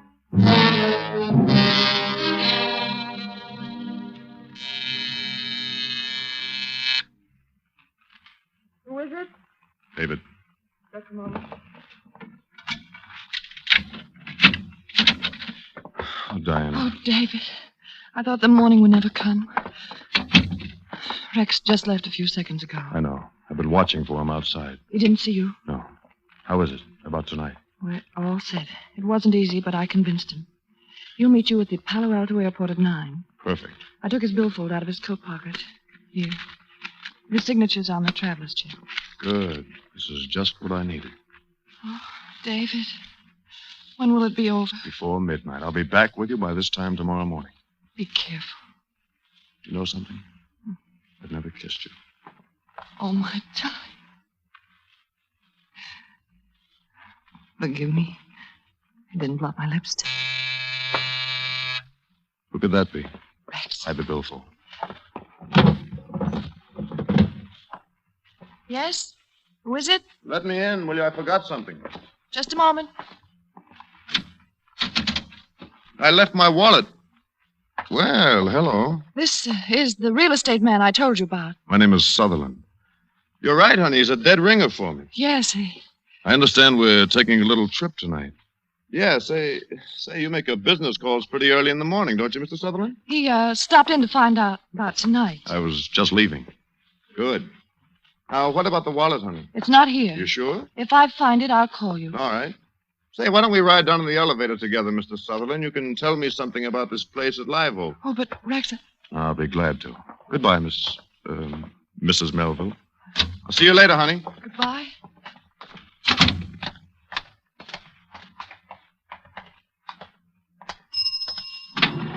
Down car. Go right ahead, Mr. Sutherland. No, after you. All the way down? Yes, the lobby, please. Yeah, I hope you're a good pilot, Sutherland. I've been flying 10 years. What kind of plane do you have? Metal monoplane, a high wing. It seats 2 people side by side. Say! What's the matter?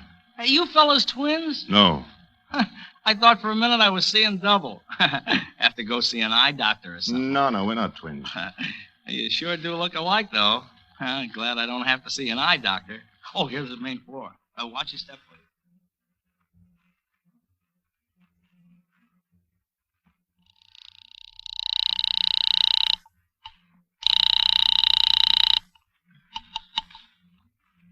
Hello? Hello, Diana. Yes. Listen, we're in bad trouble. What's wrong? The elevator boy. He noticed how much we look alike. Which car was it? The end elevator, the one nearest your door. I can take care of it, David. Don't worry.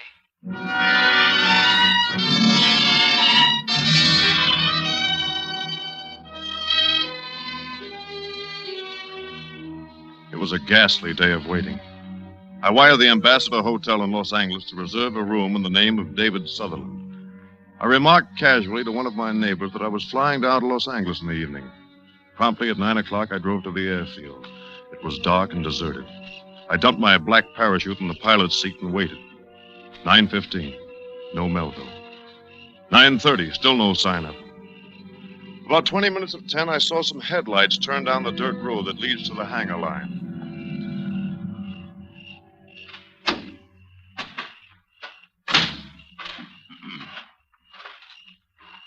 Is that you, Sutherland? I've been waiting for you.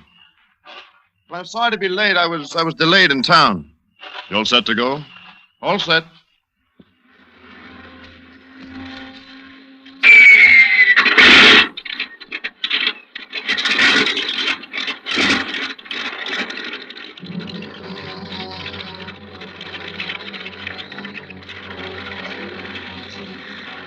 No one saw him get into the plane. The airport isn't normally equipped for night operation. I didn't waste much time warming up the engine. This would be the last takeoff for my ship, so it didn't make much difference. I gave a full throttle, roared down the asphalt runway, and banked sharply out over the bay.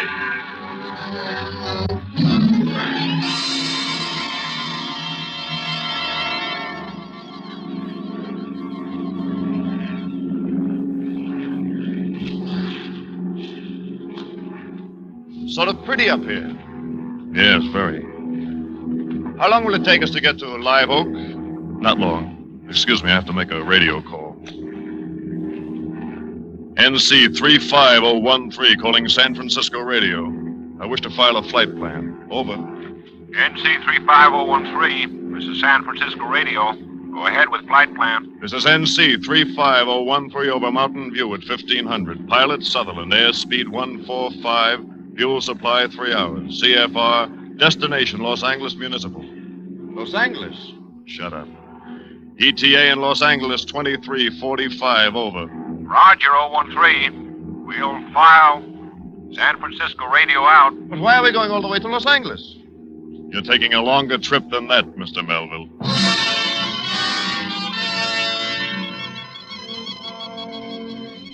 I grasped the loose cowling from my instrument panel and swung it squarely against his head. He fell forward against the seat belt. There was no blood. The bruise on his face was exactly where the cowling might strike him if an accident threw him forward against it. Quickly, I screwed the cowling back in place, and then I set about exchanging clothes with my unconscious passenger. It was difficult in the cramped cabin, and I had to watch my flight controls. I propped Melville into the pilot's seat and buckled his safety belt. Then I strapped on my own parachute and trimmed the ship nose down.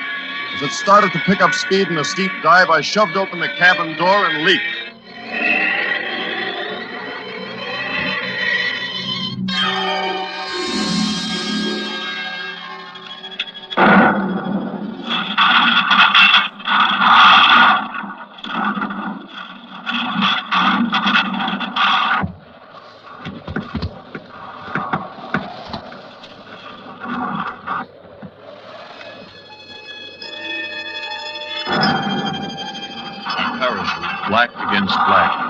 dropped me quietly into a meadow a few hundred yards from my burning ship. The wreckage was complete. I pulled in the chute, wadded it up, and tossed it onto my funeral pyre.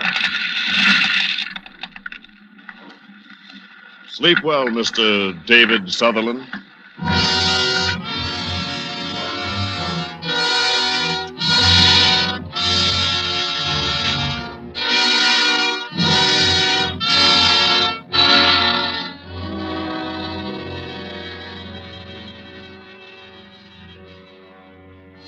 My plane had rammed the wild wilderness on the lower slope of Mount Hamilton.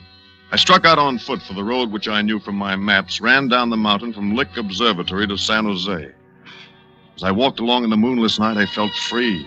For the first time in many months, no more debts, no more threats of bankruptcy, no more scavenging attorneys. From San Jose, I took the bus back to Palo Alto, keeping as inconspicuous as possible. At the airport, I got into Rex Melville's car. No, it was my car. I was Rex Melville now. It was just getting light as I drove up Bayshore Boulevard. I went into a pay phone booth to call her and tell her everything was all right.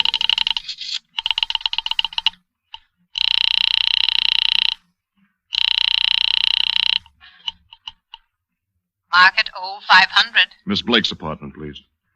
Miss Blake? Diana Blake. One moment, sir.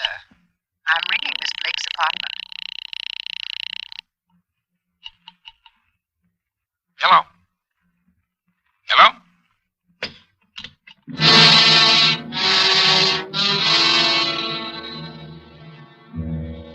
Why should a man's voice answer in Diana's room? I went straight to the Park Row. The same clerk was on duty who had called me Mr. Melville the night before.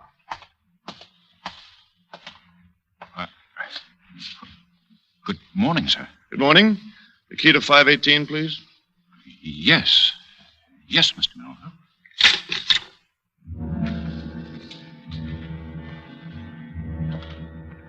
Why should he stare at me that way? Everything had gone according to plan. What had I done wrong? Hello. I must have the wrong room. No. This is the right room. 518. Come in. I've been waiting for you, although we really didn't expect you to come back here. What do you want to see me about? Well, there's a little matter of murder. You must have the wrong person. My name is Melville. Rex Melville. Yes. Mm-hmm. This your billfold? Yes, that's mine. There's my name on it, Rex Melville. Well, you ought to be more careful where you leave it. Why, where did you find this wallet? Now we want to get a few things straight. Harry, find the elevator boy and have him come in. Right. Now, about this Miss Blake. What was your relationship with her? Girlfriend? No, she was my wife. Oh? We were married in Argentina 3 years ago. Well, Mr. Melville, if this woman was your wife, why did she use the name of Miss Blake? We'd been separated. Oh, I see. Did you want to see me, sir? Yes. I want you to take a good look at this gentleman and tell me if he's ever ridden on your elevator. I took him down last night from the 21st floor. He was in an awful hurry and sort of nervous. It was just before 9 o'clock. I remember because I go off duty at 9. No. It was someone else. I was in Palo Alto at 9 last night. What is this, anyway? Look at him very carefully, son. You're sure this is the man you took down from the 21st floor? He's even wearing the same suit. I demand to know what right you have to... Don't you remember, Melville? Last night, sometime between 8:15 and 5 minutes of 9, you murdered Diana Blake. I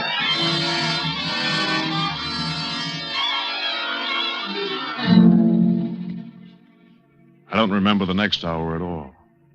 But I heard myself saying, "There's another man. He looks exactly like me. He must have killed him." Oh, a sort of Mr. Hyde character? No, another person. Elevator boy, you saw us together in your car yesterday morning. I don't remember. Now think. You asked if we were twins, and you said something about going to an eye doctor, remember? No, I don't remember. He's lying. Diana bribed him not to tell. Why should she have bribed him? Because I'm not Rex Melville. My name is David Sutherland. I live at 18016 Willow Road, Palo Alto. I didn't kill her, I tell you. I loved her. David Sutherland was killed last night in an airplane crash on Mount Hamilton. No, it was Melville who died. Sutherland radioed a flight planned at 9:55 for Los Angeles. He had a reservation at a Los Angeles hotel for last night. He never got there. I'm Sutherland. I jumped in a black parachute. Melville, the murderer, he's the one who died. Why are your fingerprints on every doorknob and every water faucet of Rex Melville's room in the hotel here? I didn't kill Diana Blake. I loved her. You've been separated from her for 3 years. You're the murderer. I'm a murderer, yes. I killed Rex Melville, but not Diana. I didn't kill Diana.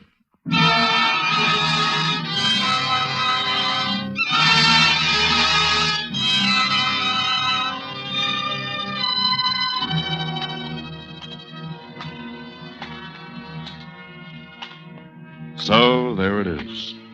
Now you know what can happen when a man's name is severed from his body.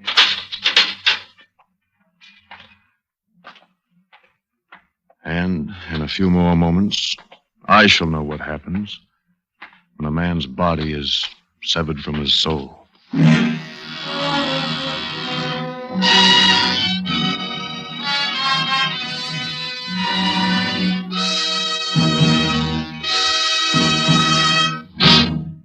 As Roma Wines bring you Virginia Bruce in a remarkable tale of Suspense.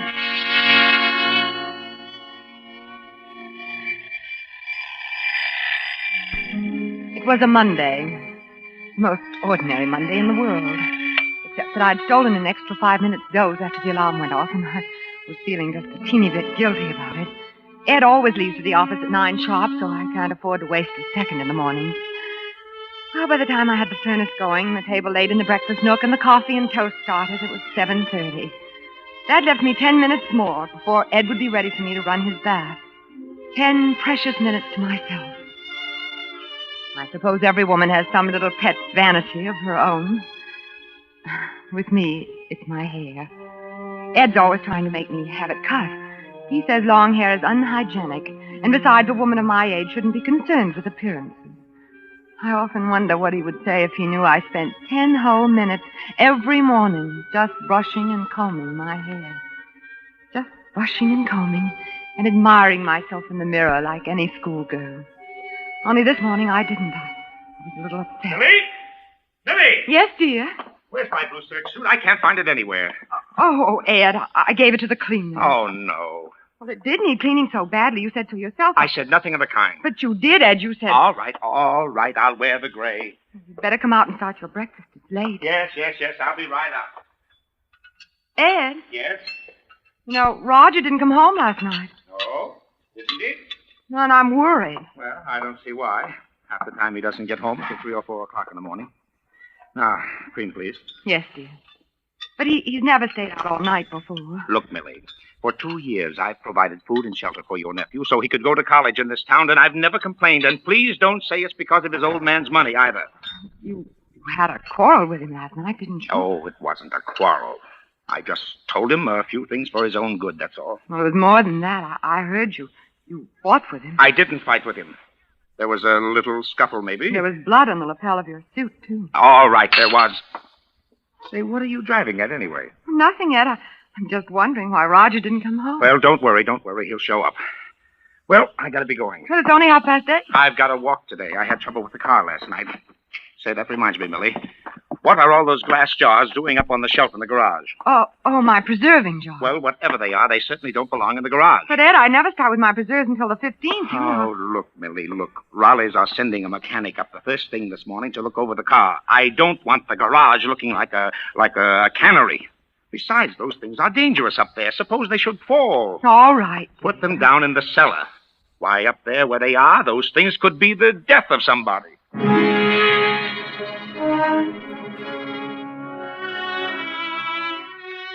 By the time I'd washed up the breakfast things and fed Bobby's my pet canary, it was 10 o'clock. Suddenly I remembered those wretched preserving jars. I was just starting on them when I got a glimpse of something out of the corner of my eye in the shadows behind me. I spun around, my heart pounding away 10 to the dozen, and then I saw it. The hand hanging out of the open window of the car. A very still, white hand. Roger's hand. It was cold when I touched it. Roger was dead.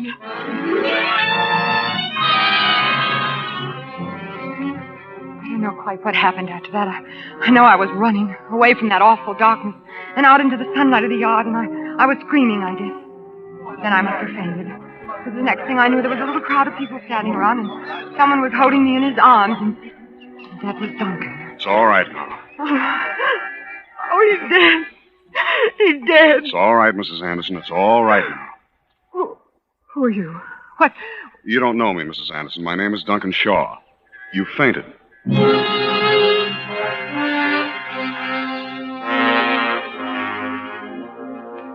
The next few weeks were like a nightmare. The local police, and then the state authorities, too. Questioning, looking, snooping. They knew he'd died of carbon monoxide poisoning, but there were some wounds, too, on his head, and they couldn't explain them. All this and what happened to poor Roger, and Ed being so nervous and irritable. Finally, there was an inquest. I didn't even go to it, but it was all in the papers the next day. You're not eating your breakfast, Ed? I don't feel hungry. Oh, all right. Ed, Yes. what does an open verdict mean? Open verdict? Yes, that's what the coroner's jury said about Roger, wasn't it? Yes, that's right. Well, what does it mean? Well, it just means that they don't know. They don't know how it happened. You mean whether it was an accident or something else? Yes. I don't think it was an accident. Do you, Ed? I don't know. I don't know what it was. Who do you think did it? What do you mean by that? Just what I said. Who do you think did it? I don't know. What do you mean? It probably was an accident. Maybe it was suicide. How do I know? Somebody hit him, Ed. All right, maybe somebody did. I don't know, and I don't care. You don't what? I said I don't know. I don't know anything about it.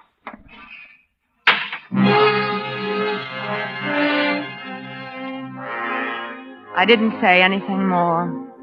I just watched him as he stormed down the path to the garage. I suppose it was the way I felt about Ed that was the reason for what happened next. I mean, I'd always felt that way about Ed in some ways, I guess, but now it was different and worse.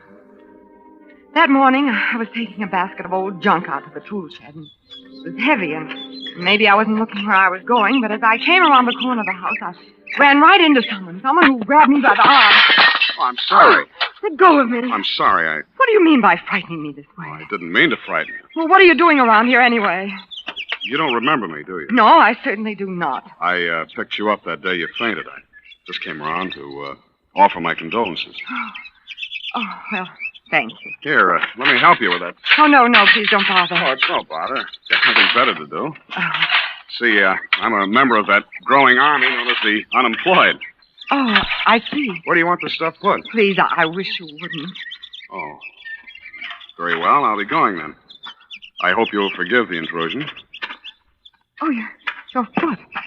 Well, what about it? Well, when I dropped the basket, I hadn't realized. No, dear lady. I'm afraid this wound goes back a little farther than that. Oh, I am sorry. Please forgive me. Oh, it's all right. But really, I feel terrible. A veteran and no job. And here I've been... There must be something I can do to make up for... Oh, don't feel that way. Perhaps... Believe me, this isn't charity. Perhaps you'll let me make you some breakfast. Breakfast? Well, Well, then, that's settled. Come along. You must be a stranger in these parts. You might call me that. What in the world ever brought you to a little out-of-the-way place like Richmond? Oh, this and that. Anything more you'd like to know? No. You mustn't think that I... Well, here we are. Just sit down and make yourself comfortable, and I'll have something ready in a jiffy. I've been rude. I'm sorry. You're terribly nice, Miss Anderson. Oh, not at all. Tea or coffee, Mr... You know, I've forgotten your name. Shaw. Duncan Shaw. And, tea. You know, Mr. Shaw, I've been thinking, and No, I won't be offended. Well, it's just that, my husband's always talking about the state the garden's in, and I never seem to have time to do anything about it myself, and there's a lot of other things, like the mailbox and the fence in the back that's falling apart, and, well, You're sweet. Of course, I couldn't pay very much, so if it's going to interfere with any other plans... No. I don't think it would interfere with any other plans. I don't think it would interfere at all.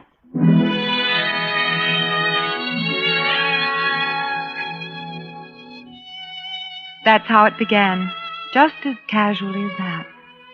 A few weeks ago, I could never have done such a thing. I'd have worried about what Ed would say and how I was going to tell him, or felt guilty and ashamed that I was keeping a secret from him. It didn't make any difference now. I didn't care.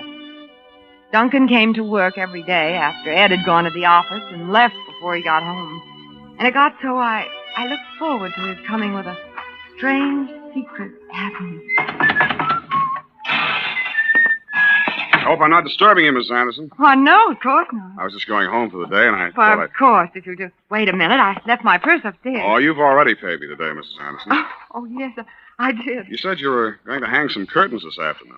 Thought I might be able to help. Well, that's very kind of you, I'm sure.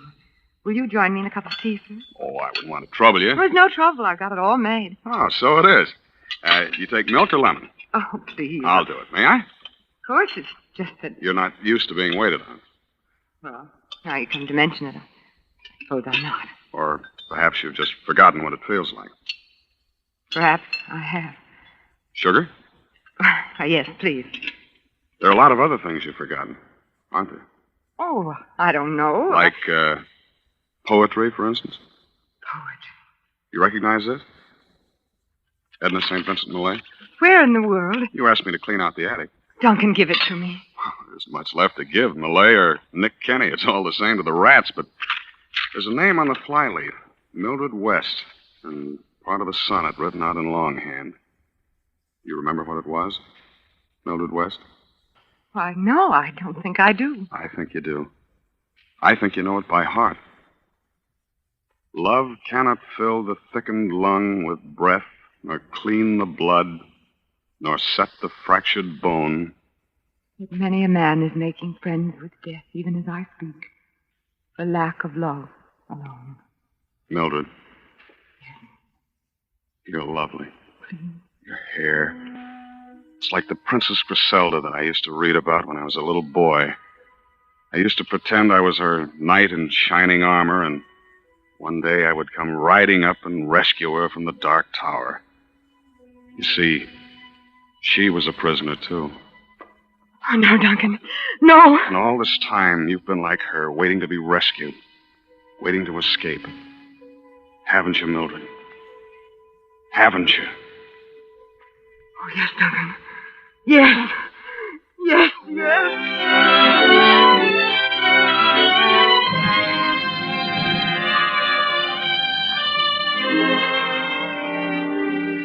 Oh, Duncan, I'm afraid. Of what?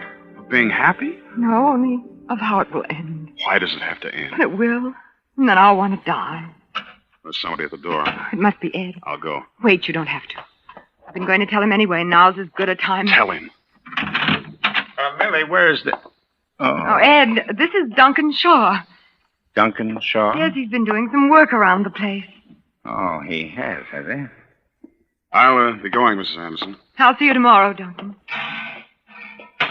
We'll talk about that later. There's nothing to talk about, Ed. Isn't there? Well, I don't want him around here. Why not? I don't like strangers hanging around here. Haven't there been enough of them already? How do you know that he isn't... You sound almost as though you had a guilty conscience, Ed. Guilty conscience? What do you mean? Guilty of what? I haven't put a name to it, Ed, but I could. What are you talking about? Murder.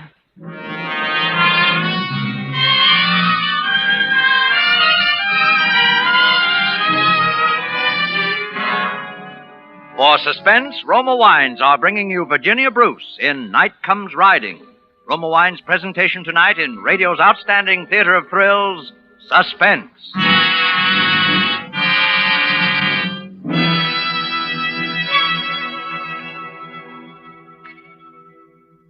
Between the acts of Suspense, this is Truman Bradley for Roma Wines.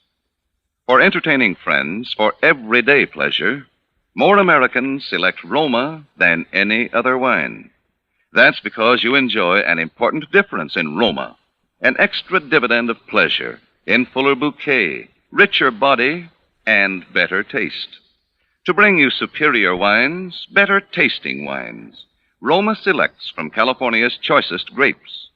Then, with ancient skill and wine-making resources unmatched in America, Roma master vintners guide this grape treasure unhurriedly to tempting taste perfection.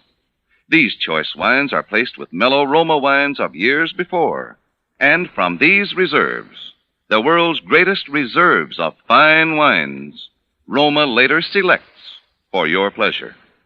So why not enjoy a Roma California wine tomorrow? Whether your favorite is sherry or port, muscatel or tokay, you'll find any wine by Roma is better tasting wine. That's Roma, Roma wine. Your best buy in good taste. And now, Roma Wines bring back to our Hollywood soundstage Virginia Bruce as Mildred Anderson, Wally Mayer as her husband Ed, and Howard Duff as Duncan Shaw in Night Comes Riding, a tale well calculated to keep you in suspense.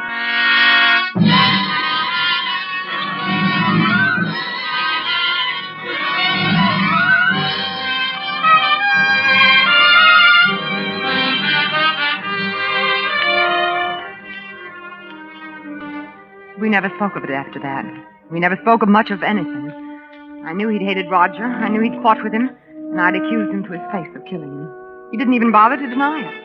What was there to talk about? Besides, I was in love. That was part of it, too, I suppose. Part of my trying to escape. Falling in love with a boy years younger than myself. A stranger that I'd only known a few short weeks. I knew I was living in a dream world and that I'd have to wake up someday. But I didn't care. Will you pass the milk, please, Millie? It's by your place. Oh, yes. Well, I see there was another robbery in town last night. Frank Davis's house. He was wounded, too. They took a shot at him. That's too bad. Well, you might show a little interest. That might have been our house, you know. That might have been me that stopped that bullet. Yes, I suppose it might. And you wouldn't care much either, would you? I didn't say that. Now, look, Millie. There's no use holding this thing against me forever. Holding what again? Listen, I know you didn't tell them how I fought with Roger that night, and I'm grateful. When the police are looking for a suspect, you never can tell what they're liable to pounce on, but now... It's 8:30. You'd better get started. All right, Millie. If that's the way you want it. Well, I see your protege's out there bright and early this morning. Is he? What's the catch, Millie? You're not paying him enough to amount to anything. Maybe he just likes working for an important man like you. Or maybe he's smitten with the lady of the house, hmm? That'd be a hot one, wouldn't it? Millie's boyfriend. Well, I gotta go. Morning, sir. What? Morning.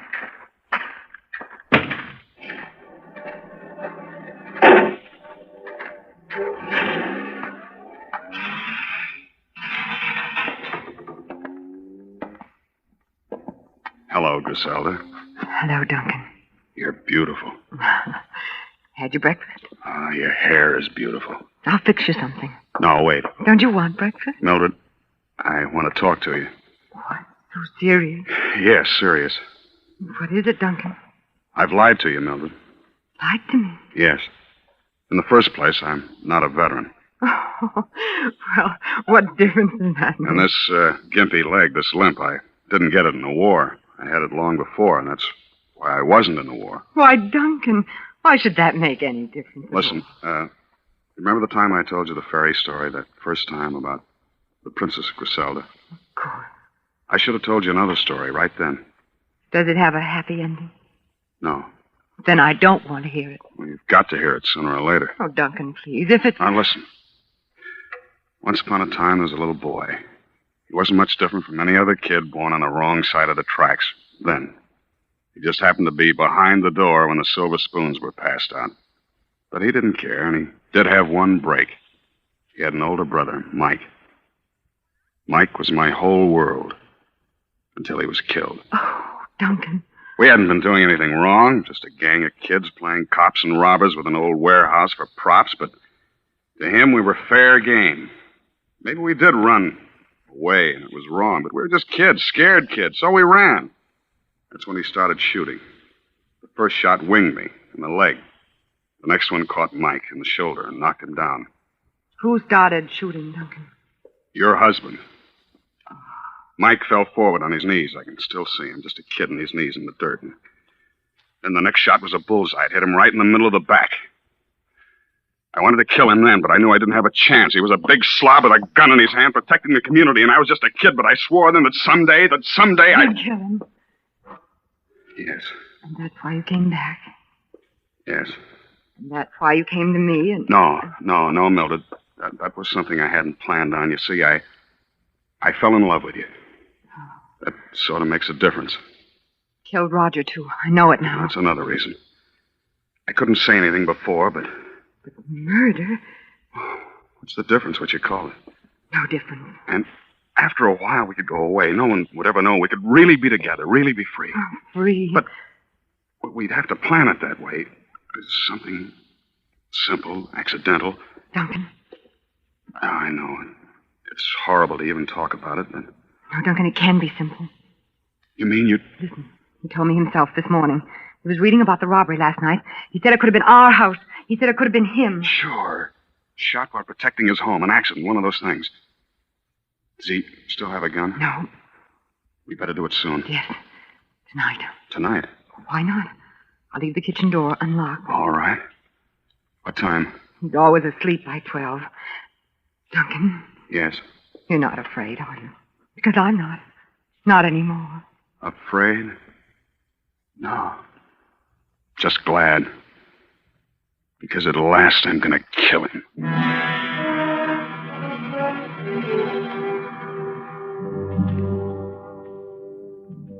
I was quite calm after that.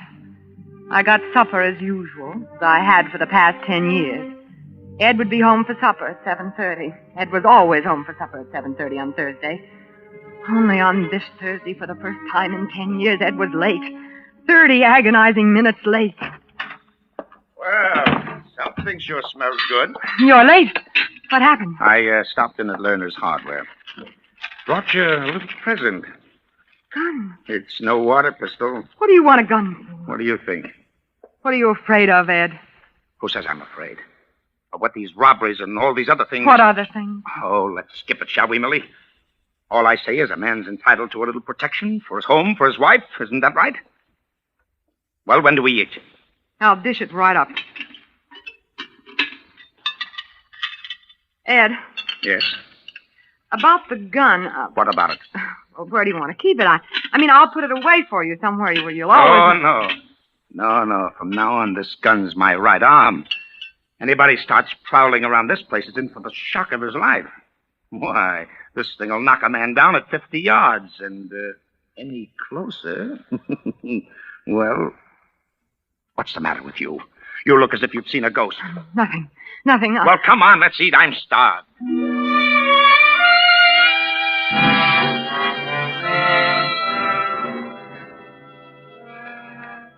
Kept it right next to his plate all through dinner. Finally, after about an hour of listening to the radio, he got up to go to bed, and he took that gun with him. I followed, as I always did, to turn his bed down for him. And as I came into the room, I saw him putting it under his pillow. After that, it seemed hours and hours lying in the dark, watching the luminous hands of the little bedside clock creep on to 11, 11:15, waiting until I was sure he was asleep. And then slowly, ever so slowly, I slipped my hand under his pillow, reaching for the gun. What's the matter? What's the matter? I think I forgot to lock the kitchen door. Oh, go to sleep, Millie. I locked it myself.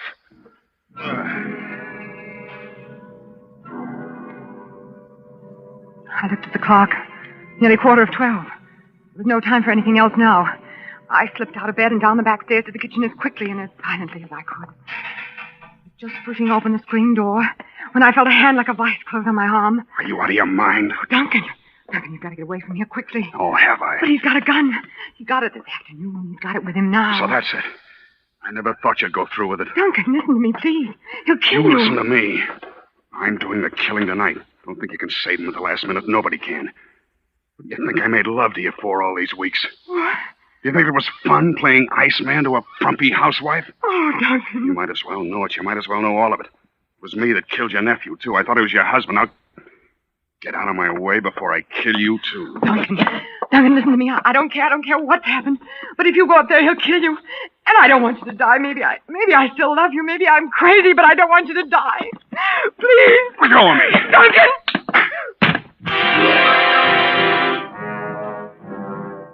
The blow stunned me and I fell. But only for a few seconds. And then I was scrambling to my feet again and running blindly across the dark kitchen and up the back stairs. There was still time. I could still stop it. Please, let there still be time. Suddenly it was quiet. Deathly quiet. Then the light blazed out in my eyes, and from what seemed a million miles away... Millie! Millie! I heard someone calling my name. Millie, I got him. The burglar, I got him. It's all right, Millie. He's dead. Yeah, dead in the mackerel. Look. Well, what do you know? It's your boyfriend, Millie. Your boyfriend, Duncan Shaw.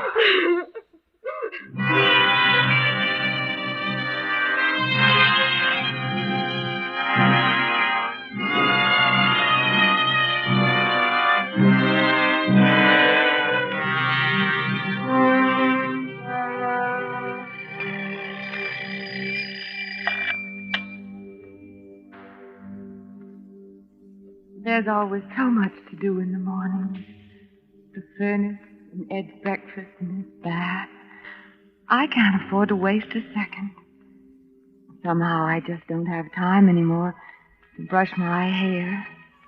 It's too bad. Because I've always had lovely hair. Once someone said I had hair like a princess. Like a princess in a fairy tale.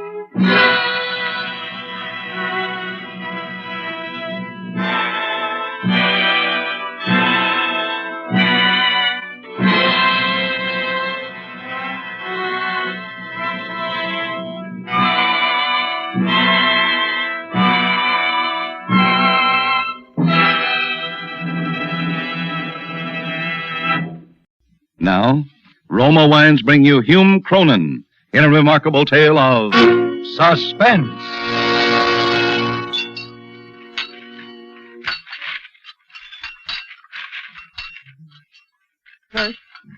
Bert. Yes, my dear. Well, have you found anything? I'm looking, my dear. On the theatrical page, I suppose. Of course, my dear. Looking. You've been doing that kind of looking for 6 months. Give me that paper. Bet I'll find you a job in about 6 minutes. Yes, my dear. It is true that the theatrical season, particularly in San Francisco, particularly for Shakespearean actors, was inclined to be sluggish. And it is true that I had never had the great leading roles. Hamlet, Othello, Lear. Although my success in supporting parts amongst amateur groups had been little short of dazzling. It is also true that these successes were of some 15 seasons past. Still, the talent of your true artist is not to be thwarted or denied. But this was a matter which I had never properly succeeded in demonstrating to my wife, Elizabeth.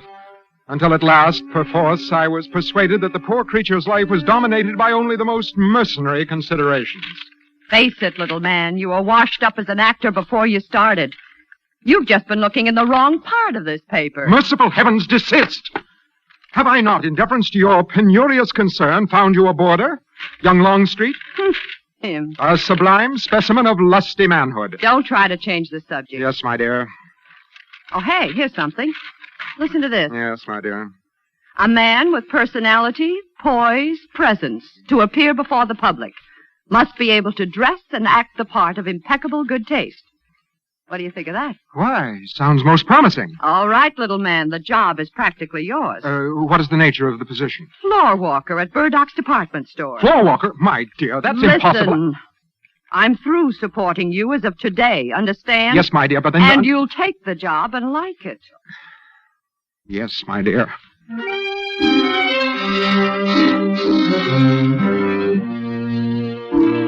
With deep misgivings, I accepted the position. Nevertheless, I carried my role with dignity, undismayed by the tittering clerks who found in my wing collar a curious novelty. Months passed.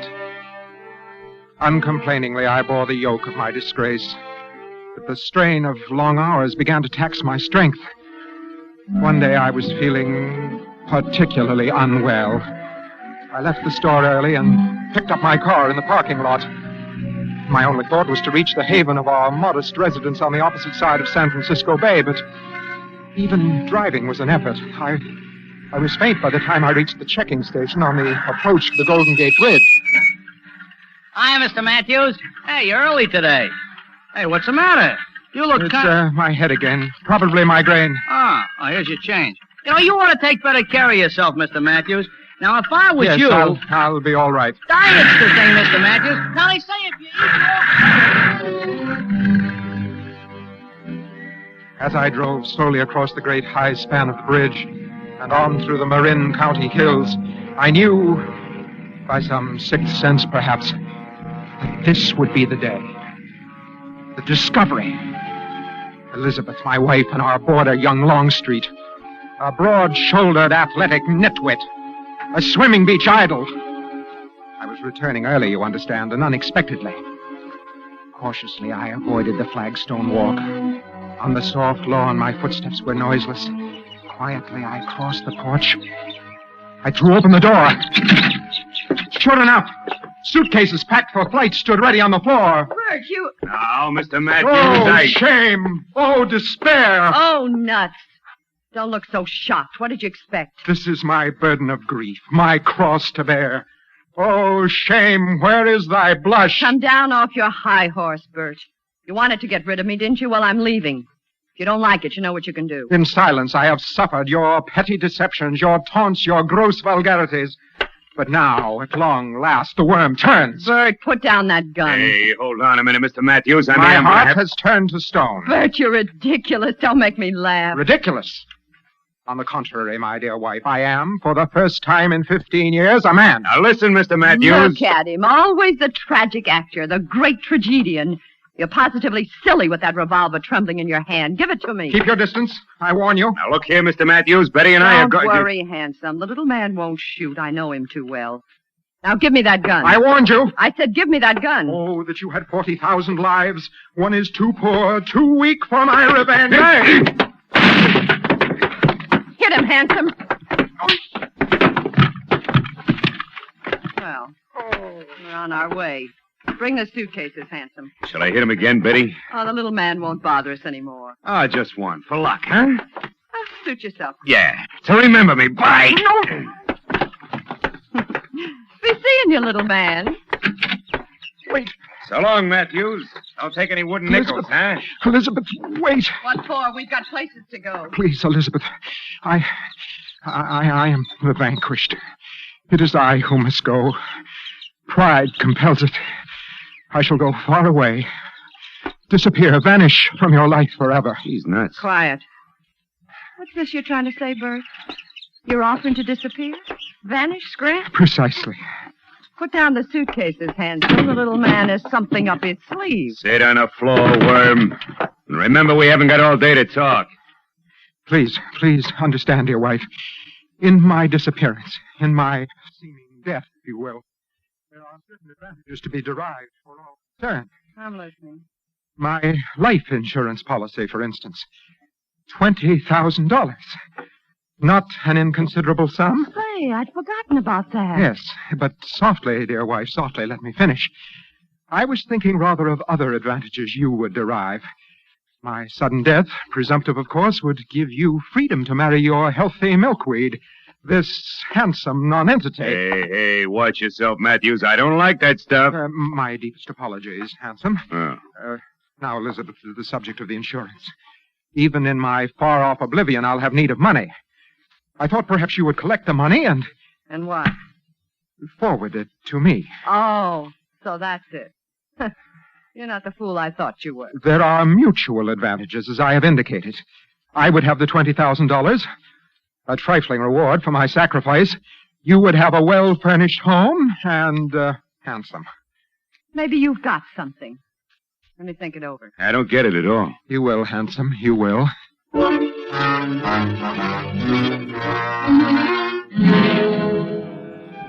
Elizabeth agreed, as I knew she would.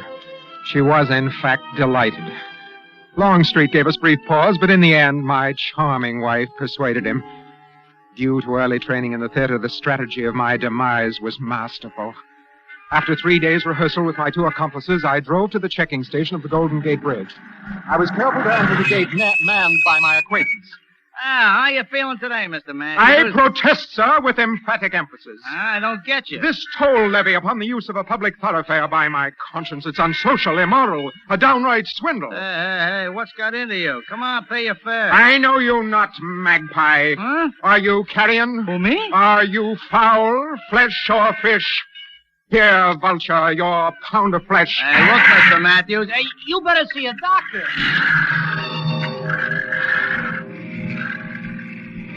Doctor, indeed. But the fellow would remember me.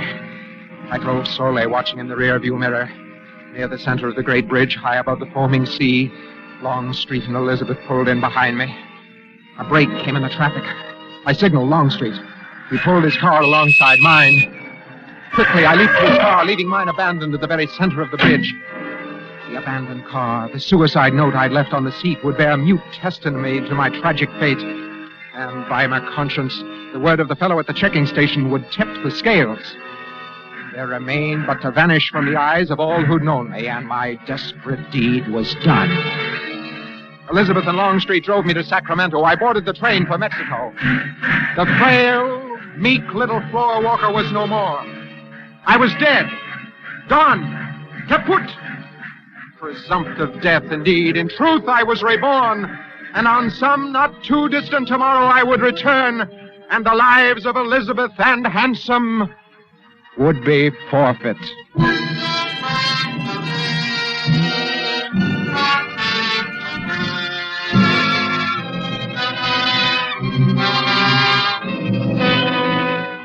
For Suspense, Roma Wines are bringing you Hume Cronin in Make Mad the Guilty. Roma Wines' presentation tonight in radio's outstanding theater of thrills, Suspense.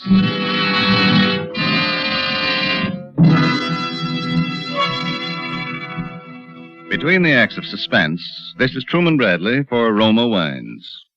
There's a big reason why more Americans enjoy Roma than any other wines.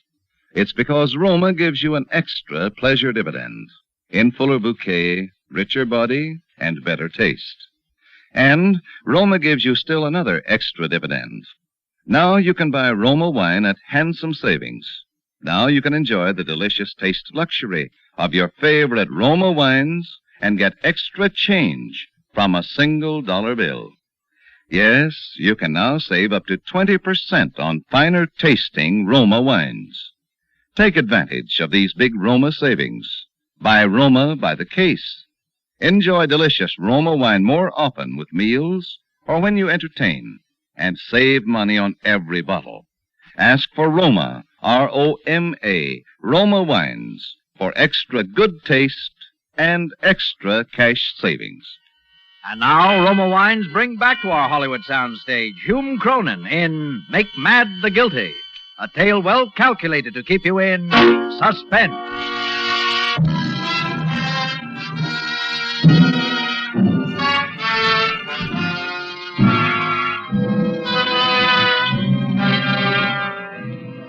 Yes, the frail and meek little floor walker was no more. In Mexico, a new man wore my shoes. I became a man of purpose and daring. Through the art of makeup and disguise, I gave myself a villainous and frightful appearance, corresponding to my new character. I returned boldly to San Francisco with no fear of recognition. Thus was I privileged to read in the local papers of my own suicide and later of my wife's marriage to young Longstreet. Weeks passed. I learned Elizabeth had received the insurance money. I was well aware, of course, that she had no intention of giving me any part of it. The moment of final settlement had arrived. Late at night, as befits one returning from the grave, I rang the bell at the cottage I once called home.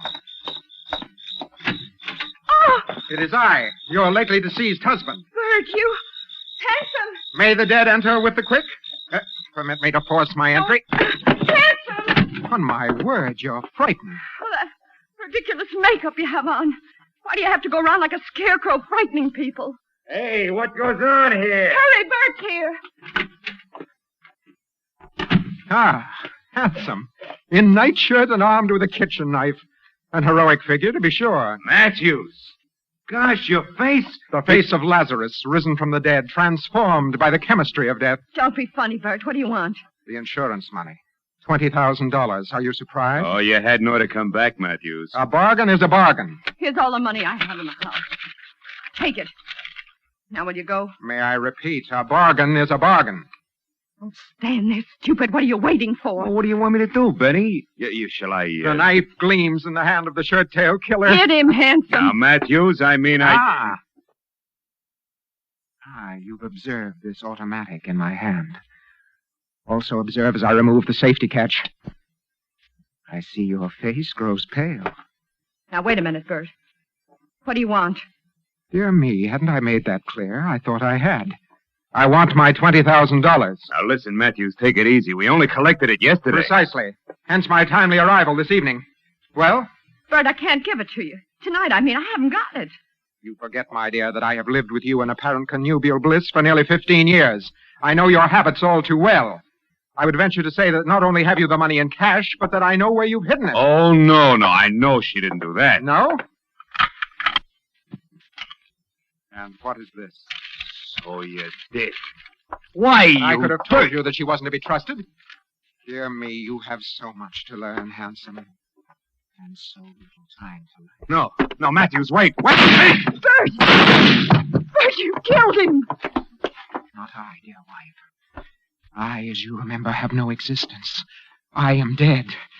But you... Bert! Good night. Parting is such sweet sorrow. Would I could stay to see you explain this whole thing to the police when it be morrow?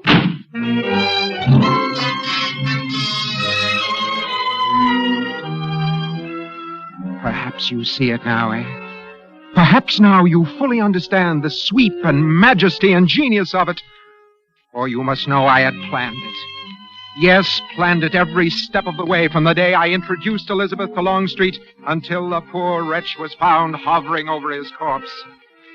Had ever a man played and conceived so magnificent a role, and in no tawdry theater for the make-believe, but in the vast arena of life itself, there was but one thing lacking.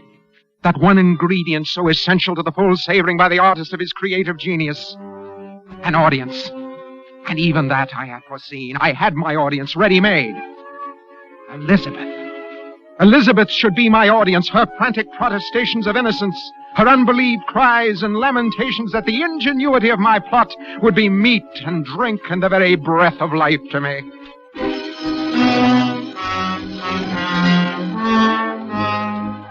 By a slight alteration of my appearance, I was able to attend her trial. Like a spectator at my own play, I could not have directed the performance better myself. Then this remarkable woman, with the murder weapon still figuratively reeking in her hand, has the temerity to tell this court and this jury that the crime was committed by a former husband who conveniently rose from the dead and then disappeared once more into limbo. No, ladies and gentlemen of the jury. She is guilty, and the state asks that you find her guilty, with full knowledge and consent to the penalty with which that guilt entails. The penalty of death. No, he's alive! He's alive!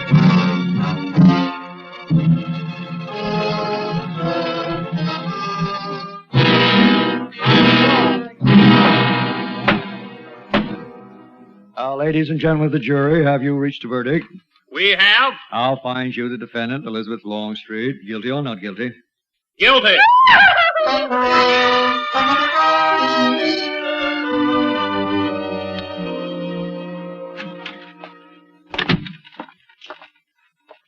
Dispatch this wire, please. All right. Mrs. Elizabeth Longstreet, death row. Oh. You can deliver it, can you not? Oh, sure. You have a rendezvous with death. From the depths of experience can assure you he is by no means an unfriendly companion. Unfriendly? Oh, unfriendly companion. Heartfelt sympathy, courage. 39 words. Let's see, that'll be 78 cents out of $1. Thank you.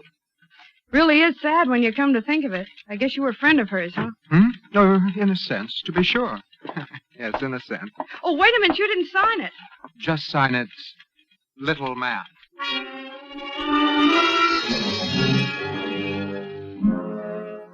The next day, I eagerly scanned the papers for the outburst that this sensational communication must certainly cause.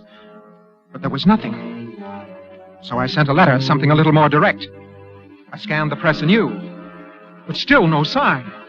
No single word to tell me how she had received it. What was it? A conspiracy of silence? I was like a player performing to a cold and empty house. Clearly, some stronger medicine was needed. Yes, sir? Lilies, the symbol of purity and death. They are lovely, aren't they? Fresh cut this morning, Sweet too. poetry of flowers. A most delicate yet firm reminder of my unwavering concern. Do you wish to make a purchase, sir, or... decidedly. Give me all you have. I wish them sent by special messenger. The season is propitious. Yes, sir. Where to, sir? To Mrs. Elizabeth Longstreet, Tehachapi Prison, the Death House. Mrs. Elizabeth?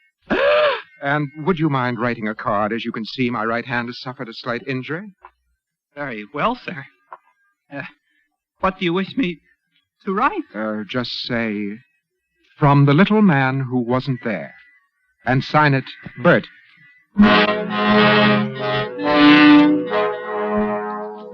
My own name, you see. That surely would bring results. But no, nothing. Once again, nothing. I saw it now. She was playing with me, deliberately playing with me, concealing my communications from her jailers. And my time was running out. The execution was within the week. But I would move her. I'd move her in such wise as she would drown the stage with tears and cleave the general ear with horrid speech, make mad the guilty. Okay, next. It's my understanding that the state law requires the presence of witnesses to a prison execution. I therefore request... Okay, who do you want to see go? Mrs. Elizabeth Longstreet. Let me see. That's Friday morning. What's your name? Bertram Mason. Let me see some identification. Driver license, anything you got. Identification? Yeah, anything at all. Well, you see, I'm not... I'm sorry, Bud. We got to know who we invite to these parties some other time. Hold on, sir. I demand I that said some other time. Now beat it. You hear me? She was slipping from my grasp, don't you see? The curtain was already beginning to descend.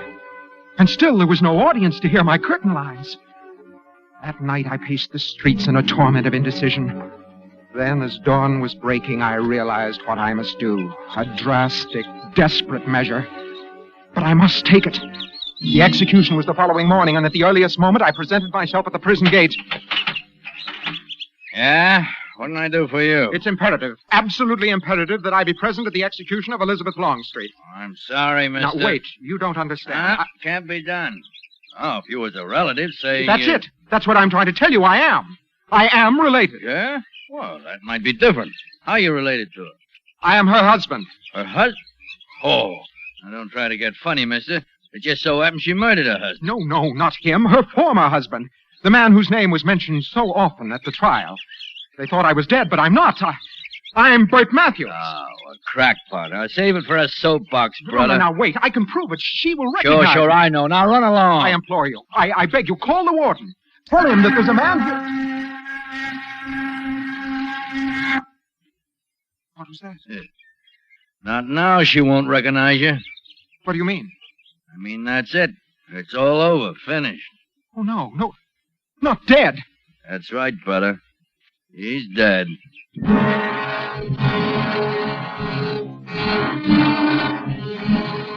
Suddenly my life was empty, and all my plans of triumph were as ashes in my mouth. Hers had been the triumph, not mine. Hers the tragic spectacle, hers the hour upon the stage. Now, in truth, was I really dead? Or who now would applaud my artistry?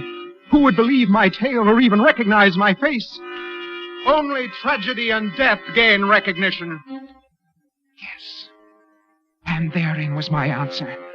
Therein at last would I breach the portals of undying fame, leaving behind me a manuscript setting forth the facts in full detail. I would actually die.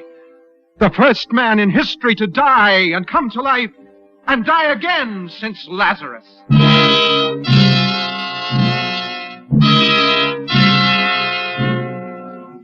I searched the streets until I found a car with the keys in the ignition lock. I stole it. I drove to the Golden Gate Bridge, for I would not only die twice, I would die twice in the same place and the same way. I drove past the gateman and on. Hey, wait! On to the very highest part of the parapet. I would stand while horrified onlookers gazed helplessly. Then, as eager hands reached out to save my life, I would leap. I was dimly conscious of the siren behind me, but paid no heed. I drove faster to my splendid doom. Suddenly I heard a shot, then another. The car was out of control, swerving, lurching, swerving like a crazy thing.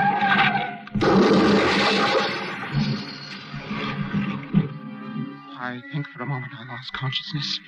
And when next I knew what I was doing, I had crawled from the wreckage and was staggering towards the railing of the bridge. And I was being pursued. Even now, at this late hour, some monstrous fate seemed bent on thwarting my design. Stop, we'll shoot. No, they would not stop me. I would not be thwarted. I staggered on. Searing pain in my shoulder. I fell. I struggled to my feet again. The railing was almost within my grasp. Another shot, that rending, tearing agony of the bullet through my chest. I was on my knees again. But I must. I clawed at the steel railing painfully lifting myself up. For a moment I balanced, swaying, and then oblivion.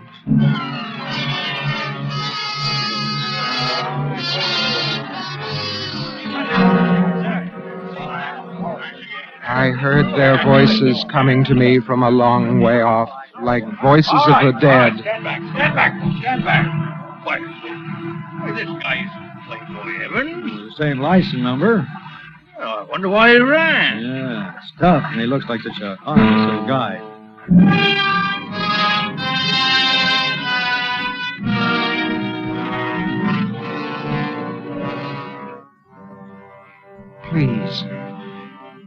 Please, is there no one to believe me? Just one. The lowliest of men, the tiniest of lisping children. Just one. Before this stage is dark.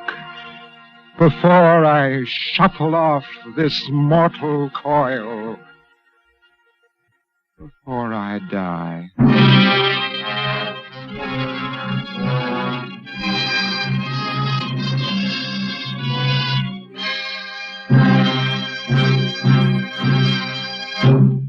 And now, Roma Wines bring you Miss June Havoc in a remarkable tale of suspense. She's here, Diana. Get W.C. Tell him, will you? And Jensen, take on those 40 Western Union boys that were supposed to come out and sing Here Comes the Bride. Very good, sir. And everybody take it easy now. Keep calm. What do you want to do? Give her a nervous breakdown? Right this way, boys. Hello, darlings. Hello, everybody. Madame is home again.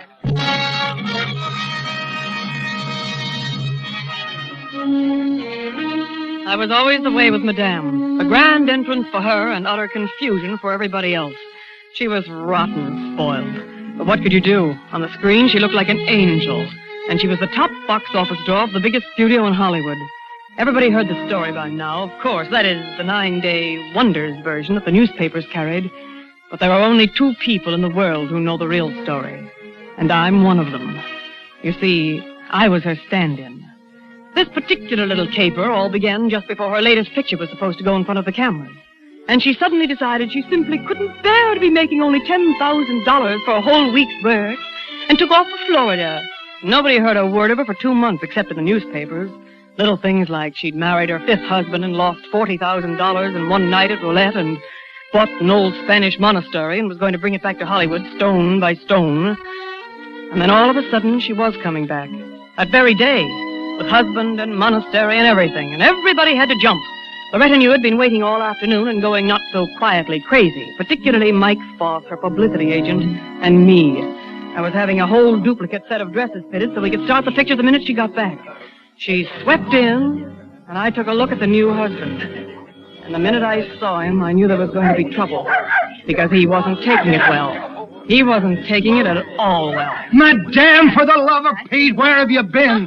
W.C.'s been blowing his top all day, and the newspaper boys Now, Michael, darling, everything's been taken care of. I sent W.C. a big box of orchids from the airport. And I brought a few of the newspaper boys along with me. You did? Hello, Listen, Pogo, darling. I want to talk to you. First, I wanted to give you... By the way, everybody, this is my new husband, Dennis O'Brien. He flew me out. We bought a little 4-seater. Isn't he gorgeous? Gorgeous. Such an improvement on Romana, doesn't it? Say hello to the folks, Denny, huh? Hello. Say, how about a couple of nice pictures of the bride and groom, huh? Oh, well, darling, I think that's a splendid idea. Come on, Dennis. Come on, a little to one side, I think, darling. Leaning over, perhaps. That's right. Not too far into the picture. Anywhere you say. There. Now, isn't that about right, boys? Ah, that's fine. Now, one of you alone, madame. Oh, certainly. You can go now, Dennis. I'll join you a little later, darling. Just look around the house. Make yourself at home. Thanks. Hold it, madame. Thank you. Goodbye. Oh, that's all right. Madame, I was wondering about your hair. Are you going to wear it up in the cathedral scene? I am Trey beat. Lawrence and our miners' party was beaucoup. Madame, really. Madame, I wondered... Diana, darling, I hardly noticed you. How are the new dresses coming? That one you have on looks lovely, dear. Well, you look lovely, too. Well, thanks, Madame. I was wondering please, will you go? Diana, dear, I shall have to go and have that awful ordeal with W.C. and the Schwartzes will be Oh, here. certainly. Oh, Good night, Madame.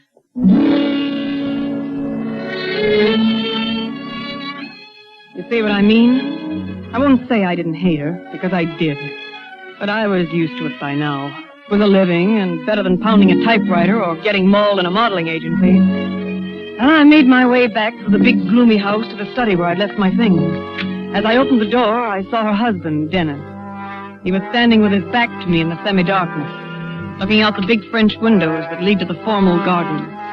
He turned his head a little when I came in, and then back again, staring out the window. But even from where I stood, I could see that his big shoulders were bunched into knots. I could kill you when you're like that, Maggie. What do you think I am, one of your Great Danes that you're going to haul around on a leash and put through parlor tricks? But I'm not listening now, Maggie. I'm telling you. Now, cut it out, or so help me some night I'll murder you. Well, I'm sorry, Mr. O'Brien. I didn't mean it. Oh, I thought it was Maggie. Oh, so I gather. Excuse me. Oh, that's all right. Forget it. I know you didn't mean it. No. That's where you're wrong, sister. Oh? I meant every word of it. I looked at him. Handsome, weak, and violent. And I think I saw it all right then. For one split second, a flash of intuition, the future lit up in front of me like a marquee sign. A sign in big red letters that said, murder.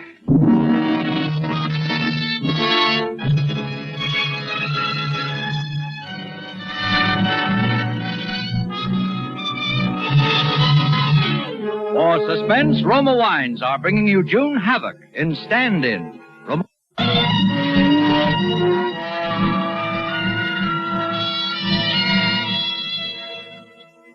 I don't have the right face for the screen, but I've got everything else.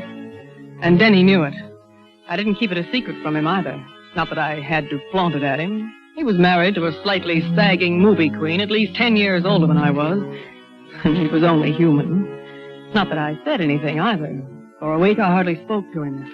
First because it was smart. And then being Madame's stand-in because I was busy. There was all the flurry of getting the picture started, costumes and tests and so on, and finally the Academy Award dinner. Perhaps the less said about that, the better. It was Olivia de Havilland who got the award, of course, not Madame. And she found out about it just before the dinner and threw a wing-ding. But we got her out of there and brought her home before she caused too much damage. And Mike called a doctor, and he gave her a sedative, and then Denny and I were alone for the first time. All alone in that big, rambling mausoleum of a house. Diane? Yes? Come over here, won't you? I'm all right here. Then I'll come over there. I'm not used to these big spaces. But keep a little space, huh, Denny? I'm not used to no space. I know. I've got no business even looking at you. But what? For a week now, I've been watching you. Thinking about you. I know. Did you? Well, those things don't usually happen to just one person, Denny. Takes two. Diane. Oh, wait a minute, Denny. Why? There are a couple of things we'd better get straight. All right. Oh, Denny, you poor, big, beautiful character, you. Why did you have to marry her? Well, things look a little different sometimes from where you are than they do when you get there. And where were you? I was a lifeguard. Just as simple as that. And you thought this looked even easier. There wasn't anyone else, and I thought, well, Hollywood, glamour, luxury. I might even get a break myself. Funny things have happened. Now you know. Yeah. Now I know. But you still want those things that you married her for, don't you? Sure, I suppose so. But I want something else now. Me? Yeah. Sure. You got what you want, but I haven't. And I'm not settling for anything less. I'm not going to be the little girl that you see when you want to and then come back and lie around in your swimming pool. I want a swimming pool, too. Well, maybe there's a way we can have it together. Sure. There is a way. What way are you thinking about? A way that people like us would never want to take. But suppose we did. That would be different. Is that a deal? Sure. That's a deal.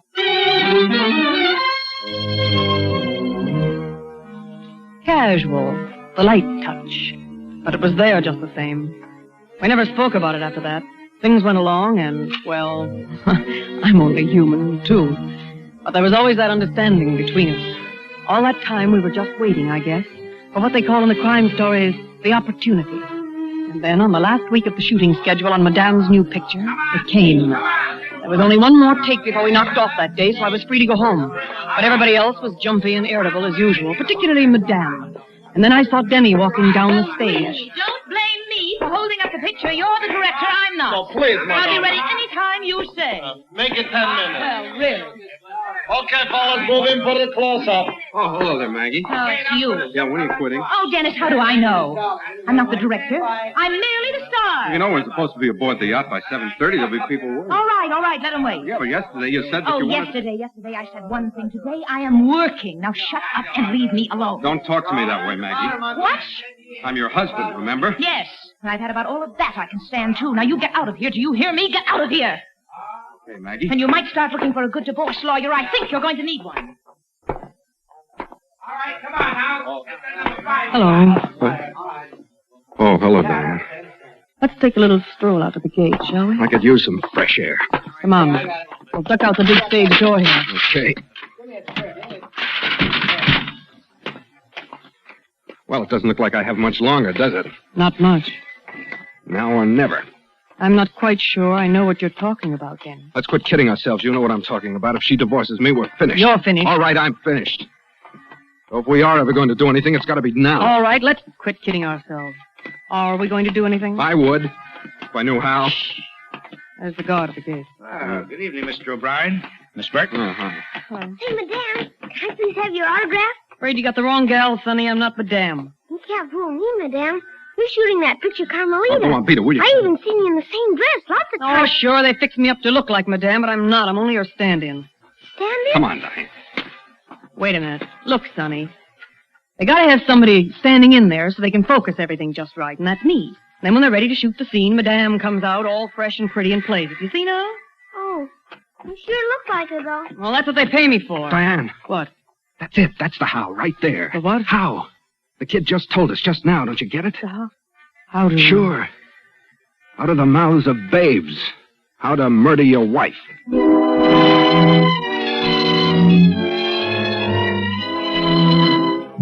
The whole thing would take about 20 minutes.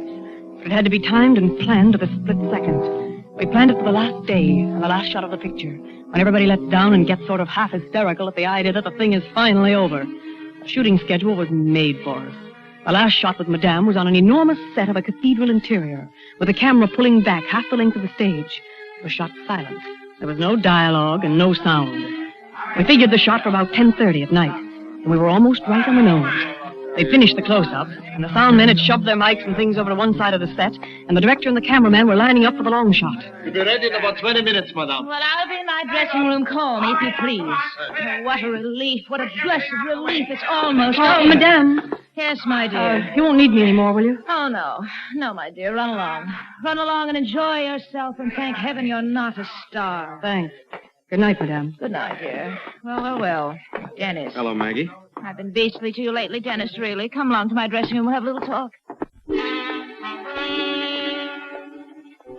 As I was leaving the stage, Denny was taking her back to her dressing room. It was 10:40, and I knew exactly how he'd look at her, and what he'd say, and what he'd do.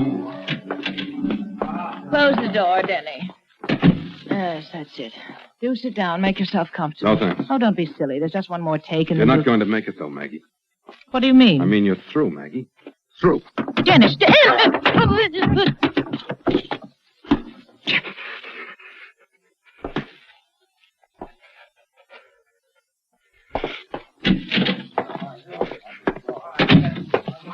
You leaving us, Lenny?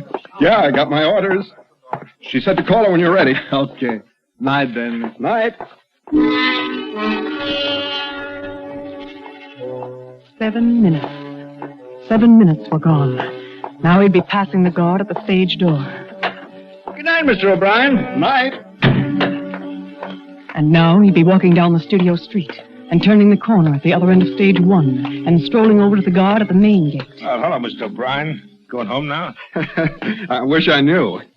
You married, Matt? I know what you mean. Well, I got my orders, and all I can do is carry them out. Ours not to question why, huh? Yeah, that's right. You waiting for Madame? Yep. She told me to wait until exactly 11 o'clock, and if she wasn't out here to go on home, so I got 10 or 15 minutes to kill.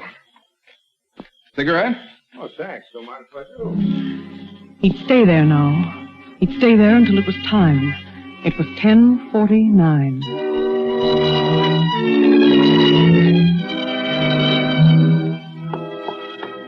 Just 5 minutes before, I had passed that same guard on the stage door. Good night, Miss Burke. Night. And I had walked down the same studio street and passed the same guard at the main gate. Well, finally knocking off, eh, Miss Burke? That's right. Good night. Yeah, good night, Miss Burke. Good night. I had walked straight ahead, as though I was going to the bus line. And then, when I was out of sight of the main gate, I ducked up the little side street that runs along the west end of the lot. I kept in the shadows now, watching every move.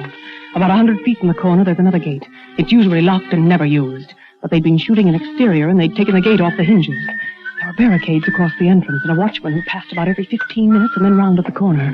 He was passing now. I waited in the shadows. Now, he was gone. Now was the time. I took a quick look around. There was no one in sight. I dashed to the gate and was over the barricades in an instant, and running as softly as I could toward the back of stage 1. The big door at the back where they move in the scenery and the flats was open about a foot. We'd seen to that. And I squeezed in, and I made my way behind the scenes to Madame's dressing room. I opened the door and closed it behind me. And then I knew for sure that Denny had been there and done his part. She was lying on the floor with the marks of his big hands still on her throat. She was dead.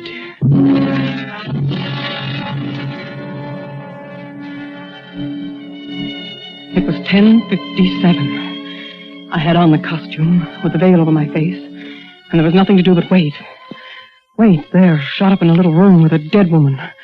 For them to call her, and for me to play her part. I tried not to look at her lying there, and finally... We're all ready, Madame. I waited for the steps to die away. And then I opened the door. As Denny had said, it was now or never. I walked out and took my place on the set. You ready, Madame?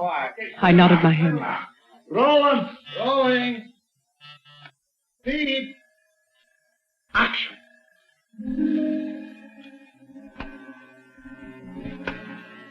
Out of the corner of my eye, I caught the camera on the big boom, slowly beginning to pull back. It seemed 1,000,000 miles away. I began walking down the aisle of the cathedral. There was no sound, so I was getting direction all the way. Slowly. Remember, you're overwhelmed with grief. Now you kneel. That's it. Now you clasp your hands together. Now cast your eyes upward. That's it. Perfect. Now hold it. A little longer. Just a little longer. Cut! That's all, boys. Put it in the car. That was all. I had to keep myself from running as I started back to the dressing room, but when I got there, I sprinted. Around the corner and out to the big door. Denny's car was there all right, with the back door open, and I slipped into it and lay down on the floor of the back seat. It was 11 o'clock. Well, looks like my time's up. Yeah. A couple of minutes after 11. Guess she's not coming, huh? Guess not. Well, orders is orders. Yeah, that's right, Mr. O'Brien. I could hear his steps coming over to the car, and then getting in, and then we were starting off. Good night, Mr. O'Brien. Good night.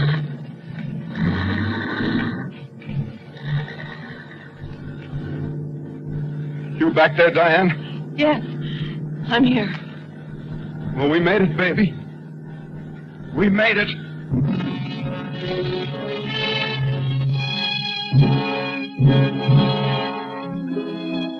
We knew they probably wouldn't find her till the next day. Even a director wouldn't dare disturb her if he got no answer at the dressing room door. And that's what happened. We got the news about mid-morning, and of course everybody on the lot was grief-stricken. And that afternoon, everybody who'd be on the Carmelita set or had anything to do with Madame was called into Projection Room A. That's when we first met Lieutenant Malone. Now, I know you folks all feel bad about this, but we might as well lay it on the line. The lady's dead, and someone who was on that set is the one who killed her. Now, you're the husband, aren't you? Dennis O'Brien? That's right. Well, you know how we work these things. Motive and opportunity. And just offhand, Mr. O'Brien, you practically got a corner on the motive market. I suppose I have. Oh, but Lieutenant, a dozen people saw Mr. O'Brien leave the set before she was killed, before she made the last shot, and he was out talking to the guard the whole time after that, and then he went straight home. He couldn't have done it. Yeah, I know. It's a good alibi. Awful good. Well, how do you know some stranger didn't kill her? Maybe she fell asleep in the dressing room after the shot, and some prowler... No, it just doesn't feel right. You got the film of that last shot you made? Yeah, we got it here. Let's see it, huh? Will you run that last Carmelita take again, please? Here we go. That's it, madame. Slowly now. Slowly. Remember you. What was that? That's me giving directions. We're supposed to be silent shot. Of course, that won't be used. There'll be music to cover that. Well, let's hear it anyway. Whatever you say. That's it. Perfect. Now hold it. A little longer. Just a little longer. Cut! Huh? That's all there is to it. Not much there. My Lieutenant, nobody in the studio would have touched a hair of Madame's head. We all loved her so much. Yeah, you better learn a little more about the picture business before you start throwing wild accusations around. I think you got something there, Mike. Maybe I'll do that. Maybe I'll just do that little thing.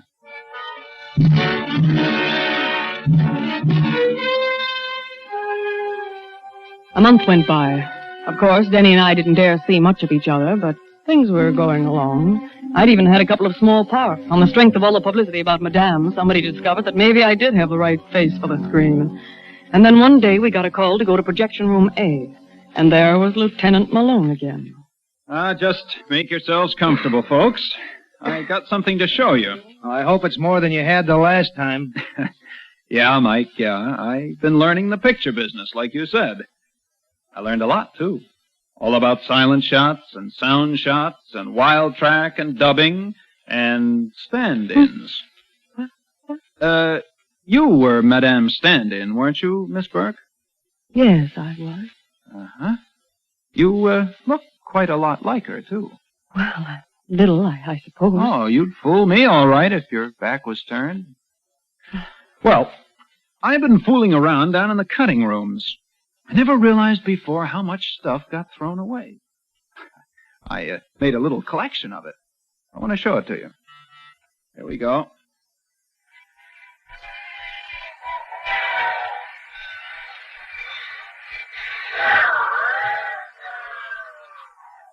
Now, that is a wild soundtrack. You make that separate and mix it in after you've made your film, right? You can make sound without pictures just the same as you can make pictures without sound, right? Now, that day you folks were making that last shot of Carmelita, the sound engineers were sort of slap-happy, it being the last day and all, and so they just pushed their microphones out of the way. But they forgot to turn off the sound. And they pushed that mic right up against Madame's dressing room before the last shot. And the cameraman was running some test film, and here's what he got. I found this in a cutting room trash bin. Close the door, Denny. Yes, that's it. Do sit down. Make yourself comfortable. No, thanks. Oh, don't be silly. There's just one more take, and then You're not going to make it, though, Maggie. What do you mean? I mean, you're through, Maggie. Through. Dennis!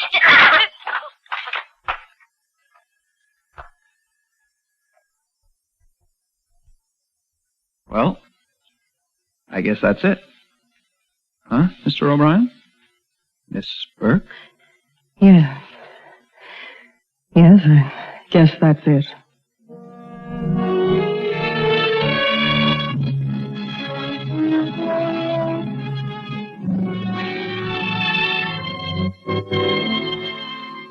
I haven't seen Denny since the trial. I wonder if I'll see him afterwards. If what the preachers say is right, I suppose I will. And of course, Madame will be down there, too. I can't think of any worse punishment than being her stand-in through all eternity. So I suppose that's what I'll get.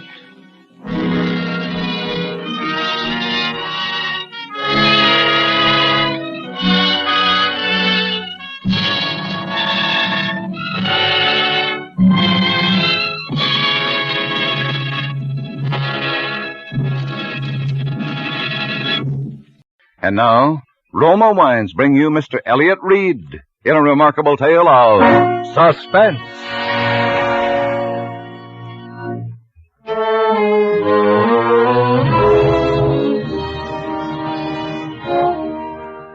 Helen and I had never been apart since our folks died. Never before that summer when I got a job at a mountain resort. She was supposed to go with me, wait on tables or something, and it was to be our vacation. But at the last minute, she decided to stay in town. She figured her boyfriend, Steve, might be coming home on furlough. I should have known better. My sister was such a kid. But I let her talk me into it, and I went alone. That was the beginning of the whole thing. That's when she met him, Phil Armstrong.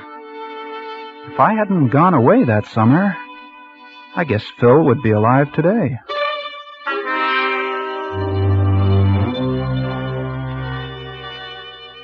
All during the time I was gone, Helen didn't write much, and what letters I did get didn't seem natural, so I was anxious to finish my job and get home.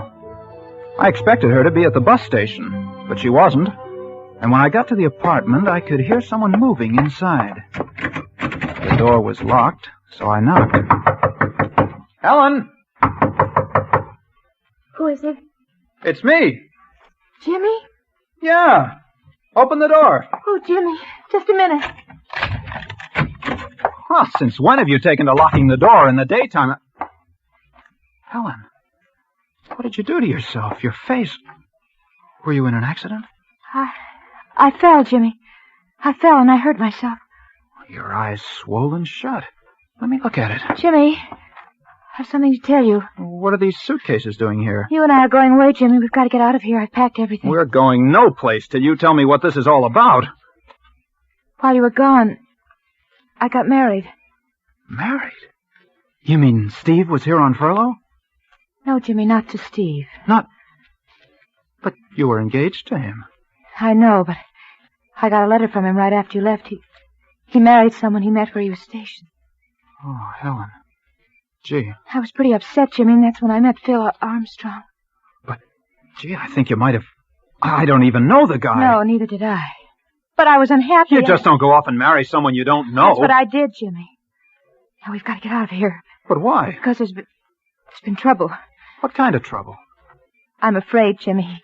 He's terrible. He takes something. I don't know what, but sometimes he's just crazy. Helen. Yes? Your face. You didn't fall. No. He did that. I'll kill him. Or he'll kill you. That's what I mean. That's why we've got to get away. You can get a divorce, can't you? No, he threatened me if I even tried to get one. We'll put him under a peace bond. What good would a peace bond be, Jimmy? If he killed one of us.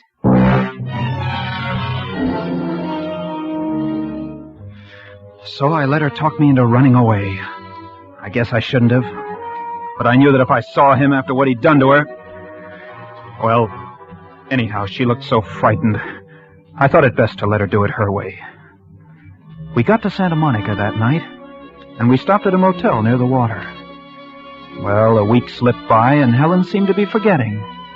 She didn't jump every time someone knocked at the door. I managed to get a job at one of the shooting concessions on the pier, and we both began to feel good for a while. Then one night late, as I came home from work, I heard voices coming from our apartment. I knew who it was, and I knew from what Helen had told me it would be foolish for me to go in unarmed. So I ran back to the shooting concession. I knew something was going to happen. It didn't take long, but when I got back, the lights were out, and the sound of voices was gone. I tried the door. It was very dark. And then my foot struck something soft and heavy on the floor. I snapped on the switch, and the room was flooded with light. And I looked down into a dead man's face. Oh! I stood there shivering with cold and terror, looking down at that man. Although I'd never seen him in life, I knew this was Phil, her husband. There was a deep gash over his eye, and the blood still flowed from it onto the floor. I stepped over him and I ran into the bedroom. Helen! Helen! But there was no one in the bedroom or in the kitchen. And then I heard the front door open. Oh, Jerry! Close that door, Helen. Jimmy! Close it, do you hear me? Be quiet. Turn the lights out. Be quiet, I tell you. Oh, Jimmy. What have I let you in for? Stay where you are. Shh. Don't move, Helen. Who is it? I don't know. Keep quiet. Jimmy, it's Mrs. Gordon. She's going to unlock the door. Oh, just a minute, Mrs. Gordon. I'll get something on. Jimmy, what's going on in there? All the tenants have been complaining. Oh, some friends of mine, Mrs. Gordon. They were having a party. They're gone now. Jimmy Barton, you should be ashamed of yourself. Open this door. I want to talk to you. I'm not dressed. I was taking a shower. Well, slip something on. I'm tired. I was just going to bed. Jimmy, I told you I wanted to talk to you. Now, will you open this door? She has a pass key, Jimmy. All right. All right, Mrs. Gordon. Just let me get some clothes on. I didn't know what to do. I knew that she was determined to come in. Mrs. Gordon is a nosy old woman. But she meant well. She'd taken it upon herself to mother Helen and me since the first minute she'd laid eyes on us. And we'd had a time keeping her out of the apartment with her pots of jam and her bowls of soup. What do we do, Jimmy? Helen, take him by the feet. No! Helen, take him by the feet. We started half dragging, half carrying him towards the bedroom, the rug slipping along the floor as we moved. We'd just gotten into the bedroom and then... As long as your mother isn't here to look after you, I'm going to do it myself. We can't leave him here. She might come into the bedroom. Quick, the bathroom. Jimmy, where are you? Jimmy, what if she comes in here? Pull back those shower curtains. Jimmy, we can't. Don't argue. Pull them back. Jimmy, I can't get his legs in. Here, I'll double them up. There. Now pull the curtains together. Jimmy, what's been going on in here? Look at my rug. Has there been a fight? Just a minute, Mrs. Gordon. Jimmy, what's on this floor? And on this gas heater? Is it blood? Jimmy! Get me a razor out of the medicine chest. Here, what are you going to do? Never mind. Stay where you are. I'm coming, Mrs. Gordon. Well, just as I suspected. You've been fighting. You've hurt yourself. Here, let me see your hand. It isn't bad, Mrs. Gordon. No wonder you didn't want me to come in. Where's Helen? She's out. She hasn't been here all evening. Here, let's look at your hand. It isn't bad, Mrs. Gordon. You let me see that hand. There. Why, Jimmy, this is a bad gash. Have you disinfected it? Yes. Yes, I have. Well, let me bandage it for you. No, this towel's all right. It's not all right. Where are your bandages and things? In the bathroom? No. I don't have any. You're just saying that, Jimmy Barton, because you don't want to be bandaged. You're not fooling me. And I'm going right into the bathroom and get some. No, not the bath.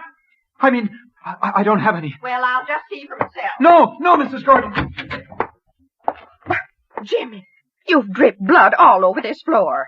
Here, let's look in this medicine closet. There. I knew it. Here's some tape and some gauze, too. Mrs. Gordon, can't we do this in the living room? No, we'll do it right here. Now, here's some alcohol. Put your hand over here. We stood there, and she bandaged me, and I kept wondering where Helen had gone. And then I saw the shower curtain move slightly, and I knew. For a moment, I thought Mrs. Gordon had seen it move, too. Jimmy, just look at that shower curtain. Yes.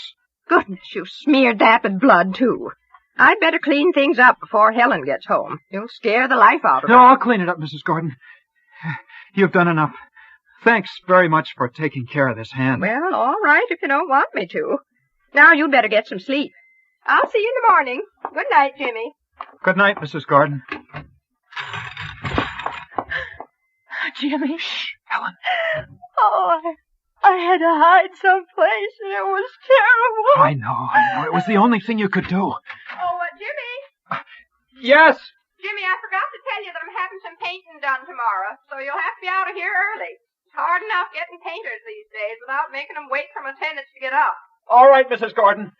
I'll be out first thing in the morning. Good night. Good night.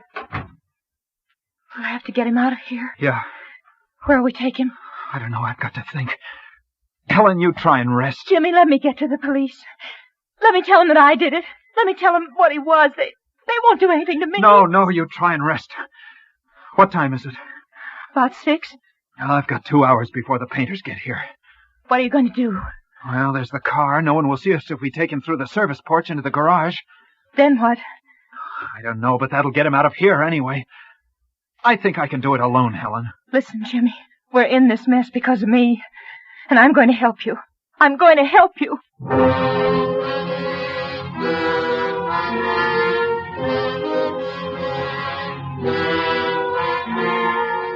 For Suspense, Roma Wines are bringing you Elliott Reed in Dead of Night. Roma Wines' presentation tonight in radio's outstanding theater of thrills, Suspense.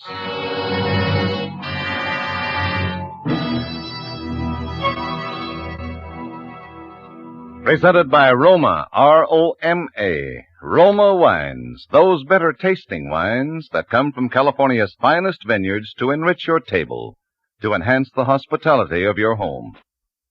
To bring you better tasting wine, Roma selects and presses California's choicest grapes. Then Roma vintners with ancient skill and winemaking resources, unmatched in America, guide this sun-drenched grape treasure unhurriedly to tempting taste perfection. These fine wines are placed with other Roma wines of years before, and from these reserves, the world's greatest reserves of fine wine, Roma later selects for your enjoyment. Now you can enjoy the premium quality of your favorite Roma California wine at savings up to 20%. Tomorrow, as a special after-dinner treat, try rich Roma Port or mellow Muscatel. Be sure to ask for Roma, America's favorite wine. And now, Roma Wines bring back to our Hollywood soundstage Elliott Reed as Jimmy Barton, with Kathy Lewis as Helen, in Dead of Night, a tale well calculated to keep you in suspense.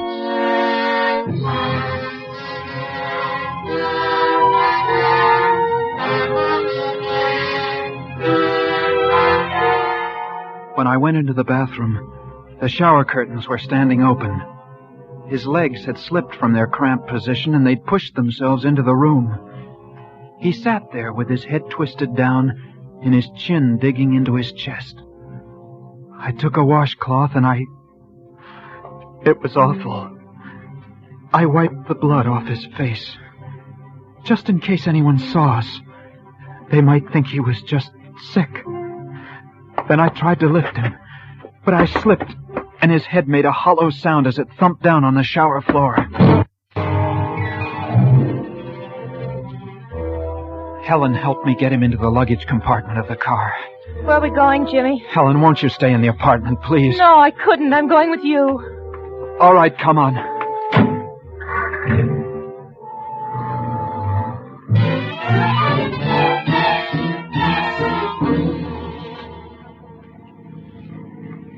Lucky it's so foggy. Yeah. What time is it? 5 or 7. The fog will be clearing soon. It'll be harder getting him out of the car Jimmy. than... What? Jimmy, there's a Santa Monica Pier. You can drive cars out to the end of it. Maybe we Yeah. can... It's worth a try anyway.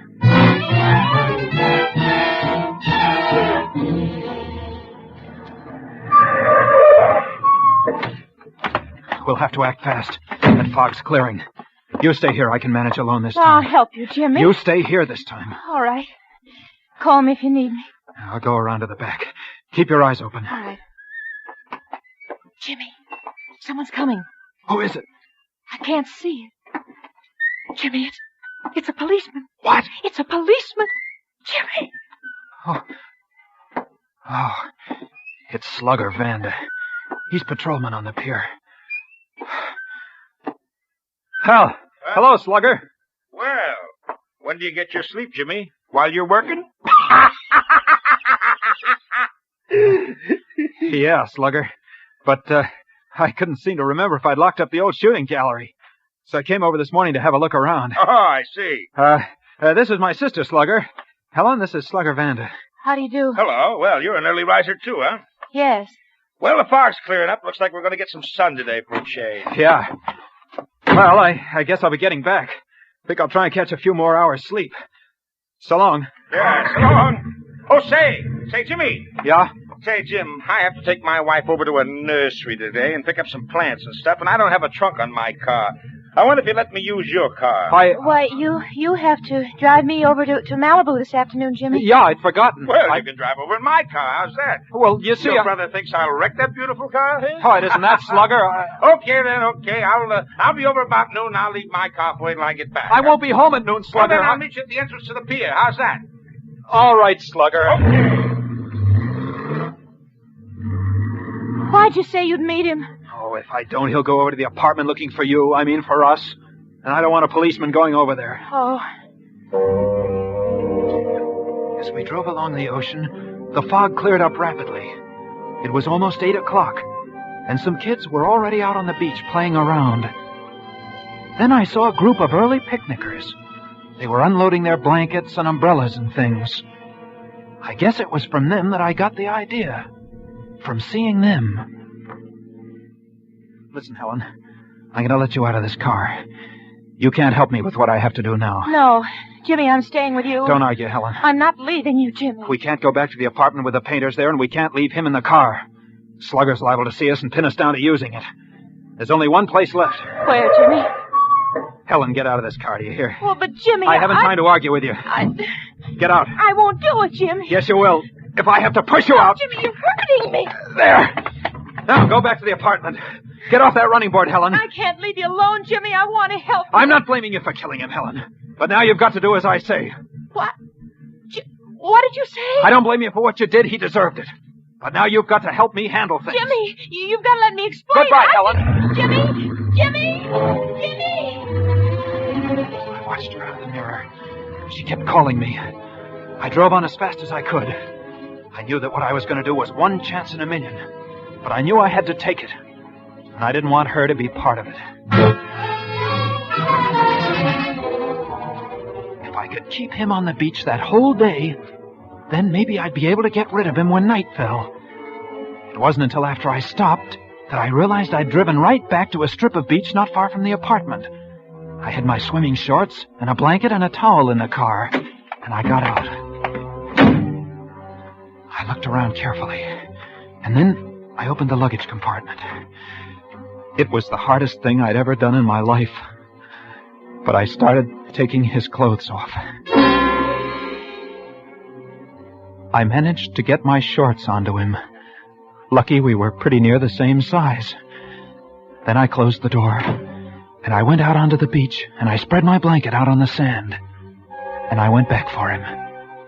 When there were no cars in sight, I carried him over to where I'd spread my blanket, and I placed him on it, face down, with his hands folded over his head, as though we were sunbathing.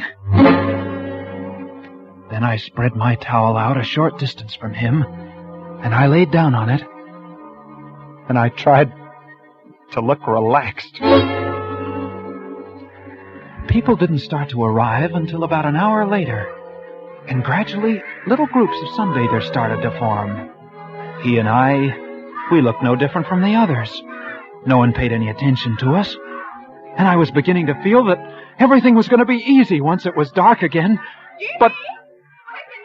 All over for you. What?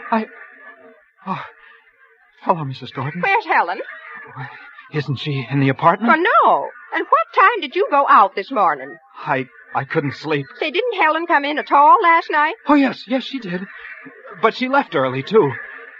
Said she was going into Los Angeles. Oh, and I left her a note to tell her I was going down to the beach today. I was so worried about her.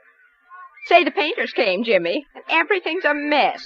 You know, I think I'll just sit here with you for a while. You're not with anyone, are you? No, I'm not.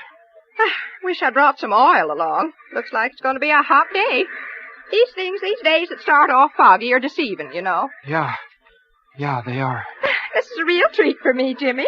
I never get out on the beach. I think I'll have a nice day of rest for a change. Later we can get some sandwiches. The treat's on me. Oh, Mrs. Gordon, no.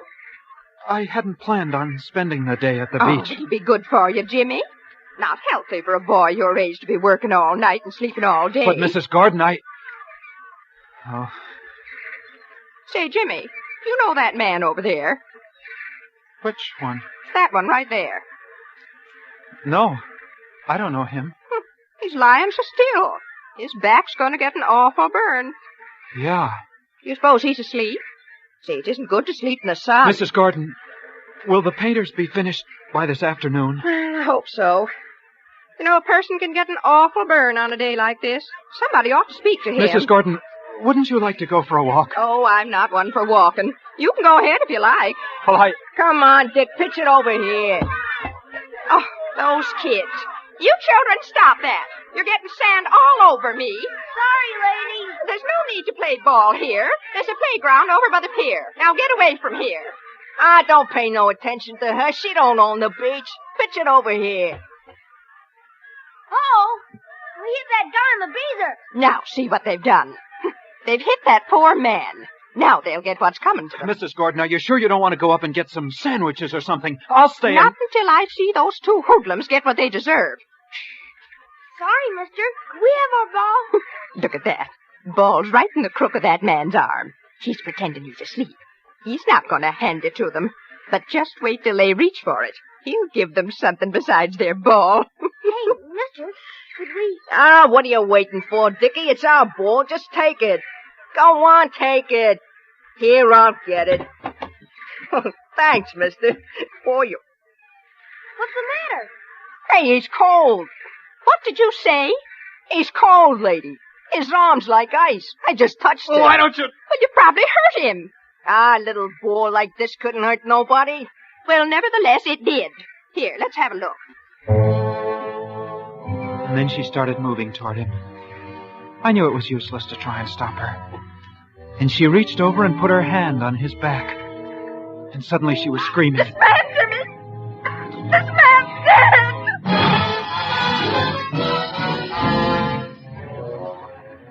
Before long, there was a crowd of people around us. And someone called the police. I wanted to run, but I knew that would be the wrong thing to do. So I stayed there, numb-like, watching things. When the police came, they started questioning everyone. Mrs. Gordon was first. But he'd been there all morning. I came early, and he was here already, just like that, with his face down, just like he was sunbathing. Was there anyone else around when you arrived? Well, yes, Jimmy was here. He was here all alone with him, weren't you, Jimmy? Yes, I was. Doesn't anyone know the man? Hey, I told you kids to keep away, do you hear? We discovered him, didn't we? If it hadn't have been for us, Yeah. You don't even know a clue when you see one. Look at his fingernails. See, the child's right, officer. Look. What's that? Let's see. It looks like powder, something flaky. You sure none of you people around here recognize him? Well, I've never seen him. Officer, that blanket he's lying on, it's from my motel. Yeah? See? It's stamped right under where you moved his hand. Seaside Motor Cabins. You sure he wasn't registered? I'm positive. Is there anyone around here from your motel? Look, Jimmy. Here comes Helen. She's crying. Mrs. Gordon, I asked you if there's anybody around here from your motel. Well, yes, Jimmy Barton here. And that girl, she's his sister. They've been with us for several weeks. And suddenly everyone was looking at me and at Helen as she ran towards us. And like a fool, I too started to run in Helen's direction to ward her off. I didn't get far, though, for someone caught me by the arm. Jimmy, I've been looking all over for you. Don't say anything, Helen. Let me do the talking. Don't say anything. Jimmy, when you forced me out of the car this morning, you said you didn't blame me for having killed him. Helen, be still. Don't. Jimmy, I didn't kill him. I thought you had. I was helping you get rid of him because I thought you'd done it. Helen! Are you telling the I truth? swear it, Jimmy. Phil and I were quarreling. He'd been taking something again. He was just like he was crazy. And I knew there'd be trouble when you came home from work, so I got out the back way and I went looking for you on the pier, and when I couldn't find you, I went back to the apartment and I found him on the floor. I thought But you'd... Helen, why didn't you say so? You didn't give me a chance, Jimmy. You just took it for granted that I did Then it. who did kill him, Helen? That's what I'm trying to tell you. Nobody killed him. What are you talking about? I went to the apartment a little while ago to wait for you, and while I was there, I remembered about Phil last night. How strangely he'd acted, Jimmy, and how he'd almost fallen several times while we were quarreling. And then I saw the gas heater, Jimmy. There was a sharp edge on the top of it with blood on it. He must have fallen. He must have. But, Helen, we've no way of proving that. There was something else, Jimmy. The wall above the heater was scratched. There might be fingerprints. There might be. Officer. Yeah? That flaky stuff you found under his fingernails. That might have been plaster. Uh-huh. I think we better get down to the station. Oh, Jimmy, they've got to believe us. Don't cry, Helen. As long as we know that we didn't do it, that's all that matters. Everything's going to be all right. Don't cry anymore.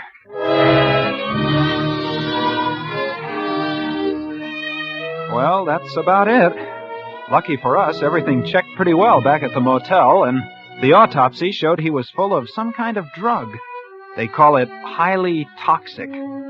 But I guess it was really Mrs. Gordon who saved our necks for us, besides talking so loud and so long that they'd have probably acquitted us just to be rid of her. She did dig up a witness who'd heard Helen and Phil quarreling, and who'd seen Helen leave alone after he'd threatened her. Well, everything's all right now. Helen and I are beginning to forget. But it's Mrs. Gordon who's making quite a nuisance of herself on the beach these days, as she goes along poking all the sunbathers and asking if they're sure they're all right.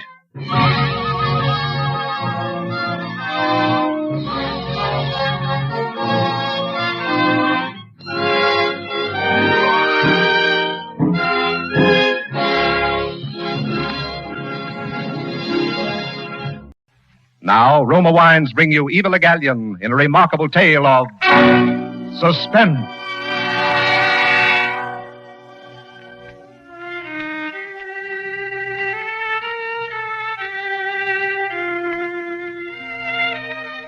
Yes, I'm the Emily Haven whose pictures you saw in the papers. You can tell, of course, by the wheelchair. I thought it was very unkind of them to take full-length pictures. It isn't that I resent the wheelchair, but people have funny ideas about such things. The way they wrote about me being a sweet little lady. You'd have thought I was at least 100 and a helpless invalid. Well, I can tell you right now I'm neither. I'm not supposed to have any excitement, but goodness knows we've had enough of that around here with the murder and all. You probably wonder why, with all our money, I don't have one of those new type modern chairs. It's just that I can't stand the feel of metal. No metal. It affects me like snakes or spiders do some people. I've always been that way. When I was a child, Mother let me use knives and forks with bone handles, and I still use them.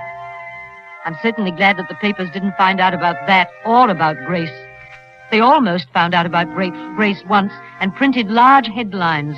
Police question wealthy woman. You probably don't remember it because they never did learn why she was questioned. That was some time ago. Grace had just returned from shopping. Emily, I'm home. In here, Grace? Did you bring my book? Yes, here you are. And I brought another one I thought you'd like. I'm tired. Oh, sit down. We'll have Anna bring some tea. Let's have a look at your loot. What do you mean by that? Why, the things you bought, of course. Oh, I guess I'm so tired I'm jumpy. Come. There's two gentlemen to see you, Mum. Oh, bring some hot tea, please, Anna. Do you like something to eat, Grace? Not till dinner. Just tea, then, Anna, and show the gentleman in. Yes, Mum. Why don't we let her go and get someone who doesn't answer yes, Mum, to everything? Well, you know we couldn't replace Anna. She knows us too well. Why do you say that? Well, you are jumpy. I only meant that she knows our likes and dislikes and humors us. I suppose you're right. But I don't like the way she watches us. Oh, that's just Anna's way. She doesn't mean anything by it. Miss Haven. Yes? I am Henry Lane.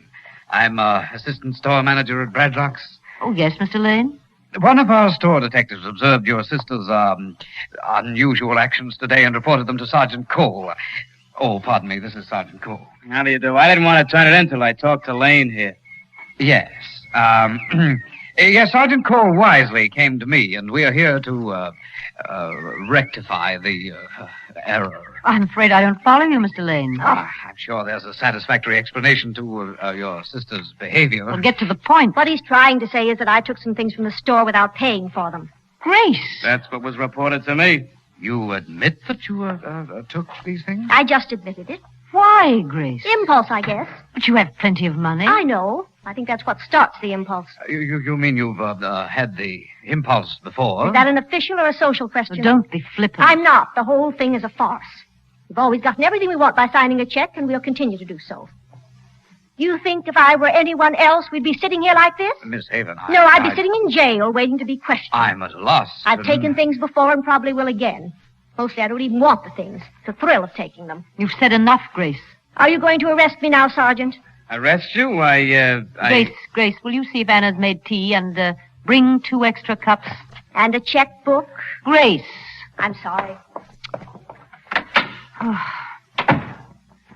This comes as a shock to me. Beats anything I ever heard. Believe me, I regret having to trouble you like this. Oh, you've been very considerate. I'm sure we can rectify the entire matter. If you'd care to estimate the amount. It sounds like a bribe, No, lady. not at all. Let us say retribution. Oh, I don't know. I feel that it's only right that you should receive something for your time and regard, Sergeant. I don't know, lady. I don't want to press charges. And in the future, Mr. Lane, if you will assign someone to watch my sister when she's shopping in your store, you may send the bill for the unpaid items to me. Yes. There may be a slight fee. Oh, yes, I understand. Now, if you'll hand me my pen and checkbook. Of course. Thank you. Well, let me see. There. There you are. Miss Haven, I think I hear Anna coming with the tea.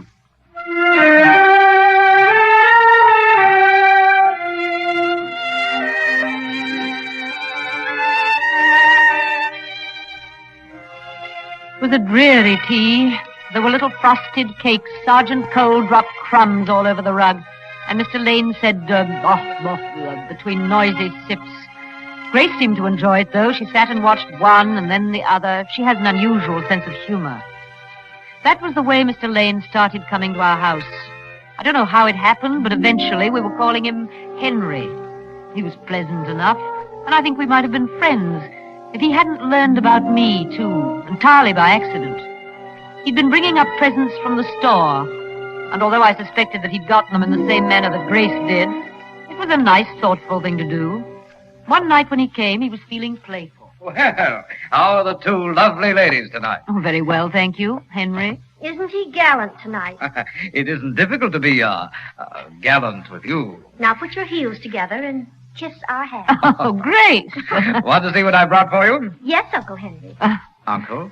Oh, you have such a charming way of jesting. Yes, we do have our little jokes. Don't tease, Henry. Show us what you brought. You shall be surprised first. How nice. And I will put it on you. Now turn around with your back to me. No, don't look. There.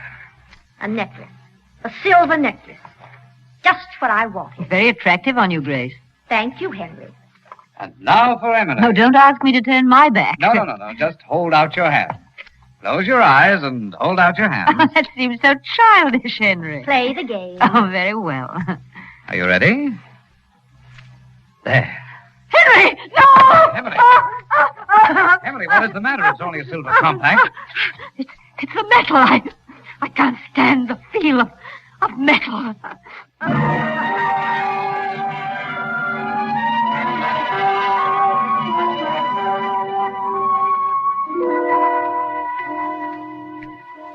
May sound silly, and it may be silly, but I do think my phobia saved my life. As you know, we have a large amount of silver in the house. And although I have an aversion to touching it, I like to see it around. Grace is always bringing home some piece. It reminds me, I wonder if she... Oh, no matter. Oh, I'm awfully tired. So awfully tired. Would you excuse me a moment? I think I'll just have to lie down for a moment. Yes.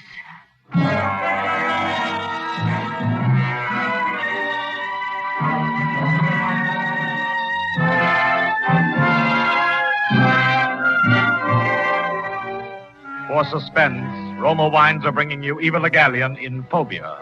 Roma Wines' presentation tonight in radio's outstanding theater of thrills, Suspense.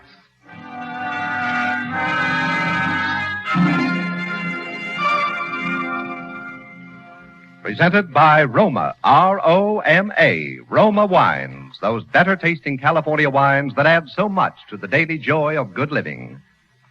There's a reason why Roma wines are so much better tasting. The better taste of Roma begins with the lush goodness of choice California grapes, tenderly pressed and guided unhurriedly with the ancient skill of Roma master vintners and America's greatest winemaking resources.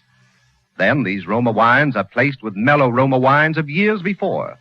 And from these precious reserves, the world's greatest reserves of fine wines, Roma later brings you those better-tasting Roma wines, America's favorite wines.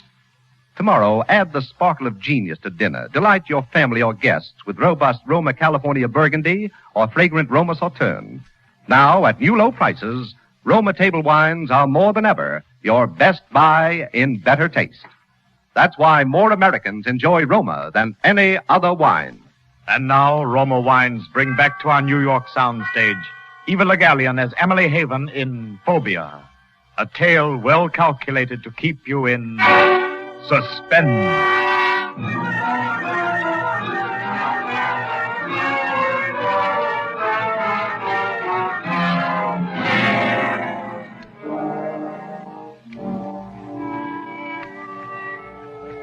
Oh, yes, where was I? Oh, well, one night Grace was out for the evening and Anna had gone to bed. I was sitting here in my chair reading. Suddenly I thought I heard someone moving in the hall. I called out, but no one answered, so I thought it was my imagination. And then I heard it again. I sat very still, listening and watching the hall door. As I watched, the knob began to turn. Someone was slowly pulling the door open. Anna!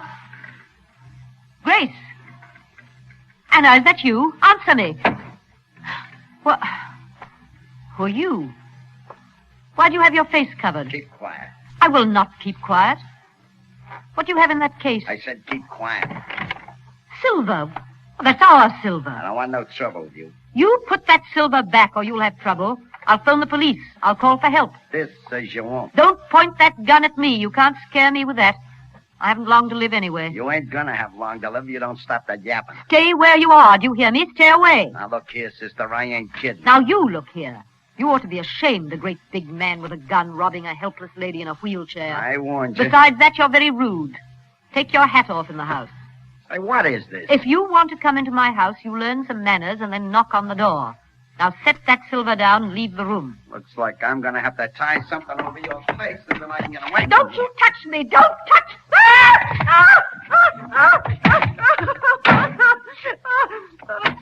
What is it, Mom? A man. A man? What man? What did he do? The gun.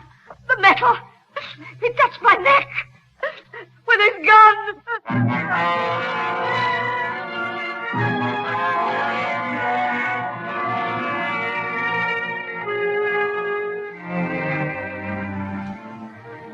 Anna became very excited and called the police. Heaven knows why. The man was gone and he had left the silver. I put her in her place by having her wash all the silverware and put it away. Sergeant Cole was furious when he came. It seems that he wanted to check for fingerprints. He was mollified, however, when he found fingerprints on the silver cabinet. I hadn't thought of that, so Anna had to wash that, too. Sergeant Cole came back to tell us that the fingerprints belonged to a man by the name of Mr. Scorchy Hood. He was wanted by the police because he had escaped from some penitentiary and was what Sergeant Cole calls a killer. Mr. Hood was called Scorchy because he always shot people from close range and usually in the neck. Sergeant Cole thought it was very amusing when I said if he was going to kill me, he would have to stand back. I wouldn't have him touch me with that gun. Did you read those uncouth headlines in the papers? Wealthy woman, match for murderer, Haven defeats Hood. They made me sound like a pugilist. The papers are so unkind to people with money. One morning, Anna came into the room without knocking, so I said, Anna, I didn't ring. I've got to talk to you, Mum. Very well, Anna, what is it? It's about my brooch, the one my mother gave me. Well, what about your brooch? It's gone, Mum. You mean you lost it? No, I didn't lose it. It was in my room, and now it's gone. Well, you probably mislaid it. No, I didn't, Mum. I always keep it pinned to my Sunday dress, and it's not there. I don't see how I can help you. I thought maybe you'd like to replace it. Oh? What kind of pin was it? It was a cameo. But this time I thought I'd like to have one with some diamonds and little pearls. I don't understand. I've been cleaning Miss Grace's room, and she's got a lot of strange stuff there that nobody knows how she come by. Huh. She's even got a gun. You been snooping, Anna? Just cleaning, Mom. I did kind of look for my brooch. I see. Do you want your pen, Miss Emily? Oh, yes, Anna. Hand me my pen. Thank you. Let's see. There you are. Do you think that will replace the brooch? Oh, yes, Mom. Thank you, Mom. Well, payday in the middle of the month? Yes. I mean, no, just a little... Token, Miss Grace. Token of what? Let's call it pin money. That will be all, Anna. Thank you, Mom. Now, Mom, you tell me what this is all about. It's nothing, Grace, really. When you sign a check, it can't be classified as nothing. It was a pin for Anna. That isn't very funny, Emily. Pin money for a pin? What about a pin? She, lost it. Lost it? Oh, I see. Now, let's not talk about it anymore, Grace. But I want to talk about it. Poor dear, anyone can get money from you, can't they? Grace, please. I may have my impulses. I've never taken anything from the servants yet. Grace, where are you going? What are you going to do? To collect and deliver. You just purchased the pin. And I'm going to find it and wear it.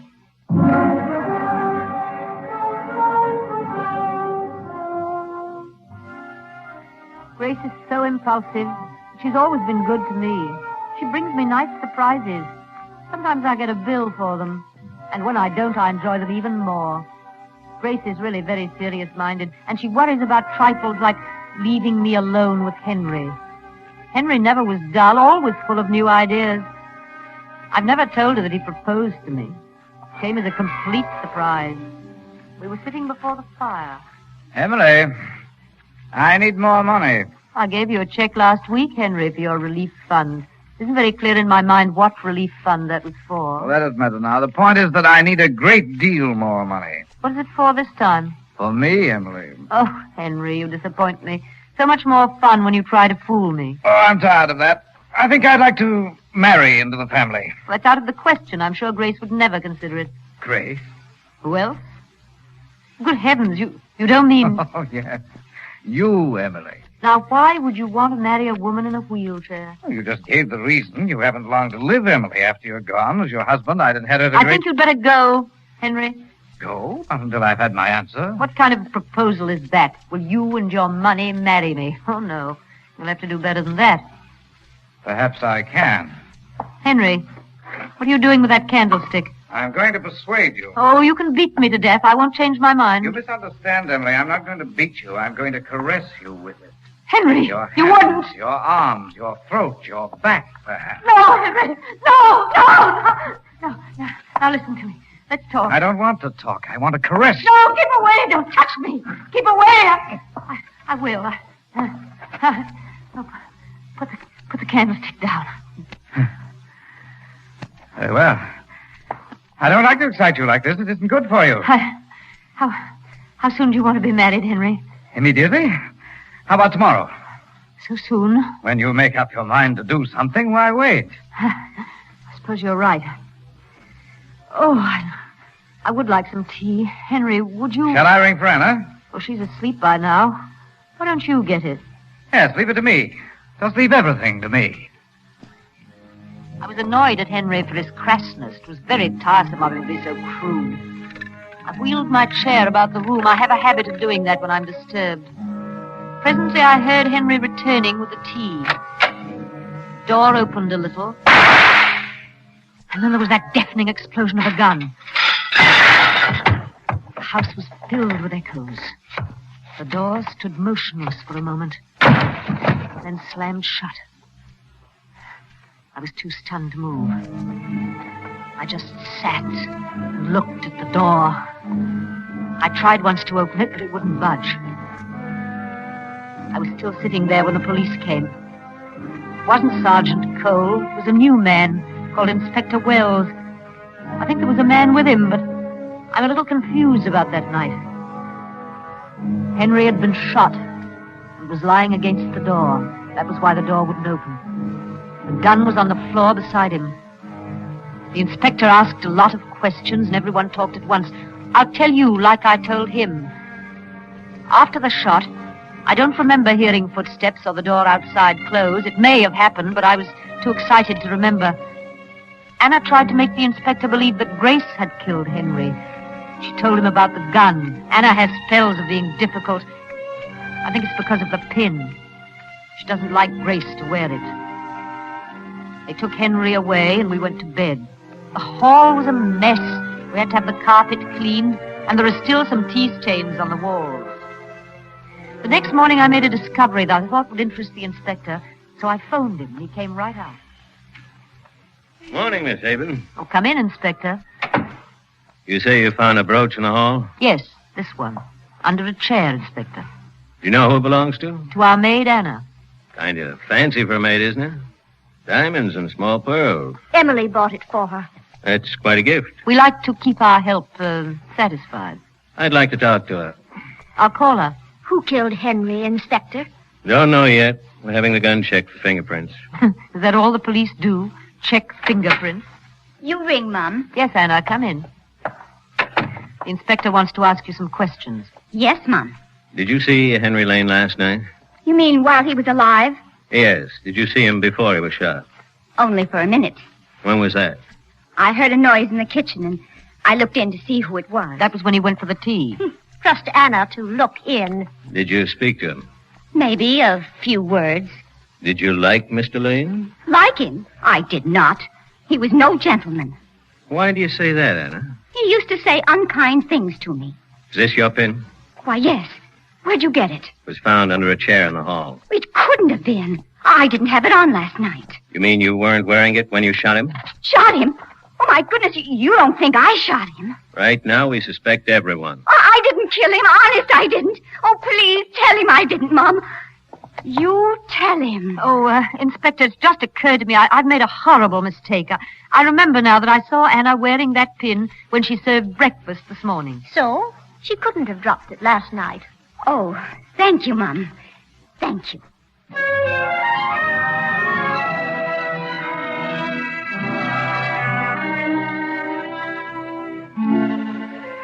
I don't think the inspector was convinced when he left. He didn't say he wasn't. He looked unconvinced. Was kind of a fib, but it was worth it. Anna has been an angel ever since. She cleans Gracie's room and never sees a thing. She even returned some things that Grace didn't know were missing. I gave Anna the pin, and she put it back on her Sunday dress. The inspector phoned around noon. He was very excited. He said the blurred fingerprints on the gun belonged to Mr. Scorchy Hood, and that we should be very careful, as he hadn't been caught and he was dangerous.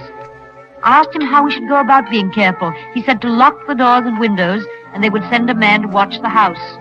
I didn't think we needed to worry, for somehow I couldn't believe Mr. Scorchy Hood wanted to hear me scream again. But about 10 o'clock, Grace and I were sitting here discussing Humphrey Bogart when the whole hall door opened. Don't move.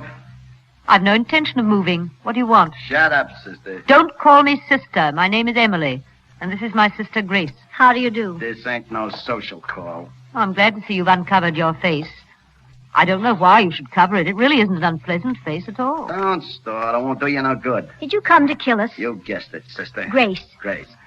Hey, what are you doing to me? Trying to confuse me? Why should you want to kill us, Mr. Hood? Because you made people laugh at me. The papers made fun of me. I can't stand that. Well, it seems to me you brought it on yourself. You came uninvited in the first place. What kind of talk is that? Sure I did, and I come the same way this time. If you're going to kill me, you'll have to stand away from me. You see, I have a phobia. A what? A phobia. It's something I can't help. Oh. Why don't you stand over there? Why? On account of my phobia. It'd be better if you stood there. Here? No, a little farther. Now? Yes, I think that's better. Oh, Grace, will you straighten the rug? Never mind. It worked. I guess she's unconscious. I'll call the man across the street. Oh, Grace, look what you've done. When he hit his head on the table, he spilled the flowers. Now that water will make white spots on the varnish.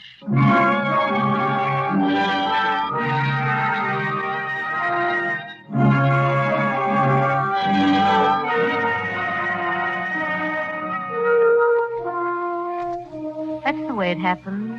You know the rest. How Mr. Hood was wanted for several murders, so they executed him. I'm rather sorry it's all over. Seems dull around here now, and I did so want to enjoy my last days. The doctor says I've only 6 months at the most. I haven't told Grace my time is so short. It would cause her to fret. Grace worries so.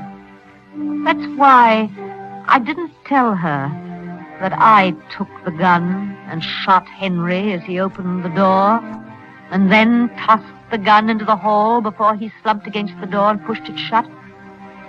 I hadn't even told her that Mr. Scorchy Hood dropped his gun that time when I screamed. You see, I didn't handle the gun with my shawl to save his fingerprints. It's just that I can't stand the feel of metal. Can't stand the feel of metal. They've been so kind, everybody. Here, I mean, in the prison hospital. Oh, you must excuse me. I'm so drowsy. They've let me have my own bed even from home. I couldn't lie on the prison cot they have, you know, with the metal and all.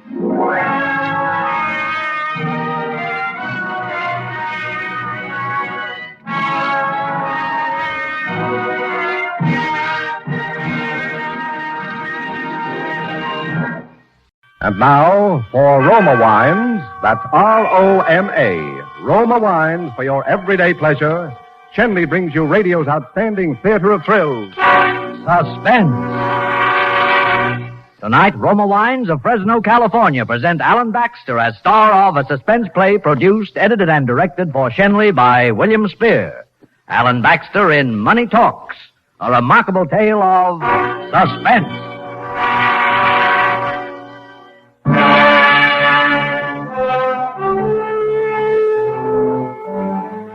I had my credentials and letters of recommendation in my hand, was wearing the dark blue with a conservative pinstripe and the Van Heusen collar with a knit tie, and was showing it all off to Mr. Purley. Mr. Purley was one of a mere 8 vice presidents of the Bankers Industrial Trust Company. He had a big, shiny desk with nothing on it and a kind of a mind that went right along with it. He was my meat. Well, Mr.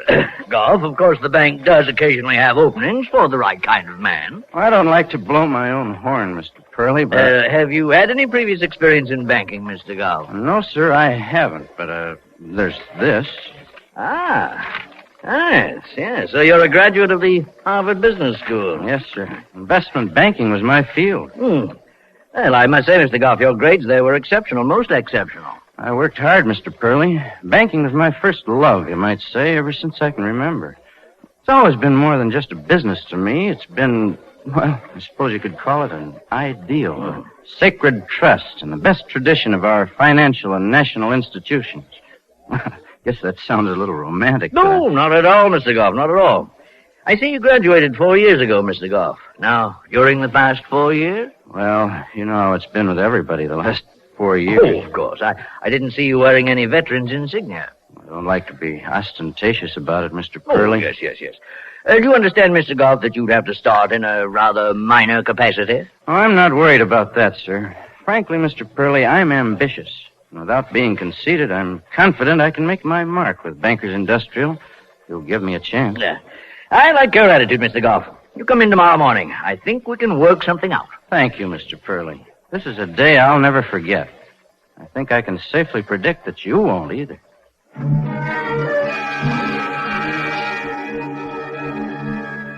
I gave him the old do-or-die, look-him-straight-in-the-eye handshake, and he left. That was more than 2 years ago.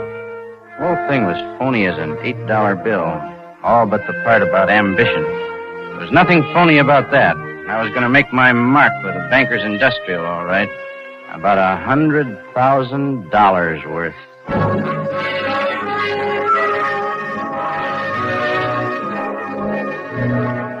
You probably know how a bank works, the bookkeeping, I mean.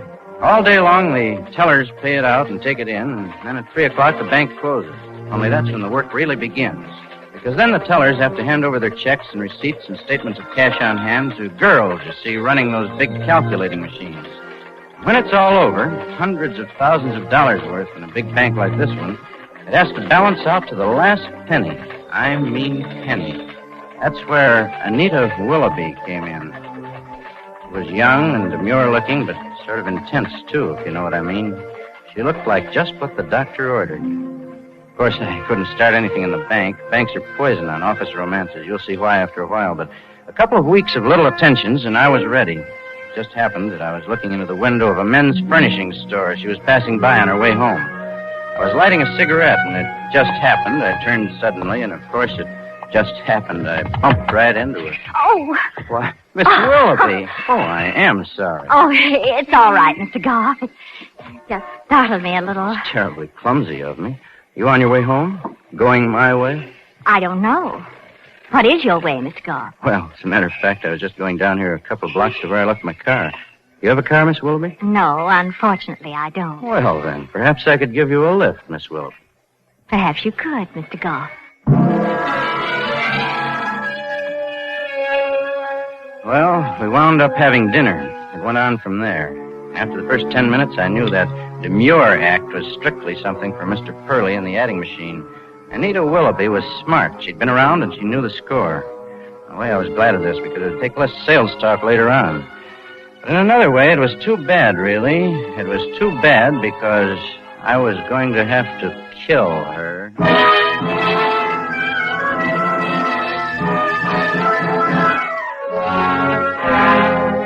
For Suspense, Roma Wines are bringing you Alan Baxter in Money Talks. Roma Wines' presentation tonight in radio's outstanding theater of thrills, Suspense.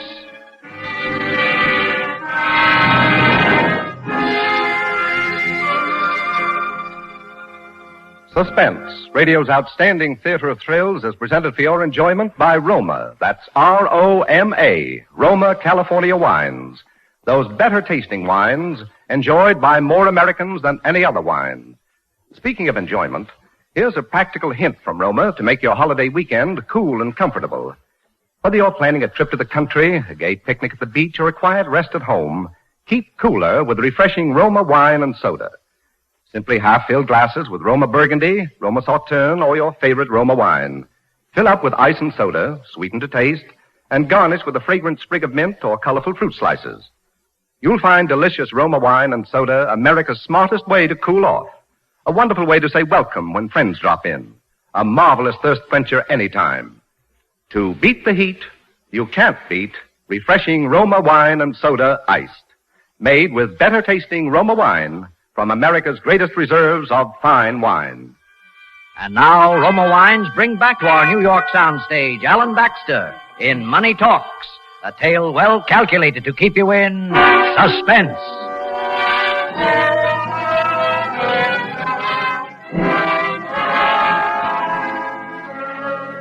If you're cool-headed and cold-blooded, if you have a plan, if there's something you really want, all the laws and locks in the world won't stop you from latching onto it. That's what I'd always figured, and that's what I'd figured now.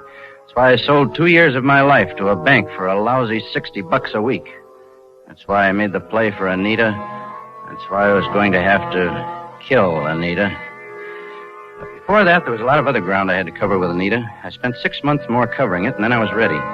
We were having dinner at a quiet little place we used to go to, and Anita was happy as a lark. I was bearing down hard on an act I'd been working up all week.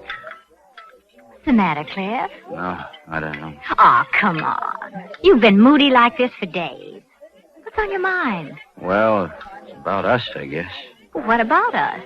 Well, I don't know. When I first started to work in that salt mine 2 years ago, I thought I was going to set the world on fire. But now... What's all this got to do with us, Cliff? What kind of a life is it to look forward to? 2 years and I'm third assistant cashier. Maybe in 10 years I'll even get to be first cashier. So what? Well, you didn't expect them to make you majority stockholder, did you? Or if you did, you shouldn't have. Honey, I wish we could get away from here. Go places, see things, have fun. So do I, Cliff. Yeah, but on what? Well, maybe in 10 years or so, when you are first cashier. All right, laugh at me. I got it coming. It's a job, that's all, Cliff. That's the way most jobs are. But it's not the kind of job you want your husband to have, is it? My husband? What do you think I've been talking about all this time? What's the use if we can't look forward to getting married and having some fun, some romance, some glamour in our lives? Well, it's a funny proposal, Cliff, but I like what it says. Ah, but if some guy with $100,000 came along, I can't blame you. I'd rather have you with my 100,000, Cliff. Darling, why can't we have both? Where's the justice in it? When I think of the millions in cash money that's gone through my hands in the past 2 years, what have I got? Doesn't it make you feel funny sometimes, Cliff? What? Handling all that money. Yeah, sometimes I can almost hear it talking to me. So can I. You too, huh? Listen, Nita. Did you ever get to thinking how you could get that 100,000? Of course I have. But I never thought of a way it'd work. Suppose you had. Suppose there was one. Listen, Cliff.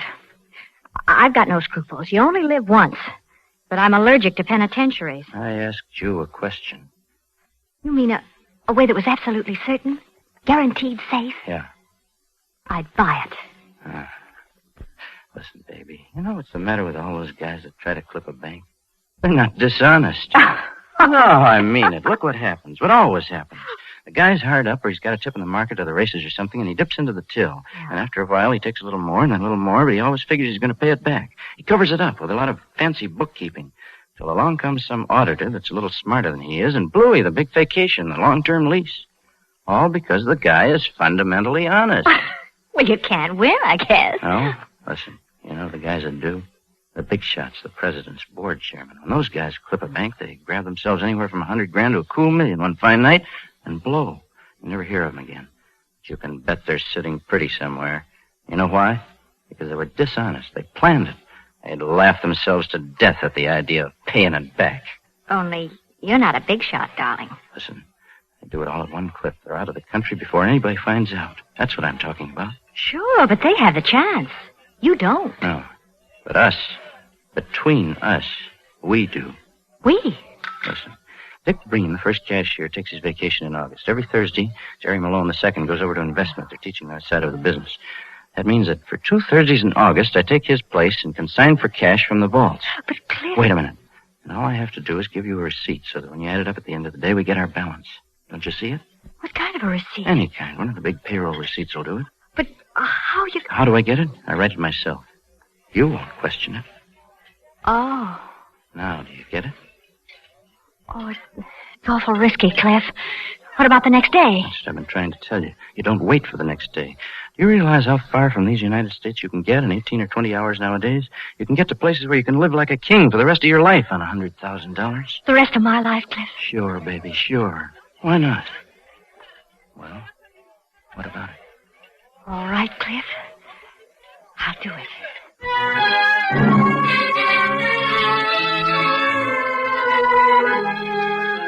The first Thursday in August was 6 weeks away. But waiting for them to pass was like living through 6 lifetimes.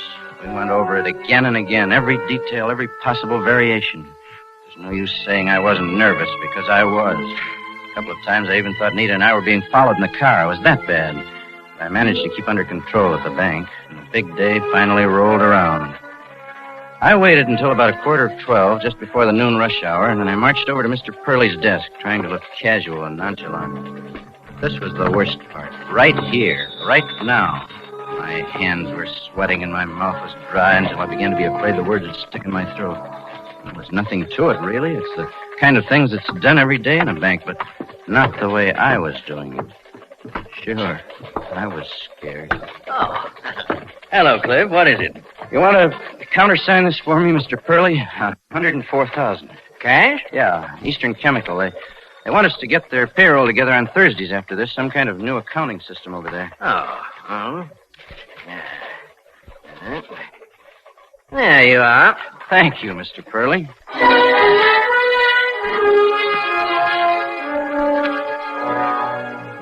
There it was, just as simple as that. After all those weeks of worry and jumpy nerves, there it was. I went to the vault and drew the cash, and the worst was over. I came out on the floor again. The noon crowds were beginning to line up in front of the windows, keeping everybody on the jump and minding their own business. I took over Harrison's cage, same as I always did at the lunch hour, and I don't think he even noticed the canvas bag I was carrying. It's that usual. After he left, I simply took a minute to transfer the cash from the bag into my own briefcase, and that was that. When he came back, I strolled over to Anita's machine with the Eastern Chemical receipt that I'd made up the night before. Oh, Miss Willoughby. Yes, Mr. Goff. Eastern Chemical has changed their payroll day to Thursday. Here's the receipt. Don't forget to include it in your tally. Yes, Mr. Goff.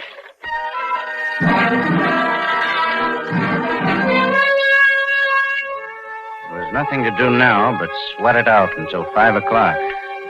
Went out to lunch myself, but I didn't eat much. I was beginning to get nervous again. Went back to my desk and tried to look busy. But I kept thinking of all the things that could go wrong. Purley happened to call Eastern Chemical on some other business.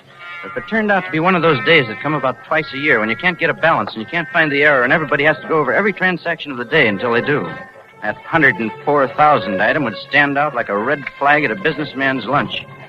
I was beginning to think about what I would have to do afterwards, too. Well, that wasn't getting me anywhere, and I knew it. Finally, 3 o'clock came, the bank closed. The gang went to work on their totals, and the girls began to bring me their balance sheets. Anita was the last one. Here you are, Mr. Goff. Balance? Uh-huh. How are the others? Well, I guess that's all then, Miss Willoughby. Good night. Good night, Mr. Goff. Oh, Mr. Purley. Oh, yes, Cliff. Oh, got your balance? Yes, sir. All in order, I guess. Here you are. Uh-huh. All right, Cliff, thank you. Well, going to do a little homework tonight? Huh? A pretty bulky briefcase you're taking home there. Oh, yeah. Yes, I wanted to do a little reading up on that South American situation. Good boy. Well, good night, Cliff. Good night, Mr. Purley.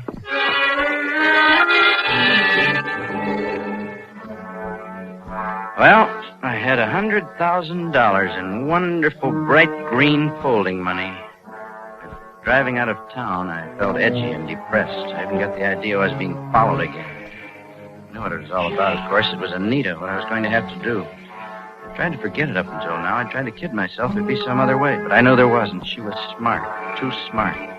She'd have the little boys in blue after me before I could get to the airport.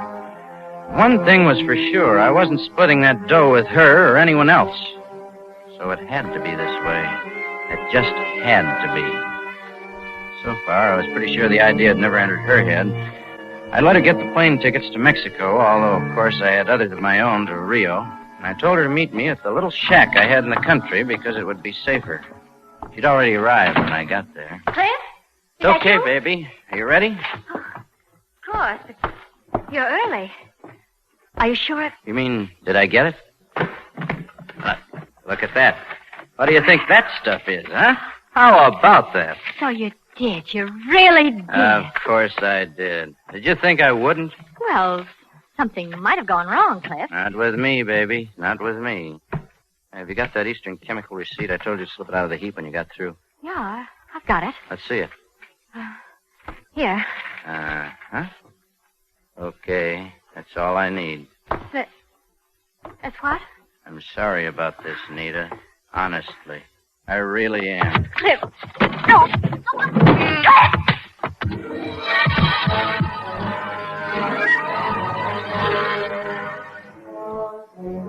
I got the rope and tied her up and tied a towel over her head, mostly because I didn't want to see her face. And I got out the gasoline, spread about half of it around the room. I took the rest of it down the cellar and poured it in a big shallow pan I had down there. I There was a candle set in the middle of the pan, and it came about 3 inches above the level of the gasoline. It would take about 2 hours to burn down. By that time, I'd be in a plane over the Atlantic Ocean. The way it was pretty rugged, and I felt sort of bad about it. But you always hear that they suffocate from the smoke before the fire ever gets to them. So I lit the candle, and I got out of there.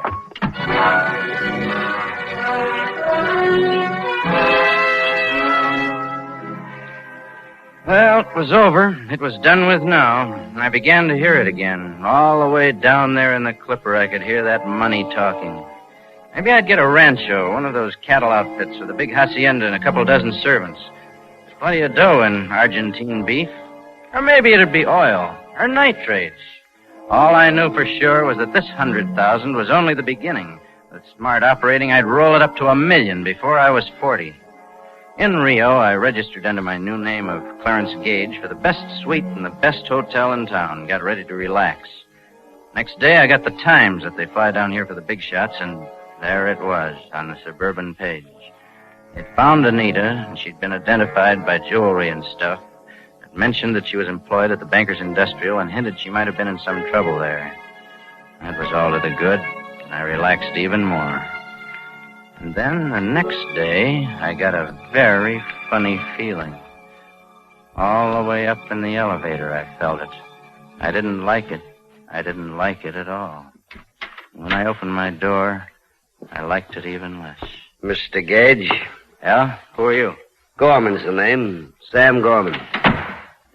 You and me have got a little business to transact. Have we? I don't think I know you, Mr. Gorman. Well, maybe this heater will jog your memory, huh? Guns never remind me of anything but trouble, and I don't like trouble. But you got it, Mr. Goff. You got it. All right. What's the pitch? You mean this heater doesn't remind you of anything? Like money? About 100 grand? Or somebody named Anita? You got a rotten memory, haven't you? You're a cop. You're wasting your time. A cop? I know some guys who get a big kick out of that. No, I'm no cop, Mr. Goff. Well, let's talk then. What do you want? Can't you guess, Mr. Goff? I wouldn't try. I want the dough, Mr. Goff. The money. What makes you think you're going to get it? Well, for one thing, this. Wouldn't try that again. Gun or no gun. No? Cut it out, Sam. I said no rough stuff. Nita. Yeah? Well, I owe him at least that much. Oh, don't be silly, Sam. All we want is the money. Now start looking for it. Sure, he just tried to fry in gasoline, that's all. No rough stuff. It'd just make complications with the local police, and you know it.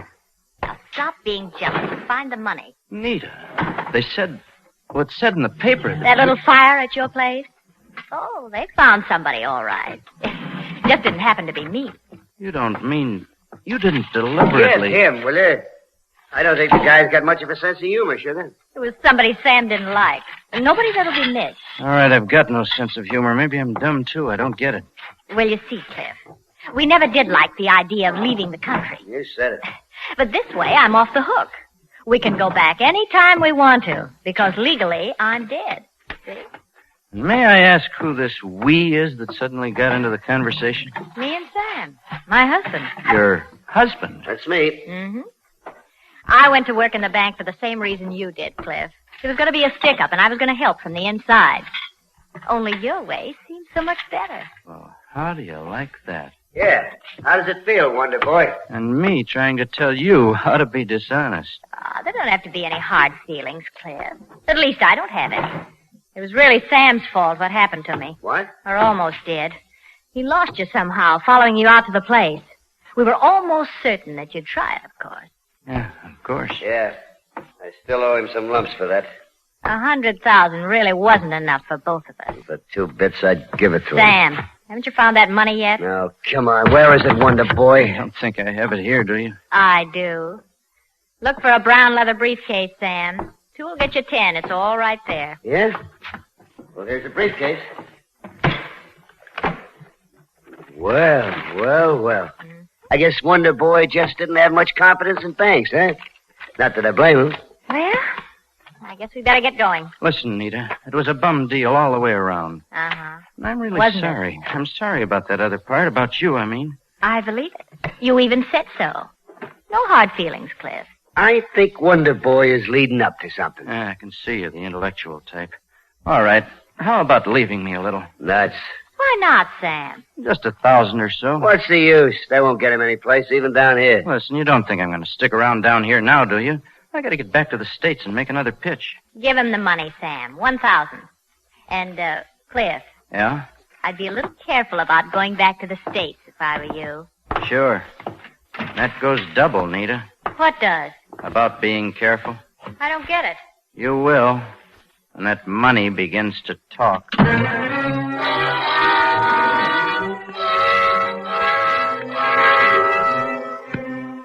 Talk about honor among thieves. But it could have been worse. I'd only lost 2 years of my life, not all of it. So a month later, I was out on the West Coast, credentials, dark blue pinstripe, Van Heusen and all, and this time the sucker was a Mr. Ambrose. Uh-huh. Well, your record at the business school is certainly impressive, Mr. Gage. Well, I worked hard, Mr. Ambrose. Banking has always seemed more than just a business to me. It's been, well, an ideal, a sacred trust, and the best tradition of our financial and national institutions. Ah, you've got the right spirit, Mr. Gage. Come in tomorrow morning, and I think we can work something out.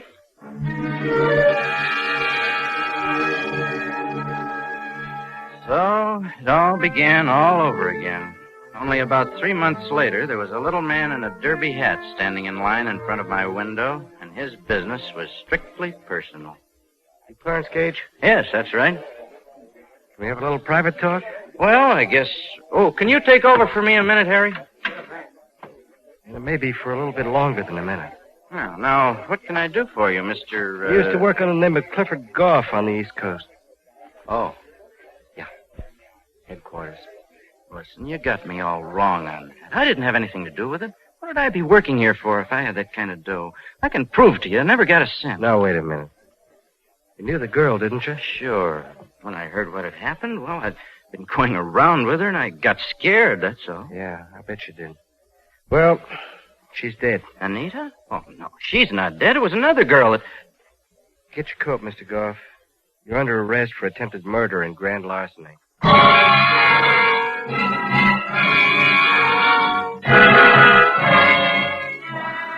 Well, it's a funny thing what happens to people when they hear that money begin to talk.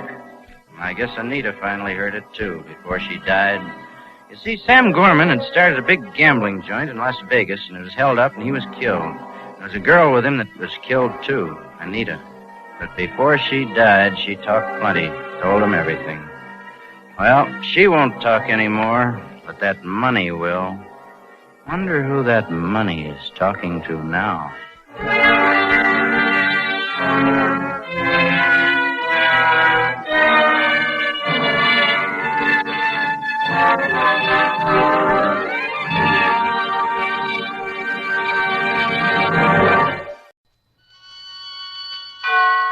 And now, Shenley brings you Gloria Swanson as star in radio's outstanding theater of thrills, Suspense.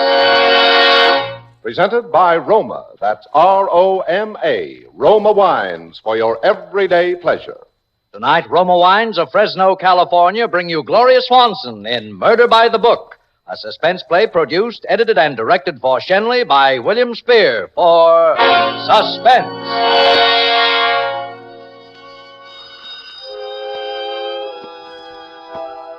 I must have been asleep. At first I thought it was one of those dreams. And then I realized the phone was really ringing. I seemed to remember. It had rung before and I hadn't answered it. But maybe it had been only this once, ringing a long time. Because just as I got there, it stopped. Hello? Hello? I suppose I'd had one of my spells. I never could remember very well just after them. But I know I'd been working or trying to. It was my latest, and I thought it would be my best. It was about a woman who kills her husband. But I'd had all kinds of trouble with the end. Everything was all right up until the explanation, how she did it. I knew, of course, but somehow I just couldn't write it. It wouldn't gel. It had been going on like that for some weeks. Then today, I must have had another spell. I've been having them ever since the accident. Ever since Ned was drowned. they'd begin with headaches. It would get worse and worse, and I'd lie down. And when I'd wake up, I wouldn't remember for a while. Sometimes when I woke up, I wouldn't even be in the same place. Instead of lying on the couch or on my bed, I'd be sitting up in a chair or at my typewriter. Once I even found myself sitting in a car out in the garage. It was a strain of everything, of course. That's why I'd started going to Dr. Winter. And now it seemed as though my poor nerves were fated, one shock after another. Because now, Dr. Winter was dead. You see, he'd been murdered.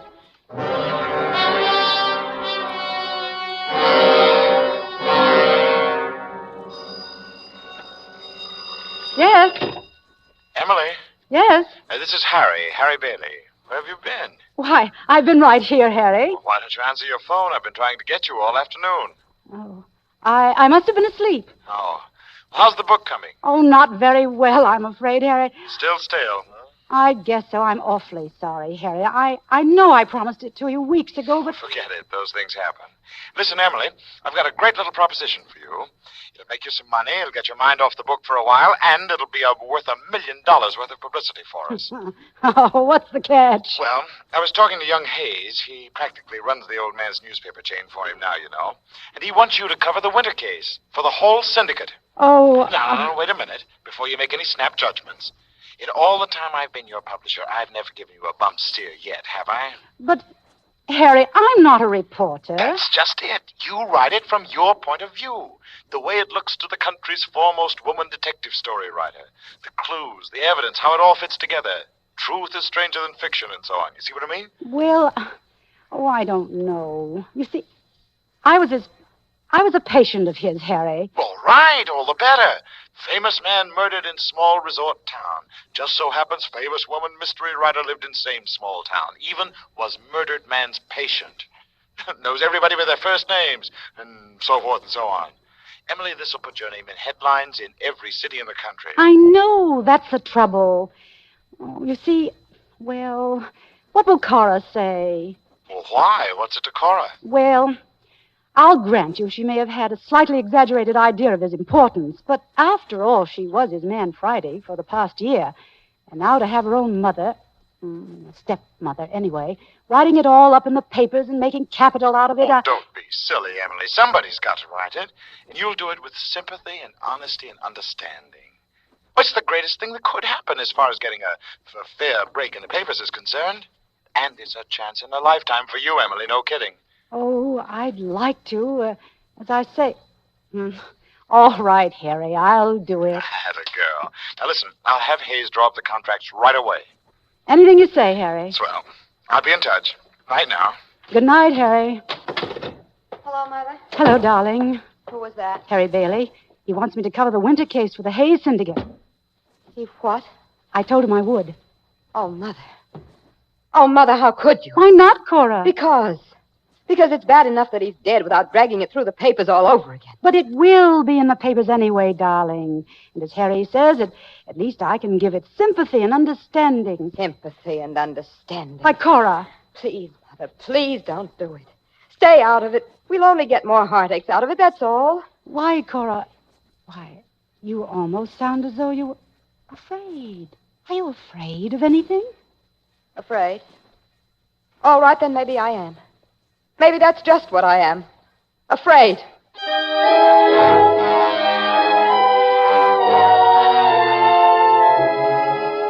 I had never really understood Cora. She was Ned's child, not mine. I was only her stepmother. Not that we weren't the best of friends, but she'd always been a little strange. More like her mother, I imagine. And then the shock of losing Ned, and this on top of it. There were times when she seemed almost in a daze. It was hard to blame her. The next day, Harry phoned to say the contracts were all in order, and I was to report to Lieutenant Hahn of a homicide bureau who would permit me to interview the girl they were holding for the murder, and in general act as my guide, philosopher, and friend. But upon appearing at his office, I found a gentleman with his hat on his head and his feet on his desk, who didn't bother to remove either, and merely stared at me. Something? I'm Emily Carlyle. I was told to report to you. You're Lieutenant Hahn? Uh-huh. I was told that you would sort of show me the ropes. I deduce from your attitude that you are not particularly pleased by the prospect. I cannot tell a lie. You deduce right. Well, isn't this nice? We're not going to get along. Oh, I wouldn't say that, Miss Carlyle, or is it Mrs.? Miss, my married name is Wales. I was married to Ned Wales, you know. Ah. Suppose we clear the air a little, Lieutenant. I take it the barrier between us is the old one of professional versus amateur, dealer in fact versus dealer in fiction, and you disapprove of fiction? No, I got nothing against detective stories or detective story writers. I even read them myself once in a while, for laughs. Well, that is encouraging. What? To find that you can not only read, but laugh. Okay. Then just what is the difficulty, Lieutenant? I don't like to see people tried in the newspapers. I have no intention of trying this girl. What's her name? Claire Ogilvy. I have no intention of trying her. All I want to do is present the facts. Tell the story. Uh-huh. Well, I guess you want to see her, don't you? Among other things, yes. Unless, of course, you have something better to do. Oh, no. You're my assignment from now on. I'm in the doghouse. Well, I can think of less appropriate places. Okay. Why? This is a big case. National sensation, special prosecutors, hullabaloo in the papers, special feature writers like you. Yes? And I'm in a minority of one around here, so nobody likes me. Stop being cryptic, Lieutenant. What are you driving at? They got a big thing on their hands, and they want a conviction. I don't agree. About what? About the girl. You see, I think she's innocent.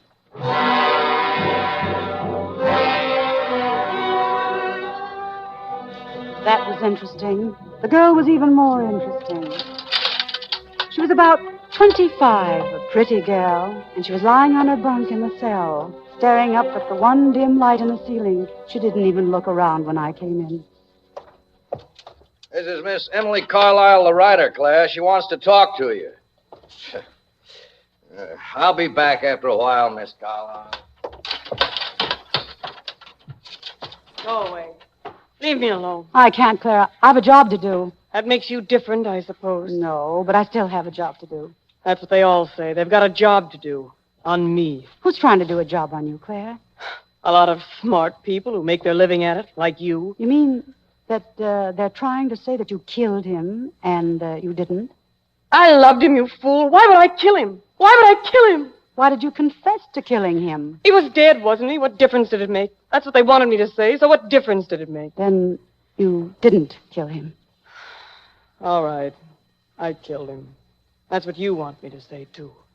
All right, I killed him. I don't want you to say anything, dear. I just want to know what happened. He was killed. Murdered. That's what happened. They say you quarreled with him. I dug my nails into him. I wanted to hurt him. There was blood on my dress, and so I burned it, and they found that. Then when I heard what had happened, I ran away, and they found me. Oh, they've got everything fixed just fine. They had a job to do, that's all, and they did it. And the sooner they get it over with, the better, and then everybody will be happy. Maybe even me. Why did you quarrel with him? Have you ever been in love with some man, and then one fine day you found out you were just the last of a long list of other women? Have you? Have you? Yes. As a matter of fact, I have. Oh. Well, then you know why I quarreled with him. Yes.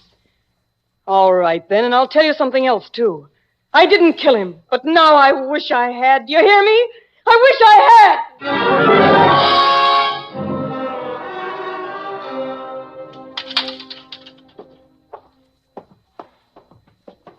Well, I suppose she told you she killed him and you believed it. First she said she had killed him, and then she said she hadn't. You didn't answer the second part. She indicated you have certain evidence. Okay. Come in here. The DA's got the original sample, but pictures should give you a rough idea. What's that? Piece of a dress that was found under the bed. They matched it to the dress she burned, more or less. And what's that plaster thing? Cast of tire marks. Did you read Dick Tracy? Oh, I've used plaster casts of tire marks myself in my books. But, they look a little vague. They are. You know something, Lieutenant? I'm inclined to agree with you. About what? About the girl. I think she is innocent. Oh. So you can write it from the whodunit angle, huh? Less asperity, Lieutenant, if you please, and a little more attention to detail. By the way, why is everyone so anxious to believe this particular girl did it? Because they think they can make it stick. Why look further? Because it's good for them. They make their reputations that way, just like your boss makes circulation. Let's face it. You and I know what Dr. Winter was like. There must be a dozen girls in this town who have just as much reason for killing him as this one. What I said. As for the confession, she's obviously an hysteric. Any good alienist could break that down. Oh, said that too. And as for this stuff, I don't know much about tires, but this dress pattern is as common as a cotton handkerchief. There must be 50 of them within a mile of where we're standing right now. Same goes for the tires. I've told them all that. Then there must be something wrong with your methods, Lieutenant. Now, what do we deduce from all this? I'll tell you what I deduce. What? There's a woman who's killed a man in this town. A murderess. A murderess that's still on the loose.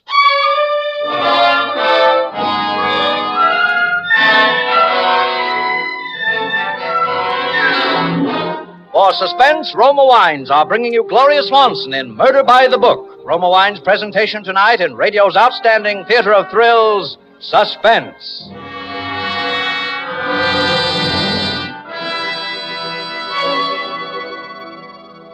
Suspense, radio's outstanding theater of thrills, is presented by Roma. That's Roma, Roma Wines. Those better-tasting wines from the world's largest reserves of fine wines. Vacation time is in full swing, and that means more time for baseball, tennis, golf, fishing, gardening. Whatever form of recreation you choose, here's a delightful way to cool off and refresh yourself. Just serve a tall, cool Roma wine and soda. Half-filled glasses with robust Roma California Burgundy, delicate Roma Sauterne, or any Roma wine.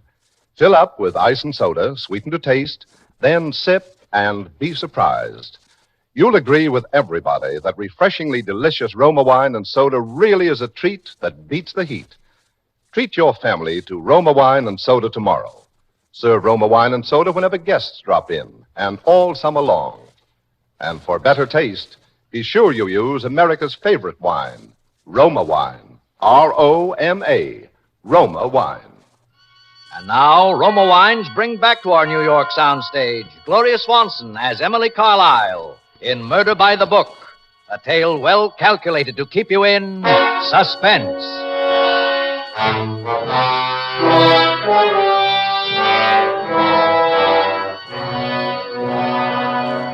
At first, I was quite excited about the whole thing, about covering a murder case, I mean. It was good for me. It took my mind off myself, the book I should have been finishing and couldn't. And poor Ned being drowned last summer. That had been more of a strain than even I realized. I knew that now. Not that I wasn't terribly fond of Ned, but we hadn't been as close as we once were. But it had been a shock. That's why I'd been going to Dr. Winter myself. He'd as much as told me that the spells I had were a direct result of what happened to Ned. Oh, it shows you how tiny and yet how strange our little world can be here. Here I was, writing up the case of Dr. Winter's murder for the newspapers. Of course, right away I discovered that the evidence against the girl they were holding was all circumstantial, and Lieutenant Hahn got me prints of the pictures. The piece from the dress they said she was wearing and the tire marks. And I went out to do a little checking of my own. First, I went to Gorman's department store. Actually, it's the only real store for women's things in town. Well, Miss Carlyle, long time no see, eh?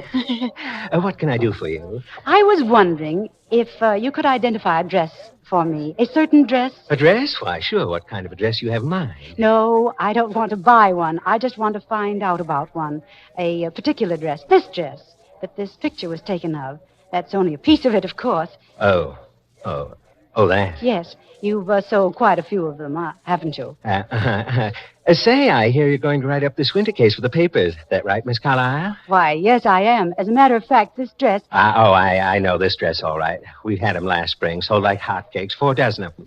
Did you keep any record of who you sold them to? Could I get a list? No. No complete record. Mostly cash sales, you know. Made up a partial list, that's all, a partial list. Well, that's what I want. That's better than nothing. Going into competition with the police department now, huh?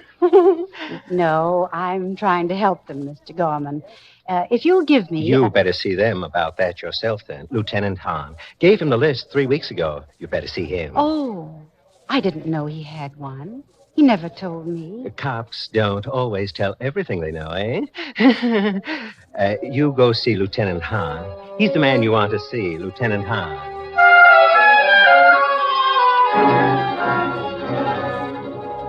I felt a little silly. Why hadn't he told me? But then, of course, I had never asked him. My next stop was Morton's big service station on the corner of North and Main. They did practically all the tire business in town. How do, Miss Carlyle? Fill it up? Why, yes, I guess so. Oh, but I wanted to ask you something. Sure, Miss Carlyle. What is it? Well, you see this thing? It's the imprint of an auto tire, and I wanted Oh, from the winter case, huh? The cops was already in here. I heard you was working on the case, Miss Carlyle. in a way. And I was trying to find out about this tire, Well, that tire, ma'am, that's a 616 Goodstone. It's pretty new, too. You can see from this middle tread here, you see. I don't see how anybody could prove much by this here. Do you sell many of these? What did you call them? 616 Goodstone. Oh, yeah, plenty. That's what I mean. I don't see how you could prove much with that there tire. You find them on all kind of cars. I know, but... Look here, you got them on your own car, Miss Carlyle. Same kind, 616 Goodstone. Almost new, too. You see what I mean? Oh, yes. Yeah, I see. Yeah, plenty of them kind of tires around. Hey, you want that tank of gas now, Miss Carlyle? No. No, thank you. Never mind.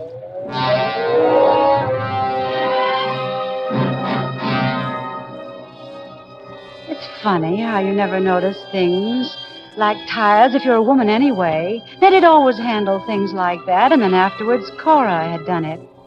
Cora. And of course, as the boy had said, there were hundreds of tires like it. Hundreds. Cora wasn't home yet, and I wandered around the house and tried to think, but I didn't get very far. I was afraid one of my headaches was coming on. I decided to try and write my first article. But when I sat down at the typewriter, I remembered I hadn't put the cover over it the last time, and it was all dusty. I went to the broom closet and rummaged around in the basket we keep there for old rags. I just started to dust off the typewriter when I noticed it. The rag I held in my hand. It wasn't just an ordinary rag. It was a piece of a dress. And it wasn't just an ordinary dress. It had a cute little red and white print pattern. Kind of a dress the police said was worn by the woman who had murdered Dr. Winter.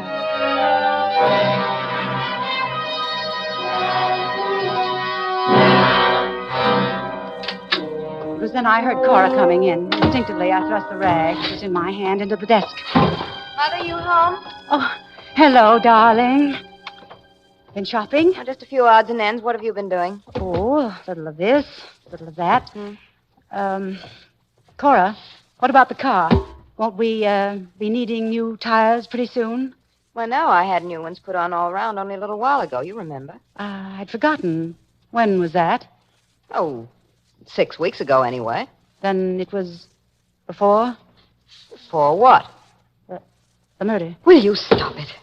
Do you have to go through with this thing, Mother? I think it's better for me to write it than some stranger, don't you? If you wish. But it's so different from what happens in stories. For instance, I can't even remember what we were doing the night it happened. Can you? We were home. Are you sure? Don't you remember? Isn't it silly? You had one of your headaches. I was in my room. You were in yours. Then I was asleep all evening. I suppose you were. But you don't know. You weren't with me. What a pity. I'll start supper. Oh, Cora. Yes? Whatever happened to that old print dress? It was yours, I think. What print dress? You know, with a red and white flowered print. You did have one like that, didn't you? I haven't seen it for quite a while. But it couldn't have just disappeared. The last time I saw it, you had it. And then I don't know what happened to it. I had it? Don't you remember? No. Would this be it, Cora? Oh. So this has all been a cross-examination, has it? There were certain things I had to know, Cora. Well, I won't stand for it, do you hear? You can do anything you like about yourself, but I won't let you drag me into it. I won't. You were in love with him, too, weren't you, Cora? Yes. Yes, now are you satisfied? Yes, I was in love with him. I was in love with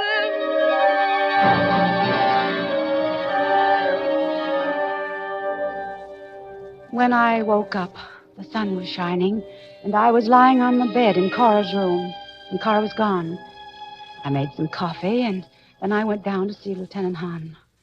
What's the matter, Miss Carlyle? You look sort of played out. I had rather a restless night. I've been thinking about this thing, Lieutenant. I've been thinking about it a lot. Been doing a little checking up, I hear. Yes, Lieutenant. Why didn't you tell me you had that list about the dresses? Was it because you knew that someone in my house had bought one of those dresses? You're speaking of your stepdaughter, Cora Wales. Yes.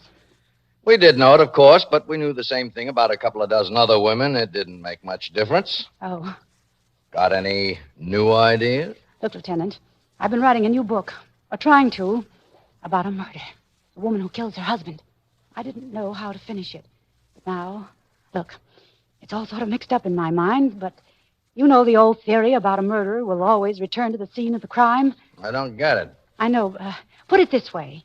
If someone killed because the person they killed knew something, they'd have to kill anyone else who knew that same thing now, wouldn't they? You still going on the theory the Ogilvy girl's innocent? I know she's innocent. You know? That's pretty strong talk, Miss Carlyle. Well, call it woman's intuition. Call it whatever you like. I just know that there's someone... Look, Miss Carlyle, maybe I had you wrong yesterday. I can see you're not kidding about this thing. Not that I pretend to know what you're talking about, but if you've really got something, you better tell Papa. No, I can't. You say you think somebody's going to come back to the scene of the crime. I don't know. I don't know what I think. I just know that... Look, Miss Carlyle, I don't like it. You're upset and you're frightened. No. I want to help you. No, I have to do this my own way. Do what? I don't know. Well, I can't very well use a rubber hose to get it out of you. But I just want you to remember that whatever I do, it's part of my job. What? What's part of your job? To see that nobody else gets killed around here, including you.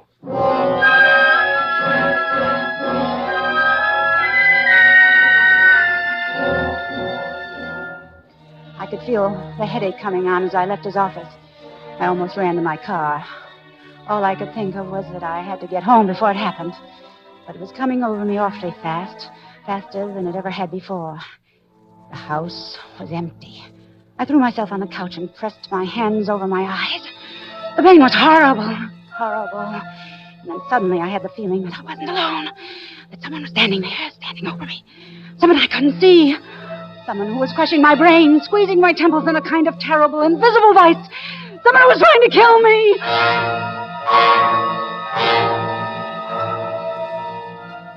I was having a dream.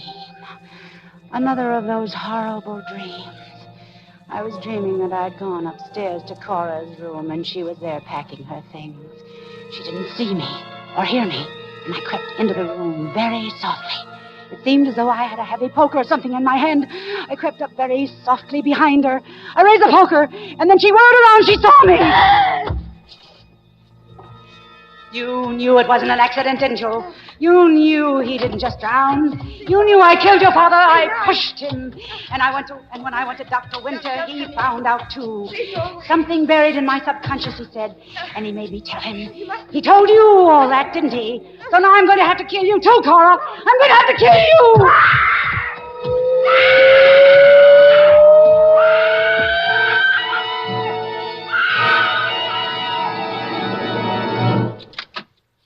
All right, Miss Carlyle, all right. You better come along now.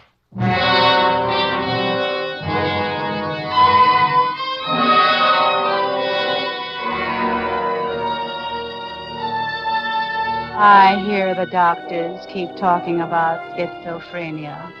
That's a double personality, you know. They seem to think I did all those things without even knowing it. Drowning Ned.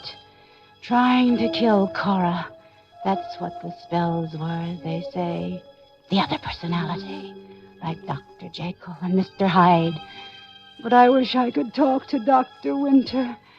I went to him first about the spells. He said he could cure me if I told him the truth. Only, of course, I can't talk to him now. He's dead. I killed him.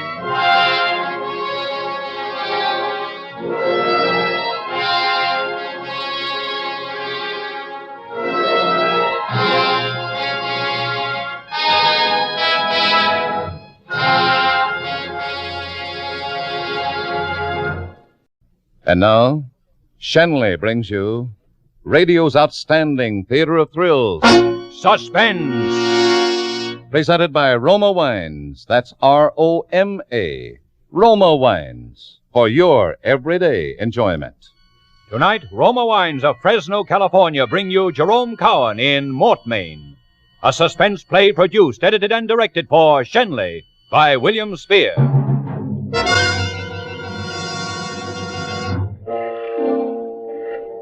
Sitting in a chair across the table from me was a dead man. His stiff, cold fingers still clutched the shotgun he'd thought would safeguard his life.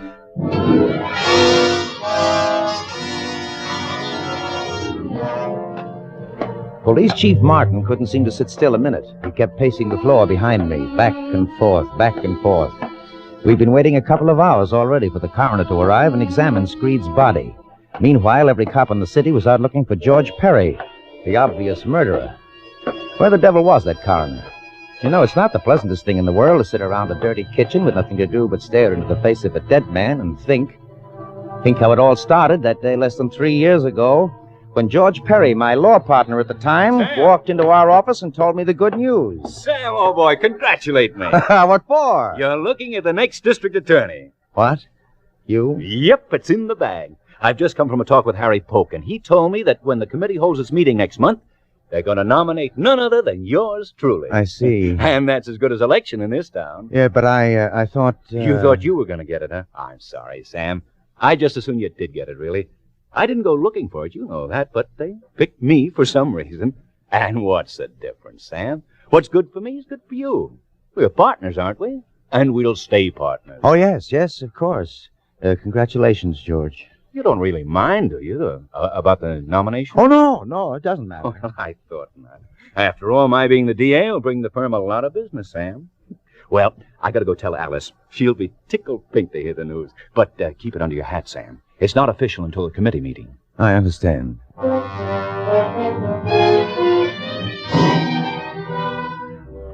I watched George leave the office. George, the smiling and the debonair, the most popular lawyer in town. But it was my work that made him look good in court, my brain that brought him every easy success at the bar. And I hated him for having so easily gotten what I'd have given half my life for. He'd gotten himself engaged to Alice, the girl I wanted almost as much as I wanted to live. Now he'd taken the first step in a political career that could lead anywhere. I'd tried by fair means to get the same things and failed. Now I would try other means. I picked up my hat and walked out of the office. I went down to the waterfront to see a certain Mr. Screed.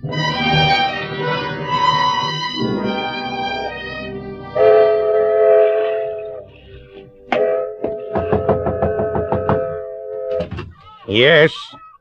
Oh, hello. Let me in quick. I don't want to be seen. Sure. Come in. Are you alone? I always am. It ain't quite right, is it, Mr. Boston? Coming to see the foreman on a case you're going to try tomorrow? I'm not going to try that case tomorrow.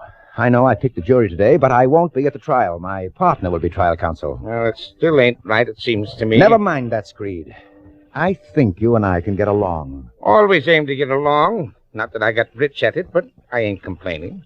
Not too much. Listen, Screed, I know you're hard up. It ain't no secret. I guess everyone in the city knows that. I can put $10,000 in your way, Screed. Huh? Cash. 10,000? Hey, that case don't rate no 10,000. Why, you could buy the complaining witness for 1/10 of that. I know. I'm not interested in the case as a case. But I am interested in your being the foreman of that jury.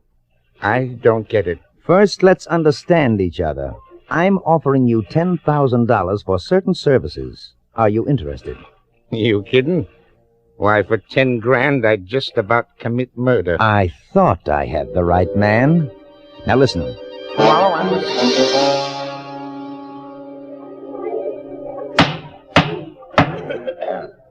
Hear ye, hear ye, all persons having business before this honorable court of criminal sessions. Draw near and give your attention, ye shall be heard. First case on the calendar, People against Henry Barron. Both sides ready. Your Honor, please. There's been a substitution of counsel for the defendant. I will try this case in place of Mr. Boston, who was taken ill yesterday afternoon. Very well, Mr. Perry. The clerk will note your appearance. Is the Assistant District Attorney ready to proceed? Ready, Your Honor. Call your first witness. Just a minute, Judge. What is it, Mr. Screed? Before this case begins, I've got something to say. Does it pertain to this trial? You're not seeking to be excused from jury duty at this late hour, are you? Well, that depends, Your Honor. Maybe I'd better not serve on this jury. Why not? Because the defendant's attorney tried to bribe me last night. What? That's a lie. My partner would do no such thing. I ain't talking about your partner. I'm talking about you, George Perry. What? Come out of that jury box, Mr. Screed. Step up here. Clerk, swear him. You solemnly swear to tell the truth, the whole truth, nothing but the truth, so help you God? I do. You charge Mr. Perry with an attempted bribe, Mr. Screed? I do. Your Honor, I protest. This outrageous You charge... have your opportunity to defend yourself, Mr. Perry, in the proper place and at the proper time. Just now I'm interested in this charge. Mr. Screed, you understand you're under oath. I want your entire story. Well, there ain't much to tell.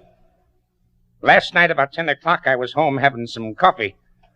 I heard a knock at the door, and I go to answer it. It's Mr. Perry. He comes in and he tells me that his partner is sick and that he's taking over the case. I tell him maybe he oughtn't to be talking to me, but he winks at me and he says it'll be all right.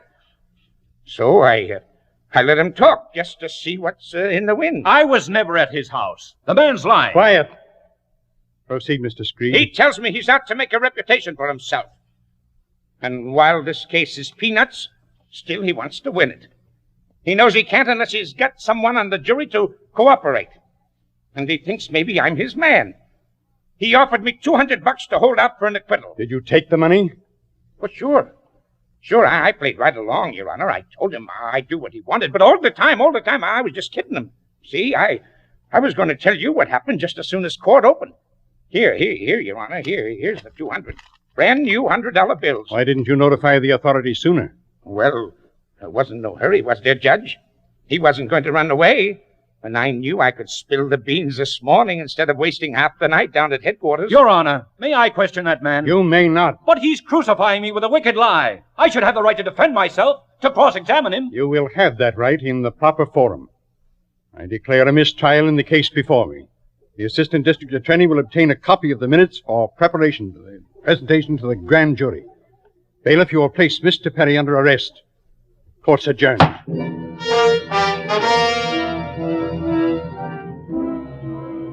I showed the proper expected astonishment at the news. I expressed my sympathy in 100 different ways. I even arranged bail and took on my partner's defense personally. And when I spoke to George, already half broken under the strain, and to Alice, filled with worry and doubt, I was as calm and assured as a retired bank president. Why, it's as plain as the nose on your face, George. It's a political trick. The opposition somehow heard about your being the next DA and were out to spike you before you even got started. But who did it? You leave that to me. I'll get him, whoever he is, and when I do, the case will fall apart. Sam, I don't know what we'd do without you. You've been like the Rock of Gibraltar to both of us. If we didn't have you to turn to... You leave everything to Sam, Alice. He'll get your George out of this jam and know the reason why. I know it, Sam. Darling, you see, everything will be all right. But we haven't gotten anywhere, Sam. Not a single clue to the man behind this. Something will turn up. We still have 3 weeks before the trial. Now, if you're innocent, George, you're not going to jail. If I'm innocent? There's no question of that in your mind, is there? Well, it doesn't really matter. You're going to beat this rap. Now, don't you worry. No, Sam, no, you can't believe it. You can't really think I tried to bribe him. You know me better than that, Sam. Sure, George, sure. I don't believe it. Now, I'm naturally going to give my full time to getting up your defense, and Alice can help me. Oh, Sam, I don't know how to thank you for standing by us. I'll never forget this. Never. Well, you'd do the same for me, wouldn't you? All right now, you two. Don't worry. You've got an awfully good lawyer, you know.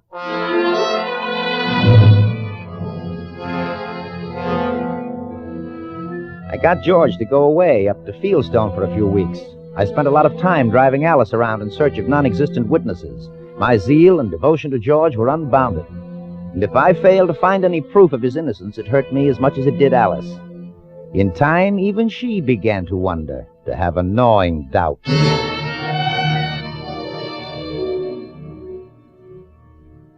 Doesn't look good, does it? No, not too good.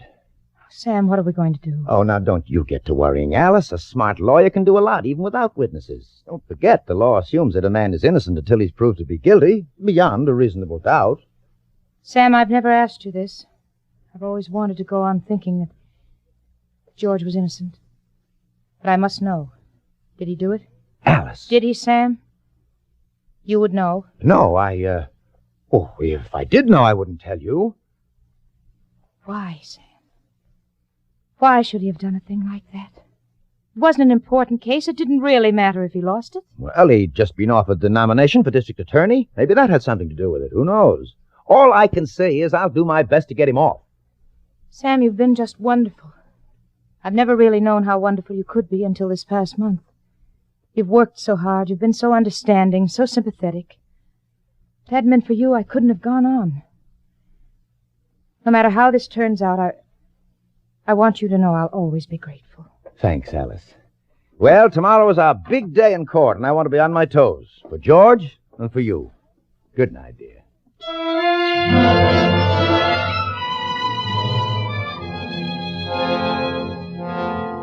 I was brilliant in court that day. Every legal dodge, every technicality that the law allowed, I made use of. From the last spectator in the last crowded row to the judge on the bench. They all knew that I was putting up the greatest legal fight they'd ever witnessed.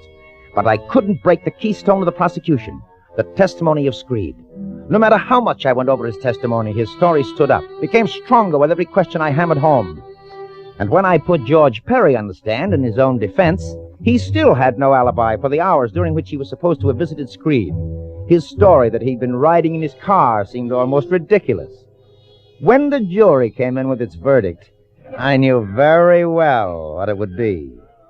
Gentlemen of the jury, have you agreed upon a verdict? We have, Your Honor. And how do you find? Guilty or not guilty? We find the defendant, George Perry, guilty as charged. No! I'm innocent! I'm innocent! Quiet, George. And so say you all? And so say we all. The clerk will record the verdict. George Perry, rise and face the bench. Your Honor, this is a grave miscarriage of justice. The court fully appreciates, Mr. Boston, your tireless energy and diligence on behalf of your partner and friend. However, George Perry, you have been found guilty of bribery of a judicial officer under Section 371 of the Penal Code, which defines a juror as a judicial officer. As provided by law, you are subject to imprisonment for not more than 10 years and fine of not more than $5,000. Because of your previous record of good conduct, I shall impose no fine and shall not subject you to the full term of imprisonment. But you are sentenced to serve 5 years in the state's prison. You're remanded to the custody of the warden of such prison at once.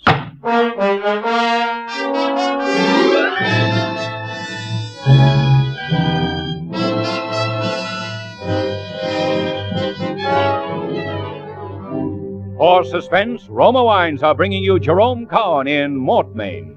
Roma Wines' presentation tonight in radio's outstanding theater of thrills, Suspense.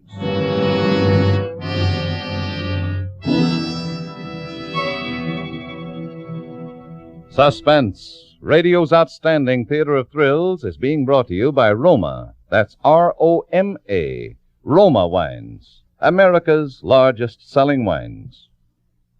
This last day of July is a warm reminder that after a hot day's work or play, the tasty refreshment of a tall, frosty Roma wine and soda is so cool to come home to. Yes, Roma wine and soda gives you quick, thirst-quenching pleasure on the hottest day. A cooling treat that your family and friends will cheer to the echo. To prepare, simply half-fill glasses with robust Roma California Burgundy, or delicate Roma Sauterne, or any Roma wine. Fill with ice and sparkling water, sweeten to taste. In less time than it takes to tell, you're enjoying America's smartest summer drink.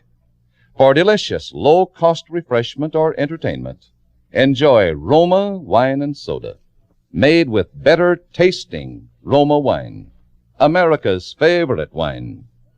And now, Roma Wines bring back to our Hollywood soundstage Jerome Cowan as Sam Boston in Mortmain, a play well calculated to keep you in suspense.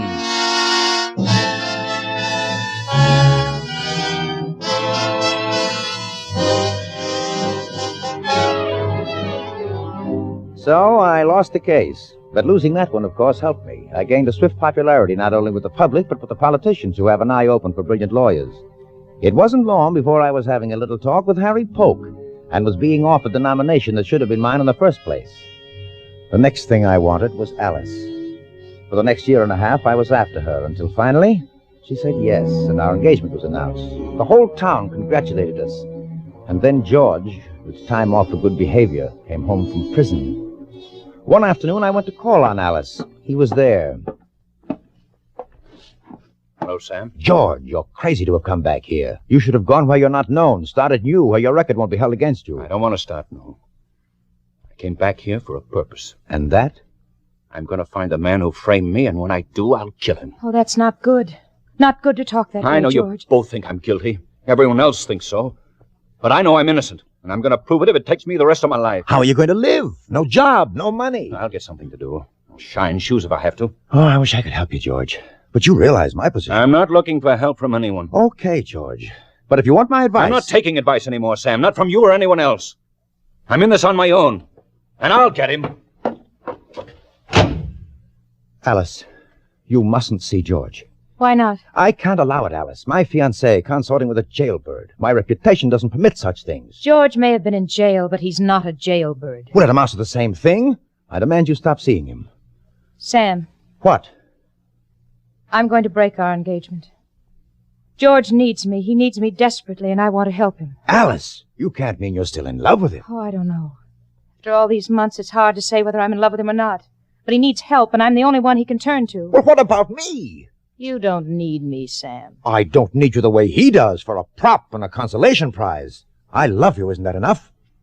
You don't love me, Sam.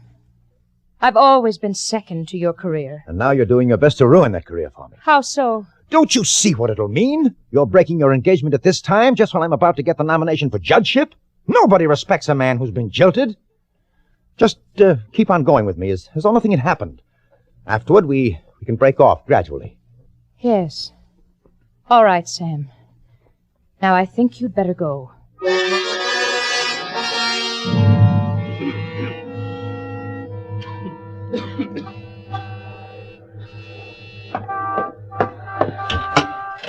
Evening, Mr. Prosecutor. Come in. All right, Screed, what is it? Can I talk? Ain't nobody going to hear me. No, the servants are off tonight. You can talk. He's been around to see me. George? Perry? Mm-hmm. He wants to know who was behind it. Well, naturally, you sent him about his business. Not quite. Said I might have something for him, maybe. What do you mean? He showed me a roll of bills. Came close to 5,000. It was mine for just one name. That's all he wanted, just the name. Do you know what would happen to you if you so much as hinted at it? I know I'd get $5,000 from Mr. Perry. And 10 years in jail for perjury and accepting a bribe. I still have your written statement, you know, right here in my safe. You couldn't use it. Oh, couldn't I? Why not? A confession that you'd been bribed to frame Perry. Bribed by an unknown man representing Perry's political opponents. How would you explain your not using it before this? Oh, very easily, Mr. Screed. It just came into my possession. Came to me in the mail. I still don't think you'd use it. You see, I kind of figure you'd be dead before that. That Perry, he means business. Got it all figured out, haven't you? Mm-hmm. Yes, I reckon I'm sitting pretty. All right. How much? Well, now, I won't be a hog. Let's say another 10, huh? You can scrape that much together, I reckon. On one condition. Oh, yeah? What's that? That you go away and never come back. Oh, I like it here. Then it's no deal. Okay, I can still get that 5,000. Wait. I know I'm a fool to give it to you, but there's nothing else I can do. When do you have your appointment with Perry? I don't have one. I told him I'd get in touch with him. I'll have the money for you tomorrow night. Don't come here. I'll bring it to your house. Don't try any cute tricks. I'll see you tomorrow night, okay? Okay. Good night, Mr. Prosecutor.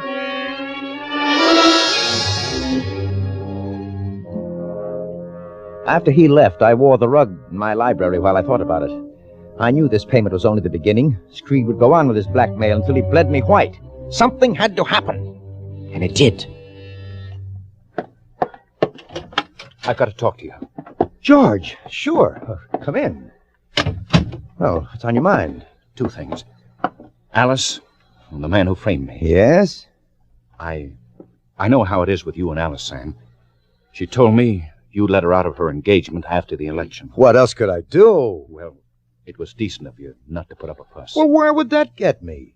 But what about the man you say framed you? Do you have anything on that? Well, I've been putting the pressure on Screed. I think he'll talk. But I need $5,000 to pay him. Oh. You know, I don't have that kind of money. I could get it from Alice, but I'd rather not. You want me to give it to you?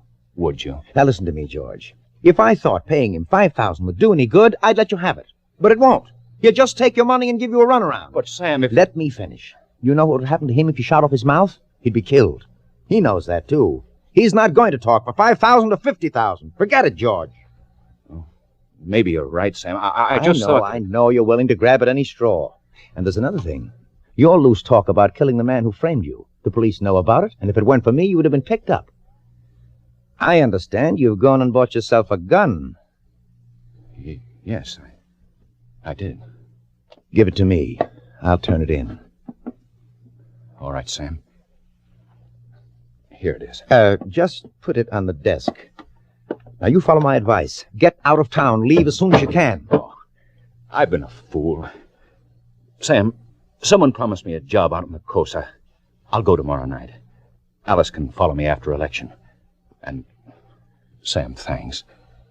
Thanks for pounding some sense into my head. Oh, you know how I feel about you, George. Yes, I know. And I wish you every success in the election, Sam. I know you'll make a good judge.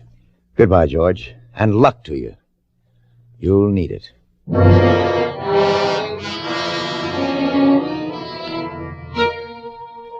It was shortly after 10 the following night that I drove out to Screed's with George's gun wrapped in a handkerchief in my pocket. I parked the car a short way down the road and walked quietly toward the house. I looked in at the kitchen window and saw Screed sitting at the table.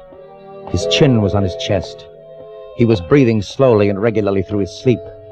He was prepared for me, waiting with a shotgun in his hands. But I wouldn't ring the doorbell to wake him. Oh, no. I quietly opened the kitchen door, tiptoed across the floor, and placed George's gun, which I held in my handkerchief, against the back of Screed's head.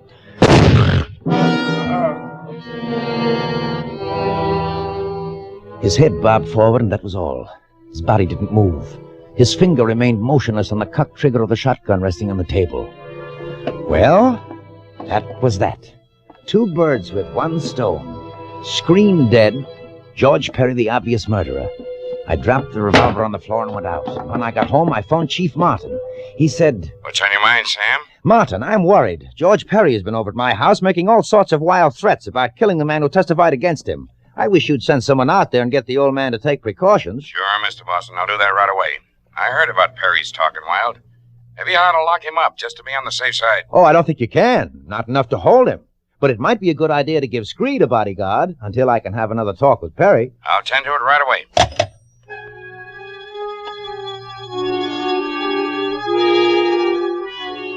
And then I went to bed. I didn't have very long to wait. Hello? Mr. Boston, I've got some bad news for you. Our man got out there too late. What do you mean? Screed's dead. Shot right through the head. Good heavens. Better come out here. I'll be there in half an hour.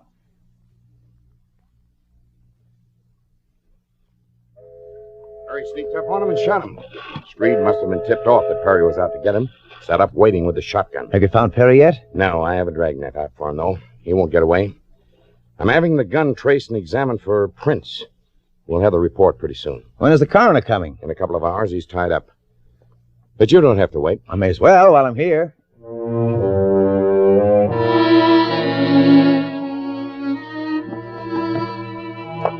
I sat down on the kitchen chair across from Screed. Now he'd never talk. And Alice, any last vestige of feeling she had for George, would disappear with his arrest. Everything was working out fine. I looked at Screed. His position hadn't changed. His hand still clutched the shotgun, and I smiled. thinking how much he'd like to pull that trigger if he was still alive. And even as the smile crossed my face... Mr. Boston! Mr. Boston! Oh, my gosh, what's happened? The gun went off. My chest. What's the matter here? Let's have a look. Oh, my. Give it to me straight, Doc. Will I live or won't I? A couple of hours, more or less. You're certain? I'm sorry, Mr. Boston. Okay, I've got something to say. Get a stenographer. Take it all down.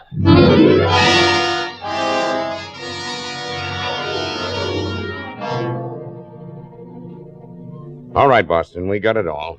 Don't talk anymore. So old Screed got to use his shotgun after all.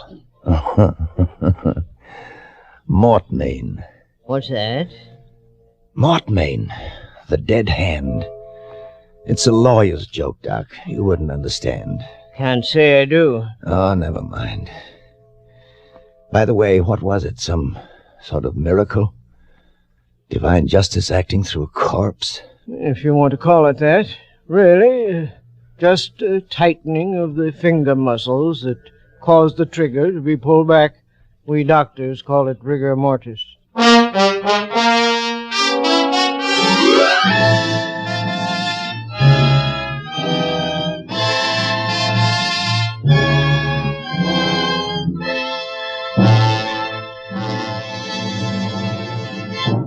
And now, Shenley brings you radio's outstanding theater of thrills, Suspense. Presented by Roma Wines. That's R-O-M-A. Roma Wines for your everyday enjoyment. Tonight, Roma Wines of Fresno, California bring you Mr. Walter Abel in Quiet Desperation, a suspense play produced, edited, and directed for Shenley by William Spear. It was during my lunch hour one day. Funny, I can't even remember the name of the book. Anyway, the sentence was, "The mass of men lead lives of quiet desperation."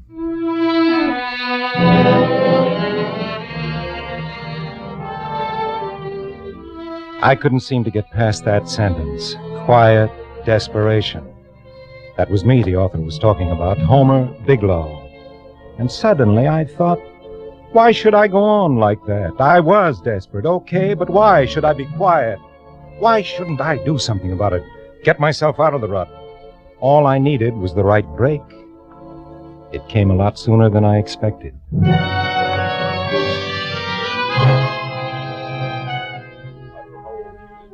One day, just before my vacation, I happened to overhear Mr. Pearson, he's president of the bank, talking to one of the bank's directors, Corbin Vandergriff. Usually their conversation is about debentures or first mortgages or government issues. That stuff didn't interest me. Today, their talk was a horse of another color. It was a hot day, and the door of the boss's office was open. They didn't even know I was I alive. understand she's no great beauty, but it's just as well she doesn't attract too much attention going through customs at both ends. Do you mean to say, Corbin, that the young girl is willing to take the risk of violating her country's currency controls? Evidently. Of course, she feels exactly as the father does, that they should be free over there to spend their own money wherever they choose. Mm-hmm. Old Vale would break every law they've written there just for the satisfaction of knowing he's outwitted them. And Hester probably feels the same way about it. Well, then he'll get quite a kick out of slipping 20,000 pounds out of the country. Not pounds, John, but they might as well be. They're just about as negotiable as cold cash. Why, when that girl turns them over to me, I can walk into any dealer in the city and get full market value in 10 minutes. And I intend to do it for him. I'm in complete sympathy. No government on earth could tell me where and when and how to spend my own money. Once she gets the money, what's she going to do with it? Oh, I don't know, and I don't care. My guess is that she's going to do some shrewd buying highly scarce products for shipments back abroad. Leave it a Vale to find a profitable deal. When is she arriving? Monday on the Elizabeth. I've engaged a suite for her at the Ambassador. Good. I wrote them that I'd meet her at the boat, take her to the hotel, get the negotiables, and exchange them for her. Mm-hmm. That afternoon, she can throw the dollars out the window for all that matters to me. My duty will be over. Well, aren't you going to entertain her while she's here? See that she has a good time? Entertain her? I should say not. What? I don't even know the girl. Besides, I'm a little too old for that sort of thing. Oh, come on. You keep it chilly in here. No, I like it quiet. I wondered what Mr. Pearson would say if any of us employees at the banks were to play fast and loose with the law the way Corbin Vandergriff and that snooty dame Hester Vale were doing, he wouldn't be quite so sympathetic and understanding. You can bet your bottom dollar on that. That kind of skullduggery was labeled strictly for the rich. I should have put the whole thing out of my mind, but somehow I couldn't. 20,000 pounds. $80,000 in American money. I stood there outside Mr. Pearson's office. I was shaken out of my quiet desperation. Somehow, I just stood there dreaming about romance and adventure that you could buy with money. Well, Homer, you all set for your vacation? Oh, yes, sir. Leaving Friday for good old Eel River. My 13th year there. Well, I envy you, son. I won't be going up until September. Then you'll be fishing up at Eel River again this summer. Oh, yes. I wouldn't miss it for anything. I wrote Emil and told him to expect me. We'll be quite a party this year. 5 of us, you know. Say, did I tell you about the trout I caught last year? Yes, the bank president and his lowly employee both went to the same place for their vacations. But what a difference. When he went out fishing, he had 2 guides per man with him to pack and carry, to paddle and cook, to set up camp, to do everything that needed doing. Whereas I had to do everything for myself and by myself. Well, have a good time, Homer. I'll see you when you return. I'll say goodbye now. I won't be back anymore today. Goodbye, sir, and thanks.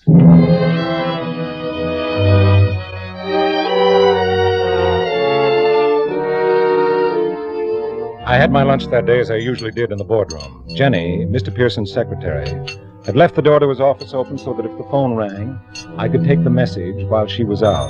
The phone did ring, and it was Torben Vandergrift. Who is this? This is Homer Biglow, Mr. Vandergrift. Oh, yes, Homer. Sorry. Make sure to give this message to Mr. Pearson. I'm laid up here in the country with a cold. Won't be able to get to the city for that appointment on Monday. Mr. Pearson knows all about it. Ask him to meet Miss Vale at the boat for me and see to it that she's settled at the hotel. Tell him not to expect me back in the city until next Wednesday at the earliest. Yes, sir. Tell him I'll take care of that financial matter for Miss Vale when I get in. It can wait until Wednesday. Yes, sir. And tell him not to bother to call me. I'm going to spend this week in bed, and I don't want to be disturbed. Yes, sir. Thank you, Homer. So Mr. Vandergrift was indisposed. Too bad. Now the girl would have to be met by a substitute, a stranger. Well, she didn't know either Vandergrift or Pearson from a hole in the ground, so what did it matter? And if it came to that, why did the substitute have to be Mr. Pearson? Why couldn't it be me?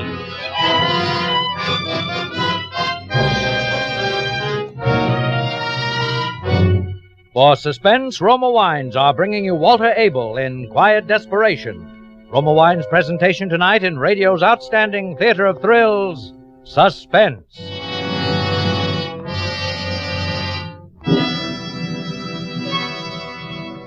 Suspense, radio's outstanding theater of thrills, is being brought to you by Roma. That's R-O-M-A. Roma Wines. America's largest selling wines. Mark Twain once said, "Everybody talks about the weather, but nobody does anything about it." Well, that may have been true in Mark Twain's time, but today it's a different story. Today there's an easy way to beat the heat. Just half fill a glass with better-tasting Roma wine, such as rich Roma Tokay, fruity Roma Zinfandel, or mellow Roma Claret. Add ice, fill up with soda, sweeten to taste, and garnish with fragrant mint or fruit slices.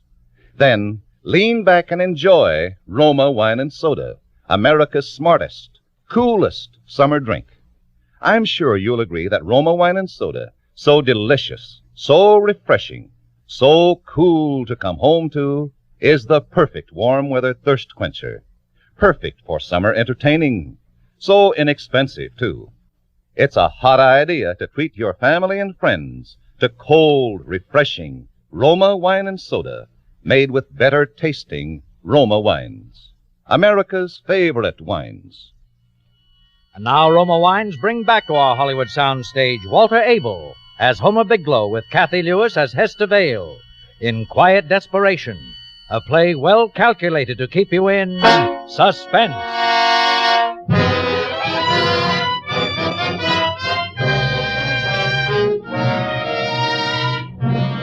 My days of quiet desperation were over. Anyone taking a real close look at me that Friday wouldn't have been sure I had a fever. My face felt hot, and every now and then I had a fit of trembling. But evening finally came. I gulped down some food at the cafeteria, picked up my bags at home, and went to the station. The next day, I was saying hello to Emil on the platform of the Eel River station. Hello, Abel. ¿Cómo se va? Hello, Emil. Glad to see you again. How is my bon ami, Mr. Pearson? Fine, fine. He sends his regards. How's the fishing? Oh, magnifique. The best ever, eh? Many others on the river, Emil? Oh, not a one. The fish, they are hungry like anything, and not a one to give them small fly to eat. Now you come, Omer, and they will be all for you. That's fine. I'll get started right out. Is everything all set? Oui, tout prêt. Everything is ready, eh? Come.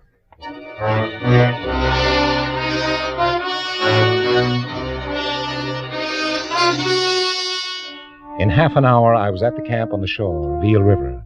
I had lunch, changed my clothes, put my city clothes into my pack instead of into my suitcase, which I was going to leave in camp. And by 3 o'clock, I was a good 8 miles up Eel River. By 4, I had hidden my canoe and equipment in some bushes along the bank, and dressed again in city clothes, was walking slowly through the woods toward Loudon's Corners 3 miles away. It was a local stop on the railroad just below Eel River, and the train south was due in at 9 that night. I had plenty of time to catch it and make the transfer at Boston for the night train to New York. In the Boston station, I bought a cheap suitcase and a couple of shirts, and when the train dropped me at Grand Central early Sunday morning, I went straight to the 49th Street Hotel, which was just a couple of blocks from the Ambassador. I scrawled the name Henry Smith in the register and was shown to my room. I had a whole day and a night to wait. And for once, with all that time on my hands, I didn't read a book.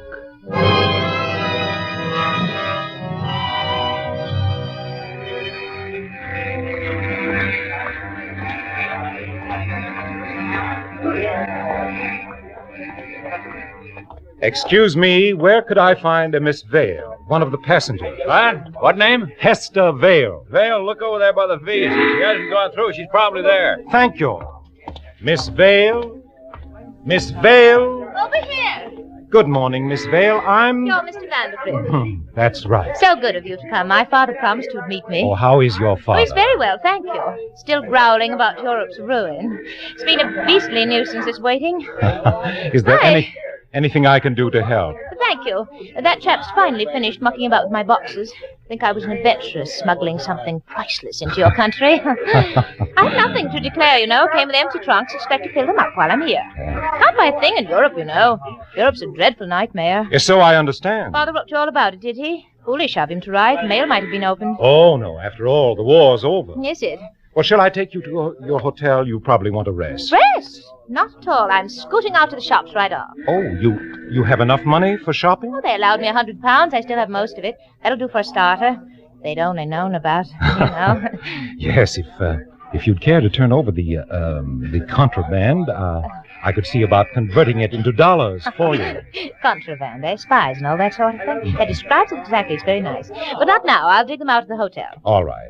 Is there anything you'd like me to do this evening, or you'd like to do this evening? Well, oh, dear, I don't want to impose on your time. Oh, you're not imposing. It's a pleasure. Well, I'd like to see a play. One of your bright American musicals, if possible. Well, I think that can be arranged. Well. Suppose I call for you at 7. We can have dinner and then go to the theater. That's splendid. It's frightfully kind of you. Forget it.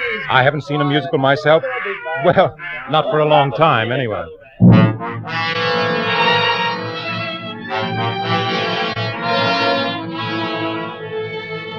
I took her to her suite at the Ambassador.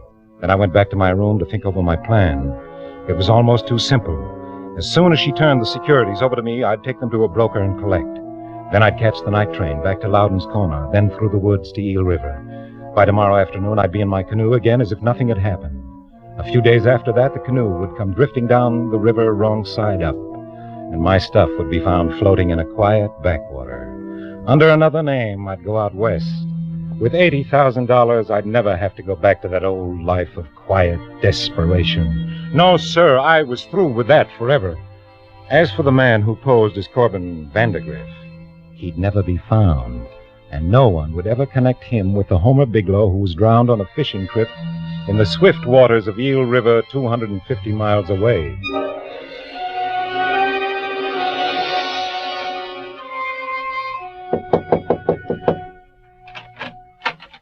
Good evening, Miss Vale. Hello, right on time. How was the shopping? Oh, I say, it left me quite speechless. I can't wait until I can really go on a spree. Are we ready? If you are. Quite. Oh, dear. There, now, will you hold this key for me? There's simply no room in my bag for it. Sure, I'll keep it in my pocket for you. Thank you.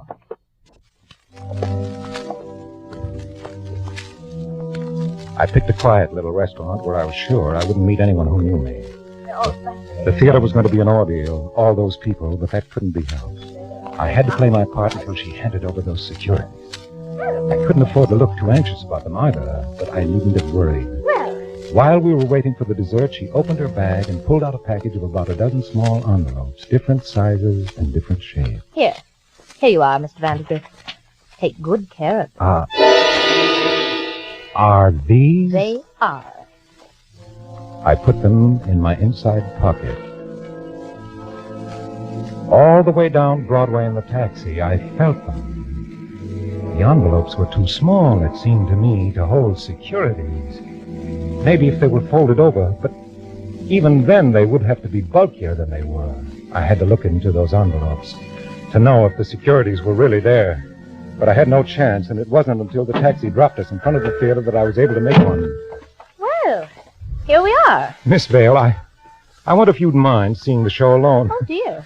I don't know what did it to me, but I've suddenly gotten a terrific headache. Oh, that is too bad. Oh, it'll be all right. I just thought the music and the excitement wouldn't help much. No, I should think not. Suppose you take me back to the hotel, and then you can go right home. But wouldn't you like to see the show by yourself? Oh. You could, you know, and then take a taxi back to the Ambassador.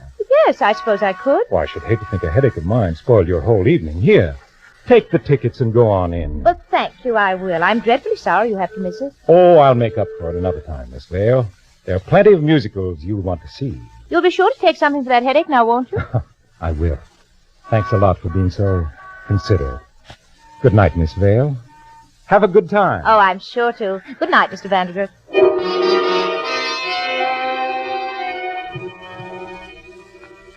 Back in my hotel room, with shaking hands, I opened the envelopes. They were nothing but letters from her friends, sent to her from different parts of the world, not a single security in any of them. Could it have been a mistake? Did she hand me the wrong package? Didn't seem possible. Maybe she suspected something was wrong and played a trick on me. I was sweating and reached for my handkerchief, and that's when I felt her hotel key still in my pocket. I threw the package of letters into my suitcase and walked over to the Ambassador, two blocks away. Her key opened the door, and I was alone in her suite. I had until at least 11:30, 2.5 hours. I took my time about it, making sure to put everything back exactly as I found it. I searched her baggage, the bureau, the drawers, the closet, every conceivable place, even under the rugs, and found exactly nothing. She had them on her then. I turned the light off and went into the bedroom to wait. Soon after 11:30, I heard the outer door open. Really, I'm terribly sorry to have caused this trouble. Mr. Vandergrift was suddenly taken with a headache, or I'm sure he wouldn't have forgotten to return my key. Well, it really doesn't matter, miss. You can use this duplicate until he returns it to you. Oh, it is a bother, though. Oh, not at all, Miss Vale. Happens often. Well, good night. Thank you. Good night. Oh! Oh, dear. Vandergrift, what are you doing here? I'm sorry to disturb you, Miss Vale, but I had to come back. You see, you forgot to give me the securities. Securities? Yes, the securities I was to have sold for you. Oh, my dear, but I did. Oh, no, there wasn't anything in the package except some letters from friends of yours. Who are you? You're not Mr. Vandergrift. Miss Vale, what my name is doesn't matter very much. By this time, it's enough for you to know that I want those securities and I need to get them. Hand them over. You get out of here. I warn you, Miss Vale, I don't want to get nasty, but I'm not going to leave without them. Stay away from me. The securities, Miss Vale? No. No. No. Where are they, Miss Vale? No. Tell me. I don't want to hurt you. The more she struggled, the tighter I gripped her throat. Her arms beat weakly against my side, and suddenly I got so mad at her that I... Where are they? Where are they? Tell me, where are they? My fingers tightened and strained against her soft flesh. Then suddenly she quit struggling, and when I loosened my grip, she fell down on the floor unconscious. Where was that purse of hers? Ah, there. I ripped it open. Nothing there but a powder compact and a lipstick and some change. Where could they be? She'd have to tell me. I'd make her. Miss Vale! Wake up, Miss Vale! She didn't move. And then I saw that she wasn't breathing anymore. I'd killed her.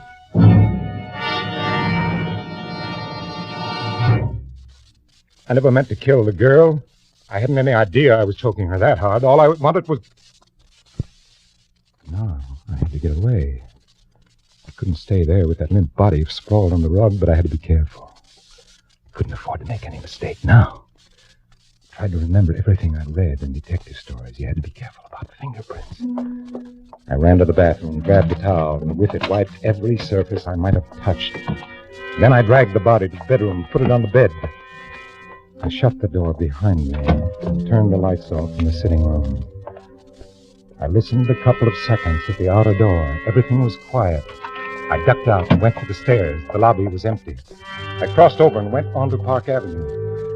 5 minutes later, I was in my hotel. It was 12:30. I could still catch the 1 o'clock train for Boston.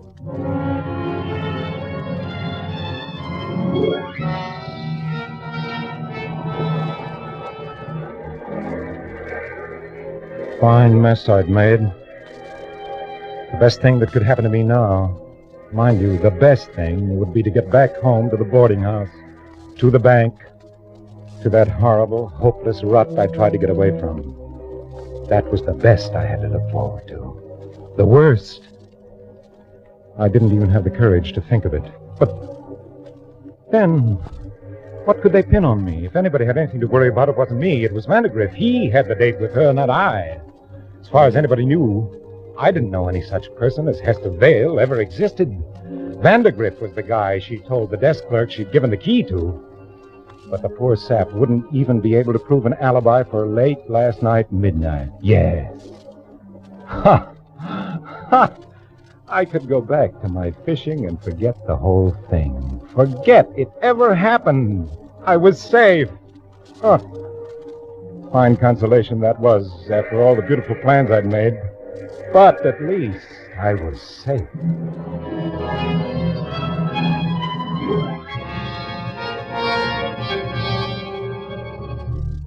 In Boston, I checked the new suitcase. I could pick it up on the way home. The local dropped me at Loudon's Corner. By noon, I was sitting over my campfire, having a bite, just like any other fellow out on a fishing trip. 10 days later, on a Saturday morning, I was back at Emil's camp. Ah, why, Mr. Bigelow, how is fishing, huh? Fine, Emil, fine. Oh, you get nice sunburn, huh? Lasts the rest of the year anyway, no? Did I really get that brown? Or like berry, huh? Real nice and quiet, no? I have no party fishing before August, when Mr. Pearson come with 4 friends. Yes, I know. He told me. He's some fisherman, Mr. Pearson. Always try for record. But you don't care for record, eh, Mr. Bigelow? You lead the simple, the quiet life. I guess I do. You enjoy it, no? Enjoy it? I try my best. You have other hobby, maybe, huh? No, I don't have any hobbies except reading. Oh.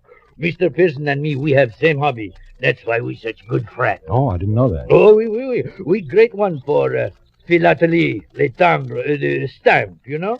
Someday I show you my collection. Each feel 3 albums. But I have no so good collection like Mr. Pearson. But then I have no so much money. Neither have I. You make joke. Mr. Pearson is very wealthy, I know. But still Emil can give him some stamp once in a while. I have few duplicates. You do me big favor and give them to Mr. Pearson avec mes compliments, eh? What? Oh, sure, I'd be glad to. Ah, bien. Now I drive you to station. Next year you come again, no? Yes, I'll come again.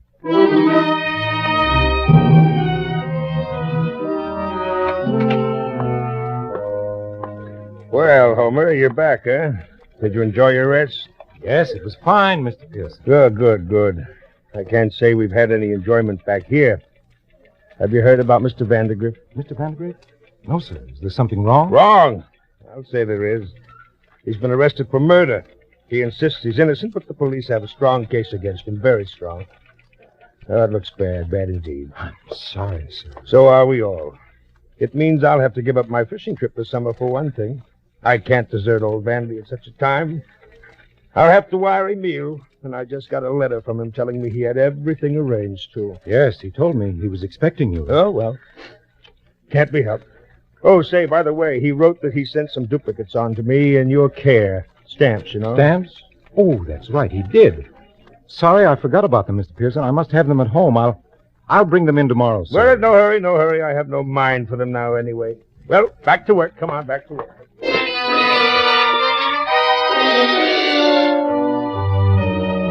That night I looked for the stamps, but I couldn't find them. How I ever managed to lose them, I'll never know. Now I'd have to explain to Mr. Pearson. No, I wouldn't have to explain. I still had those letters, her letters. They were from foreign countries. I'd take the stamps from those envelopes and give them to Mr. Pearson.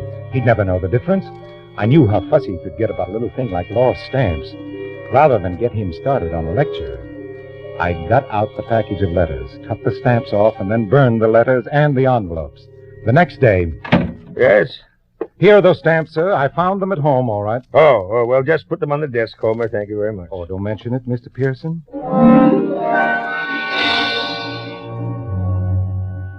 I was having my lunch later in the boardroom when Mr. Pearson came in. He had a stranger with him. A tall man with an angry face. Here you are, Homer. Yes, sir? I want you to meet Mr. Scott. How do you do? I do. Those stamps you gave me, Homer, are you sure you got them from Emile? Oh, yes, sir. Just before I left, he gave them to me for you. No, Homer, no. I just called Emile. He told me he gave you some recent French issues. Those weren't the stamps you gave me. Well, Mr. Pearson, I guess you found me out. You see, I lost the stamps Emile gave me, and I didn't want to disappoint you, so I went to a stamp dealer's and picked up a dozen odd stamps to replace them. I didn't think it would make much difference. Is that your story, Bigelow? Why, what do you mean? It's true. They were very rare and very valuable stamps, Homer. You must have shelled out a pretty penny for them. Oh, I don't know.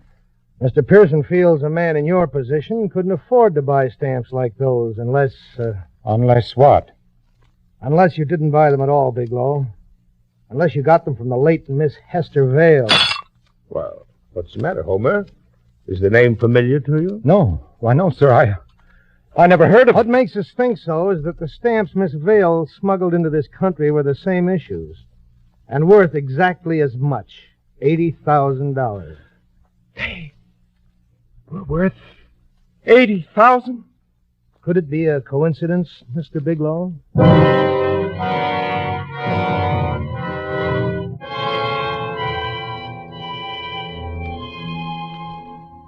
Quiet desperation.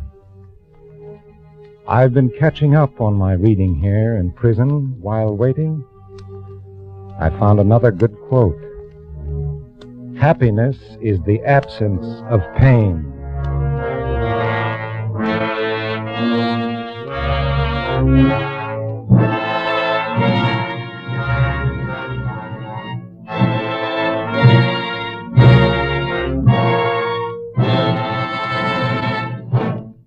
It's hard for me to remember how it began.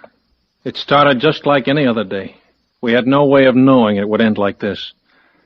It seems like such a long time ago, that phone call to Jessie. But it can't be more than just a few hours. Only a few hours since that ride home with Buck. I thought how impatient I was to be here. I haven't been putting in overtime lately, not with Jessie out of the hospital and little Johnny here and just beginning to know me. I couldn't wait to see them. It's been like that every night. I guess sometimes it's best we don't know what's coming. How's this, Henry? Swell. Anywhere along here, Buck. Thanks, Buck. You sure you don't want to stop in for a minute? You haven't seen the kid yet, you know. Gee, I'd like to, but I got to get home early myself tonight. The wife's got some kind of a meeting. I'll have to take care of my own kids. Okay, see you tomorrow. Night, Hank. Night.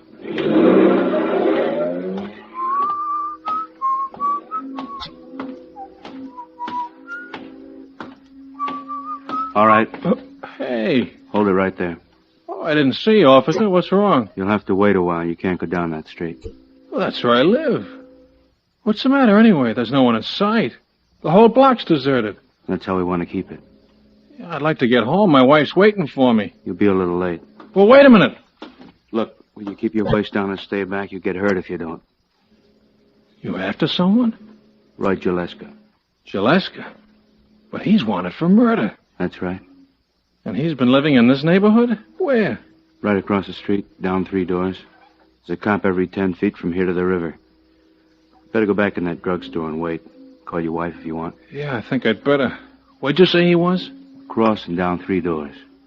Yeah, we're in the apartment house right next to it. You don't think there'll be any gunplay? Just tell her to stay inside and keep her door locked. She'll be all right. Thanks.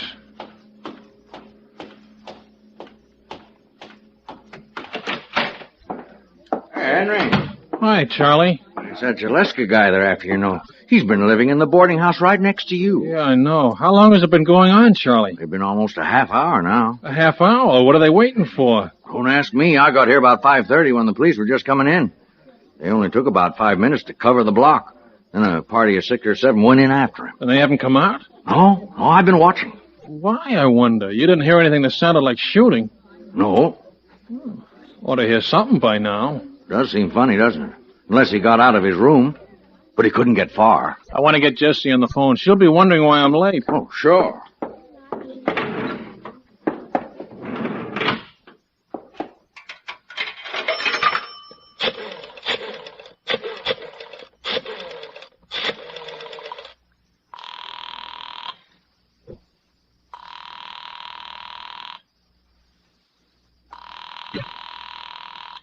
It's funny.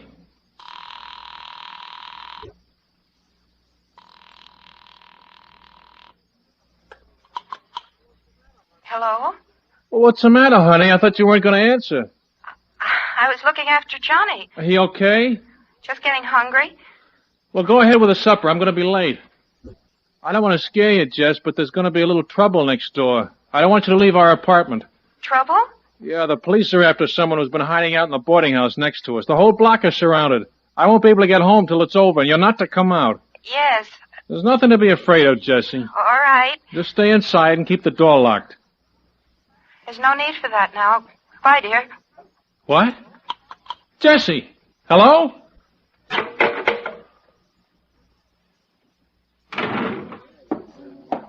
Charlie? Oh, yeah?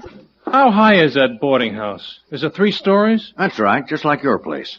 And that alley between them, how wide is it? Oh, it's pretty narrow, I guess. But there's a cop on both ends. On the roof, Charlie. Could anyone make the jump across? Is it too wide for that? I don't know. She didn't sound right, Charlie. She talked quick, quiet, like she wanted to get off the wire, like... Yeah? Like there was someone with her, Charlie.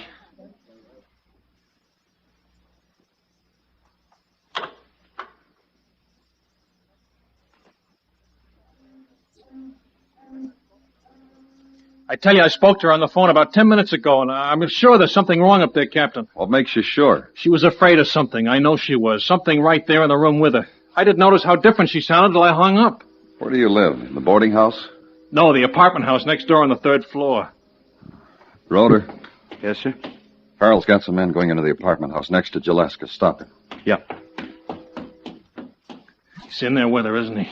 He's in with my wife. I don't know, fella. He could be anywhere now. You didn't find him in his room? No, he's not in the boarding house. I knew it. He's with Jessie and my son. Take it easy, Hayden. He got across the roof, didn't he? Our apartment is on the top floor. He could get in easy enough. Maybe.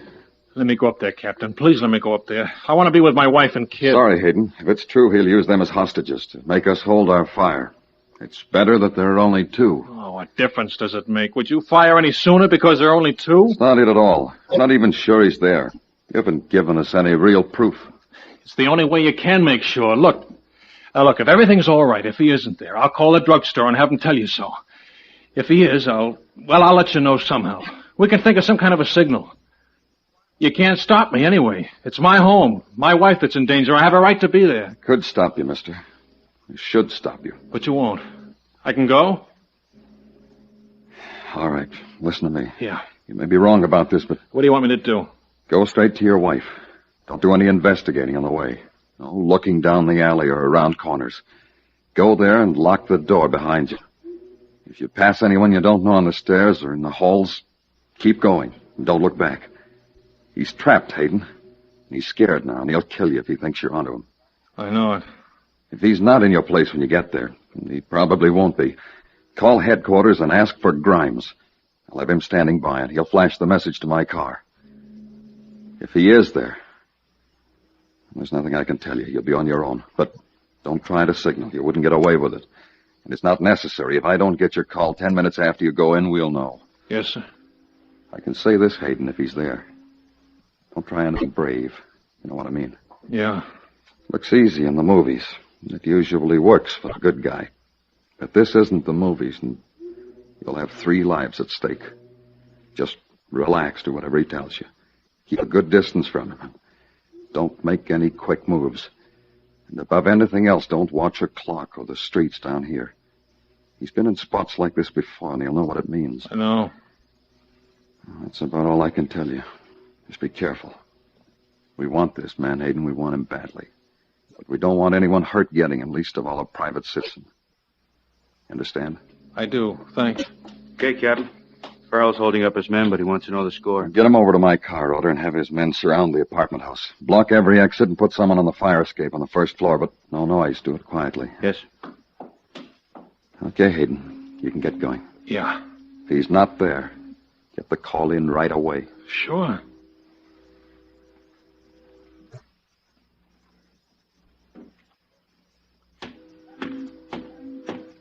I walked fast and I didn't look around.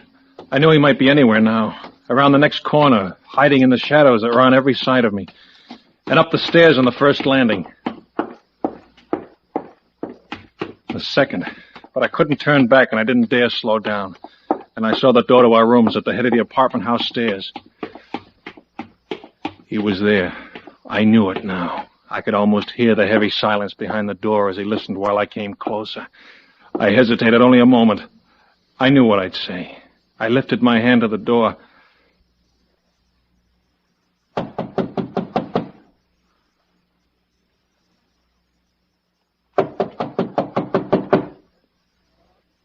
Jesse? Jesse, it's me. You all right? Jess! Honey, what's wrong? Why didn't you answer my knock? Honey, is everything okay? Jess, what is it? Come in, Henry. You sounded so funny over the phone. I thought there was something wrong. It's okay, isn't it? Why don't you answer me, Jess? Henry. Henry. Where? What? Get your hands over your head. Get up against the wall. And don't make any noise. Or I'll kill you.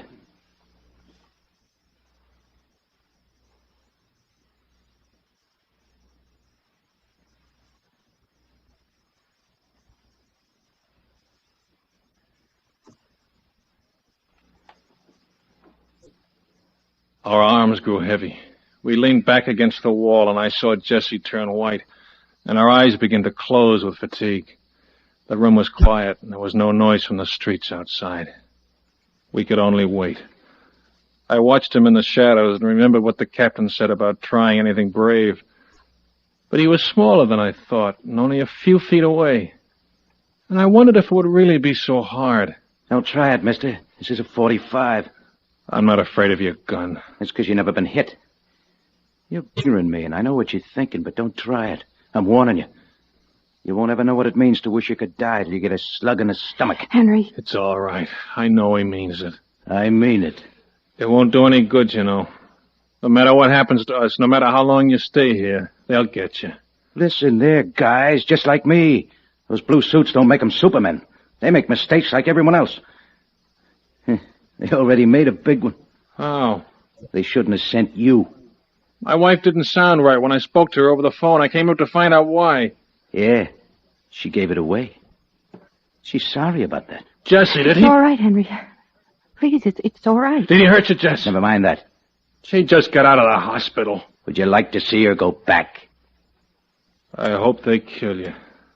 They might. I thought about it. I guess maybe you better start thinking about it, too. It'll happen next time you make a crack like that. Henry, don't. I'm going to ask you a couple of questions. And you're going to give me the right answers. The right answers, mister. The first time, or you'll get hurt bad. What do you want to know? Where were you when you made that phone call? Drugstore, across the street. And your wife don't sound right. You think maybe something's wrong? Yes. You want to get up here. You want to find out why? Yes. What takes you so long? What? We don't hear you coming up the stairs till almost 15 minutes after she hangs up. What are you doing all that time? No. At first I wasn't sure. She did sound like there was something wrong.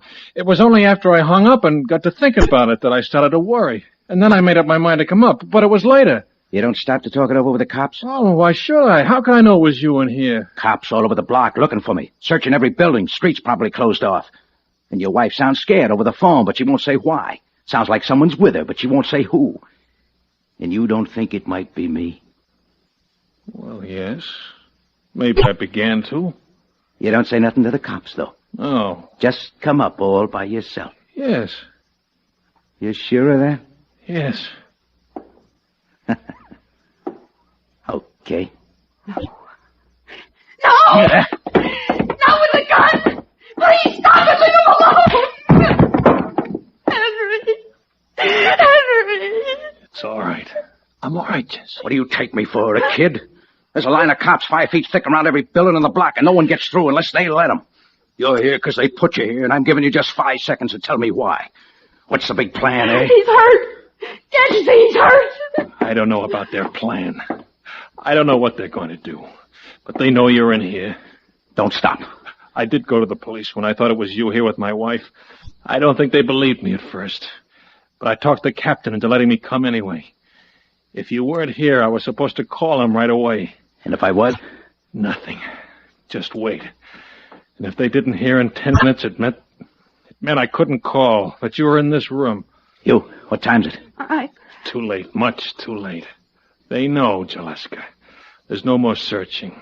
Down there in the dark, around this building, they're all together. You haven't got a chance. They know. I got a chance. As long as I ain't alone, I got a chance. You, lady, go get that kid. Why do you want him? We'll do anything you say. You don't need to touch our kid. You look okay. You don't want to hurt the kid. Nothing'll happen if you do like I tell you. Get him, lady. All right, Jessie. Henry. It's all right. I'm sure of it. You haven't got much time, Jaleska. You know it. Killing our baby is something you wouldn't do. You can bring him in, Jessie. If you say so. You're so sure this is the end of the line for me. And those cops down there, so sure. Well, I'm telling you, I got lots of time. And you're going to help me take it. Yeah. That's right. Now back up to the wall. Peel off that jacket. What? You heard me. Take off the jacket and throw it on the floor. Sure, why not? What are you going to do? I'm not going to do anything. You're going to take it for a while. What do you mean? You don't see it, huh? I'm kind of surprised. I don't see any way out for you, if that's what you mean. They know you're here. Yeah, they know I'm here. You made sure of that, didn't you? So they're covering every way out. Doors, windows, alleys. What do you suppose would happen if I tried one of them? I think they'd kill you. Yeah. I start out that window, and every cop down there comes to make sure I don't finish the trip. Maybe a couple come running up here. That leaves lots of cops down on the bottom of the fire escape, and a couple of cops up here in the room, but not many anywhere else. In the alley or on the streets, or down near the river. They'll all be watching the guy in the fire escape, won't they? And the guy in the fire escape, he don't need to be me, does he? It won't work. You're crazy to think that'll work. I gotta take that chance now. You're going out that window, mister, and you're gonna take your time doing it. They've seen me. They know what I look like. They saw a guy in a leather jacket right close up. Now you're a guy in a white shirt 3 stories over the street coming down a fire escape. That makes you a different guy. That makes you Roy Jaleska. What if they start shooting? The minute I step out that window. What if they do? It's a chance you gotta take. You don't want me to take all the chances. Ah, a little guy. Bring him in. He's asleep. He's asleep. What's his name? Johnny. Johnny, huh? That's a nice original name. Cute little kid, too. I don't guess you'll put up any arguments, will you, mister? No arguments. And I'll be right here with both of them until I see our little schemes working. So don't try no tricks on the way down. No. What does he mean? Henry, what's going to happen? You can read about it in the papers, lady. Now go turn out the light. Light? Turn it out. But don't try nothing, neither one of you. You got your kid in here now, and there's no telling who'd get hit if I had to shoot wild. Turn it out, Jesse. The light, come on. Now you. The window.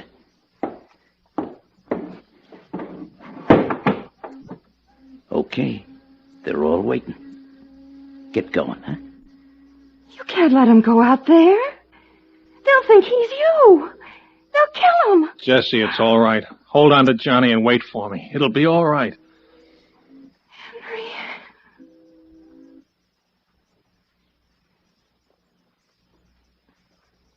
I stepped out onto the iron platform and started down as slowly as I could. But they'd seen the light go out, and already I could hear quick moving on the street. I could feel every eye begin to follow me down the narrow steps. Jaleska was right. It was going to work. Hold it there! We see you! Don't take another step! But it was happening too fast. They'd find out too soon who they really had. And then I knew there was a part of the plan he hadn't told me. I jumped back into the wall. But it was already too late. From the window behind me, he fired down into the police. Their guns flew up automatically, and everyone was aimed at me.